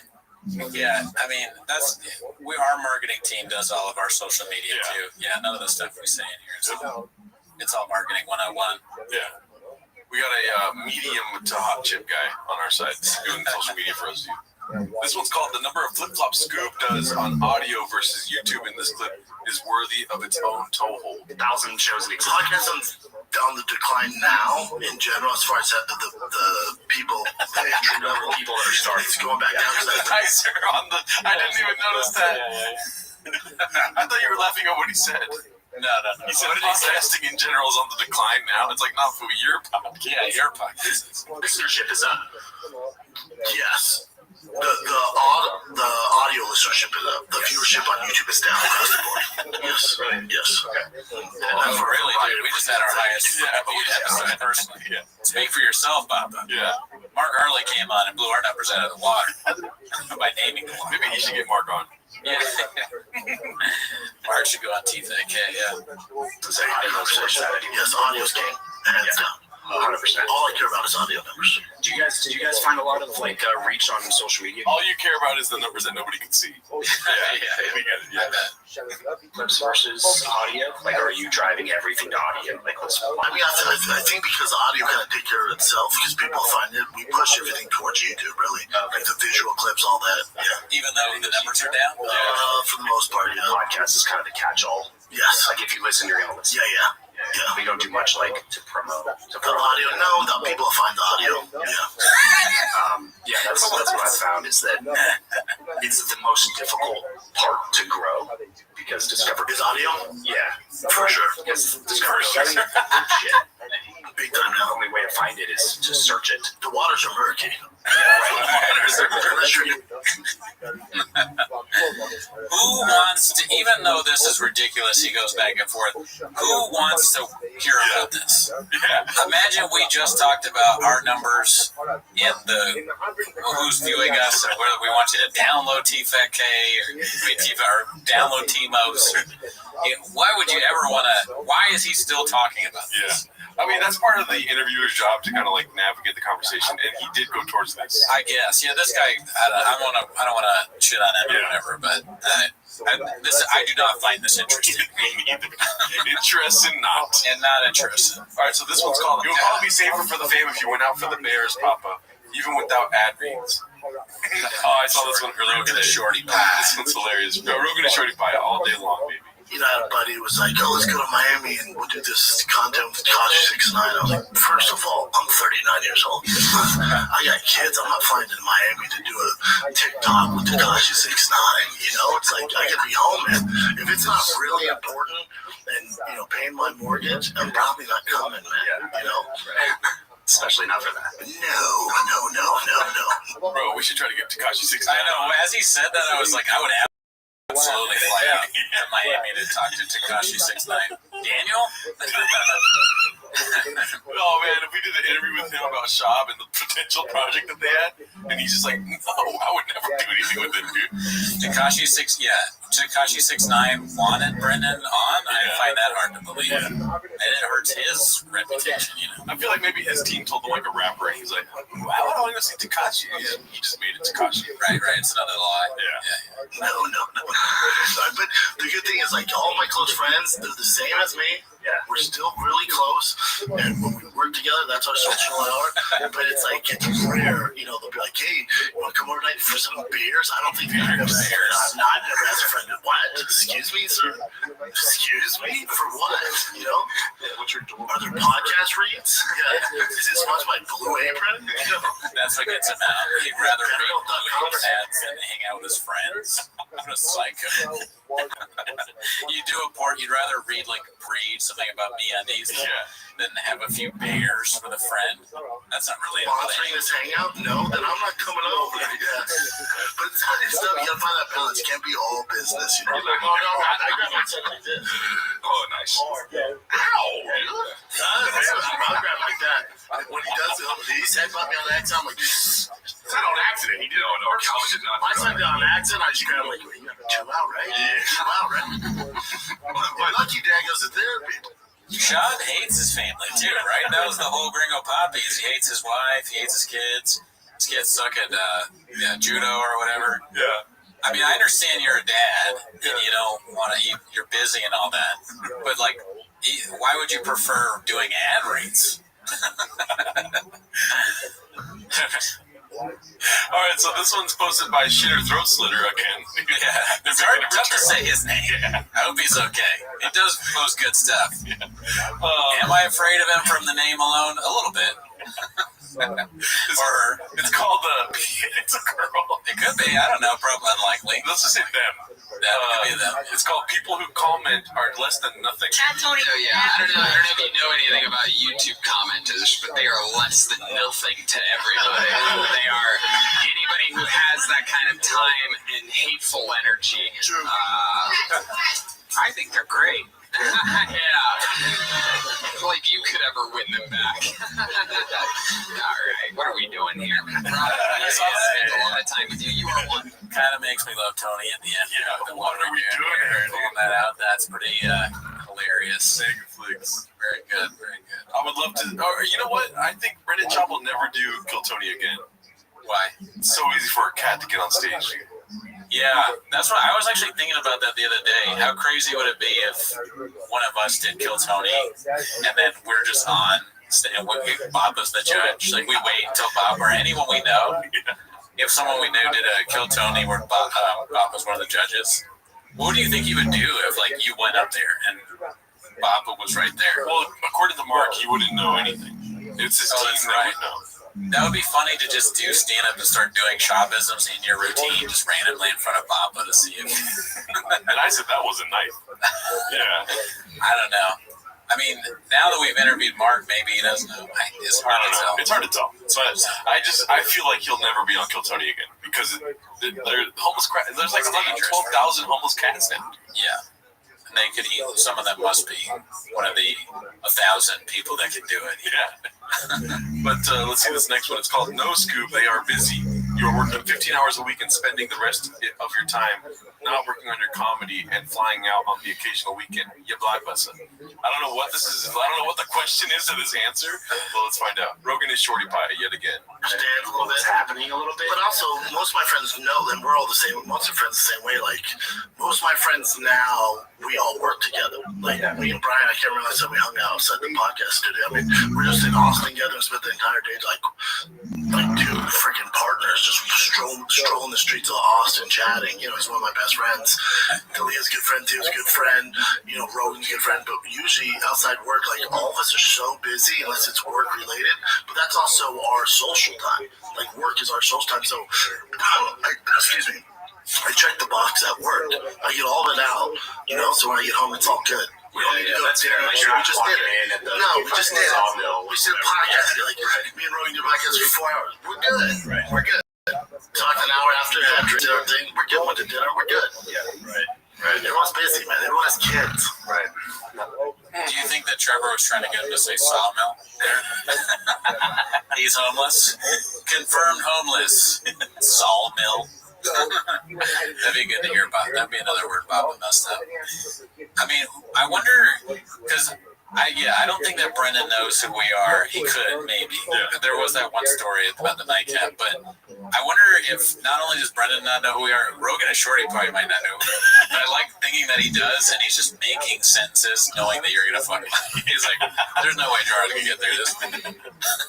All right, he's doing that. Good. It's hilarious. Let's see if I can do this one. It's Rogan and Shorty Pie. I couldn't do it. I'm not here the one doing it. This was posted by Rogan and Shorty Pie. It's called Bar Door. Won't accept that the host is saying the same concept. Jerry Seinfeld enters the chat. There you go. Let's see what this is about. That's kind of what actually what Cal and I were talking about. He was just like, what I advise to young people is like learn a skill, whatever skill it is. I wouldn't say skill, just find something you're interested in, run with it. Yeah, but trying to get good at something. The same thing. Yeah. Have something that strives and have something that makes you want to get up and work hard at something. Just find your passion and run with it. Yeah, see where it takes you. You'll find something else off of it. Like, maybe you're not, the next freaking, Jerry Seinfeld, but Seinfeld's podcast. Like, actually, I won't be the guy behind the camera. Sure, you get different perspectives. You never know where it's going to take you, but fucking run with it. Don't have a plan B. Yeah. Maybe you aren't the next Jerry Seinfeld, but try hard. Says these two random guys. Who's the other guy? No one knows who he is. I don't want advice from him. He seems to think that Shab is smart. I always tell young people, this guy's like 26. Who's a young person to you? All right, so this one's called Here is the Hilarious Dick Joke Scoop Made Without the Netflix Simpsons Edit from Rogan and Shorty Pie yet again. Here we go. So I want to kind of wind it down with a couple quick questions for you. 8 inches. 8 inches. That's all right. Again. Okay. To the homeless cat. Thank you.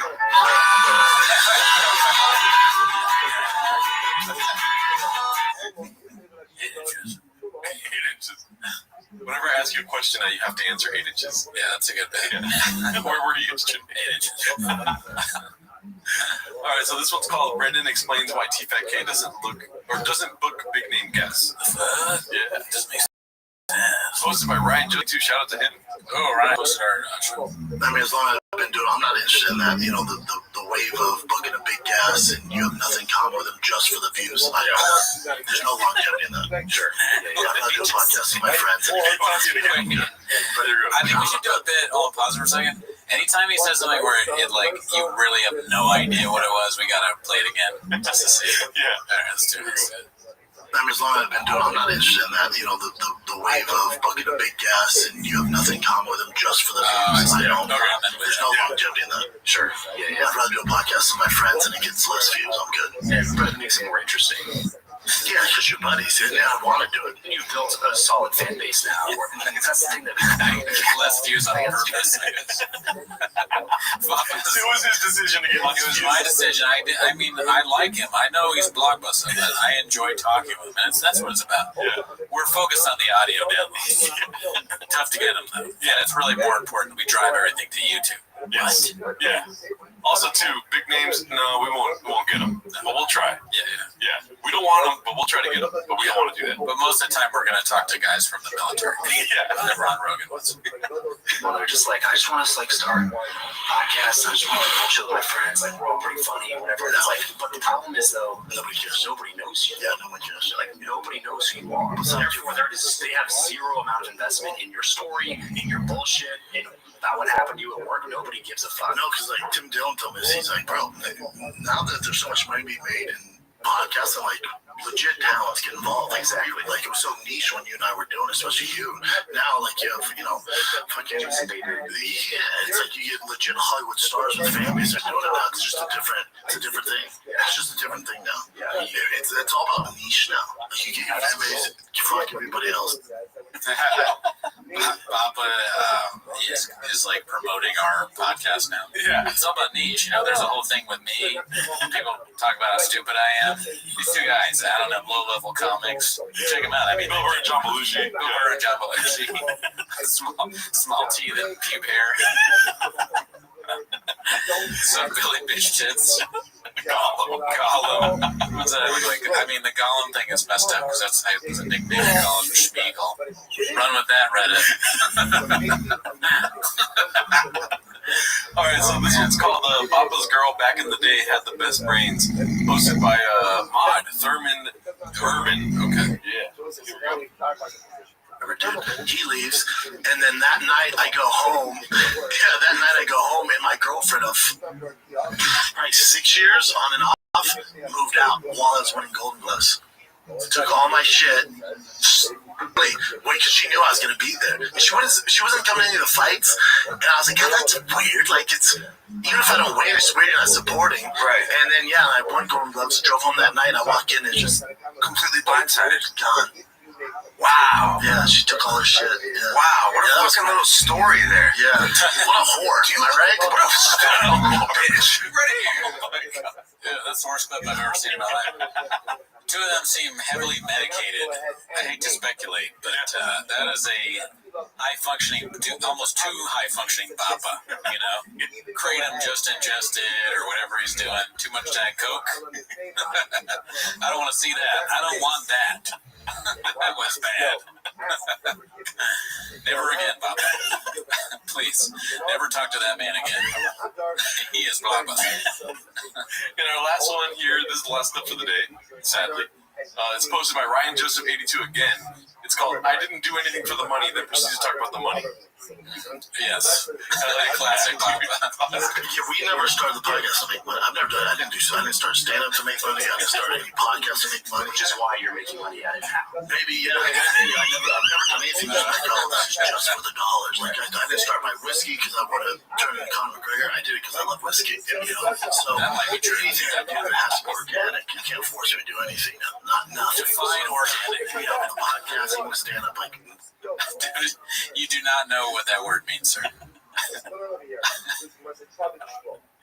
I'm sorry I'm talking over the clips. I can't control myself. The little two dice.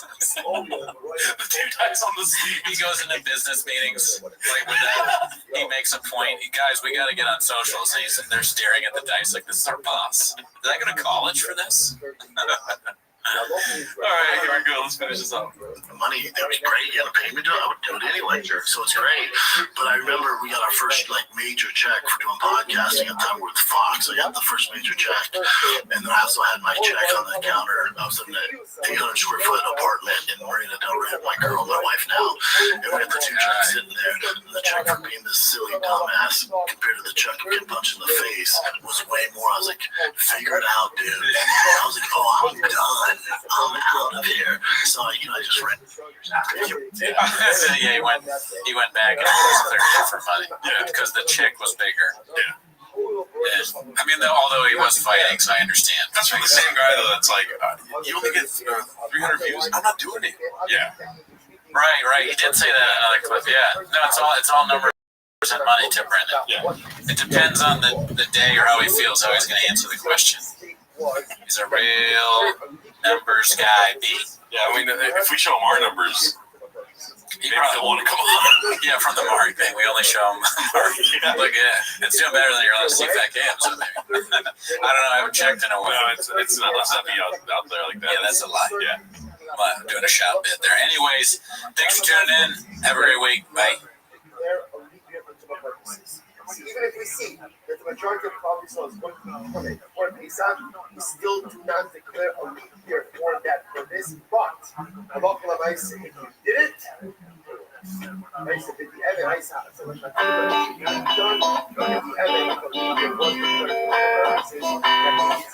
You've got to change your evil ways, Baba.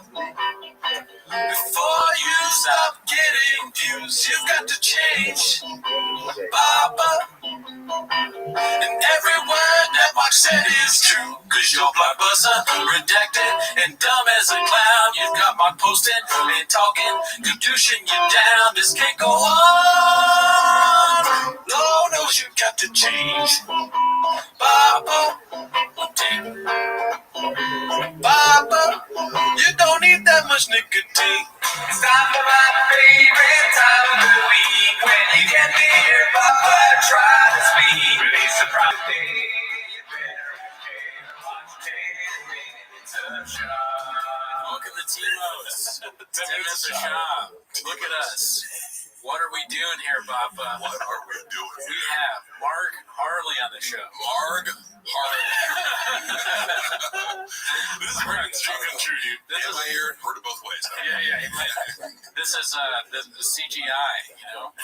This AI technology. One thing I wanted to ask you guys, you can probably tell I am bigger and gayer and more lively in person, you gotta admit. Right? Yeah, he's huge. I prepared myself. Yeah. I really did. A cardboard cutout of me. The lion is out of the zoo, free to roam, do what he wants, gadoosh anybody he wants. That's true. It's very freeing, actually. It's very cool to see. One thing I didn't expect from meeting you is that I was going to feel like a baby gay lion. You know what I mean? What do you mean? I just feel like I'm inferior. Oh, okay. Yeah. That's so funny. Sometimes, like, I think that's a fun way to interact with guys, to be like, guys love to do this. Like, no, I'm trying to get like you, or like, I know you're buff. Like, right. But as you can probably tell, I spend so little time thinking about that and try to like actively not have my brain work in that way versus I think guys like Shab and other narcissists, it's like always like sizing each other up and like, who am I stronger than you? Could I murder you? And all, like, you know, it's just, I don't know. That kind of male behavior way out in the world, but I just always think it's funny. That's how guys interact. Like, yeah. But you're bigger than me. It's like, I don't give a fuck, you know, because there's 800 guys, you know, who are bigger than me in, you know, a quarter mile of here. Yeah. I mean, I don't even see it. Honestly, I feel like a long-time friend just meeting it for the first time, you know? Yeah, like I never met him. This is so cool. We've been shooting the shit, getting along really well. It's true. We had a nice, like, 20-minute, like, warm-up. We're shooting the shit. And yeah, like, and this is what I told you off air is that what I really appreciate about your show, because it almost seems like if you start a Brendan Schaub channel, like if you can't get like 10,000, you're like it's like, what are you doing here? You're blockbuster, But a lot of these channels are kind of just going like a recap, the most basic recap of what happened in the Bamba versus week. But you guys are actually two things. You're adding creativity to it with these song parodies, which I assume like that takes some time to both write and record, right? I would assume it's several hours a week. Well, really, it's one take, but it's one take. It's a recording. It just is the length of the time of the song. Yeah. But, you know, the writing I don't assume takes, you know, only a few minutes. So, but it's also just time and mental energy, and I can tell you guys want to do it really well. And then secondly, the humor of the show to me comes from the fact that you're very detached and you take this approach of like, it's all silly and I want to be entertained by it, and some people cross over into this like anger and contempt and actual bitterness, and it's, to me, it's hard to do comedy from that place. Yeah, we don't want to be like that. It's all fun and games for us. Yeah. And honestly, we're standing on, as I said before, we're standing on the shoulders of giants. You know, we got people like Rogan is Shorty Pie and Ryan Joseph and President A Banana and all those people. No, it is because like people, you have really good engagement, and I don't know I know you get pretty good numbers for the fact that like, like, you know, I'm a numbers guy, so like you guys do really good numbers for I don't know how many subscribers, but it always looks like people engage And that's kind of another one of these core things that, you know, I'll probably continue to bring up, like, you know, thinking here's how Brendan thinks. And I think,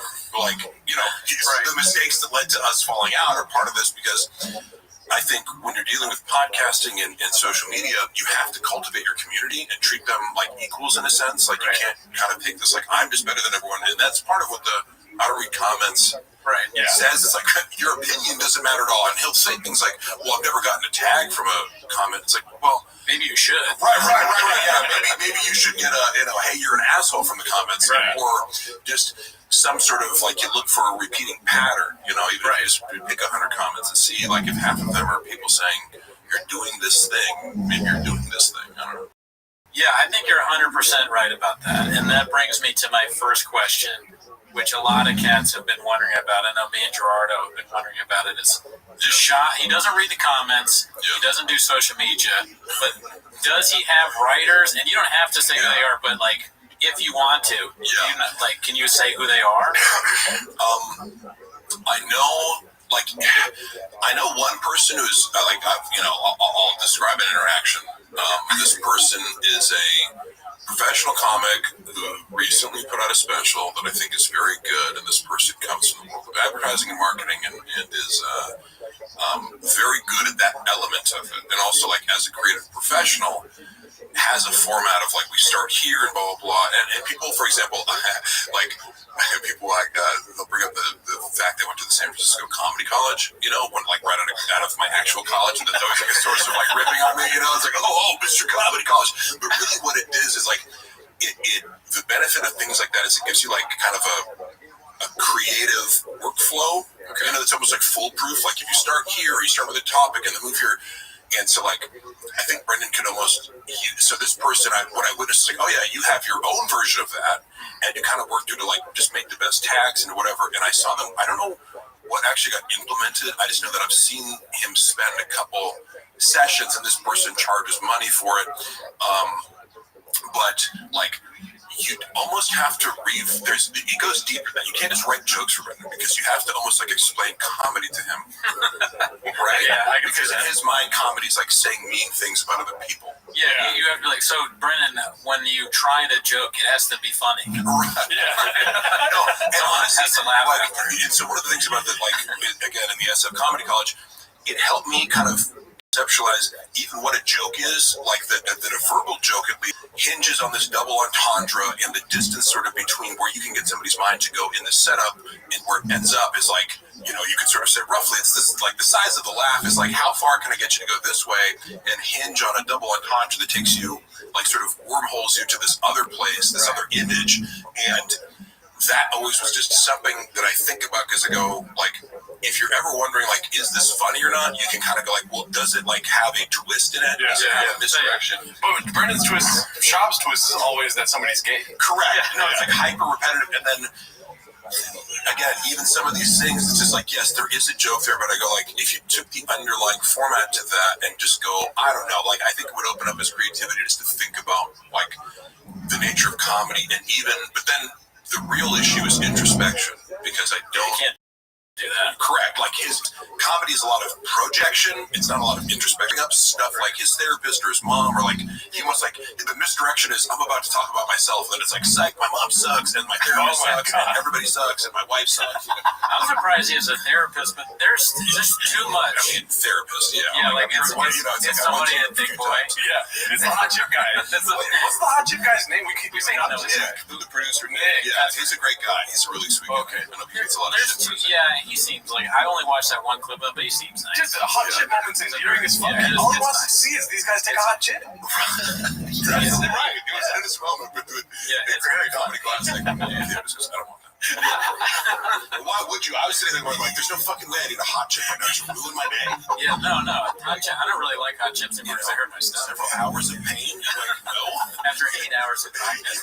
There's too much you'd have to teach Brendan before comedy, you know, because he doesn't know continents, he doesn't know where New England is, he doesn't know basic shit like human beings do. Like, how to content or continents? Social media continents. Oh man. I got another question about the Gringo Poppy for you. Yeah. You have a lot of questions. I got a lot of questions about it. That's what we're fascinated. Hey, when people pretend they're interested in me, that's my favorite thing. All this up, dude. And drop any zingers, please. But were there any other names considered for the Gringo Poppy specials? Yeah, fuck, dude, that's such a good question. I should have thought come back to that. Yeah, like, because I know it, well, like, he went through a few different things, and actually, to me, the Gringo Poppy is a good name. Yeah. Like, imagine a special that was, like, that delved into, like, deeper stuff and kind of stuck maybe more to, like, actually exploring Mexican culture and how, like, there's gonna be times where we just break out that. That's fine. It's gonna make me go, I know, like I want to make this point because it sounds like you're right. I'm coming from laughing is the fact that what the name represents now is hilarious when you try to think of what it could have been. You know, right, and it couldn't, like, it's transcended the like you can never put those words together again. Like, you know what I mean? It's like, it can't be said anymore. Like, he's destroyed part of the Spanish language.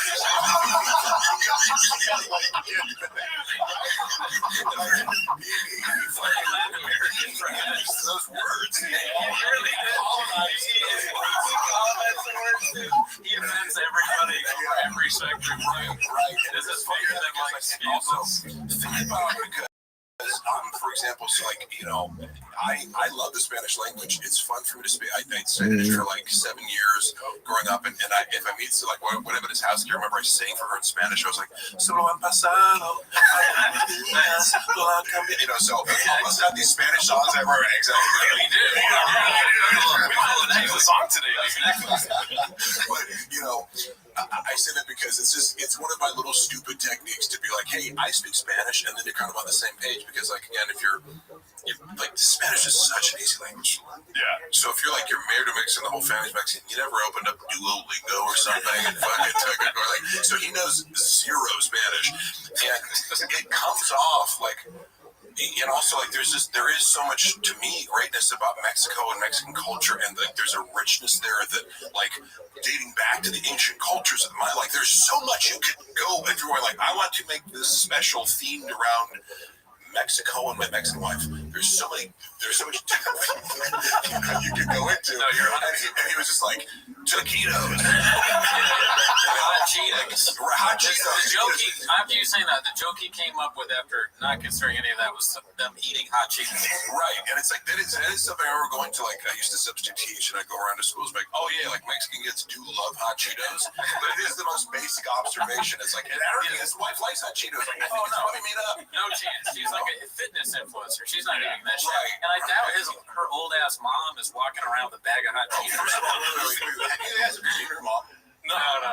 Like, because how do you imagine her when he portrays her in the special? I picture like a grandma, like a with like an abuelita, and she's making like handmade tortillas with like a flour, like whatever. She's like a CEO. You know, she like doesn't know how to use a cell phone, and it's like frail, and like, holy ego, people, That's what you said. You know, right? Like, you just, an image comes to mind. Yeah. Here's what she actually looks like. She's like, she's in her 50s. She looks like she could be late 40s. Gorgeous, like, very pretty. Wow. Incredible body. Like, she's a sexy 50-year-old woman who you wouldn't pick out of a lineup and say she's Mexican. You'd be like, oh, she looks like she could be like French, Spanish, Argentinian, something like that. Like there's nothing stereotypically Mexican about her besides a slight accent on top of otherwise perfect English. Mark, I wanted to talk to you about something like like Spanish rhythm of speaking English, but like the idea, like, he spends all this time like building up this joke, like, she doesn't speak English, but she doesn't, right?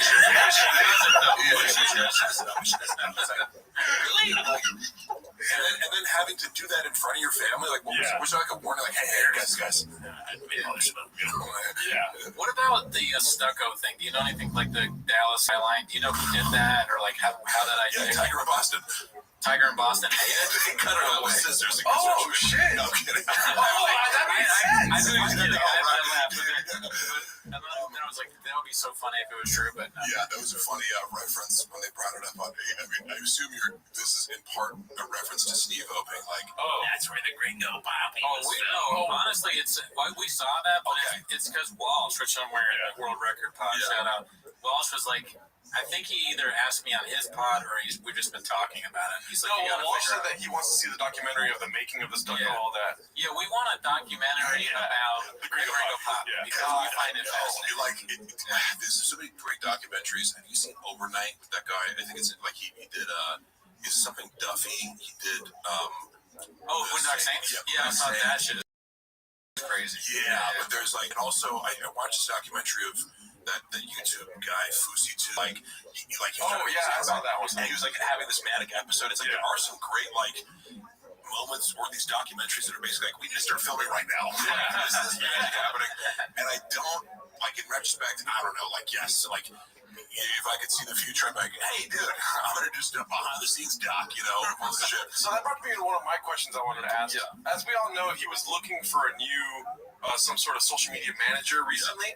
Yeah. And I want to know how hard it is. Like, is there any chainmail around getting into the Thick Boy crew?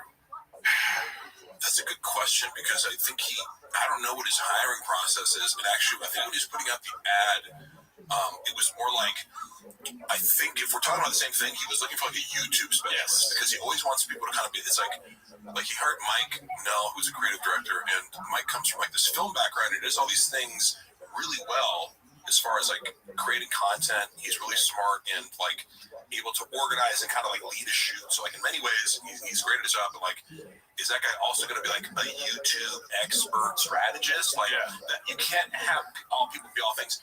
But he kind of like, what the fuck? Why can't we figure YouTube out? It's like, well, there's people that like that's their job. You know what I mean? Like, and they worked for YouTube last year, and, or still do. So I think that was the thing because, he and I'm not saying it couldn't help him, but I think he gets himself into these positions where, he's buying all these views and maybe followers too. Because I always I'm looking at the page and I'm like, he kind of got to like 100,000, like 150 really quickly, and it's kind of like stalled out. Like, who knows? But like when you buy views, like the YouTube experts are like, oh yeah, your page is fucked. Like you can't grow, your algorithm's screwing, and I don't know how you reset that. You can't pay for engagement. You can't. That's a really old game to play because, as the algorithm gets more sophisticated and these tech companies become more sophisticated, of course they're going to catch on to that and punish you. Somebody dumb like Shab, of course he'll get caught doing anything, right? Anything he does, they're going to. The cookie jar. Yeah, exactly. A kratom jar. He's so stupid. Go ahead, sir. Oh no, I was going to say. Yes, he always does the dumbest thing, gets caught, and is always snitching on himself. Yeah. By projecting in a lot of ways. Right. Who did somebody open for him at the Gringo Poppy? Was there like another comedian? Yeah, David Lucas and Chappelle. Oh wow. Okay, so they were both there. Beasts of comics, But he'd still rip on them both. Like David was funny as watching him go around the country. He apologized for Dave's act. So Dave comes out there and he does some really, I don't know if you're familiar with his humor at all. He's like a roast guy, right? Yeah, and so a lot of it's almost like he's got this kind of Black Anthony Jeselnik. It's not it's not as dark, but a lot of his jokes are maybe abortion focused or just he's provoking you in some way. I think a lot of it's really good. Okay. But sure, you can go to Salt Lake City, Utah. There's gonna be some people in the audience who are like, Right. However, you knew what his act is before you brought him on the road, and so to bring this guy on and then kind of get on stage and from his perspective, from Brandon's perspective, he's like, I'm just bringing everybody back. But it's Jesus Christ, Dave! He'll do 3 minutes on oh my God, David's so offensive, and it's what, but that's just his MO for everything. Yeah. I'm gonna make myself look bigger and shit on you, even though again, David's I think David's a star, and I think Chappelle's a star too. That's what this guy was telling me about. I forget his name, I'd say it if I remember, but he was an old graphics guy for Shop. Yeah. And he was saying that Shop, all he cared about was making Brian look bad. He was make Brian look gay. I couldn't, that makes all the sense in the world. Yeah. And that seems to be his MO. And again, as you get closer to him, once kind of, there's this love bombing phase, and there was a period of time where if he'd said something, one time he called me on a pod, he said, oh yeah, Mark's my, like what's the animal like where you like take care of my like it's like if you're blind, it's like my service animal. Eye dog. Yeah. He said like Mark's like my service animal or something. My anxiety. And I wouldn't have even cared about that, but he texted me. He's like, hey man, I didn't mean it. I'm like, no, that's fine. Like you wanted me to me. It was like, oh, you wanted me around because like I made you feel good or something. That's fine, but. Then he'd start to say more offensive things over time. Next month, it's like, oh yeah, Mark's like Animal from the Muppets. And I'm like, am I? Like, I'm reckless and fucking chaotic. Like, it's always like, under the guise of a joke, it's always this like really unflattering portrait of you. Where, like, he'd go out his way to be like, Mark, when Mark eats, it's so disgusting. But then there's like pictures of Shop eating it. Yeah, never talk about somebody eating. Right. And so we can't even find a straw. Straw thing is amazing. Well, yeah. What are you doing? Yeah, because I look at other stuff that's not a straw and be like, you're not a straw, B. It makes me, he treats Brian so bad, it makes me feel like I need to treat Gerardo better. Honestly, Gerardo's seriously, when I was sometimes would be uncomfortable in the TFAT-K room because I remember one time, I don't know if you guys ever use psychedelics, but you know. Oh yeah. Okay. Yeah, I'm just a big I'm a big fan of microdosing and macrodosing, but like microdosing has helped me get through some depression and whatnot. And I not that I'd recommend it to everybody, but I would at least try to download my experiences to people because I go, yeah, like it's a unique drug experience. It's not like popping Adderall or doing things that are really addictive. You can't really get addicted to them. But in some ways, it can provide like a spark that you need to get through something. Anyway, Brian came in and wanted to talk about his LSD experience, and I was all for it. I'm like, yes, it's exciting. So I'm like, you haven't done this before, and you're kind of trying to. It's hard to describe a psychedelic experience sometimes, and why it enhances your creativity and it puts you in this positive mood. But like, I like dissecting that kind of stuff. Brendan couldn't have been more negative and dismissive and just insulting about it. And I was just like, oh, this like hurts my heart. Like it was like beyond funny or like except, okay, this is a dynamic. It was just like, who cares, dude? You're too old. Who cares? No, never do like. And it was just like, Brian's trying to like yes and him and kind of get something, and it was just like, no. Psychedelics, you talking alpha brain, B? Yeah, but he'll dismiss it like, nah, I took mushrooms once, so like microdose, and it made me feel weird. Yeah, it's called self-reflection. I mean, they're great. Yeah. Another thing where he's stupid. Bernie jokes cut out of the Gringo Poppy. He did film an entire hour set, and he's doing. Okay, let me start this off with saying, I saw him and Anthony Jeselnik talk before a show one time in the green room, and he had referenced a time before when he was like trying to like give Anthony Jeselnik advice in front of other people, and he kind of framed it as like, oh yeah, Anthony snapped at me, but I'm like, well yeah, you were trying to like, he's going to be the greatest you know what I mean, like he's special brush like and he's also like, he's kind of got this mystique where like he doesn't even need to use Instagram or social media. It's like, like when Anthony Jeselnik drops a special, like I'm watching it, and I've seen him perform enough times where like you obviously know it's like he's all about comedy and doesn't give a fuck. And Brendan tried to say, he's like, oh yeah, you should try to like this, and like he was kind of giving him like, because Brendan in his mind is like, oh well, I'm like a business and marketing guy, so I'm trying to give Anthony Jeselnik advice, but he made it seem like he's like, Anthony's talking this way, and it's kind of like, hey Brendan, I think I got it. Like he says that and like winks at him. I'm like, that was Anthony Jeselnik's way of being like, hey, you fucking idiot. Don't ever talk to me about anything relating to my career. And then the second part of it was, when I saw him talking, he was kind of like, man, I think the new thing is because like one of his rationales for only releasing 25 minutes of this set, because it was an hour-long set, he's like, well, no, they have the analytics on Netflix. People only watch, 28 minutes of a special. And I'm like, I don't even know what that means, but I wouldn't take that as like just release 28 minutes, because then people, it's like, well, maybe it's because people watch half of it. I don't know, like, or if you're taking an average, it's like, well, maybe there's just something that people turn off after 3 minutes because it sucks, and then people watch an hour of the other one. It doesn't tell me anything personally. Watch time is based off of average or like percentage. Correct. But also too, when I put on the Gringo Poppy, maybe he's onto something because I can't look away. You know what I mean? I watch it all the time. Right, you guys watch it multiple times. So the final thing about the Jeselnik was he's like, no, you should, like, a lot of people are just like filming like half an hour, and then you still have your other hour. And Jeselnik was very diplomatic, this wasn't an insult, but I liked how he thought about it. He was like, actually, like, I do the whole hour because to me, each one of my hours is like a novel. Like, I'm not going to release half the novel. And I was like, yeah, like, and that just, I think, showcases his artist's mind about it. That he's like, this is a unit. I'm not going to be like, oh, and then I can have this for the road. It's like, no, you start over and write more. Okay. You know, but yes, to answer your question fully, there was many jokes that he's still doing in his set, and it's funny because it's like all new hour. It's like, but it's not. Yeah, right. You know, like, and not that I don't think he's shortchanging people as far as time, because he will go an hour 20, whatever, and try new stuff and have fun. But like, there's definitely jokes that he's still doing. He filmed another Gringo Poppy and took out. And honestly, I don't even know what the justification. Like, I was into the editing room, you know, that's like learn editing and feel. Well, actually, I edited a lot of his stand-up clips, like even just from like before I knew Adobe. Like, I don't know, this doesn't need to be fucking 3 minutes. Let me get it out in 90 seconds on my phone, you know. Just to take out of the. What's like one joke that, if you can remember, that he's cut out that he's still doing? Fat Spider-Man. Oh, you know this one? Have you heard that? I'm very interested.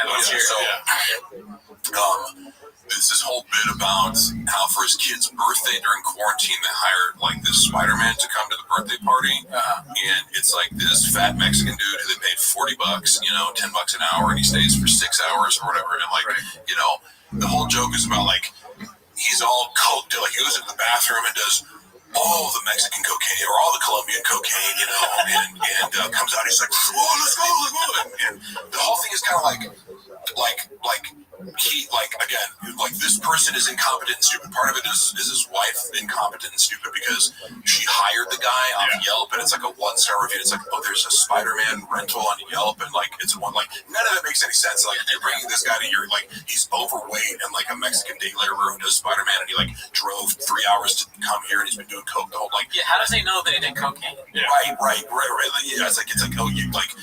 If you believe at face value the joke that he's making, like, it's one of these stupid things where, like, unless the guy actually did coke, like, I don't want that to be made up in the joke. Yeah. Like, I want to be like, it seemed like, you know what I mean? But it's like, so you're stating confidently the guy went into your bathroom in your luxurious Tarzana home and came out like, and he had like coke on his face, and you're like, isn't that guy? But like, you interrupted my kids? What? It makes sense. I'm thinking of Brendan like with glasses and like a pencil. Yeah, it's like right. No, because you go, some of these jokes, I have no fucking idea what these are. Like the you know, the dick pic joke about me that we were talking about. Like, I don't even know what the origin of that is. Like, it's not.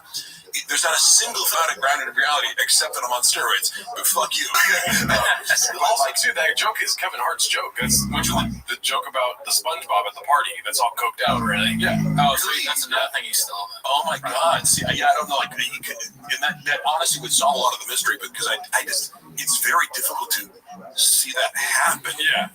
And then another joke was about, he doesn't have the one where he takes this is another example of like, even his kids are stupid and incompetent.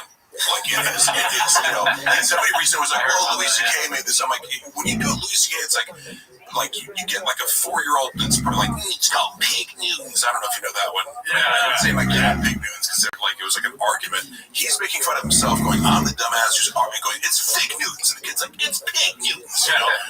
But in Brendan's joke world, Tiger, who is actually a really great athlete for his age, and he's bigger than everyone, like, he's going to BJJ class and fucking people up. Like, they can't even put him with the other 6-year-olds. He has to go with like 11-year-olds who are good to like even get a challenge. So like, that is relevant because on the show, or in his show, he goes, "My son Tiger got his first takedown the other day at BJJ." No, don't applause. 2 years in, first takedown. Come on, not my son. Like, this is something about like, he sucks at BJJ. So like, the premise of this, it couldn't just be like, oh, he did good one day. It has to be like, he hasn't gotten a takedown in 2 years. Like, are you insane? And then the premise is like, he goes to the ice cream store and sets up this whole thing where he's in the ice cream, and like, they go, "Tiger, they don't have strawberry, your favorite flavor." And he goes, "Fuck," you know, like, that's like the whole joke. And then it's like, oh my God, like this relatable dad just shitting on athletic kid who's screaming and curse words in the pub, you know. So bad news for us that Tiger grows up to be a very good MMA person. Yeah, bad news. Might kick our ass. I don't know. He seems sweet. And then there was one about a little bit about O.J. Simpson. Like, and that's one of my the bits I think he should have put out. I don't know, like maybe he wanted to keep doing it. I think it's pretty good, actually. He talks about O.J. Simpson's Twitter. Hello, Twitter world. You know, right. You guys know that? Yeah. So he breaks down like, wait, what? Rogan always says it, doesn't he? Hello, not as a stand-up joke, but on his podcast, he's always talking about the. I wonder who wants that. And then he kind of knows the answer. There's some better like tags to that chunk of jokes, because he'll be like, he put this cookbook out. If I cooked it, you know, he sells knives online. Like it's a joke, like, you know, So there's just better. I think it's a more well-developed thing. But again, he's taking OJ, who's already this kind of like, it's an easy target. There's already all this ridiculous shit about it, you know, and then he has to like add on top of it. Like, OJ is so ridiculous that he's like, I don't see the problem with all this people getting vaccinated. Like, why are you scared to get vaccinated? It's easy. You go in and you get stabbed. You know, there's a lot of like knife, but it's like that's all fake. But he's passing it off as real. But like, so it's like still like, look at how stupid and like crazy OJ is. Does he question OJ's sexual orientation? Yes. No. Oh, okay. I would. Maybe. I don't know. I mean, yeah, everybody but OJ apparently. You mentioned the road, B. I have some questions about the road. What clubs does Brendan do the best at? Let me think about that for a second. So or the worst. Either one. I'll answer both of us. Because that's the thing. People go like, "Oh, does he have any fans?" I'm like, "Yeah, like there are people come to see his shows." It's just like, it's not like, you know, I don't know. When you see like videos of like Chris D'Elia is like selling out fucking theaters and shit, and like, you know, I don't know per se. Like, I can't answer this question. I think it's a mix of factors, and he's been trying to figure out like, why did I sell more in this? Like, Texas is usually good markets for him. You know, California, like San Diego, like he sold out like every night in San Diego at the Laugh Factory, even during Comic-Con. You know, so I've definitely seen some really packed audiences, and like people come out, people still know who he is. People, and also I want to say this: the atmosphere at his shows, it's not like it's not a good time. You know, like if you're seeing Chappelle Lacey, Justin Elliott, and David Lucas, you know, and you're into black comics, then that's your bag. Oh yeah, you know, interesting. And then Brendan comes on stage and they're like, "Who's this motherfucker?" Yeah, he's like racist. I have 3 opening black guys. He's like Elvis. He's like, you know, using black culture to succeed. Right. Elvis, Eminem, Bill Clinton. Interesting. So I honestly couldn't tell you whether that's a conscious effort on his part. Like nobody. Like, I think people, like, you'll get your money's worth whether or not you like Brendan's comedy. Like these. The show in its entirety is really good. But to answer your question, we went to Appleton, Wisconsin, and like the Thursday night show was like people generously like in the crowd was like, ooh, like this is, now I don't know what the fuck goes into that. Fort Wayne, Indiana, were some rough shows, and that was actually one where he's like, man, like somebody gave him the wrong numbers, or maybe somebody trolled him, like bought a bunch of tickets and they didn't show up. I have no clue, but like he was convinced that like the Thursday night show was like already sold out, and we showed up. It's like, there's 20 people here, and again, I'm not like, I don't like to use that kind of like, you can't sell tickets or this and that, because it's like, get one person to show up and pay $20 to see you do stand-up. Like, that's impressive to me. But when you kind of make that your own metric of like other people's worth, you know, and then that's your own, like, well, then then people are gonna wield that against you. You know what I mean? Because he's very quick to dismiss others as not being able to sell tickets. Well, also too, he like showboated the fact that he got to jump the line. You know what I mean? Correct. And I think, and I think I've been thinking about this recently because I go, you know, you guys both started out at open mics, right? Yes. And I always tell people that, like, if you think like Dane Cook isn't funny or something like that, I remember when I was like, there's always this comedian to be like, this person's not funny, or even Brendan, like, you know, because I will readily give him credit for all these things that I do think he's good at.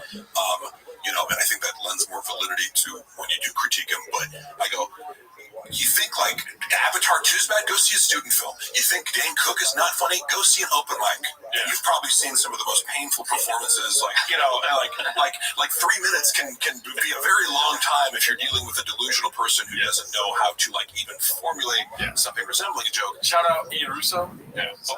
Is that him? You think the earthquake in Syria is bad? Go see I apologize. I'll donate money or something. But like, so I bring up open mics to go, you guys have developed some skills. Like, there's not a lot of like, you can kind of like, it's like there's not a lot of people here that are not paying attention.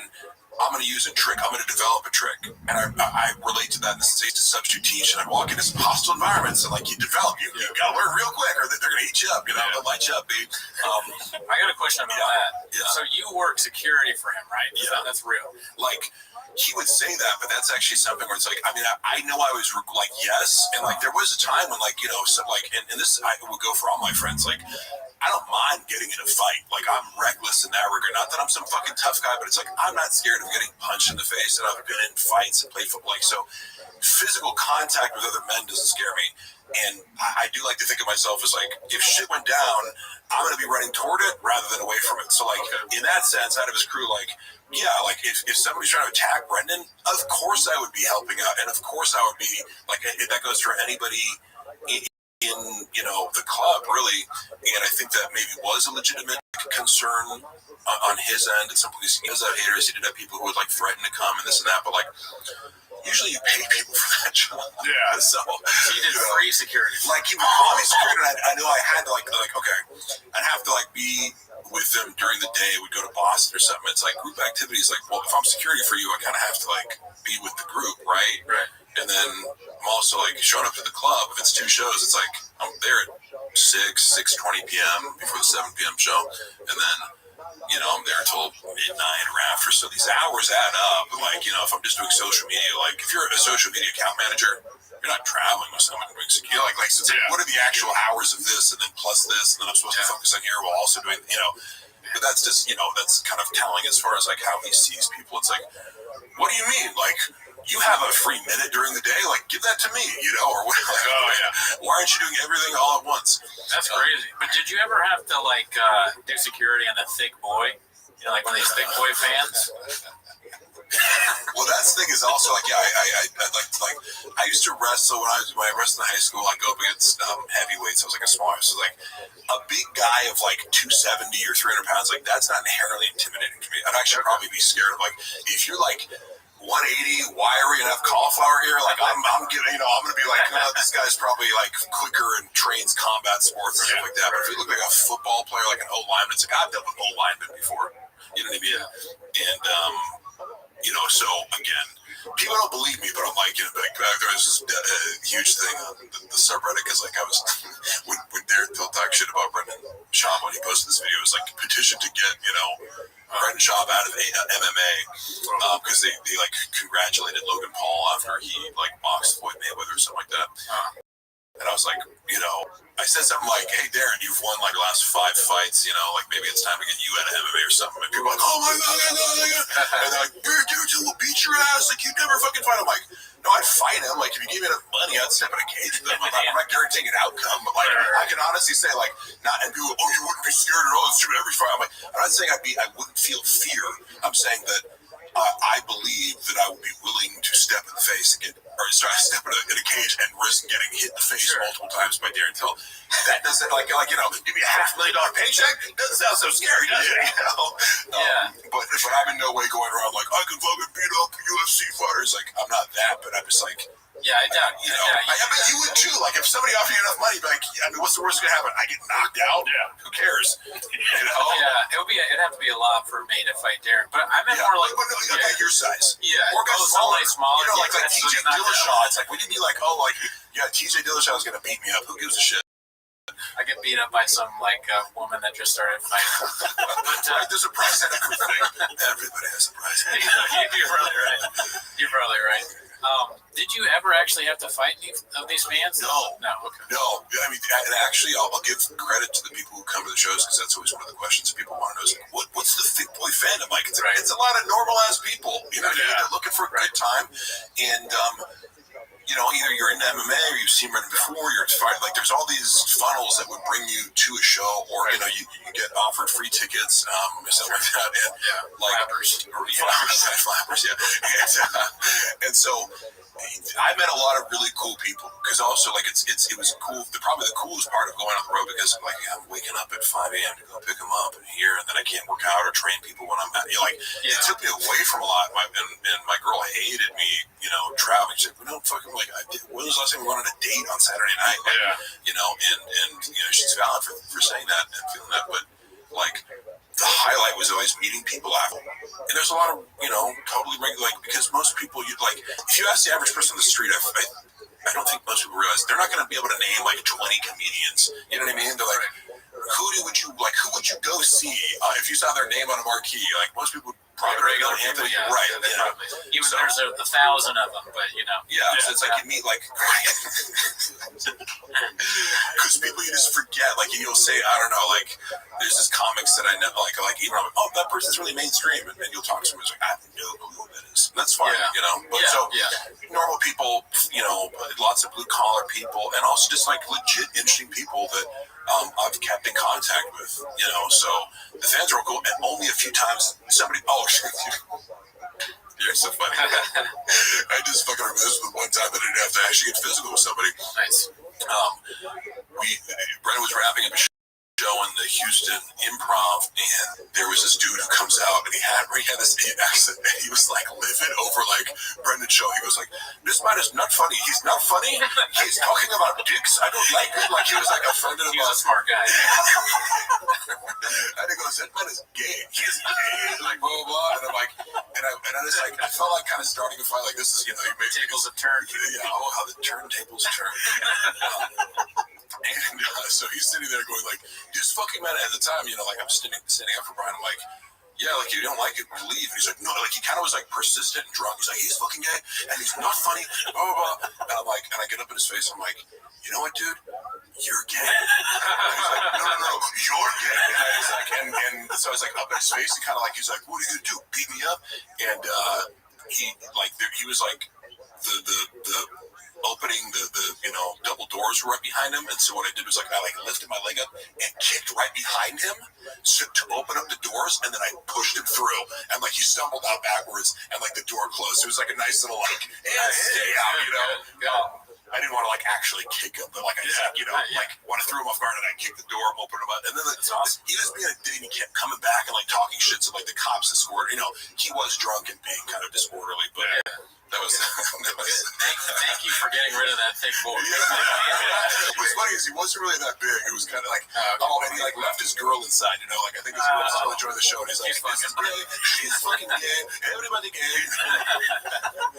She went home with shot that night. Right. She walked into his truck.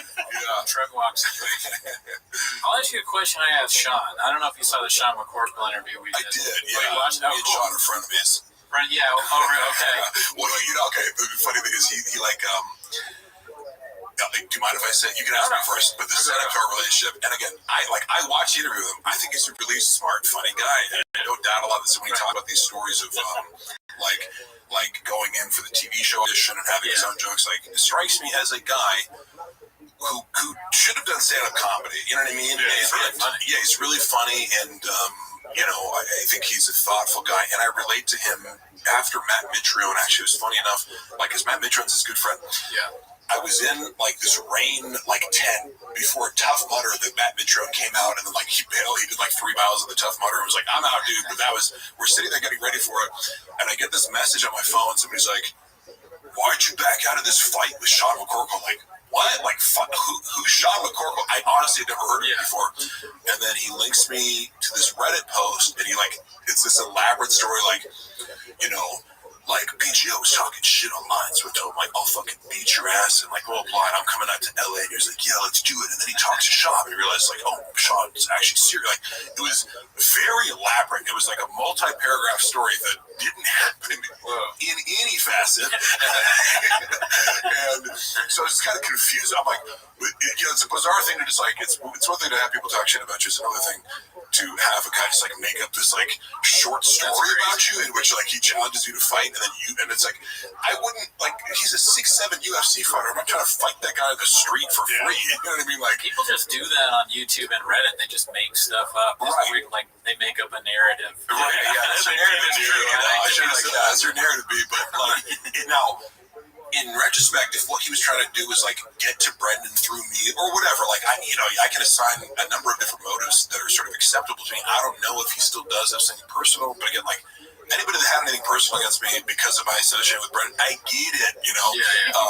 So I don't feel any animosity towards it. It was a little weird. I was just luckily I said who's Sean McCorkle out loud, and that matron's like, oh, he starts cracking up. He's like, oh, that dude's hilarious, and he's one of my good friends, and he just he called him a verbal chef. So that is true that he's a very good writer. Oh yeah, he's really funny, but also he was oh yeah, he just makes up crazy shit all the time. So all right, I don't feel bad about that. But then, I saw a post with him recently. He was kind of yeah, I guess the enemy of my enemy is my friend, but I think BGL's still a huge douchebag. And it's that's fine. You can think that, but also I want the world to know the thing that you posted I wrote was just 100% fabricated. And he said he blocked me on social. He was and then Mark blocked me everywhere. And I was oh, interesting, because when I click on your Instagram, it shows that you block me, and I still have the option to block you if you know that works. But it's all Shop's fault, Right. It's look, if I this guy wouldn't be singling me out if I wasn't. If you get close to Shop, you get gadoosh in some way. Correct. And we can probably smooth things over with the CEO of Shop. We have no sway with him, but he's a I like him. There's no animosity. I think he's hilarious, and I hope that he can look at this situation and be oh yeah, do you think I'm a douche just because of Shop, or did I, and again, because I'm the kind of guy if you feel it doesn't mean you personally, I want to take accountability for that, and if not, well then, maybe you got a weird issue going on. Yeah. I think if Sean knew about me and Gerardo's personal lives, he'd probably feel worse. I'm just kidding. I was saying we suck. It don't matter. Yeah. But anyways, the question I was going to ask you is, with the eating of food while he talks to people, is that CTE, or is that disrespect, or why does he constantly do that? It's always something. Yeah, well, it's another one of these examples of something where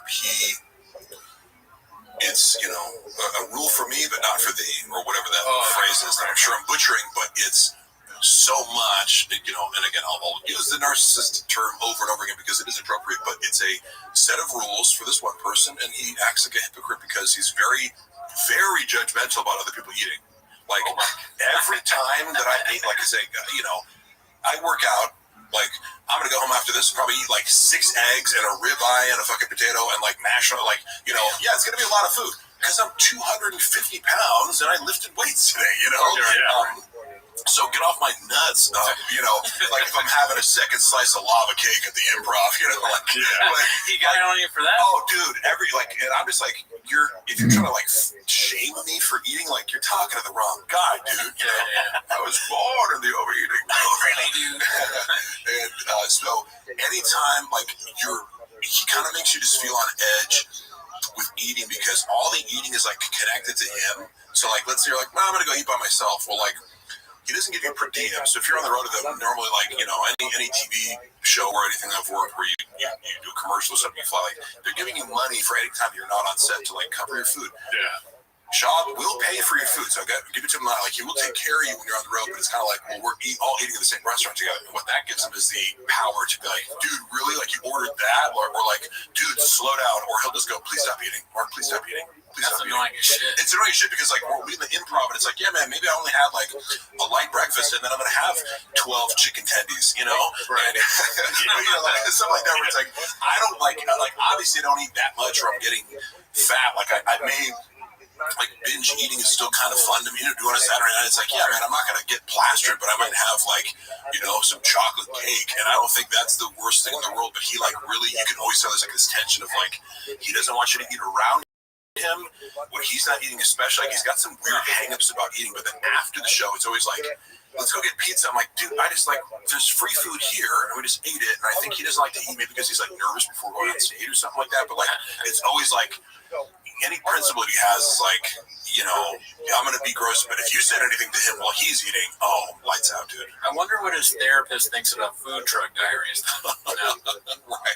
Why would he? It's always it's this world concept. I want to do carnivore and keto and get ripped, like Mark, but also there's a donut in the logo of my company, and I'm calling myself fat. Yeah, the whole thing is he's thick. That movie, The Menu, where they do this. God, that was such a good movie. Did you like that? Yeah, I enjoyed it. I liked it until that girl asked for a cheeseburger. There's parts of it I don't like Really?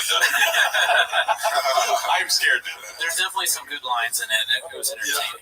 Because I went into it too. I used to I would consider myself a movie buff. Like I said, I love. Who got into it late? But I was like, watched a lot of Netflix in my day. But I used to watch all these trailers. I really did. Like when I'd try to pimp it out, so you get 18 discs of a week or something like that. I'm watching this one in the morning because it comes in, and then sending the other one. I'll send it out the same day. The Netflix pimping. But I remember not watching the trailer, so I didn't know anything about it. And then just wondering, that was really surprisingly good. Yeah, that was cool. Back to the Gregor Poppy. You were going to say something about the eating. Yeah. The menu. Yeah. Yes. Was there a question about that? It would just be funny if at Food Truck Diaries they had a similar kind of thing. Like Brendan's so crazy, and they just doing that shit. And There's a setup where it's him, we flew him all the way out from down Colorado. We're feeding him shrimp tacos, and he's like, and we're doing a conceptual art piece in which he is the food. He eats his opponents, Dude, that sounds like. Why did your wife leave you? 100% he would reenact your childhood. Here's baby food. That's probably what he eats now. But brain-wise, or soon. That's coming. He's at that function level of his brain. I think. If you watch, trend into that direction. What's the worst bomb you've seen? That's a good question. I don't know if I've seen him when he's too hard to answer. How much time you got, B? I would say this. I'd say more people are if you're there to see him and it's your audience, it's a lot of things. And not that that's bad or anything, but maybe compare. There was a lot of people who come out after the shows and tell Chappelle. Chappelle was even kind of awkward because people were he's standing next to Jay in the merch table, and people are like, "You're fucking hilarious, Brendan sucks," and then walks off, and Chappelle's just stands by name in the waters. But legitimately, Chappelle is a killer. A lot of people don't realize because he's more of an introvert and he's not that flash on social media, but he's a very authentic person. And if you haven't seen him do stand up, you'd be surprised. So he's really good, and it just he takes this really professional approach where I've seen his act evolve, and he'll add little looks. He'll do he's always making small tweaks to work toward a better joke that might not be totally obvious, but he watches us on sets. Yeah, it's better. Brendan does it. Crazy. No, I don't think he watched his entire hour set once. He only watches things to be posted.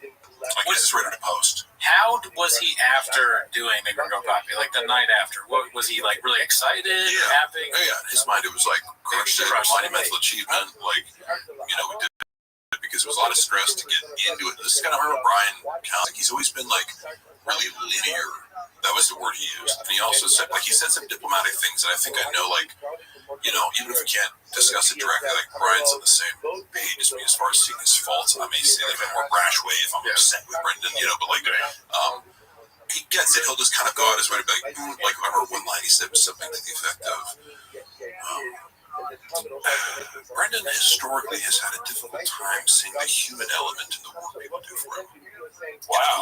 He treats people like appliances. It's why is this Keurig machine working? Throw it out. Get a new one, How stupid is he really? Brendan Schaub, everybody thinks he's really stupid, right? Yeah. Is it he's just a dumb guy? Is it safe for him to drive his kids around? Right. So I think if you were to test his IQ, I don't think that would be something exceptionally bad or something I think he would be average or above average intelligence. Actually, I would say I'd say he'd be well above average intelligence. Okay. But the same thing as George Bush or something like that, where people go oh, you got a 1230 on his SATs, where it's that's pretty good, out of 1600. Here's the specific commentary I'll make about that. Brendan is not a curious person.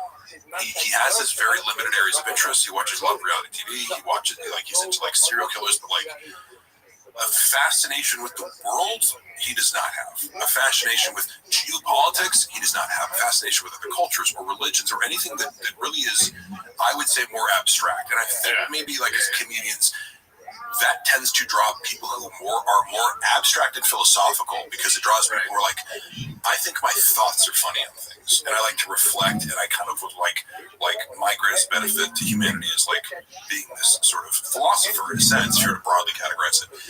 I don't think Brendan has that like philosopher, element in his hard drive, and so there's very little curiosity and very little self-reflection, and I would almost consider that like that's his core elements of like long-term success as a comedian is going, what do I care about? What do I think? Having metacognition, I guess that would be I heard that word when describing like some of the deficits that people with personality disorders have and why it's very difficult for them to think about their own thinking, which I think you guys probably take for granted. Like, you think about your own thinking, you think about your own emotions, you can kind of take this a more objective perspective of like, and I notice it with your comedy too, like maybe on the show, there's an element of detachment that makes it more funny. Because you're not just like reacting and kind of being like fucking stupid, and you're just like, what's funny is like, there's a thoughtfulness that I think, endows a lot of comedy with like, it takes the edge off of even something highly critical. It's like, you're going like, I don't even care, but this is stupid. You're like, this is fucking stupid. It's just,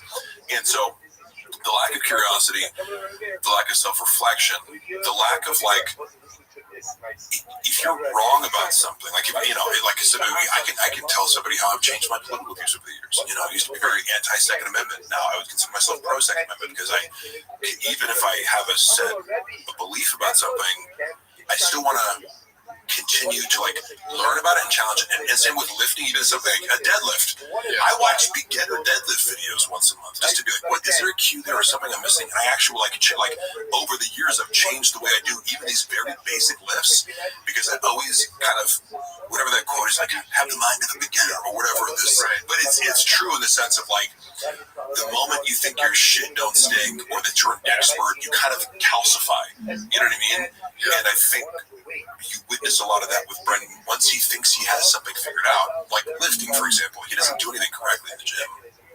He's very strong in a lot of ways. Like his bad form and bad form. He doesn't do full pull-ups. He doesn't do like proper like overhead press. I've never seen him do a proper squat, like even like a goblet squat. He like doesn't go all the way. Like I can just list through. It's like everything's like a shortcut or a half-ass. Yeah. Like he'll tell you, dude, I grew up in the gym. It's like, yeah, okay, I could spend the night in a computer lab every night for 10 years. It wouldn't mean I know how to code. Yeah. I mean, Sean definitely wouldn't. He would never learn that. That's crazy. Some people might, but if there was like a video of him doing half pull-ups, that would go viral as fuck. Yeah, and not even that it's half, but it's like okay, it's like, what if you just kind of go to here, right? It's not half, but like he also gets competitive, right? So it's like, if I'm going all the way down, dead hang, stop, come up, it's like, like you might be able to do 20 and I could do 12 with the same strength. Like, but so little, or like if you're raising your hips off the bar when you're doing bench press, like it's all like individually. He might go, oh, well, I don't do it, or like he's incline pressing, right, and he stops like 4 to 6 inches from his chest. Now, that's cool if you feel like your shoulder hurts or something, but like a lot of times it's not that. They just want to do more weight. People convince themselves, whereas I'm more a proponent of like, go way lighter if you need to, and actually strengthen yourself in these extreme ranges of motion. Go deeper than you need to, and that actually prepares you better. It prepares and strengthens your joints better for doing full range barbell movements. I don't get into the weeds here. You guys don't get no. I have this opposite philosophy. Like how you do something is how you do everything. Exactly. And that's really it. Is like and contrast. And I give a lot of patience to people because I've worked out with many people in the gym.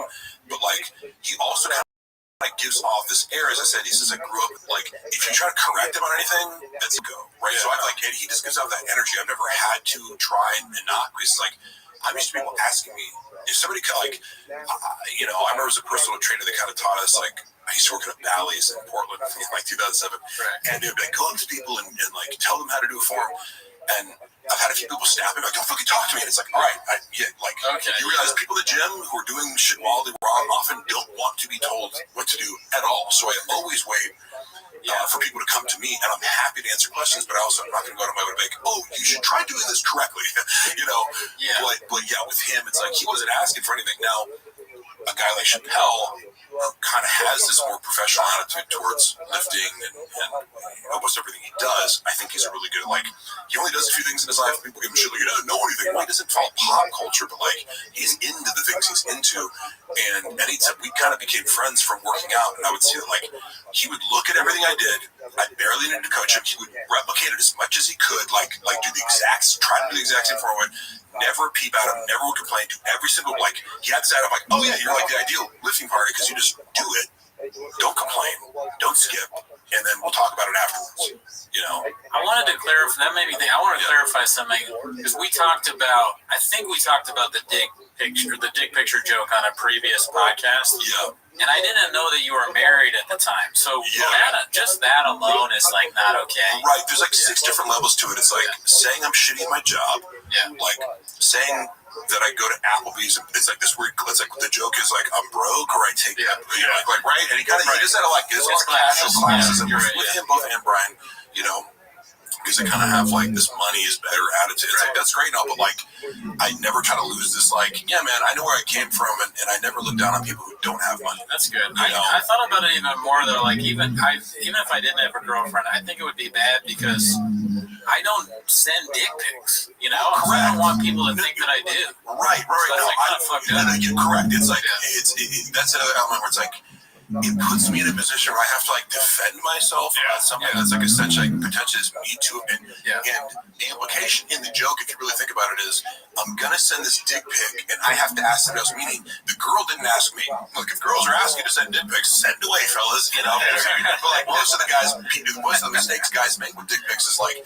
Unsolicited, and any hot girl that we both, y'all know, or not even hot, you don't even have to be super hot. Like women are being bombarded with dick pics all the time that they don't want, and they don't like them, and it's like a girl will let you know if she wants to see that hog. Yeah. They'll let you know. They'll let you know. They get a lot of requests, Could it be a half truth? Because it's like he's telling people like you're sending terrible dick pics, but maybe you're sending his dick to people, right?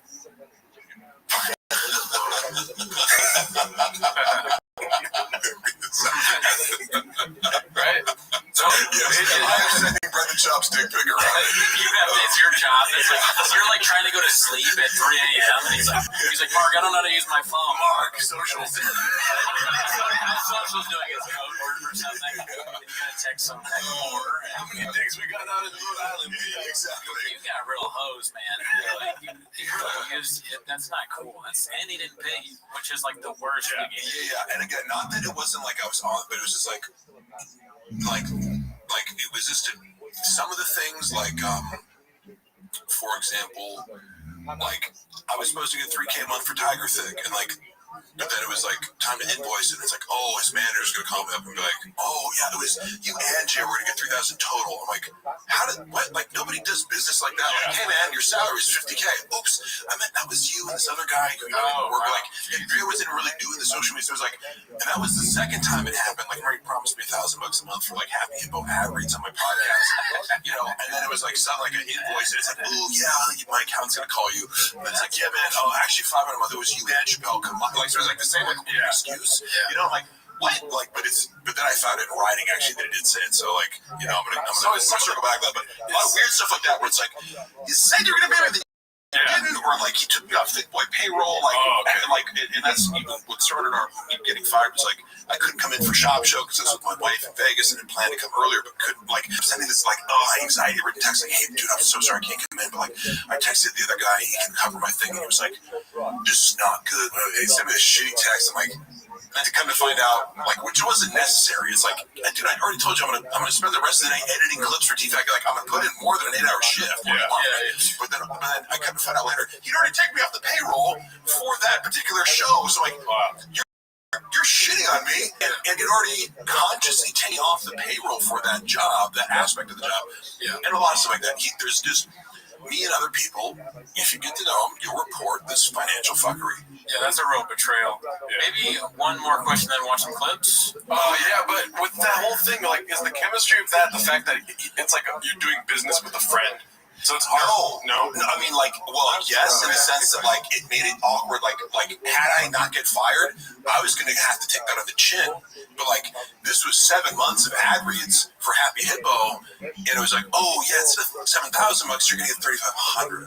Yeah, that's a significant amount. Ooh, instead of 3 months of Tiger Thick, it's $9,000. You're gonna get $4,500. Okay, that's $10,000. Yeah, like I'm sorry, that's a big amount of money to me. Yeah. You know, like how the fuck am I gonna pay for these lip injections? You know, God damn. But how expensive are they? Just kidding. Should we be getting it?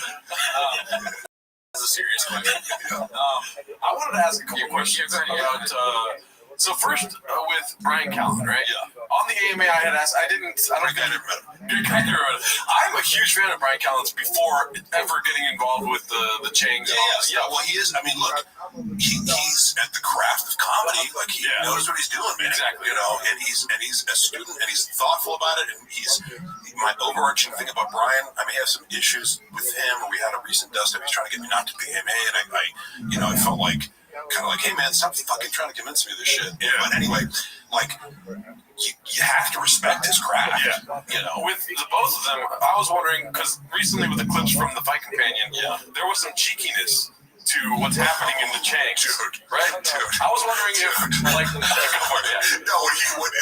I saw the unique headline video where it was like he makes a reference to the 1,000 paper cuts. Yes. And I go in my head, I'm like, there's no way Brian did that deliberately. And I watched the clip and I'm like, he 100% did it. Because he goes, yeah, death by 1,000 cuts. And he goes, and I've never heard Brendan react like that before. Yeah.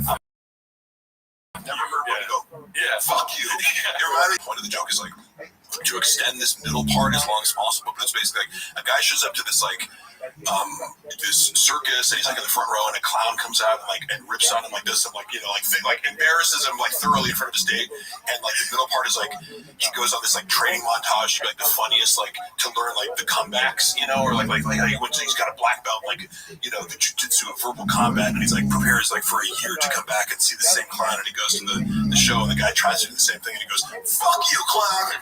But like, you know, you've been leading up like for 20 minutes, and then he goes to this school, and then he gets to the academy, and come back, you know, and it kind of felt like that, because Brett is Mr. I'll light you up, B. So with the with the question, we could cut this out if you want me to, but I was wondering, does that cheekiness show up outside of the show whatsoever with the allegations against Brian or Brendan's presence on the subreddit? Oh, do they make cheeky jokes towards each other? No, Brendan wouldn't like being cheeky about. I don't think his allegations.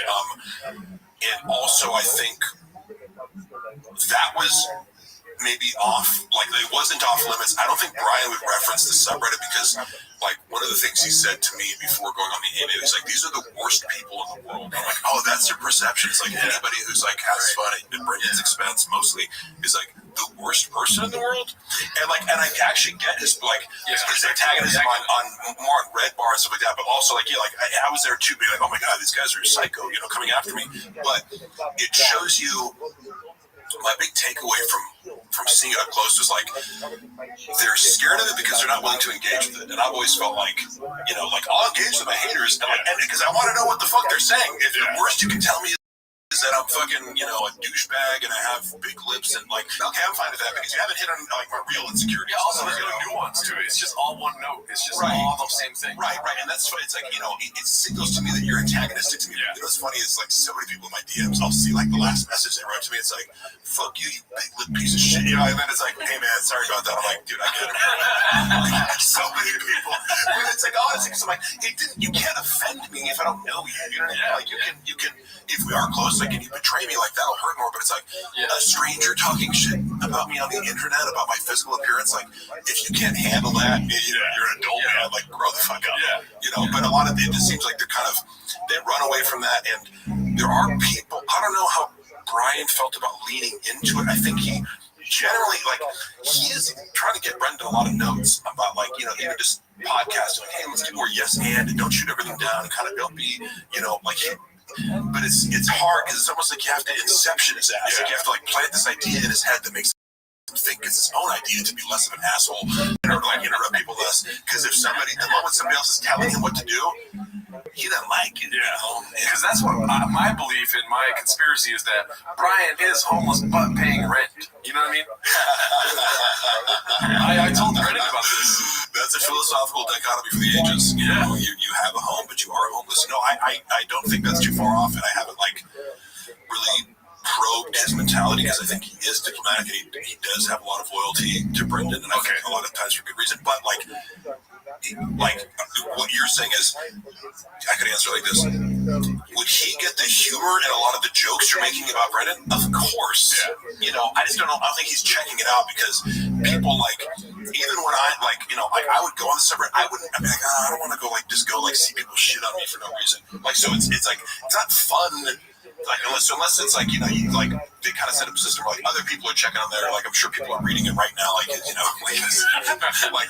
Another guy who works there is hey man, could you take that down? Ask my name. Oh my bad, I don't want to. I know somebody's paying attention to it. But my assumption is the way Brendan likes to have feedback is kind of give me the cliff notes of the cliff notes, and also make them all positive. So, unless it's a true emergency that's gonna ruin my life, unless I deal with it right now, it's give me a steady leak of positive tidbits for my narcissistic supply. It must be hard to find that though, Often it is, I've actually talked to Gianni Paolo, who used to run his social media. We commiserated, we typed in socials to both our phones. How's social? He's been using the same phrase multiple times a day for years. How's social, fellas? How's social, fellas? So that's what I was texting. Hey, Gianni, how's socials? In what way? No, it's just there's no interest in it really. It's just copy paste how socials. Correct, because I go I would be so much more specific if I was in his position. Yeah, what are we trying to work towards on social? Correct. What are we doing? Right, exactly. No, I couldn't agree more because there's some really smart guys on Jenks no social media strategy or no analytics, and they're this doesn't make any sense from a strategic perspective. If you're trying to be I'm not on social media, but you check it multiple times a day. My analogy is I don't eat ice cream, I just pay my assistant to shovel it in my face, and my mouth happens to be there as the ice cream falls off the spoon, but I don't eat ice cream, somebody else feeds it to me, It's totally different. But it's no, you're on social media, you have to do it just by proxy, and it doesn't make any sense because you're not on it so you can focus on other things. If you're worrying about it all day, it seems like you spend a lot more time worrying about likes and comments than you do about writing new jokes. So keep that same energy. Yeah. So on that topic of the socials, I was wondering personally, with the iMessage group chat, who named it Operation Tiger Thick? I believe Brendan. That's awesome. That was the answer I wanted. Yeah. Okay, so back to the original line of questioning here with Brian and Brendan. I think we touched on Brian becoming homeless. I'm praying for him. You know what I mean? A little bit hard to see for me as long as unless they have a big falling out, which look, Brendan pushes their friendship to the limit. Okay. Because Brian's a pretty agreeable guy. He's a reasonable guy. Anytime here's what I would say is one of the biggest differences between these two guys. A couple times we've had an argument in text and you get context loss, and maybe you type in all caps, and I'm dude, why are you getting upset? Something like that. Because technically he is my boss, in the terms of I work for TFK, so and I'm a little bit more if somebody disrespects me, I don't give a fuck who you are. I consider myself a good employee, but it's hey, we're not doing that. We're not screaming at me over text, But to his credit, the very few times it happened, next time I saw him, he'd make sure to talk to me privately and be hey man, I didn't like how that came across, and I just wanted to let you know that wasn't my intention. And he gives me, and that's what I like to do to people, where it's I'm not just gonna be hey man, sorry about that, moving on, and be here's where I'm coming from, I'm gonna offer you an apology, you don't have to take it, but that goes a really long way with me and demonstrates a lot of maturity and a desire to be a better person. And Brendan, he can't take solo accountability. He'll be man, it's been really tough between us. It's what you did to me, or he'll go, I don't like how things went down. I don't like this tension between us. It's never I did something wrong. It's always and if it is, I call it his fake accountability. I'll go, in this Tiger Thick group chat that maybe you read, it was no man, that's on me. I should have known you guys weren't going to do it or something like that. You're fake accountability. What do you mean? It means you're going, oh yeah, it's on me that you guys are so stupid and incompetent. I should have known. It's it's not on you because you're claiming you pay us to do something. You expressed an expectation after we couldn't have gone back and done it and acted like, we're stupid idiots. He never hits the head. Never does it. So, with Brian, right? If there was one thing that you could tell Brian, like the best part about becoming homeless, what would that thing be? The best part, and this is kind of like, this is what it came down to, because he was on the phone with me going like, and I'm not saying this is insincere, but I was kind of like, because I didn't want to talk to him. I was like, I feel like you're trying to convince you something. Like, part of me was like, is Brendan in the car, like, overhearing this? I don't know, but like, and he assured me that he wouldn't talk to Brendan about it, but then somehow that conversation got leaked to him. Like, you know, because it like on the AMA holes or MMA holes, they were like, and you were screaming at Brian, and like, luckily my wife was there to like corroborate. It's like screaming. Yes, I was talking like this. Here's what I said. Hey, dude. Brendan is a narcissistic asshole who lies to people and defames them behind their back. That's not the kind of guy that I feel any sort of loyalty to protect his nature now. Like, I said something like that, and then it was like, click, you know. Have you heard me scream? Like if I'm screaming at you, you better fucking be you know, so. Well, I've never seen the line in the planes. Yeah. So, I don't like it when people exaggerate like that because what's the goal there? To make me look unhinged. Like, oh, Mark was crazy. Like, no. I talked to you for 40 minutes and you weren't hearing a single thing I said. And finally, when you reframed it, you kept framing like, Mark, you're seeking revenge. Like, you need to think about the fact that this, like, karmically and philosophically, and if you go for revenge, dig 2 graves, one for yourself. It's like, shut the fuck up. My analogy is, this ain't revenge. This is me discussing something that happened to me, and it's therapeutic. You know, this isn't me going to fucking slash his tie or something. You know, like if somebody were to like hack into his Twitter account and post something like that, like that would be revenge. Like this, you know, they just been hanging there. Crazy person with that.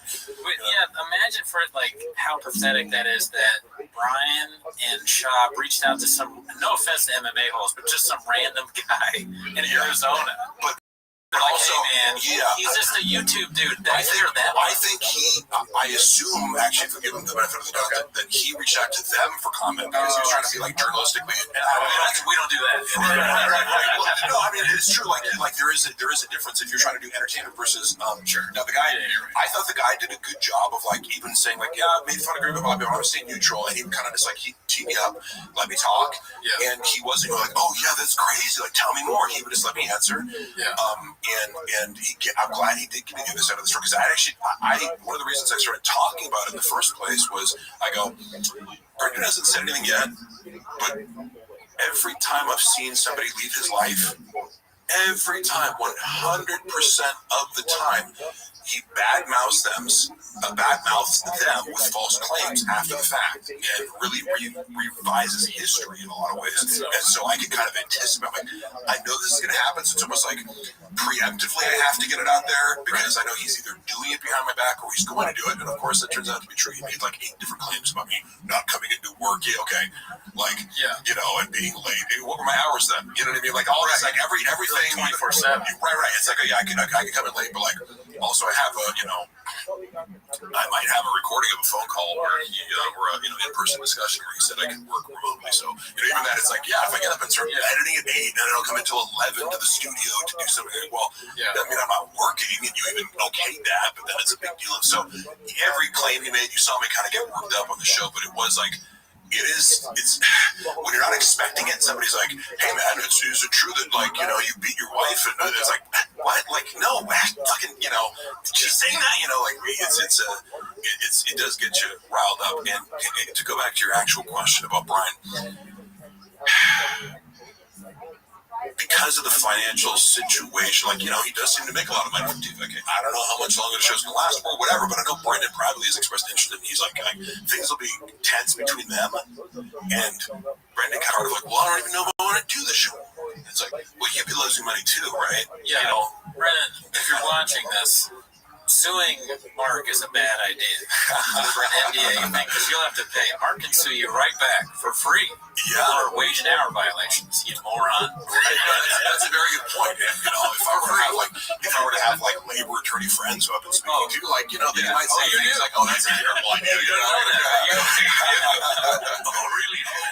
You know, so that's why you think. That's why I felt emboldened by this. I didn't look at my NDA because I'm like, first of all, like, you know, I double fucking dare you to sue me over telling exactly what happened to me because you're a piece of shit. You know how terrible that would look. And then that's part of how he spoiled his own reputation. He's going after this unique guy, and then the headline becomes Brendan Schaub sues small YouTuber over joke. It's the worst headline you could possibly write about a comedian, like short of sexual allegations. Yeah, that would be, take that off the table. This is the worst headline you could ever have. Yeah, for sure. Yep. All right. 100%. And then the last question is, and this answer could just be no, because it's typically on Chang's. Yeah, this question, the answer is no. Yeah. But, real quick. Mark texted me that's like the first thing you text. When I heard, or I DM'd you, and I look at my phone like a little bit later, and it says, "Hey, real quick, B." I laughed so hard at that shit. But if you were to put your Doctor Strange hat on, is there any possibility of a redemption arc for Mr. Brenda? Like I can't say that would be impossible, but it would be predicated on humbling himself in certain ways that I just like. From everything I know about the personality style that I'm describing, that I believe he has, it would contradict all of that. And I think there would be multiple steps in the way of awareness of the issue, which is very unlike narcissist, and then pursuit of help for the issue. Something major would have to force him that, some mechanistically would be well, you have to go to therapy and you have to come out the other end, and there has to be proof of the fact that you have shown an ability to take accountability. So it's possible, but the steps would be sort of learning how to take ownership, apologizing to people, not being obsessed with sort of power and control over almost everything else, because again, one of the reasons I was fired was he prioritized me not texting him back over me doing 5 times more work than he actually expected. So I went I knew I was risking getting fired, but I wanted to be okay, look at what I just did. Over here we have 5 times as many reels as you normally expect from any other editor. Don't like to do it. You're going to ignore that fact and be you didn't text me back for 3 hours. And I was and you just you succumb to the worst expectations of you as a human being. I think, with having the position he has of trying to the company and making it bigger and bigger growth, he kind of just carries a hammer and looks for nails that aren't there. That's an amazing way to put it, because I've always said his leadership style. I don't think people realize if you were to get an MBA, you'd study leadership styles, and there's all these different styles, and the best leaders take different approaches with different people in different scenarios. Yeah. The guy who's the fake alpha male, which I do, I like to do the faux narcissism joke and kind of pretend I'm a guy who thinks he's in charge. That's a funny character to me, but I just know, and I've always known, I'm not the guy who always looks to be in charge. And when you get somebody like that, and they tend to be sort of narcissistic and maybe psychopathic or something like that, but they don't develop a lot of leadership styles. They kind of use this bullying tactic or condescension or fear. There's a very limited palette of leadership techniques that they use, and that always runs people dry. And you can't always do this kind of get on my level, let's go, let's do better, you're fucking up, you're gonna get fired. And that's kind of almost you could summarize his leadership style in those 5 terms. There's very little positive long-term vision. There's very little encouragement. He micromanages but doesn't know how even to micromanage. One thing, if I knew how to edit, I'm editing, micromanaging is it's one thing to be where is it? No. So and also you said earlier, if you could talk to Brendan if he's watching this right now, I would say continue what you're doing. I love Brendan Schaub, but please, if you do stand-up comedy, make it a segment on a podcast. Stick to podcasting, and that's that.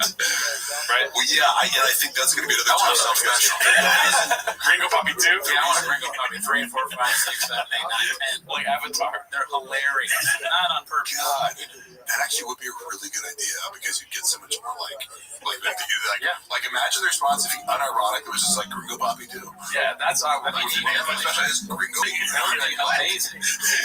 You keep watching, it's like Sharknado or there's an avenue to lead into this, but that's also predicated on like complete self-awareness to realize like, oh, there's a meta thing going on that people would really enjoy, but you'd like, but like, come on, the level of abstract thought you need to like pull off a troll J. You're not Bo Burnham, you know, like it's the pinnacle of abstract. No, but like makes him when he's doing his state, he accidentally knocks over the water, and he's like, yeah, this is a lie. Like he does the little tricks. I'm like, I like that kind of stuff, and I'm tickled by it. But you have to have this forethought of like, you know, Bo Burnham would be inside, you know, inside.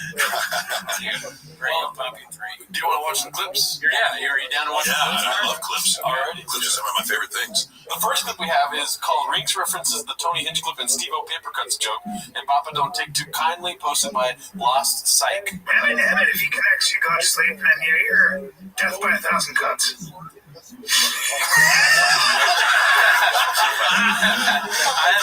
Spurs and breaks because I wouldn't up until that moment where he breaks, I would have been like, oh, he just said that randomly because it's like it's a common enough phrase. No, he nailed it. That's like that dog meme where the dog tells a joke. He's saving that up. They're making some homeless shit. And what that tells you is because normally Brendan's excuse is like, I don't see anything, I don't even know what the joke is, like how could I be in on the joke if I don't know the joke? Him saying fuck you means they've discussed this, and Brian knows that Brendan knows. And so Brendan is aware that Steve-O and Tony Hinchcliffe, he has like a weird issue with, like, I mean, he thinks Steve's like, you know, he makes fun of Steve-O behind his back. He's like, the guy doesn't do stand-up, he does like a PowerPoint presentation. And it sucks. And you're like, again, I'm not saying anything new, but if you're a comic, Brendan about you. If you've met Brendan and you're a comic, you know, aside from maybe like Tom Segura, North Star, you know, or anybody else, but like, you know, you could be fucking Joe Rogan and he does TED Talk. You know, everything's like he'll find a way to, you know, the mental acrobat in order to dismiss other people who are more successful than him is astounding. But Tony Hinchcliffe's one of these guys who's like, you know, I don't want that life. Like, you can't even sell tickets. It's opening for Rogan or whatever. It's like, yeah, what a shitty life, Tony. You know, his podcast crushing it. He has a pretty good life. Like, and he's an amazing. When you're a comedian, Waters' name, the shop talks about you. No, you can just guarantee it. Like, even if you're his best friend, if there's a way to dismiss you, you know, if you're Trevor Wallace, he'll be like, oh yeah, he sells a bunch of tickets, but like, the young people to show don't buy enough drinks and food. It's like, really, dude? What a strange insult. No, right? Like, it's like, I'm just telling you, like, it's that level. And then, like, you know, one of the editors used to work for Brendan. He was one of the first to get douched out of the Thick Boy Squad. Like, moved him out here, and then he just like fired him for the shittiest reason. Kyle's dope. He's a little bit like, he can be a little bit testy. That's the old, but like now I see like, oh yeah, Brendan makes you testy. You know, it's impossible not to be. But he's on tour with Trevor Wallace. And he's like, yeah, that's great, dude. The guy's like, he gives you a schedule. You know when you're working on. He's super nice. And I've met Trevor many times, and he just, you know, he's been nothing but nice to me. And he seems like a nice guy. Yeah, so I mean, it's like even on that level, like I think he's a great example of like how to use social media to drive your stand-up. You know what I mean? Like his sketches are really good, but they're different. Like he does these characters, you know. So I'm like, study Trevor Wall. You want to look at like internet marketing? You know, do that. I probably for sure have made fun of Trevor Wallace behind his back. You know, Tom doesn't even know who I am. He definitely thinks I'm gay. You can count on that. And I just mean like, like think of what you want for Trevor Wallace as a comedian. Like, and I think he's funny, but I'm just going like, you could be that guy.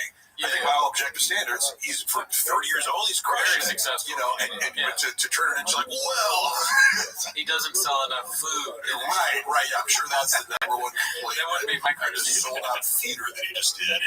Yeah. I got crushed. All right, so this next one is posted by Sprout Cobain, and it's called The Ultimate Sacrifice. Long live P.F. Chang. Enjoy this one.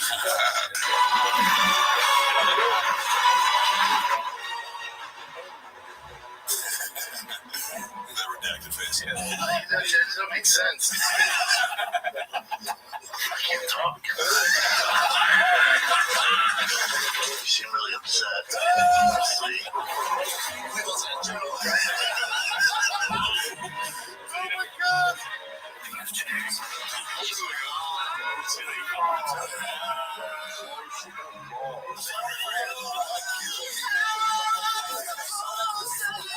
Because I was like, oh, I've seen this before, and then the clips that they used for each little moment there was so good. And I also love that they used that picture of me was taken by this guy who had this whole lighting setup, and then he like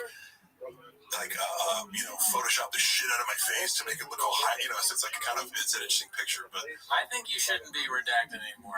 I think show Mark's face. Yeah. Show Mark's face. I'm open. I'm Mark rules. You guys roll. No, it's actually really I don't know cool. if that's true. This is one of the really fun. It's like, because we're all connecting via this idea of like, you see this plant screen, right? Yeah, I know for a while I said it was red, but I was a retard. And, it is in fact green. Sorry. Oh my god, that's so funny. All right, so this next one is called "Decided to Put an Apron On for the First Time in Months." God dog, this podcast is dead. Posted by Toronto Rapture. But he wasn't willing to talk about the 40 million people that Stalin starved and killed. And he said that's not true. What the forced collectivization, except for every historian would disagree on. He said in comments. Well, that's like when people say, so idle. Look at the things Hitler did. It's like, sure, like Volkswagen, Porsche built all that, right? Well, he didn't. The German war machine. Well, he planted the seed to get it going, put the funds to get it going with Volkswagen and Porsche, right? And Mercedes and all that.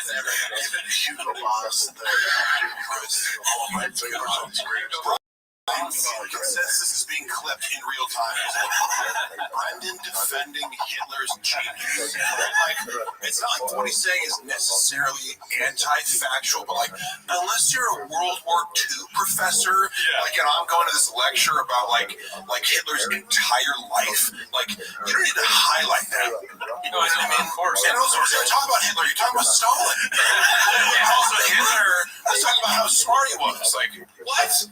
That's the thing. You're sitting on yourself, man. It's like, why are you thinking so much about how awesome Hitler is?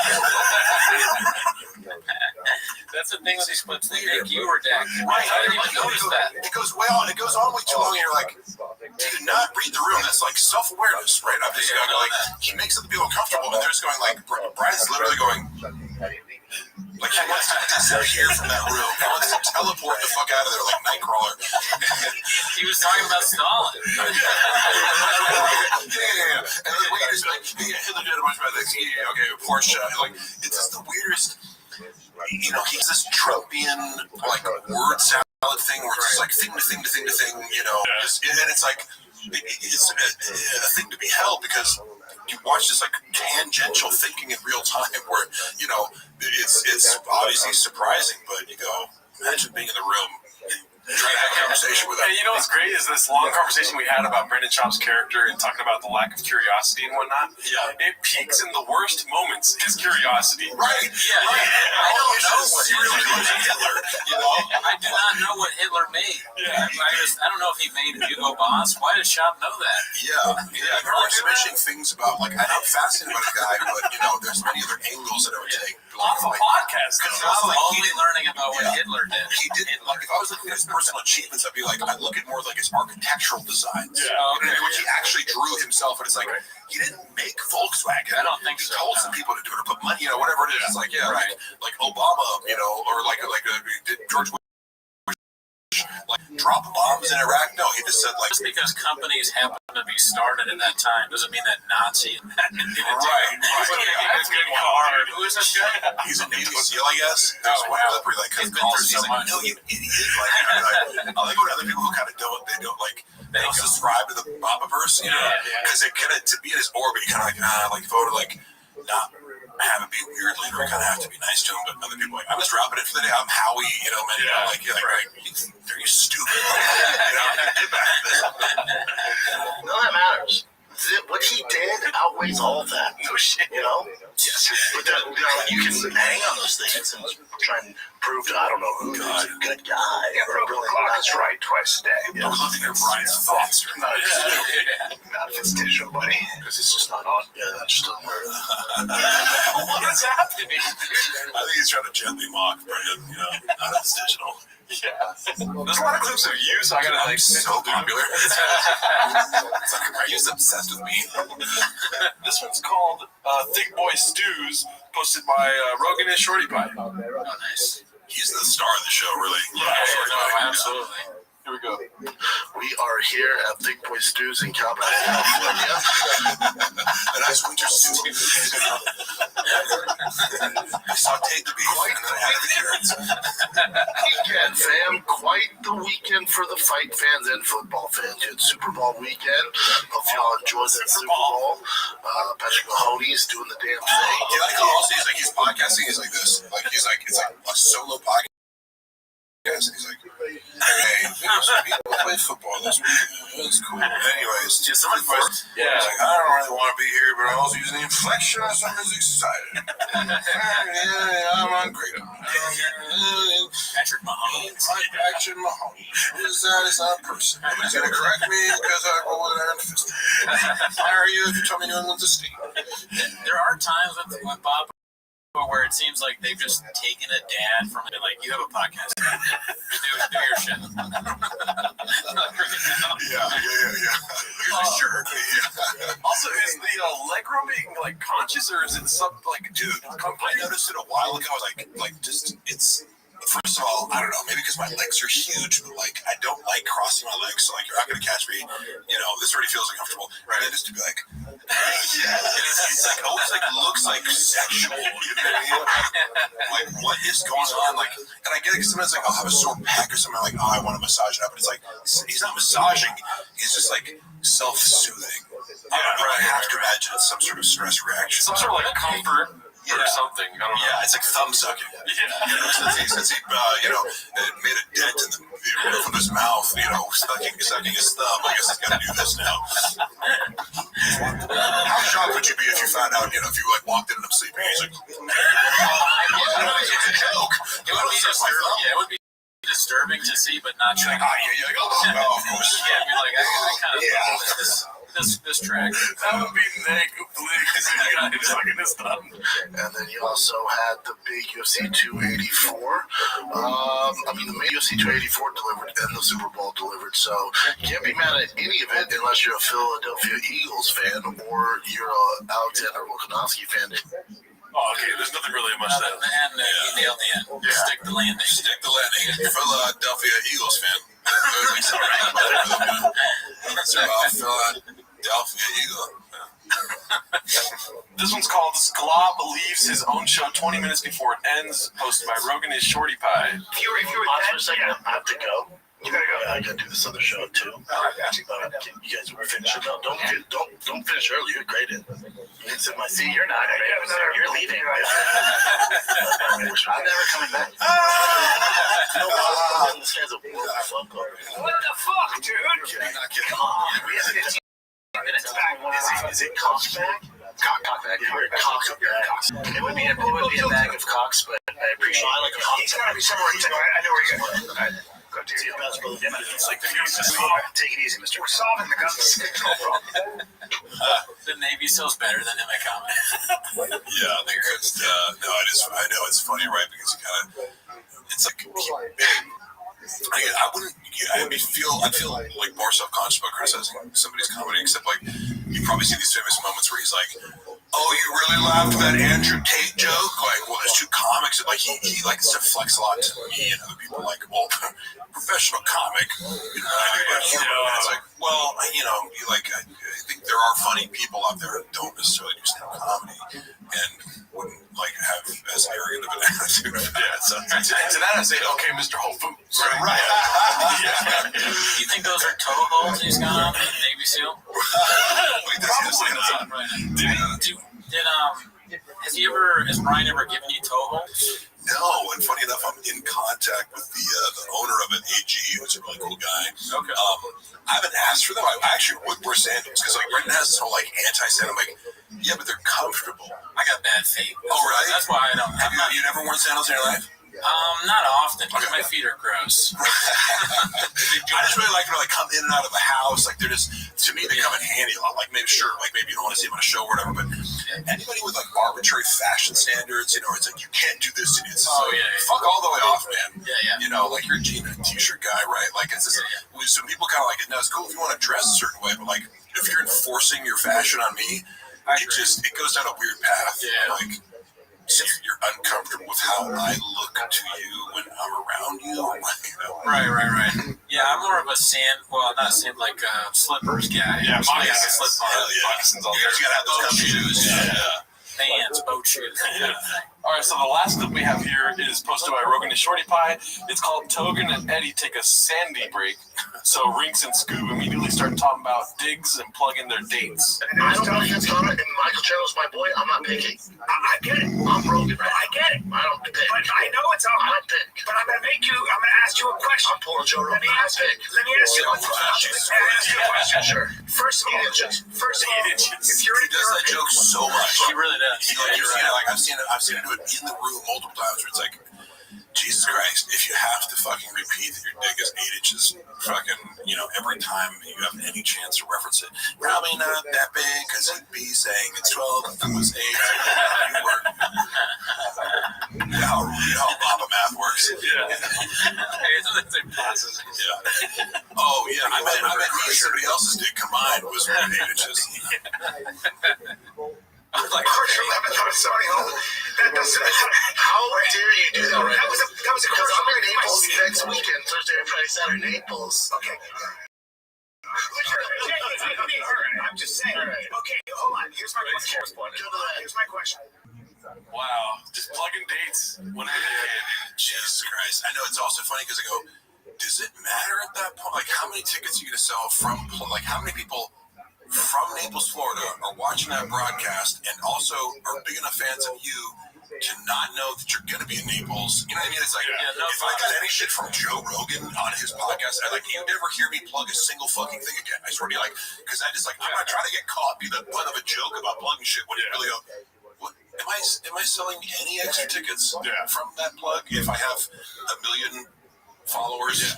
And also the zeitgeist knows that you guys plug too much. It's like, right. It's like, I want to watch how much you do it because it's not really entertaining to do. Correct. It's people want. Yes, and I just think I mean you're like fake leaning into it. It's like I've been plugging you, but it's like but you're doing it. It's seriously covered as a joke. It's gonna lead to a Reddit gadoosh. The only thing we're plugging is Brendan Walsh, Worldmaker Pod right there. Oh yeah, and Big Boy, and T-Fat K. But that's it for clips. Hell yeah! Right, Well, thank you so much for joining us. This is really fun. Sorry, I'm saying this is fun. You turned into show. You want to sip in your show.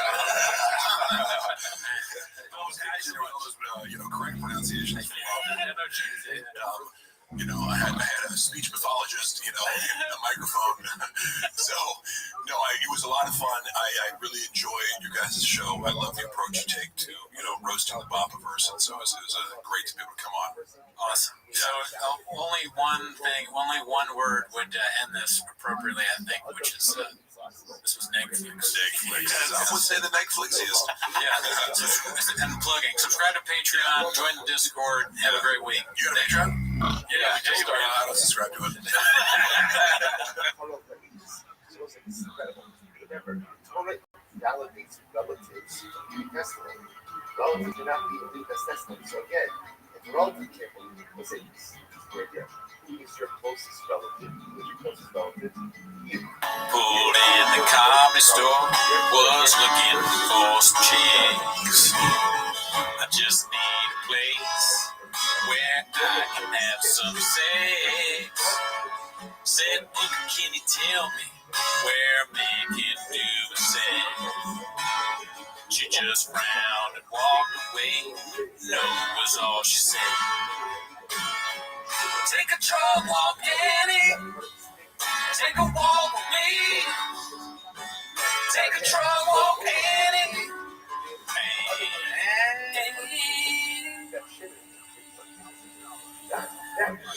It goes both ways. What day? Stop for my favorite week when you get near Papa, try to speak. Really surprised to me. You better watch 10 minutes of shop. Welcome back to Minutes of Shop. The Patreon, we do have an interview with Haphazard on the Patreon this week. So if you want to know what the life of a top poster is like, tune in for that. Join the Discord. And then also, last thing, we put all the episodes on Spotify. A lot of you requested that on YouTube, so we did that. But that's not why you're here. Today you're here to watch another 10 minutes of shops to start the timer. Tight. Well, as everyone may know, they're probably tuning in to see what we think about Mr. Lion. Right. Nothing big happened this week. Subreddit, right? That's hard. Nothing big, nothing gay. Right? Nothing happened. We're going to talk about BGL and all the posts that happened. You know what I was thinking about before we play the clips? The timer has started. When it comes to like how you feel about BGL being on the Reddit, it's tough for me. I'm new. I still think I'm pretty new. It's been probably like a year of me being on the subreddit. Gerardo's a little bit more of an OG homeless cat. Or at least you like paid attention more. Yeah. But I want to know what I think. I think that if you're evaluating what to think about BGL, you want my opinion. Big if. I think you got to go to the core values of the subreddit of PF Chang's. Look at what they say. And one of the core values was making his face blacked out, and then also making his voice distorted or blanking out his voice. So that's one thing to look at. Yeah. But it's important to also go back to what we've heard from Bob himself. One of the major core values is that you can hear things both ways. Yes. Right? So I can see some people say it's a civil war. One side doesn't want any BGL stuff. The other says, this content's pretty funny. Give him a chance to maybe like a second chance because how awful he was. But now he's coming out releasing text and all that stuff. So it seems like the quintessential both ways situation. But my last thing I want to say about this, and this is a serious point I want to make. The most important core value that I've noticed is whether the post or the content or what we do is Netflix or Blockbuster. Right? In the end, isn't that what really matters? I wasn't going to say that, but yes, that's true. That is 100% true. Yeah. All right, so second most then, what would you say? Well, the number one thing that matters most on Chang's, say it with me, sir, we don't fucking matter, dude. Oh, yeah, no, you're right. That is the first one. Yeah, sorry that I forgot that. I'm a little redacted right now. You know what? It's important that you remember, but we go through tirelessly trying at T-Most, 10 minutes of shots. We try our best to keep BGL out of all of our content, right? And the problem I have with him is that he is attempting to matter. You think so? So it's him trying to matter. Oh, yes, at all times. And you know what? The only thing that does matter, it doesn't have to do with anybody, is the AMA. Never saw it, because it hasn't happened yet. The AMA, we were recording this a day before the AMA happens with Mr. BGL. So we don't know whether there will be Netflix or Blockbuster. Yes. All we know is that we don't matter. Yes.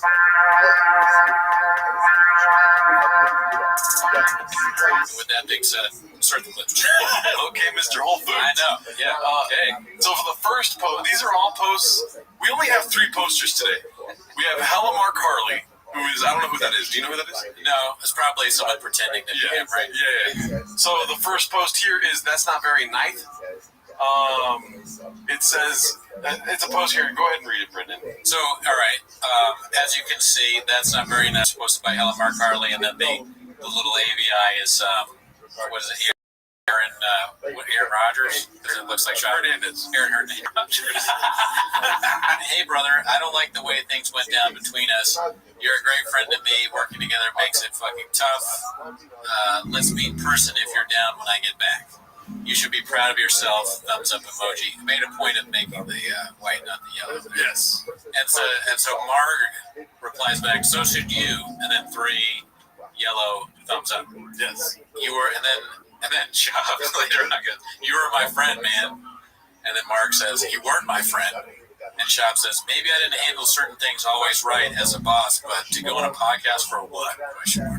And Mark says, you treat people like shit across the board. Damn. First of all, missed opportunity by Mark.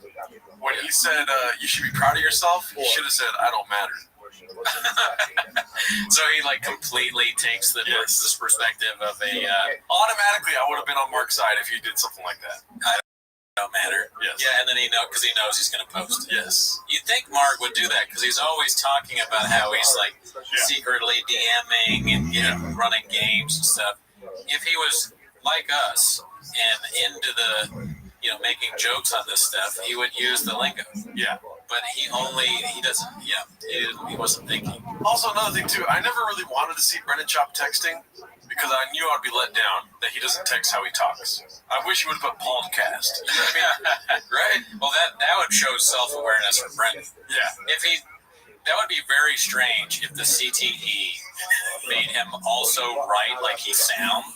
Like, that would be too much. It would be like, what kind of CTE is this? Oh, really, dude? Are you in on this, Brendan? You write like you sound? I don't know. So, what do you think about this? Okay, you treat people like shit across the board. He says, that's not true. LOL. Mark says, hey, dude. Shop says, it's all good. Wish you the best. That's kind of like a F you. That's like, yeah. So, and then Mark writes a whole lot of stuff. He says, you realize you're going around the country telling people I sent shitty dick pics. First of all, if I went around the country telling people that you sent shitty dick pics as a comedy set, would you be upset? No. Exactly. Yeah, who cares? Anyways, keep going. I wouldn't want people thinking I sent dick pics probably. Yeah. But it wouldn't be this big a deal. Fucking pussy. The moment shit gets real, you need to be honest with yourself. You don't trust me like shit. You treat everyone like shit. And I try to explain that to you, but you're not interested in hearing that. Man. It seems like a real fight though. Yeah. Well, cat fight, let's be honest, it's cat fighting. You think they're cats? No, they're cat fighting. It's like, right. They're not fighting with hands, they're fighting with words. Twitter fingers type thing, you know what I mean? Yeah. I mean, it would be interesting if they, as you know, we don't support violence, but it would be this could be like on Triller, like a Logan Paul, Jake Paul kind of fight where they train. That would be next. So that was 3 days ago. And then 2 days ago, which is the day after that post, he posted something that got blocked by the mods, I believe. You can't really comment on it anymore. But he posted this DM with a Redditor called Redditability. And he said, Lion, could you just F off, please? I know that you are lonely, but nobody wants you here and nobody cares about you. And then, again, he's missing out on the shopisms. And he responds with, is that a quote from Mean Girls? Which, this was like, I think this is where the Civil War started, in essence. Everyone wants to know what BGL has to say, but why is he posting this screenshot? You know what I mean? Who posted this? BGL. This is all BGL posts. Yeah, I mean, that's not like it's not a good enough comeback to be like, check this out. Yeah. Isn't this good? Mean Girls is from 2007 or something. It's from a long time ago. It also clues you into what BGL wants. Right. He wants notoriety. He thinks that to go back to the 90s. Yeah. It's crazy that all these homeless people that comment on this have internet access too, right? All these homeless cats, like how do they even? They don't have homes, or they work at P.F. Chang's and they're like high-speed internet and they can make all these videos and stuff. How do they have time to do it? You're making this orange chicken, and you're also editing clips of Papa being like, big guys can't fit in cars, but I don't know how they fit in cars or whatever. Well, it is the Obamacare section of Reddit. That's why. So this next post from Hellamar Carly is, Brendan just sent a podcast via iMessage. What's up, brother? Decided to send you a voice note. Decided not to text you. I don't, for a few reasons. I don't know, man. I've been contemplating whether hitting you back up. You seem really upset, obviously. I'm hurt, man. If you wanted to hurt me, you got me, brother. You definitely got me. I don't understand it. I still consider you a friend. It's weird. I'm not even mad. I'm not even mad. I'm not even mad. I don't know why it's weird. I'm mad. I'm just hurt, man. I'm sad about it. You're a friend, man. You're a really good friend. You don't have a ton of friends. It is what it is. I hope you're doing okay, brother. I hope you're doing. So, what I'm wondering, because I've heard this before, is that a redaction there? Oh, like he edited it? Yeah, like there's silence twice in this clip. I don't know. There's so much going on. They're like, I hope you're okay. A lot of the stuff that he says sounds like it could be a shot comedy special. I hope you're okay, brother. I'm not even mad. Yeah. Contemplating. Contemplating is a new. One of the people in our Discord, Jess, found it. Contemplating. It's wild that Shab is so stupid that he would send this message to Mark. You know, he's like, I'm sending a voice memo for obvious reasons, thinking like that Mark won't immediately save that message and put it up for us to laugh at. Yeah. It is sad. I'm not even mad, brother. I'm not even mad. Like he's gonna appeal to this insane narcissist who's never shown any kind of like emotional intelligence whatsoever. In Hella Mark Harley. I mean, his Hella is in his name. He is only about himself, really, right? You think he's gonna not download the voice memo and share it? Yeah. After he told you that you treat him like shit and you didn't pay him, that's the thing that Shop does. It's really bad. Not paying people for stuff. Yeah. That's real bad. You know, I would never do that. Well, let's finish off this text message here. If you need anything, I'm here. I don't know what you're dealing with. Something told me to hit you up, despite all the bullshit we're dealing with. I hope you're okay, man. I truly, truly love you like a brother. You were great to me, man. You were. You're a good dude. And, I miss you, man. I hope you're okay. I doubt you text me back. And it is what it is. You feel the way you feel. If that's valid, if that's the way you feel, man. And I wish I could change that. I don't know what to do. You know. But yeah, I hope you're okay, man. That's it. This does kind of sound like the voicemail that Aaron Hernandez would leave one of his victims to like trick them into coming back so he could kill them. Yeah. I picture Shab. I wonder, and I want to hear what you think, but I picture Shab. He's like sitting at a table. There's an empty bottle of Tiger Thing. Yeah, that sweet nectar. He's got a gun in his hand. He's like saying this sort of like pretending, you know, and he's loading the gun like, I'm going to use this on Mark. He's or just him being drunk and stupid. Or is there a war room? Is it like him and his trusted advisors, like Chan and the hot chip guy and whoever else is that big boy? And then they're coming up with their plan for how to get Mark Harley back, but someone else just walks in the studio like normal and interrupts them. Yeah. What do you think is going on? How, like, before this or during this voice memo? What do you think is going on? Well, first of all, I don't think there's any advisor nearby. You're right. Because they would automatically tell him that you can just record this. It doesn't matter if you're sending a text or an audio message. Yeah. You can just screen grab this whole thing. Right. Somebody with best brains would be right there telling him that. Yeah. So I believe this is Shab on his own accord, talking to Mark Harley.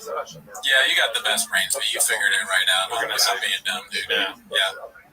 Oh, really, dude? From Mark Harley again, just found out Brendan's legal team wants to cease and desist for violating an NDA. Let's read this message exchange, which, by the way, it's redacted who it's from.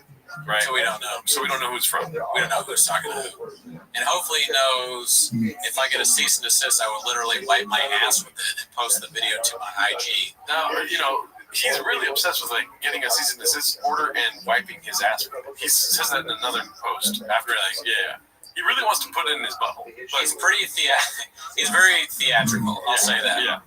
Harley, he's a big shower of, he does big things, as he gets huge, and then haters will say the podcast, huge letters, and the sketches are always like real blown out kind of stuff.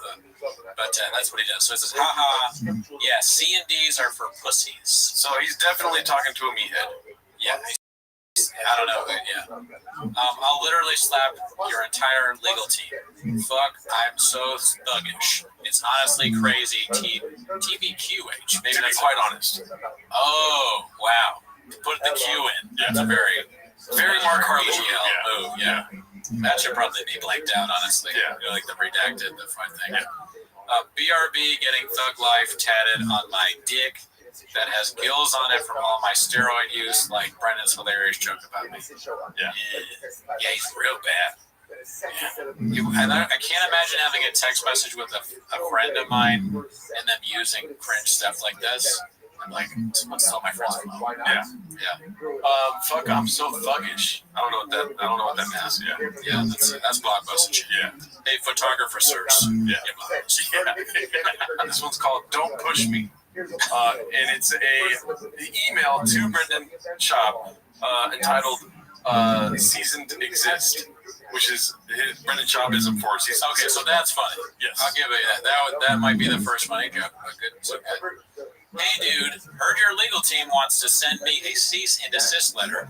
Don't stop them. Encourage them. Actually, no need to send. Tell them I'll pick it up in person. Take a shit on the senior partner's desk and then wipe my ass with a document and live steam that bitch. You see what I'm saying? He's on Steam. Yeah, he said steam. Yeah. It's just, why is it necessary to wipe your ass with the cease and desist? You know what I mean? Also, he's using law firm language as like somebody that watches TV, like watch Law and Order or like Suits. There's not necessarily a scene. That's just the... Anyways, please do this. I live for this kind of conflict. I live for this kind of destruction. Please continue to make stupider decisions. I bet you, prayer. I beg you.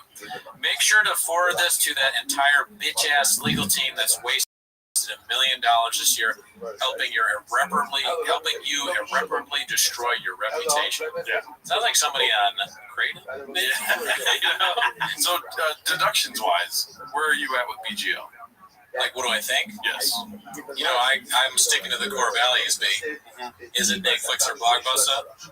Right now, it's kind of Netflix. Like, I'm enjoying Netflix. Oh, okay. All right, so now the first clip we have is from the infamous BGL on Red Bar stream, which unfortunately we all had to tune into a certain YouTube channel to watch it. Right. Honestly, I did kind of because I don't know Unique at all, and everyone hates him. This is the first time me hearing him. Yeah. I knew he was like the guy that had the video of Shab ruining his life. Yeah. But it was making me laugh every once in a while when he's like, "Ask him about the YouTube." He kept doing it, and by like the third or fourth time, I was like, "Okay, I'm kind of thinking this is fun." Ask him about doing YouTube again. It made me laugh. Yeah. To be honest. But it's from Rogan and Shorty Pie. It's called "Everything You Need to Know About the Red Bar Bush Waiter Interview." I want to give you one more chance. Talking bad about them could really help your career. You really don't have many options left here after you're being fired from them. This could make you a big star. They got a lot of enemies, enough enemies to support you for life. I'm going to ask you again, is there anything you could think of? Something juicy, something good. It can't just be, Brendan is kind of mean to me during the work. Something good that could be in the papers. A headline. Can you think of anything? This is going to be your last chance here.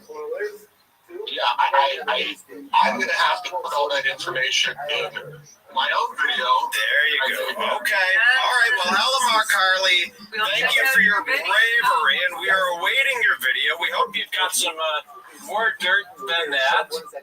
A little belittling to have him on the phone, because I just listened to the audio. I didn't realize that he held up the phone like that. Yeah. Kind of a power move. So Harley is saying that he may have his own video coming out where he's going to dish some, or he's going to do a real big dish. Yeah. I wonder. I also like the end of that where he's like, this is the end of the line for you. You have nothing going on. Yeah. Say something bad because you got nothing else. That made me laugh because I like seeing Mark kind of troll it a little bit, Yep. Yeah, I don't know. Mark, I don't know if he has anything other than, we all know that Brendan's a mushmouth. You know what I mean? Right. Well, he just said the cheating. That's about it. That's what I've heard. This one's from Haphazard. It's called "The Ghost of Theo Continues to Haunt the Show." That kind of shit I can't stand. It's got to make sense. I know. All right. Well, did the aliens put that balloon over Montana? They took it down, yeah. Holy shit, It's fucking King of the Stick stuff. He said it made him sad. It makes me sad. I gotta see the fucking past.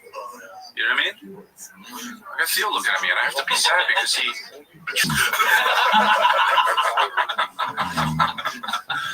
Oh, that's gonna be on the blogs. He asked me to come in so he could leave, and we realize that now. This was his whole plan. All right. I don't understand what the inside joke is with the voice. Yeah. But I do think it's funny that Theo cadooched them. Yeah. Yeah, he said goodbye because he's way funnier than all of you. He's on to better things. And you knew that. There's no way you didn't know that. So this one's again Hazard. It's called "Are They Taking Submissions Directly from Chains Now?" CT is real. Brendan confused Tropic Thunder, the movie, with the store Hot Topic. This was from a couple of years ago. Wow, we gotta see this. Having a couple kids stealing some stuff at Tropic Thunder. I've done that before. I think you've done it on Golden Hour. He did it on Golden Hour, but this way he did it switch. He was trying to reference Hot Topic. Yeah. He called it Tropic Thunder. No, on this show. On the other one. This show, he was talking about Tropic Thunder. Yes, 3 I years remember ago. that. Wow, CT is real, bro. Kids stealing some stuff at Tropic Thunder. Hot Topic. I call it Tropic Thunder. Got it myself. Don't do that. Got it myself. That's fine. Don't. Now you didn't get yourself here on Golden Hour. Yeah, you guys got me. I want you to not do that anymore. Switching back and forth. Yeah, you know what it is? Hot Topic. It's not even another movie you're commuting. No, it's a store. It's a fucking store. A comic book. Yeah, I want them to keep doing stuff like that, but it just gets progressively worse and worse. Like Brendan thought the microwave was a toaster. Put Brendan in it, remember when you turned the studio on fire? Yeah. Just like Brendan thought that a moving car was a mailbox. It's like it just gets worse and worse. It's dangerous. I hope they keep it up. Yeah. Show all of, please. I want the Golden Hour to just be redact clips of Brendan doing things wrong. Brendan doing stuff wrong is Netflix every time. All right, so this next one's posted by Haphazard again. It's called "The Cracks in the Facade Are Finally Starting to Show." The picture, of course. The thing about him is Pete is famous, and he was famous before he started dating women, but Pete got famous because of dating. Well, it's like a thing, dude. But Leonardo DiCaprio was famous because of acting, so it's a little. Oh, he's one of the greatest actors. Brendan, this is not. We know, dude. I'm saying it comes from a different era, though. Yeah. No, but Pete right now is.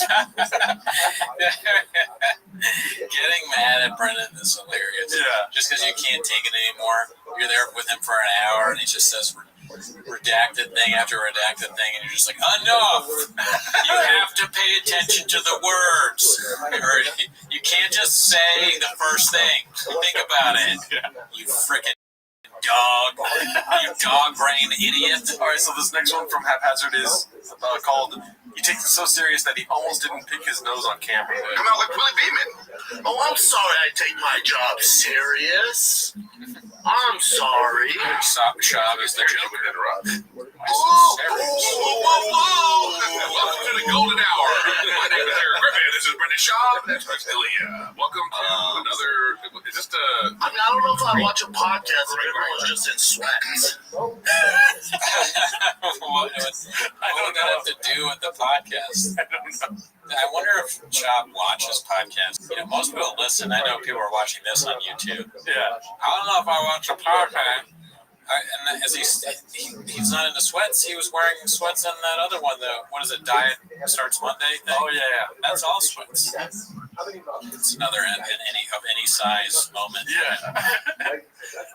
So this one is again from Haphazard. It's called "The Assault on Chris Khalifa." You never know, bro. Never know. You never know. So what are you gonna do with the car now? I got a new car guy that used to be business partners with Greg. I need to talk to that guy. Can you? Yeah.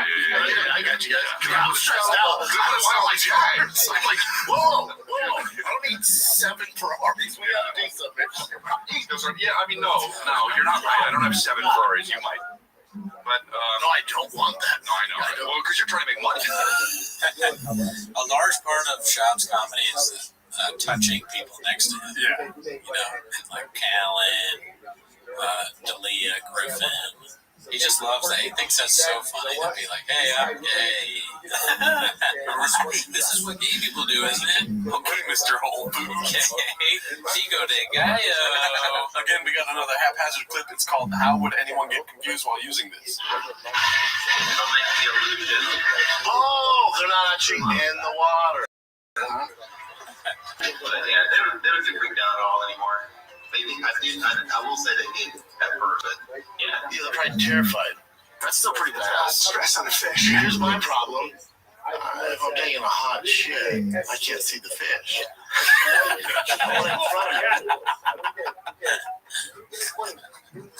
And the shirt says Dicey. Is that Big Boy merch? What? I didn't even notice that. That's a good shirt right there. This shirt says Dicey. That's some good Thick Boy merch. Oh my God. Yeah. Wow.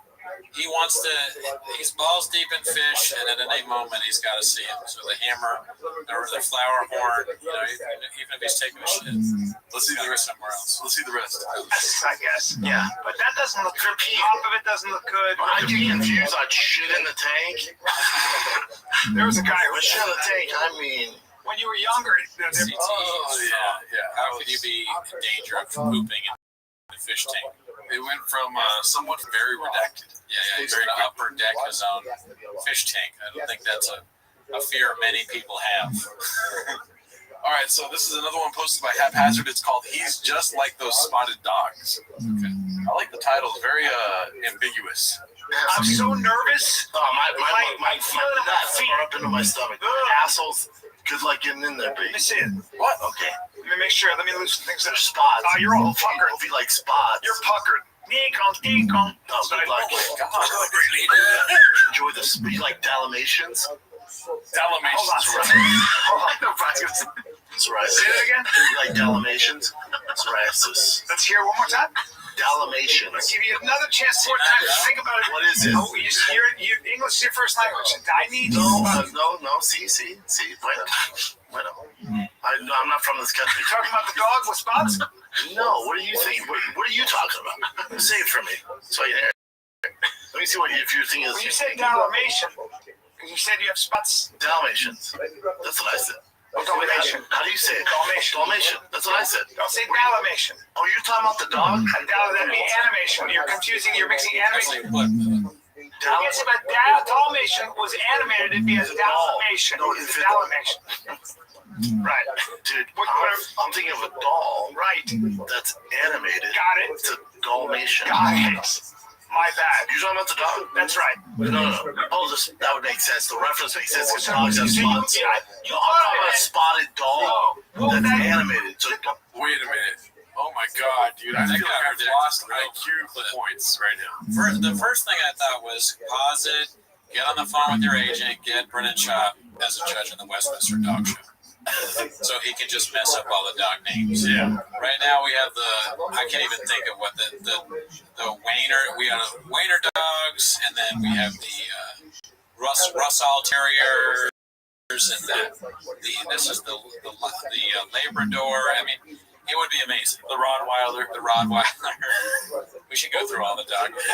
But then he's like doing a bit where he's like, he didn't mess it up. It's actually Dalmatian, which is a doll with spots on it and all this. This is like kindergarten level brain functionality, It's like the teacher has left the class. Yeah, this is not being able to taste what lemon is. Yeah, the segment of the podcast. Let's see.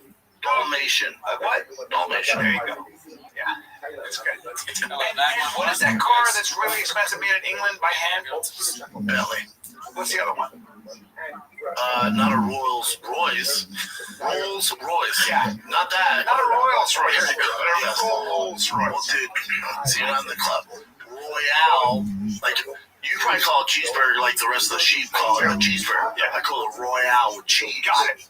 I see. So you're adding in other language. You know what it is? It's for the 1%. It's for the Europeans. No, I talk about, I talk for the 1%. No, I know. I appreciate that. Rolls Royce, your royalty. A Dalmatian. This is a video This is, watching him and knowing that he has a Rolls Royce, almost a Rolls Royce because he said it. Knowing that he has a car like that, it makes me think that there really is no ethical consumption under capitalism. Yeah. How could somebody that stupid reach the point where they can afford that kind of stuff? It shouldn't be the way. We're sitting here recording this in our parents' basement. All right, so this next one's posted by Haphazard again. It's called "This Is What They Think About Their Fans." It's a golden hour clip. See, when women, they don't like when they start feeling like, oh, it's not happening. They start setting up their camp. Yep. Yeah, while they're with you, so they can make an easy transition. You're already recruited. Yeah, it's already like mid-season. And by the way, I already did it. It's like anytime you hear a girl talking about a dude, oh, this is this guy I work with. If they mention him more than 2 times, like even one, it's a dude. Okay, that's funny. You keep hitting the table. It's making me furious. Yeah. Well, still mad. But here's the deal. Yeah, can I have some emotion sometimes? But look, commented on the banging at the table. Oh, sorry. That's all good. That's when Eric's doing a hot take. Zoom in on me right now for the people that are talking about that. I'm talking about my emotions and feelings, okay? Yeah, cheers. I love Yeah, so, She told him. my opinion. Oh my god. Yeah, the subtext is always like, see, the thing is, women are stupid. And Sean's like, yeah. Yep. And Leah's like, I could go for days about this stuff. All right, well, now we're on to Rogan and Shorty Pie clip. Here. Papa discusses strict drinking Diet Coke. The subject of cutting people out of life resurfaces. But so you do an elimination diet. There's no doubt that diet helps with your psoriasis. No fucking doubt. I saw instant decline in spots when I went carnivore, and I was like, I can't just look. They think it's a gut issue, but stress, your gut is affected by stress. That's affected by whatever. There's an incongruity. If I have a whole idea about that, there's a miss. That's okay. We all have it. Oh, yeah. And, you know, that your body's just saying, hey, bro, let's get back to Get your shit on track. That's all. That's okay. And cut some people out of your life. whatever it is, you know, it's all just tell the truth, tell the truth, tell the truth, tell the truth. That's it. Just tell it. That's if I can say anything to anybody who's young, just fucking tell the truth and do things for people because it's the right thing to do. That's it. Well, I do things for people who have spots. Yes, yeah. Well, your spots are. The truth is not doing what I need to do to run a business. All of that, of course. There's probably look. It's fucking hard. It's all hard. It's like you're gonna fail all the time. You know, it's like, and you make mistakes, and then we take shortcuts. We don't want to deal with that over there. We don't want to hurt this person. We don't want to. It's fucking. You know, I know. Then you spots. Then you can't have cookies anymore. What? I don't know. It's hard to pay attention because he keeps rubbing his leg. Yeah. And it takes your eyes off the. And then Brian's doing this whole like tell the truth thing. It's like, oh wow. I mean, if Brian's saying that, am I not supposed to tell the truth? Yeah, right. He's trying to do this like Brian said, talking to young people advice thing. It's like I don't want advice from you. I don't want to be selling $700 flip flops. Yeah. And have like investigations out of me. Also, I like how they're saying tell the truth, but they're being very like ambiguous about what they're actually talking about at the same time. They're like, cut people out of your life. Yeah, you're right. Yeah, we're running a business. But they won't talk about the details of all those. Yeah, they won't say who. Is it Yeah. Mark? All right, so here we go. This is another one. It's posted by Playful Wolverine 95. It's called $2,000. I'll slap my wife beat. And then the little spice that went ding. Oh, you got scammed. Fuck, I told my girl, don't send me money. We're not getting our money back. We got scammed. She's like, no. I'm like, do not communicate with them. They got you. They got you. And I slapped her. What? $2,000. I'd love to see you try to slap Joanna. She'd fucking counter so fast. It wouldn't be a Chris Rock or Will Smith thing. She would go. I'd have my hands full. She would fucking. Oh, dude. I'd have a handful. Hands. Savage. Yeah. She was strong. She would Dicey. Knock her out with You're right, a dicey shirt. And I like no, we're having fun on the show, right? Yeah, sure. Yeah, knock you and her out, right? Right. That's the world we live in, right? Right. Because that's just physics. That's the law of physics. Just physics, right? I'm telling you right now. And I want to. And that shows you how far I've come through. Wow. Oh my god. I like it. This shirt orange part matches the little part on his shoe. That's orange. Yeah. He's still doing that. Look at this. Look at that little orange thing. Yeah. And like in his 40s. I'm not. I gave that up in high school, or like shortly after high school. And then it's funny that he would make that joke. He'd make that joke after Dana White. He made a big deal out of all that. Yeah. Dana White slapping his wife. Papa has no self-awareness as usual. He said that he would slap his wife and use her as a human shield to save his children. Somebody checking on Joanne. Somebody checking on Mexican, okay? Yeah. Make sure she's okay. All right, so this next one's called I always thought Swartzen's Italian Lego was a whiff dud of a roast joke, but apparently it was iconic for Lids and Sklob, hosted by Rogan and Shorty Pie. Let's see what this is about. Nick Swartzen was there. I posted a picture and flipped me out. Nick Swartzen was there because he was doing somewhere, and then they reached out to him like, "Hey, you want to do? Look at him. Look at him. He's so great. Italian Lego, but How about your Vikings suck ass, though? Boom. How about it looks like a fucking Italian Lego, dude? Good God. Shut the fuck up, man.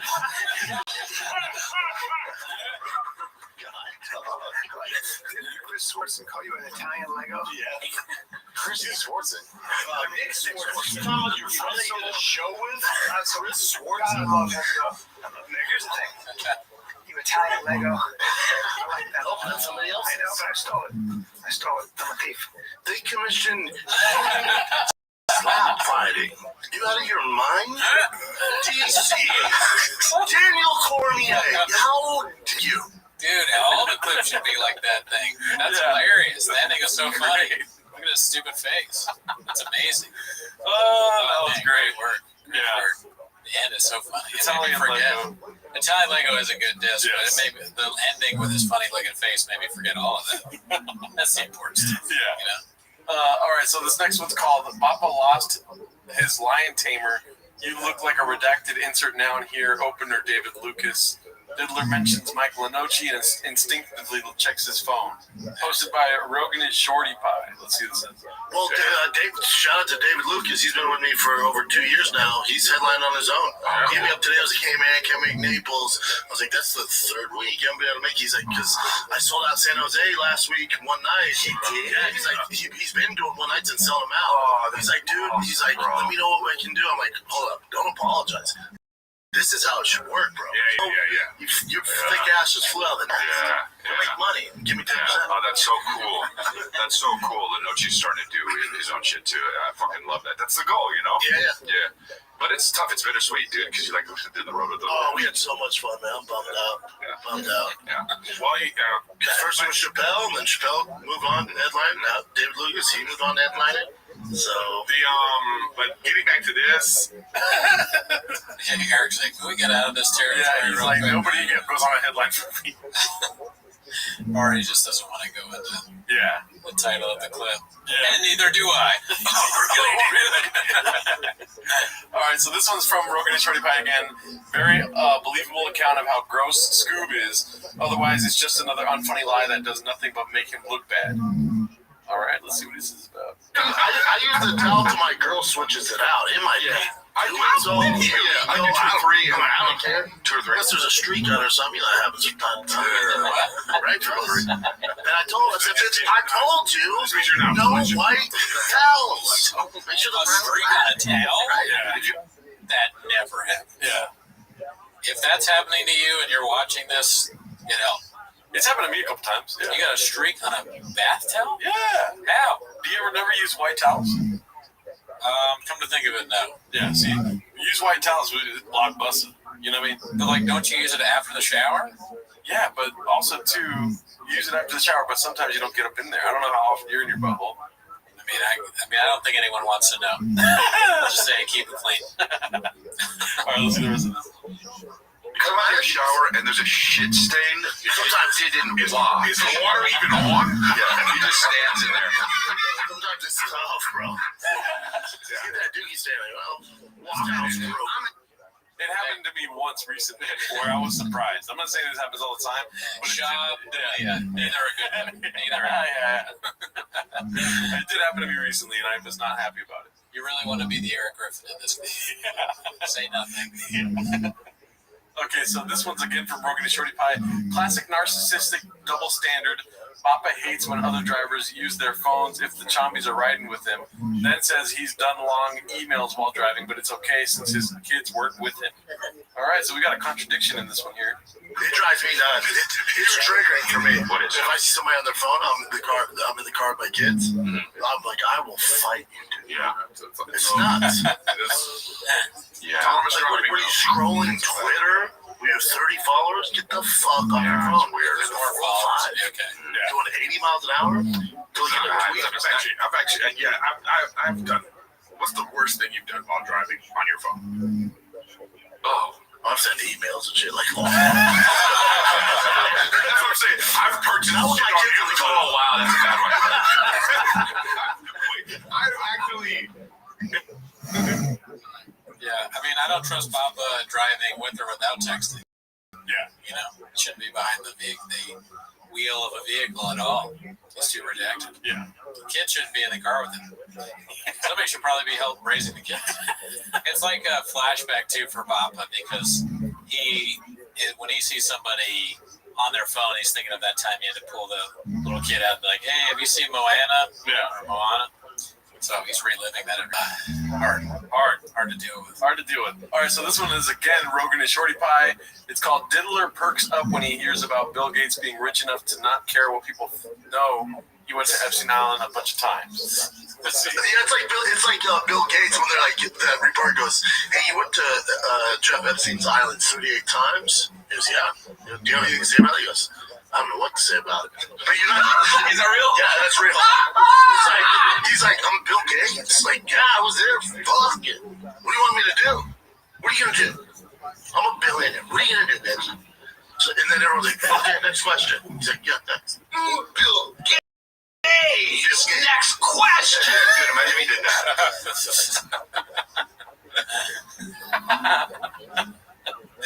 They just see the world completely different. All right, well, this next one's again from Rogan and Shorty Pie. It's called Brenda Displays Some of His Top-Notch Comedic Riffing. So let's see what this is about. It looks like LeBron James. Wow. Look at his finger. Kareem's finger. Hold on. What's going on there? It's the size of her dick. That looks like a witch's cane. That's incredible. So how about post game? It's a magical finger. That finger that might put a curse on it. I'd be like, why are you pointing at me? That finger's going to Why does it look like a twig you find in like hiking? Your finger is going to cause you're casting a spell on me with that finger. So is your finger a turd? And then you see his finger and it's totally straight after that. Like, whoa, what the fuck? All right, so let me ask you, Brendan, what's better, that finger being a witch's cane or a turd? Witch's cane. Witch's cane is great. A turd? The turd was bad. I kind of like to be honest, I thought the twig thing is kind of funny. Yeah. His finger does look strange. This might be the one moment of the day where a broken clock is right. Today. Yeah. And that's one of Chop's decent takes. The turd thing is a little dicey because Kareem Abdul-Jabbar is black. Well, he's wearing a dicey shirt, B. Yeah, he's in the mode. He's in dicey mode. Dicey mode, dude. He's gonna call black fingers poop. That's just gonna happen. You put on the dicey shirt, he's gonna say some stuff. Yeah. All right. His shirt matches his shoes. All right, so this one is again Rogan and Shorty Pie. It's called A Side Effect of Barn Doors Addiction. Let's see what this is. Do you know what you would become addicted to? And I mean, you have an addictive personality.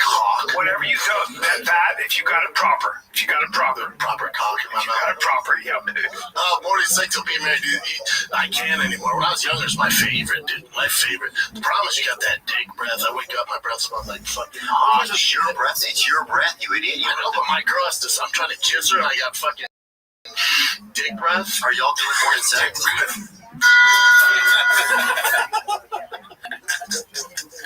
I don't even know what to say anymore. Why does he keep doing it? It's not funny. Someone tell this idiotic meathead to stop it. You know, it would be funny if he was an experienced blower. You know what I mean? Yeah, if he actually...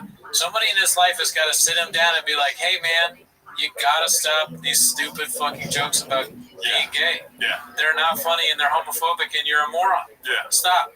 Stop your meathead bullshit. At least the frequency of it. It's like, it's never funny if you do it all the time. It's never been funny ever. Yeah. It never will be funny. Hey, you're kind of hot. I think we might be gay. Right? That's like his crowd work. Look at this guy in the front. Oh, man, suck his cock. Shut up. Stop it.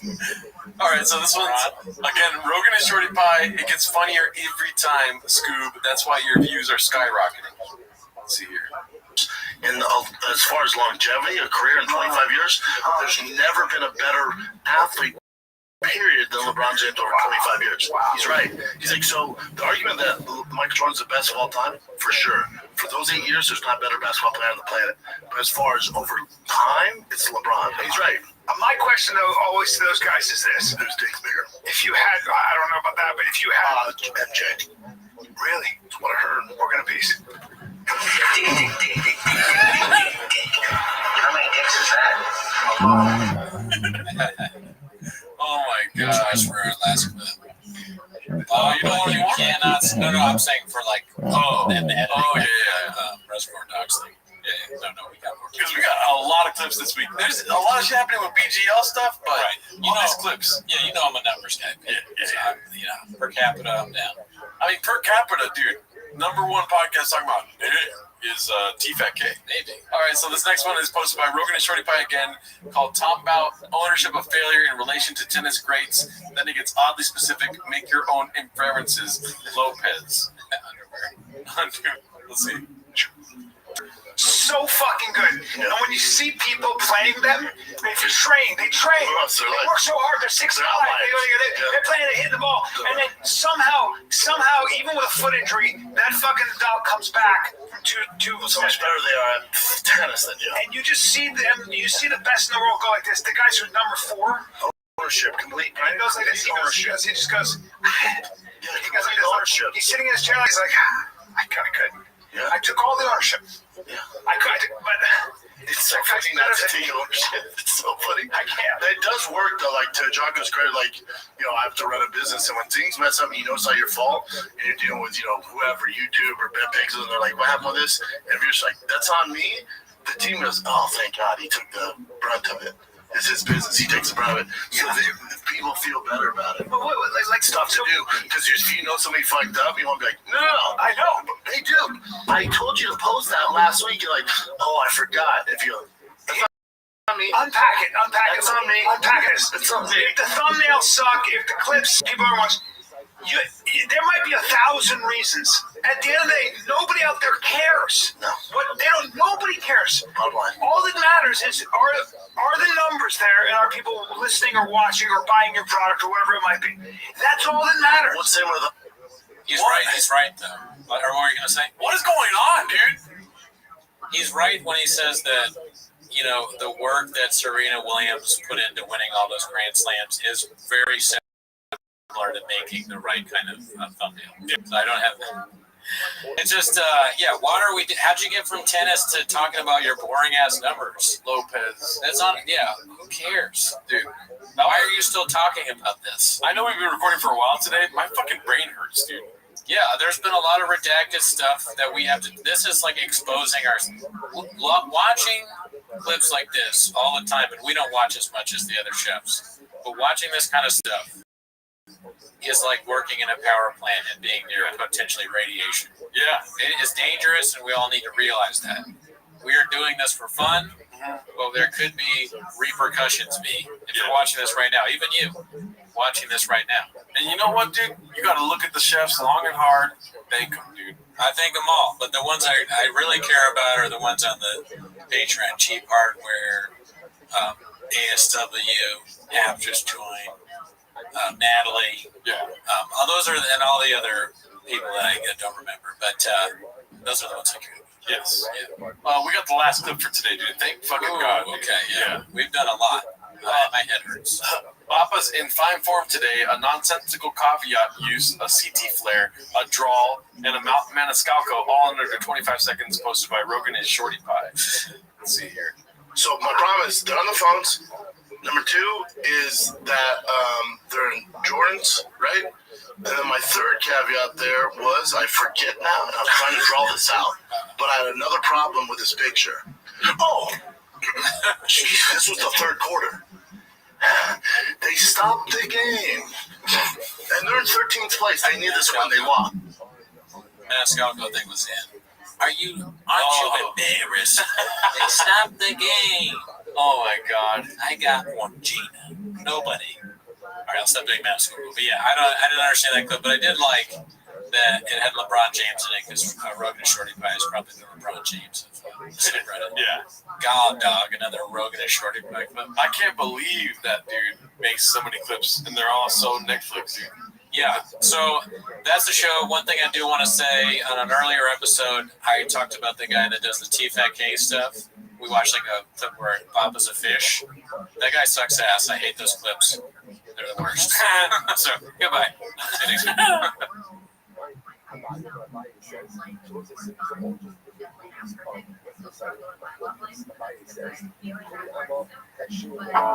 My roommate was a jerk, 'cause he told me not to eat his food. Say my roommate was a jerk, 'cause he used my shared parking spot. Woke up this morning, found out my car was robbed. All my stuff nowhere to be seen. So I found him and I spit in his face. And then I threw him through a front glass door. One take, man. It's time for my favorite time of the week. When you get near Papa, try the sweet. Really surprised today. You better watch 10 minutes of shop. Welcome back to 10 Minutes of Shop. Thanks for tuning in. Join the Patreon, join the Discord. That's not why you're here. You're here for 10 Minutes of Shop, so start the timer. Yeah. Welcome back. We got a couple of we got a lot of clips this week, dude. Not gonna lie to you. Nice, nice, very nice. Roughly 300 pages of clips today. And well, I kind of like, what is it called? Diversified them or whatever. What is it called? Diversified is probably the right word. Categorized them into TFATK, Food Truck Diaries. Nice. What is it called? Shop Show, Golden Hour, and then some throwbacks that were posted this last week. Yeah, I saw that when you're pulling up, there's maybe a little bit of Fat Patrick in there. I don't know what that means. I think that's what Theo called Brandon, but I'm not sure. You call him Fat Patrick? I don't remember. From SpongeBob? Sure. Does it have anything to do with SpongeBob? We'll find out later. But this first one posted by Shitter Throat Slitter. I don't know what that means. It's called Music to My Heirs. It looks like Chin is just alone in the studio right now. Uh-oh. Is that another track that Chin has dropped? I don't know. Let's see.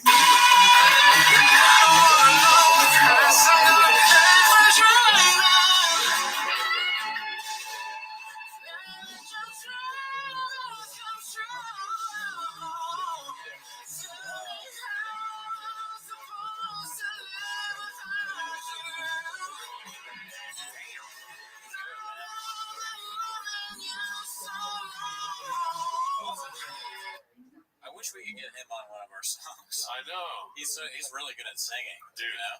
It's the pain in his voice. What else you got, Chin? Remember we were doing that at the beginning? Before we were trying to do Let's Stay Together by Al Green, but about Chin. Yeah. Chin, what else you got, Chin? That's all we have right now. All right, let's watch more. Holding up them clips, Chin. Clips, Chin.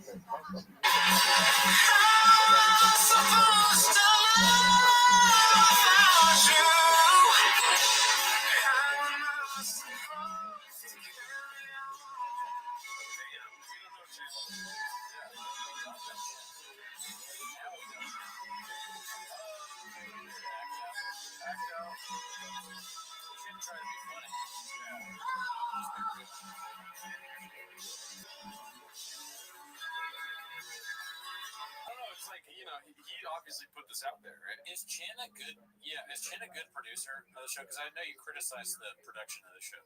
Is it Chin's fault? Well, I don't watch enough of the show to know. Yeah, okay. But you said that there's like errors and stuff. Why does he keep in all that stuff? He should cut some parts out. Right. And then the camera you said is not that great, right? I never said that. I thought you said that they needed like a better camera. That's just a bit you're doing. Yeah. Because like it seems to me that I was saying that I want Bob to make more stuff. I want to see him in 8K. I see. Yeah, right. Chin seems to be pretty talented for this show. Like he's producing. Is he producing all of the shows or just T-Fec? I have no. And he sings really good. He's also like on the clips. He's the least annoying from what I've seen. He kind of is funny. He's a really good singer. I think he's being held back by this show. Honestly, too, he's like, it is a bit that he's crying, all this stuff, whatever. But yeah, it's a bit cringe. Yeah. But no, it could be subliminal. Oh, he's asking for help. Yeah. Way out. He's like, this place is blockbuster. I need some god dog getting me out of here kind of stuff. Yeah. All right. What else happens here?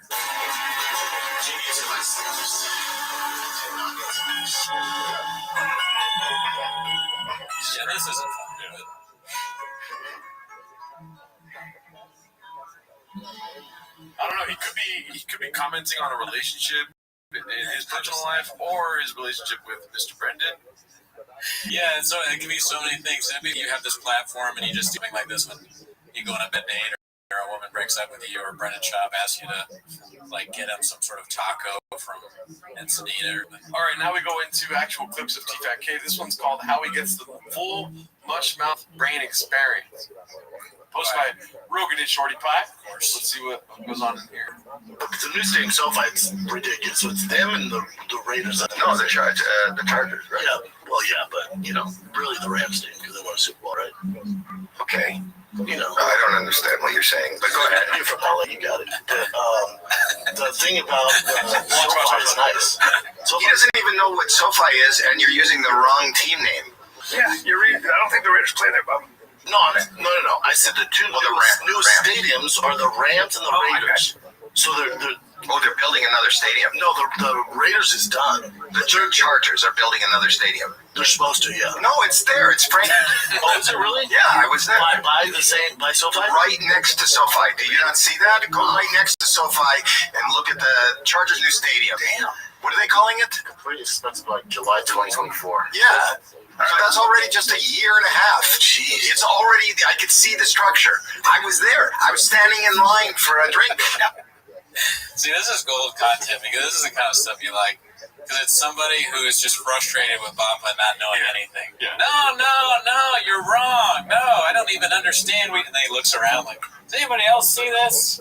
What is moron? He's completely wrong. What you're saying? I think being with Bappa is akin to like some sort of acid trip. You know what I mean? Next thing you know, you're drinking Diet Coke. Look at him. He's got a Diet Coke in his hand right there, dude. Yeah, he's sober. Howie Mandel, I don't know if he is, but let's say he's sober and he's having like flashbacks to when he used to do stuff. He's like, oh no, I just did. There's something in this? Yeah. Bob was like, yeah, it's where the Raiders play. They have like 3 stadiums and down the street next to it. No, it's Chargers and Rams because they won the Super Bowl. It's like, what are you talking about? Yeah. But then again, to be fair, I don't know. I thought that the Rams and the Chargers played it so far. Did they not? But what you're giving into Bappa talking, dude. Yeah.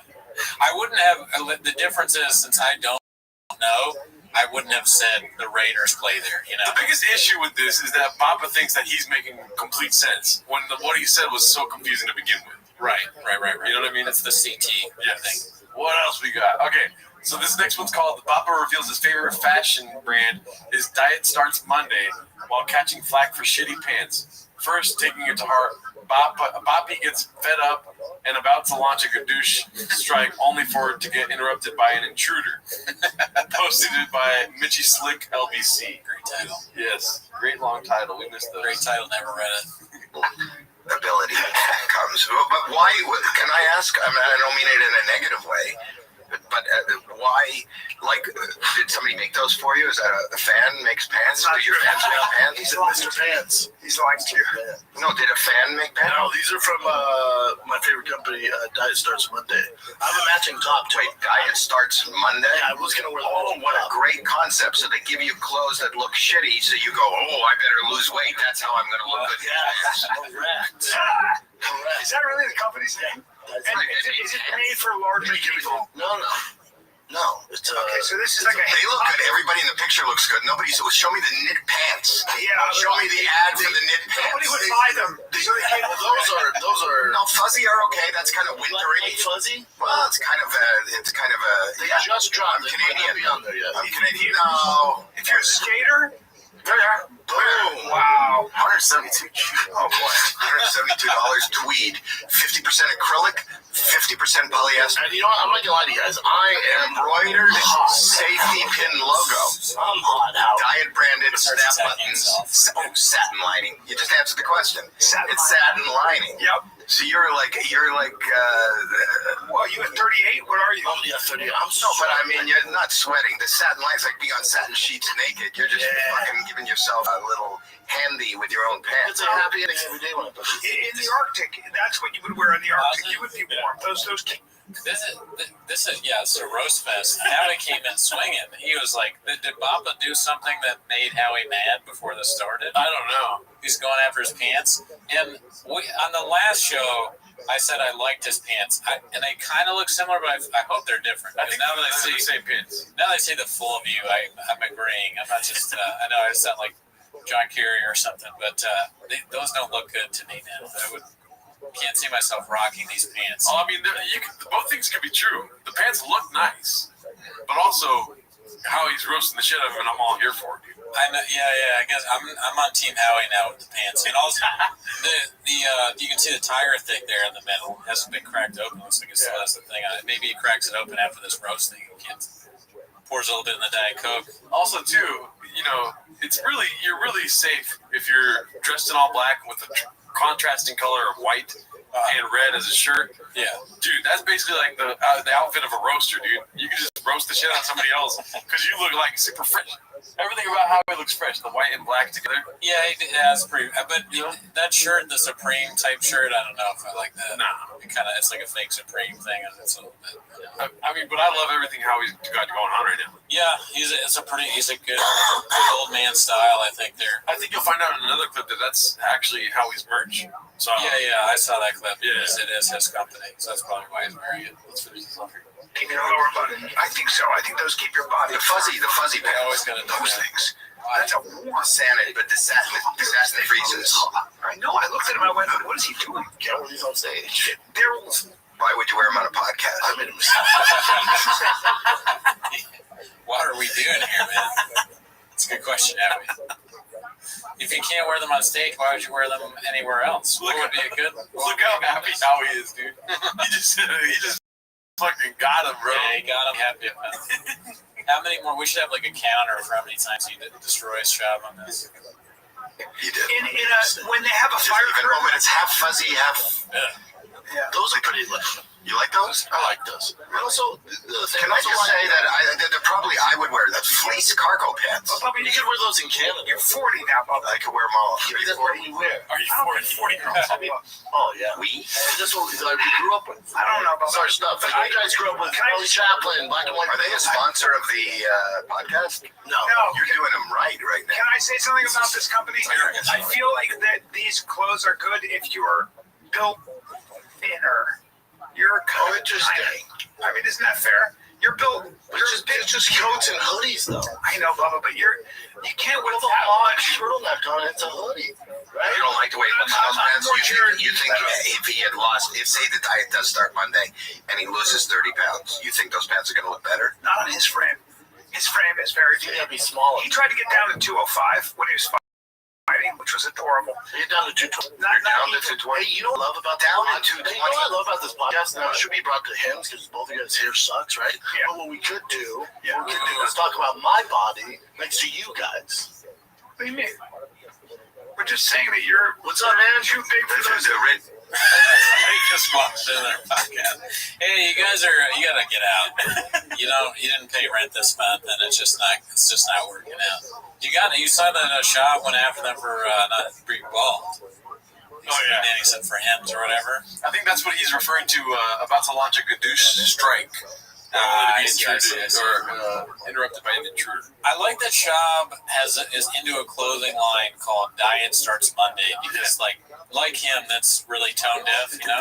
Like, I don't have a problem with it, but society is always talking about fat-phobic stuff now and all this. So Diet Starts Monday is, like, the dumbest name to come out with if you're trying to sell your clothes, and Papa's all into it, of course.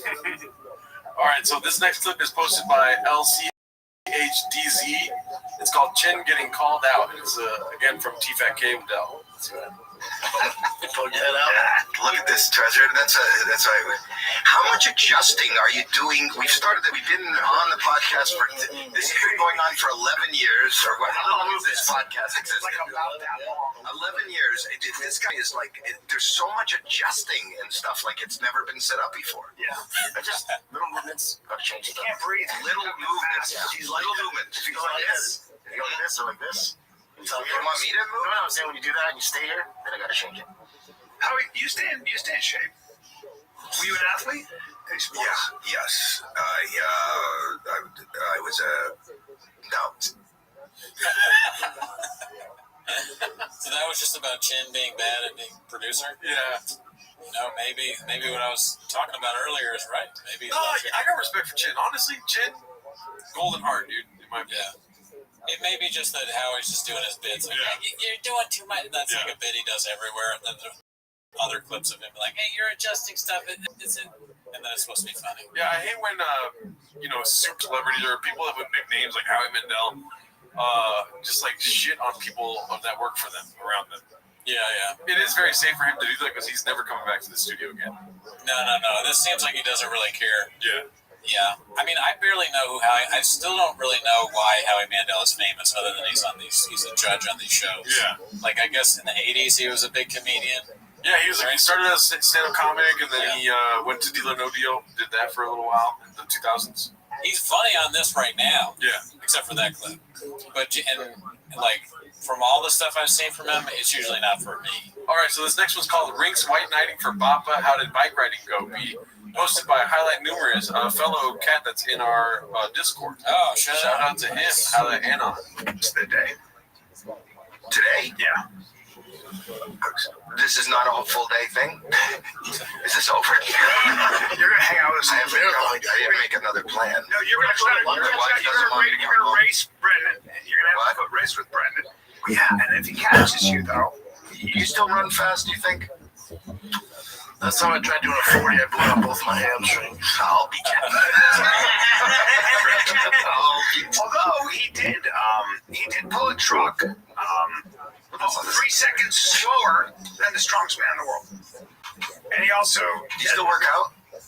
Yeah, not like I used to. Like I ride bikes now. What is that? Just ride bikes.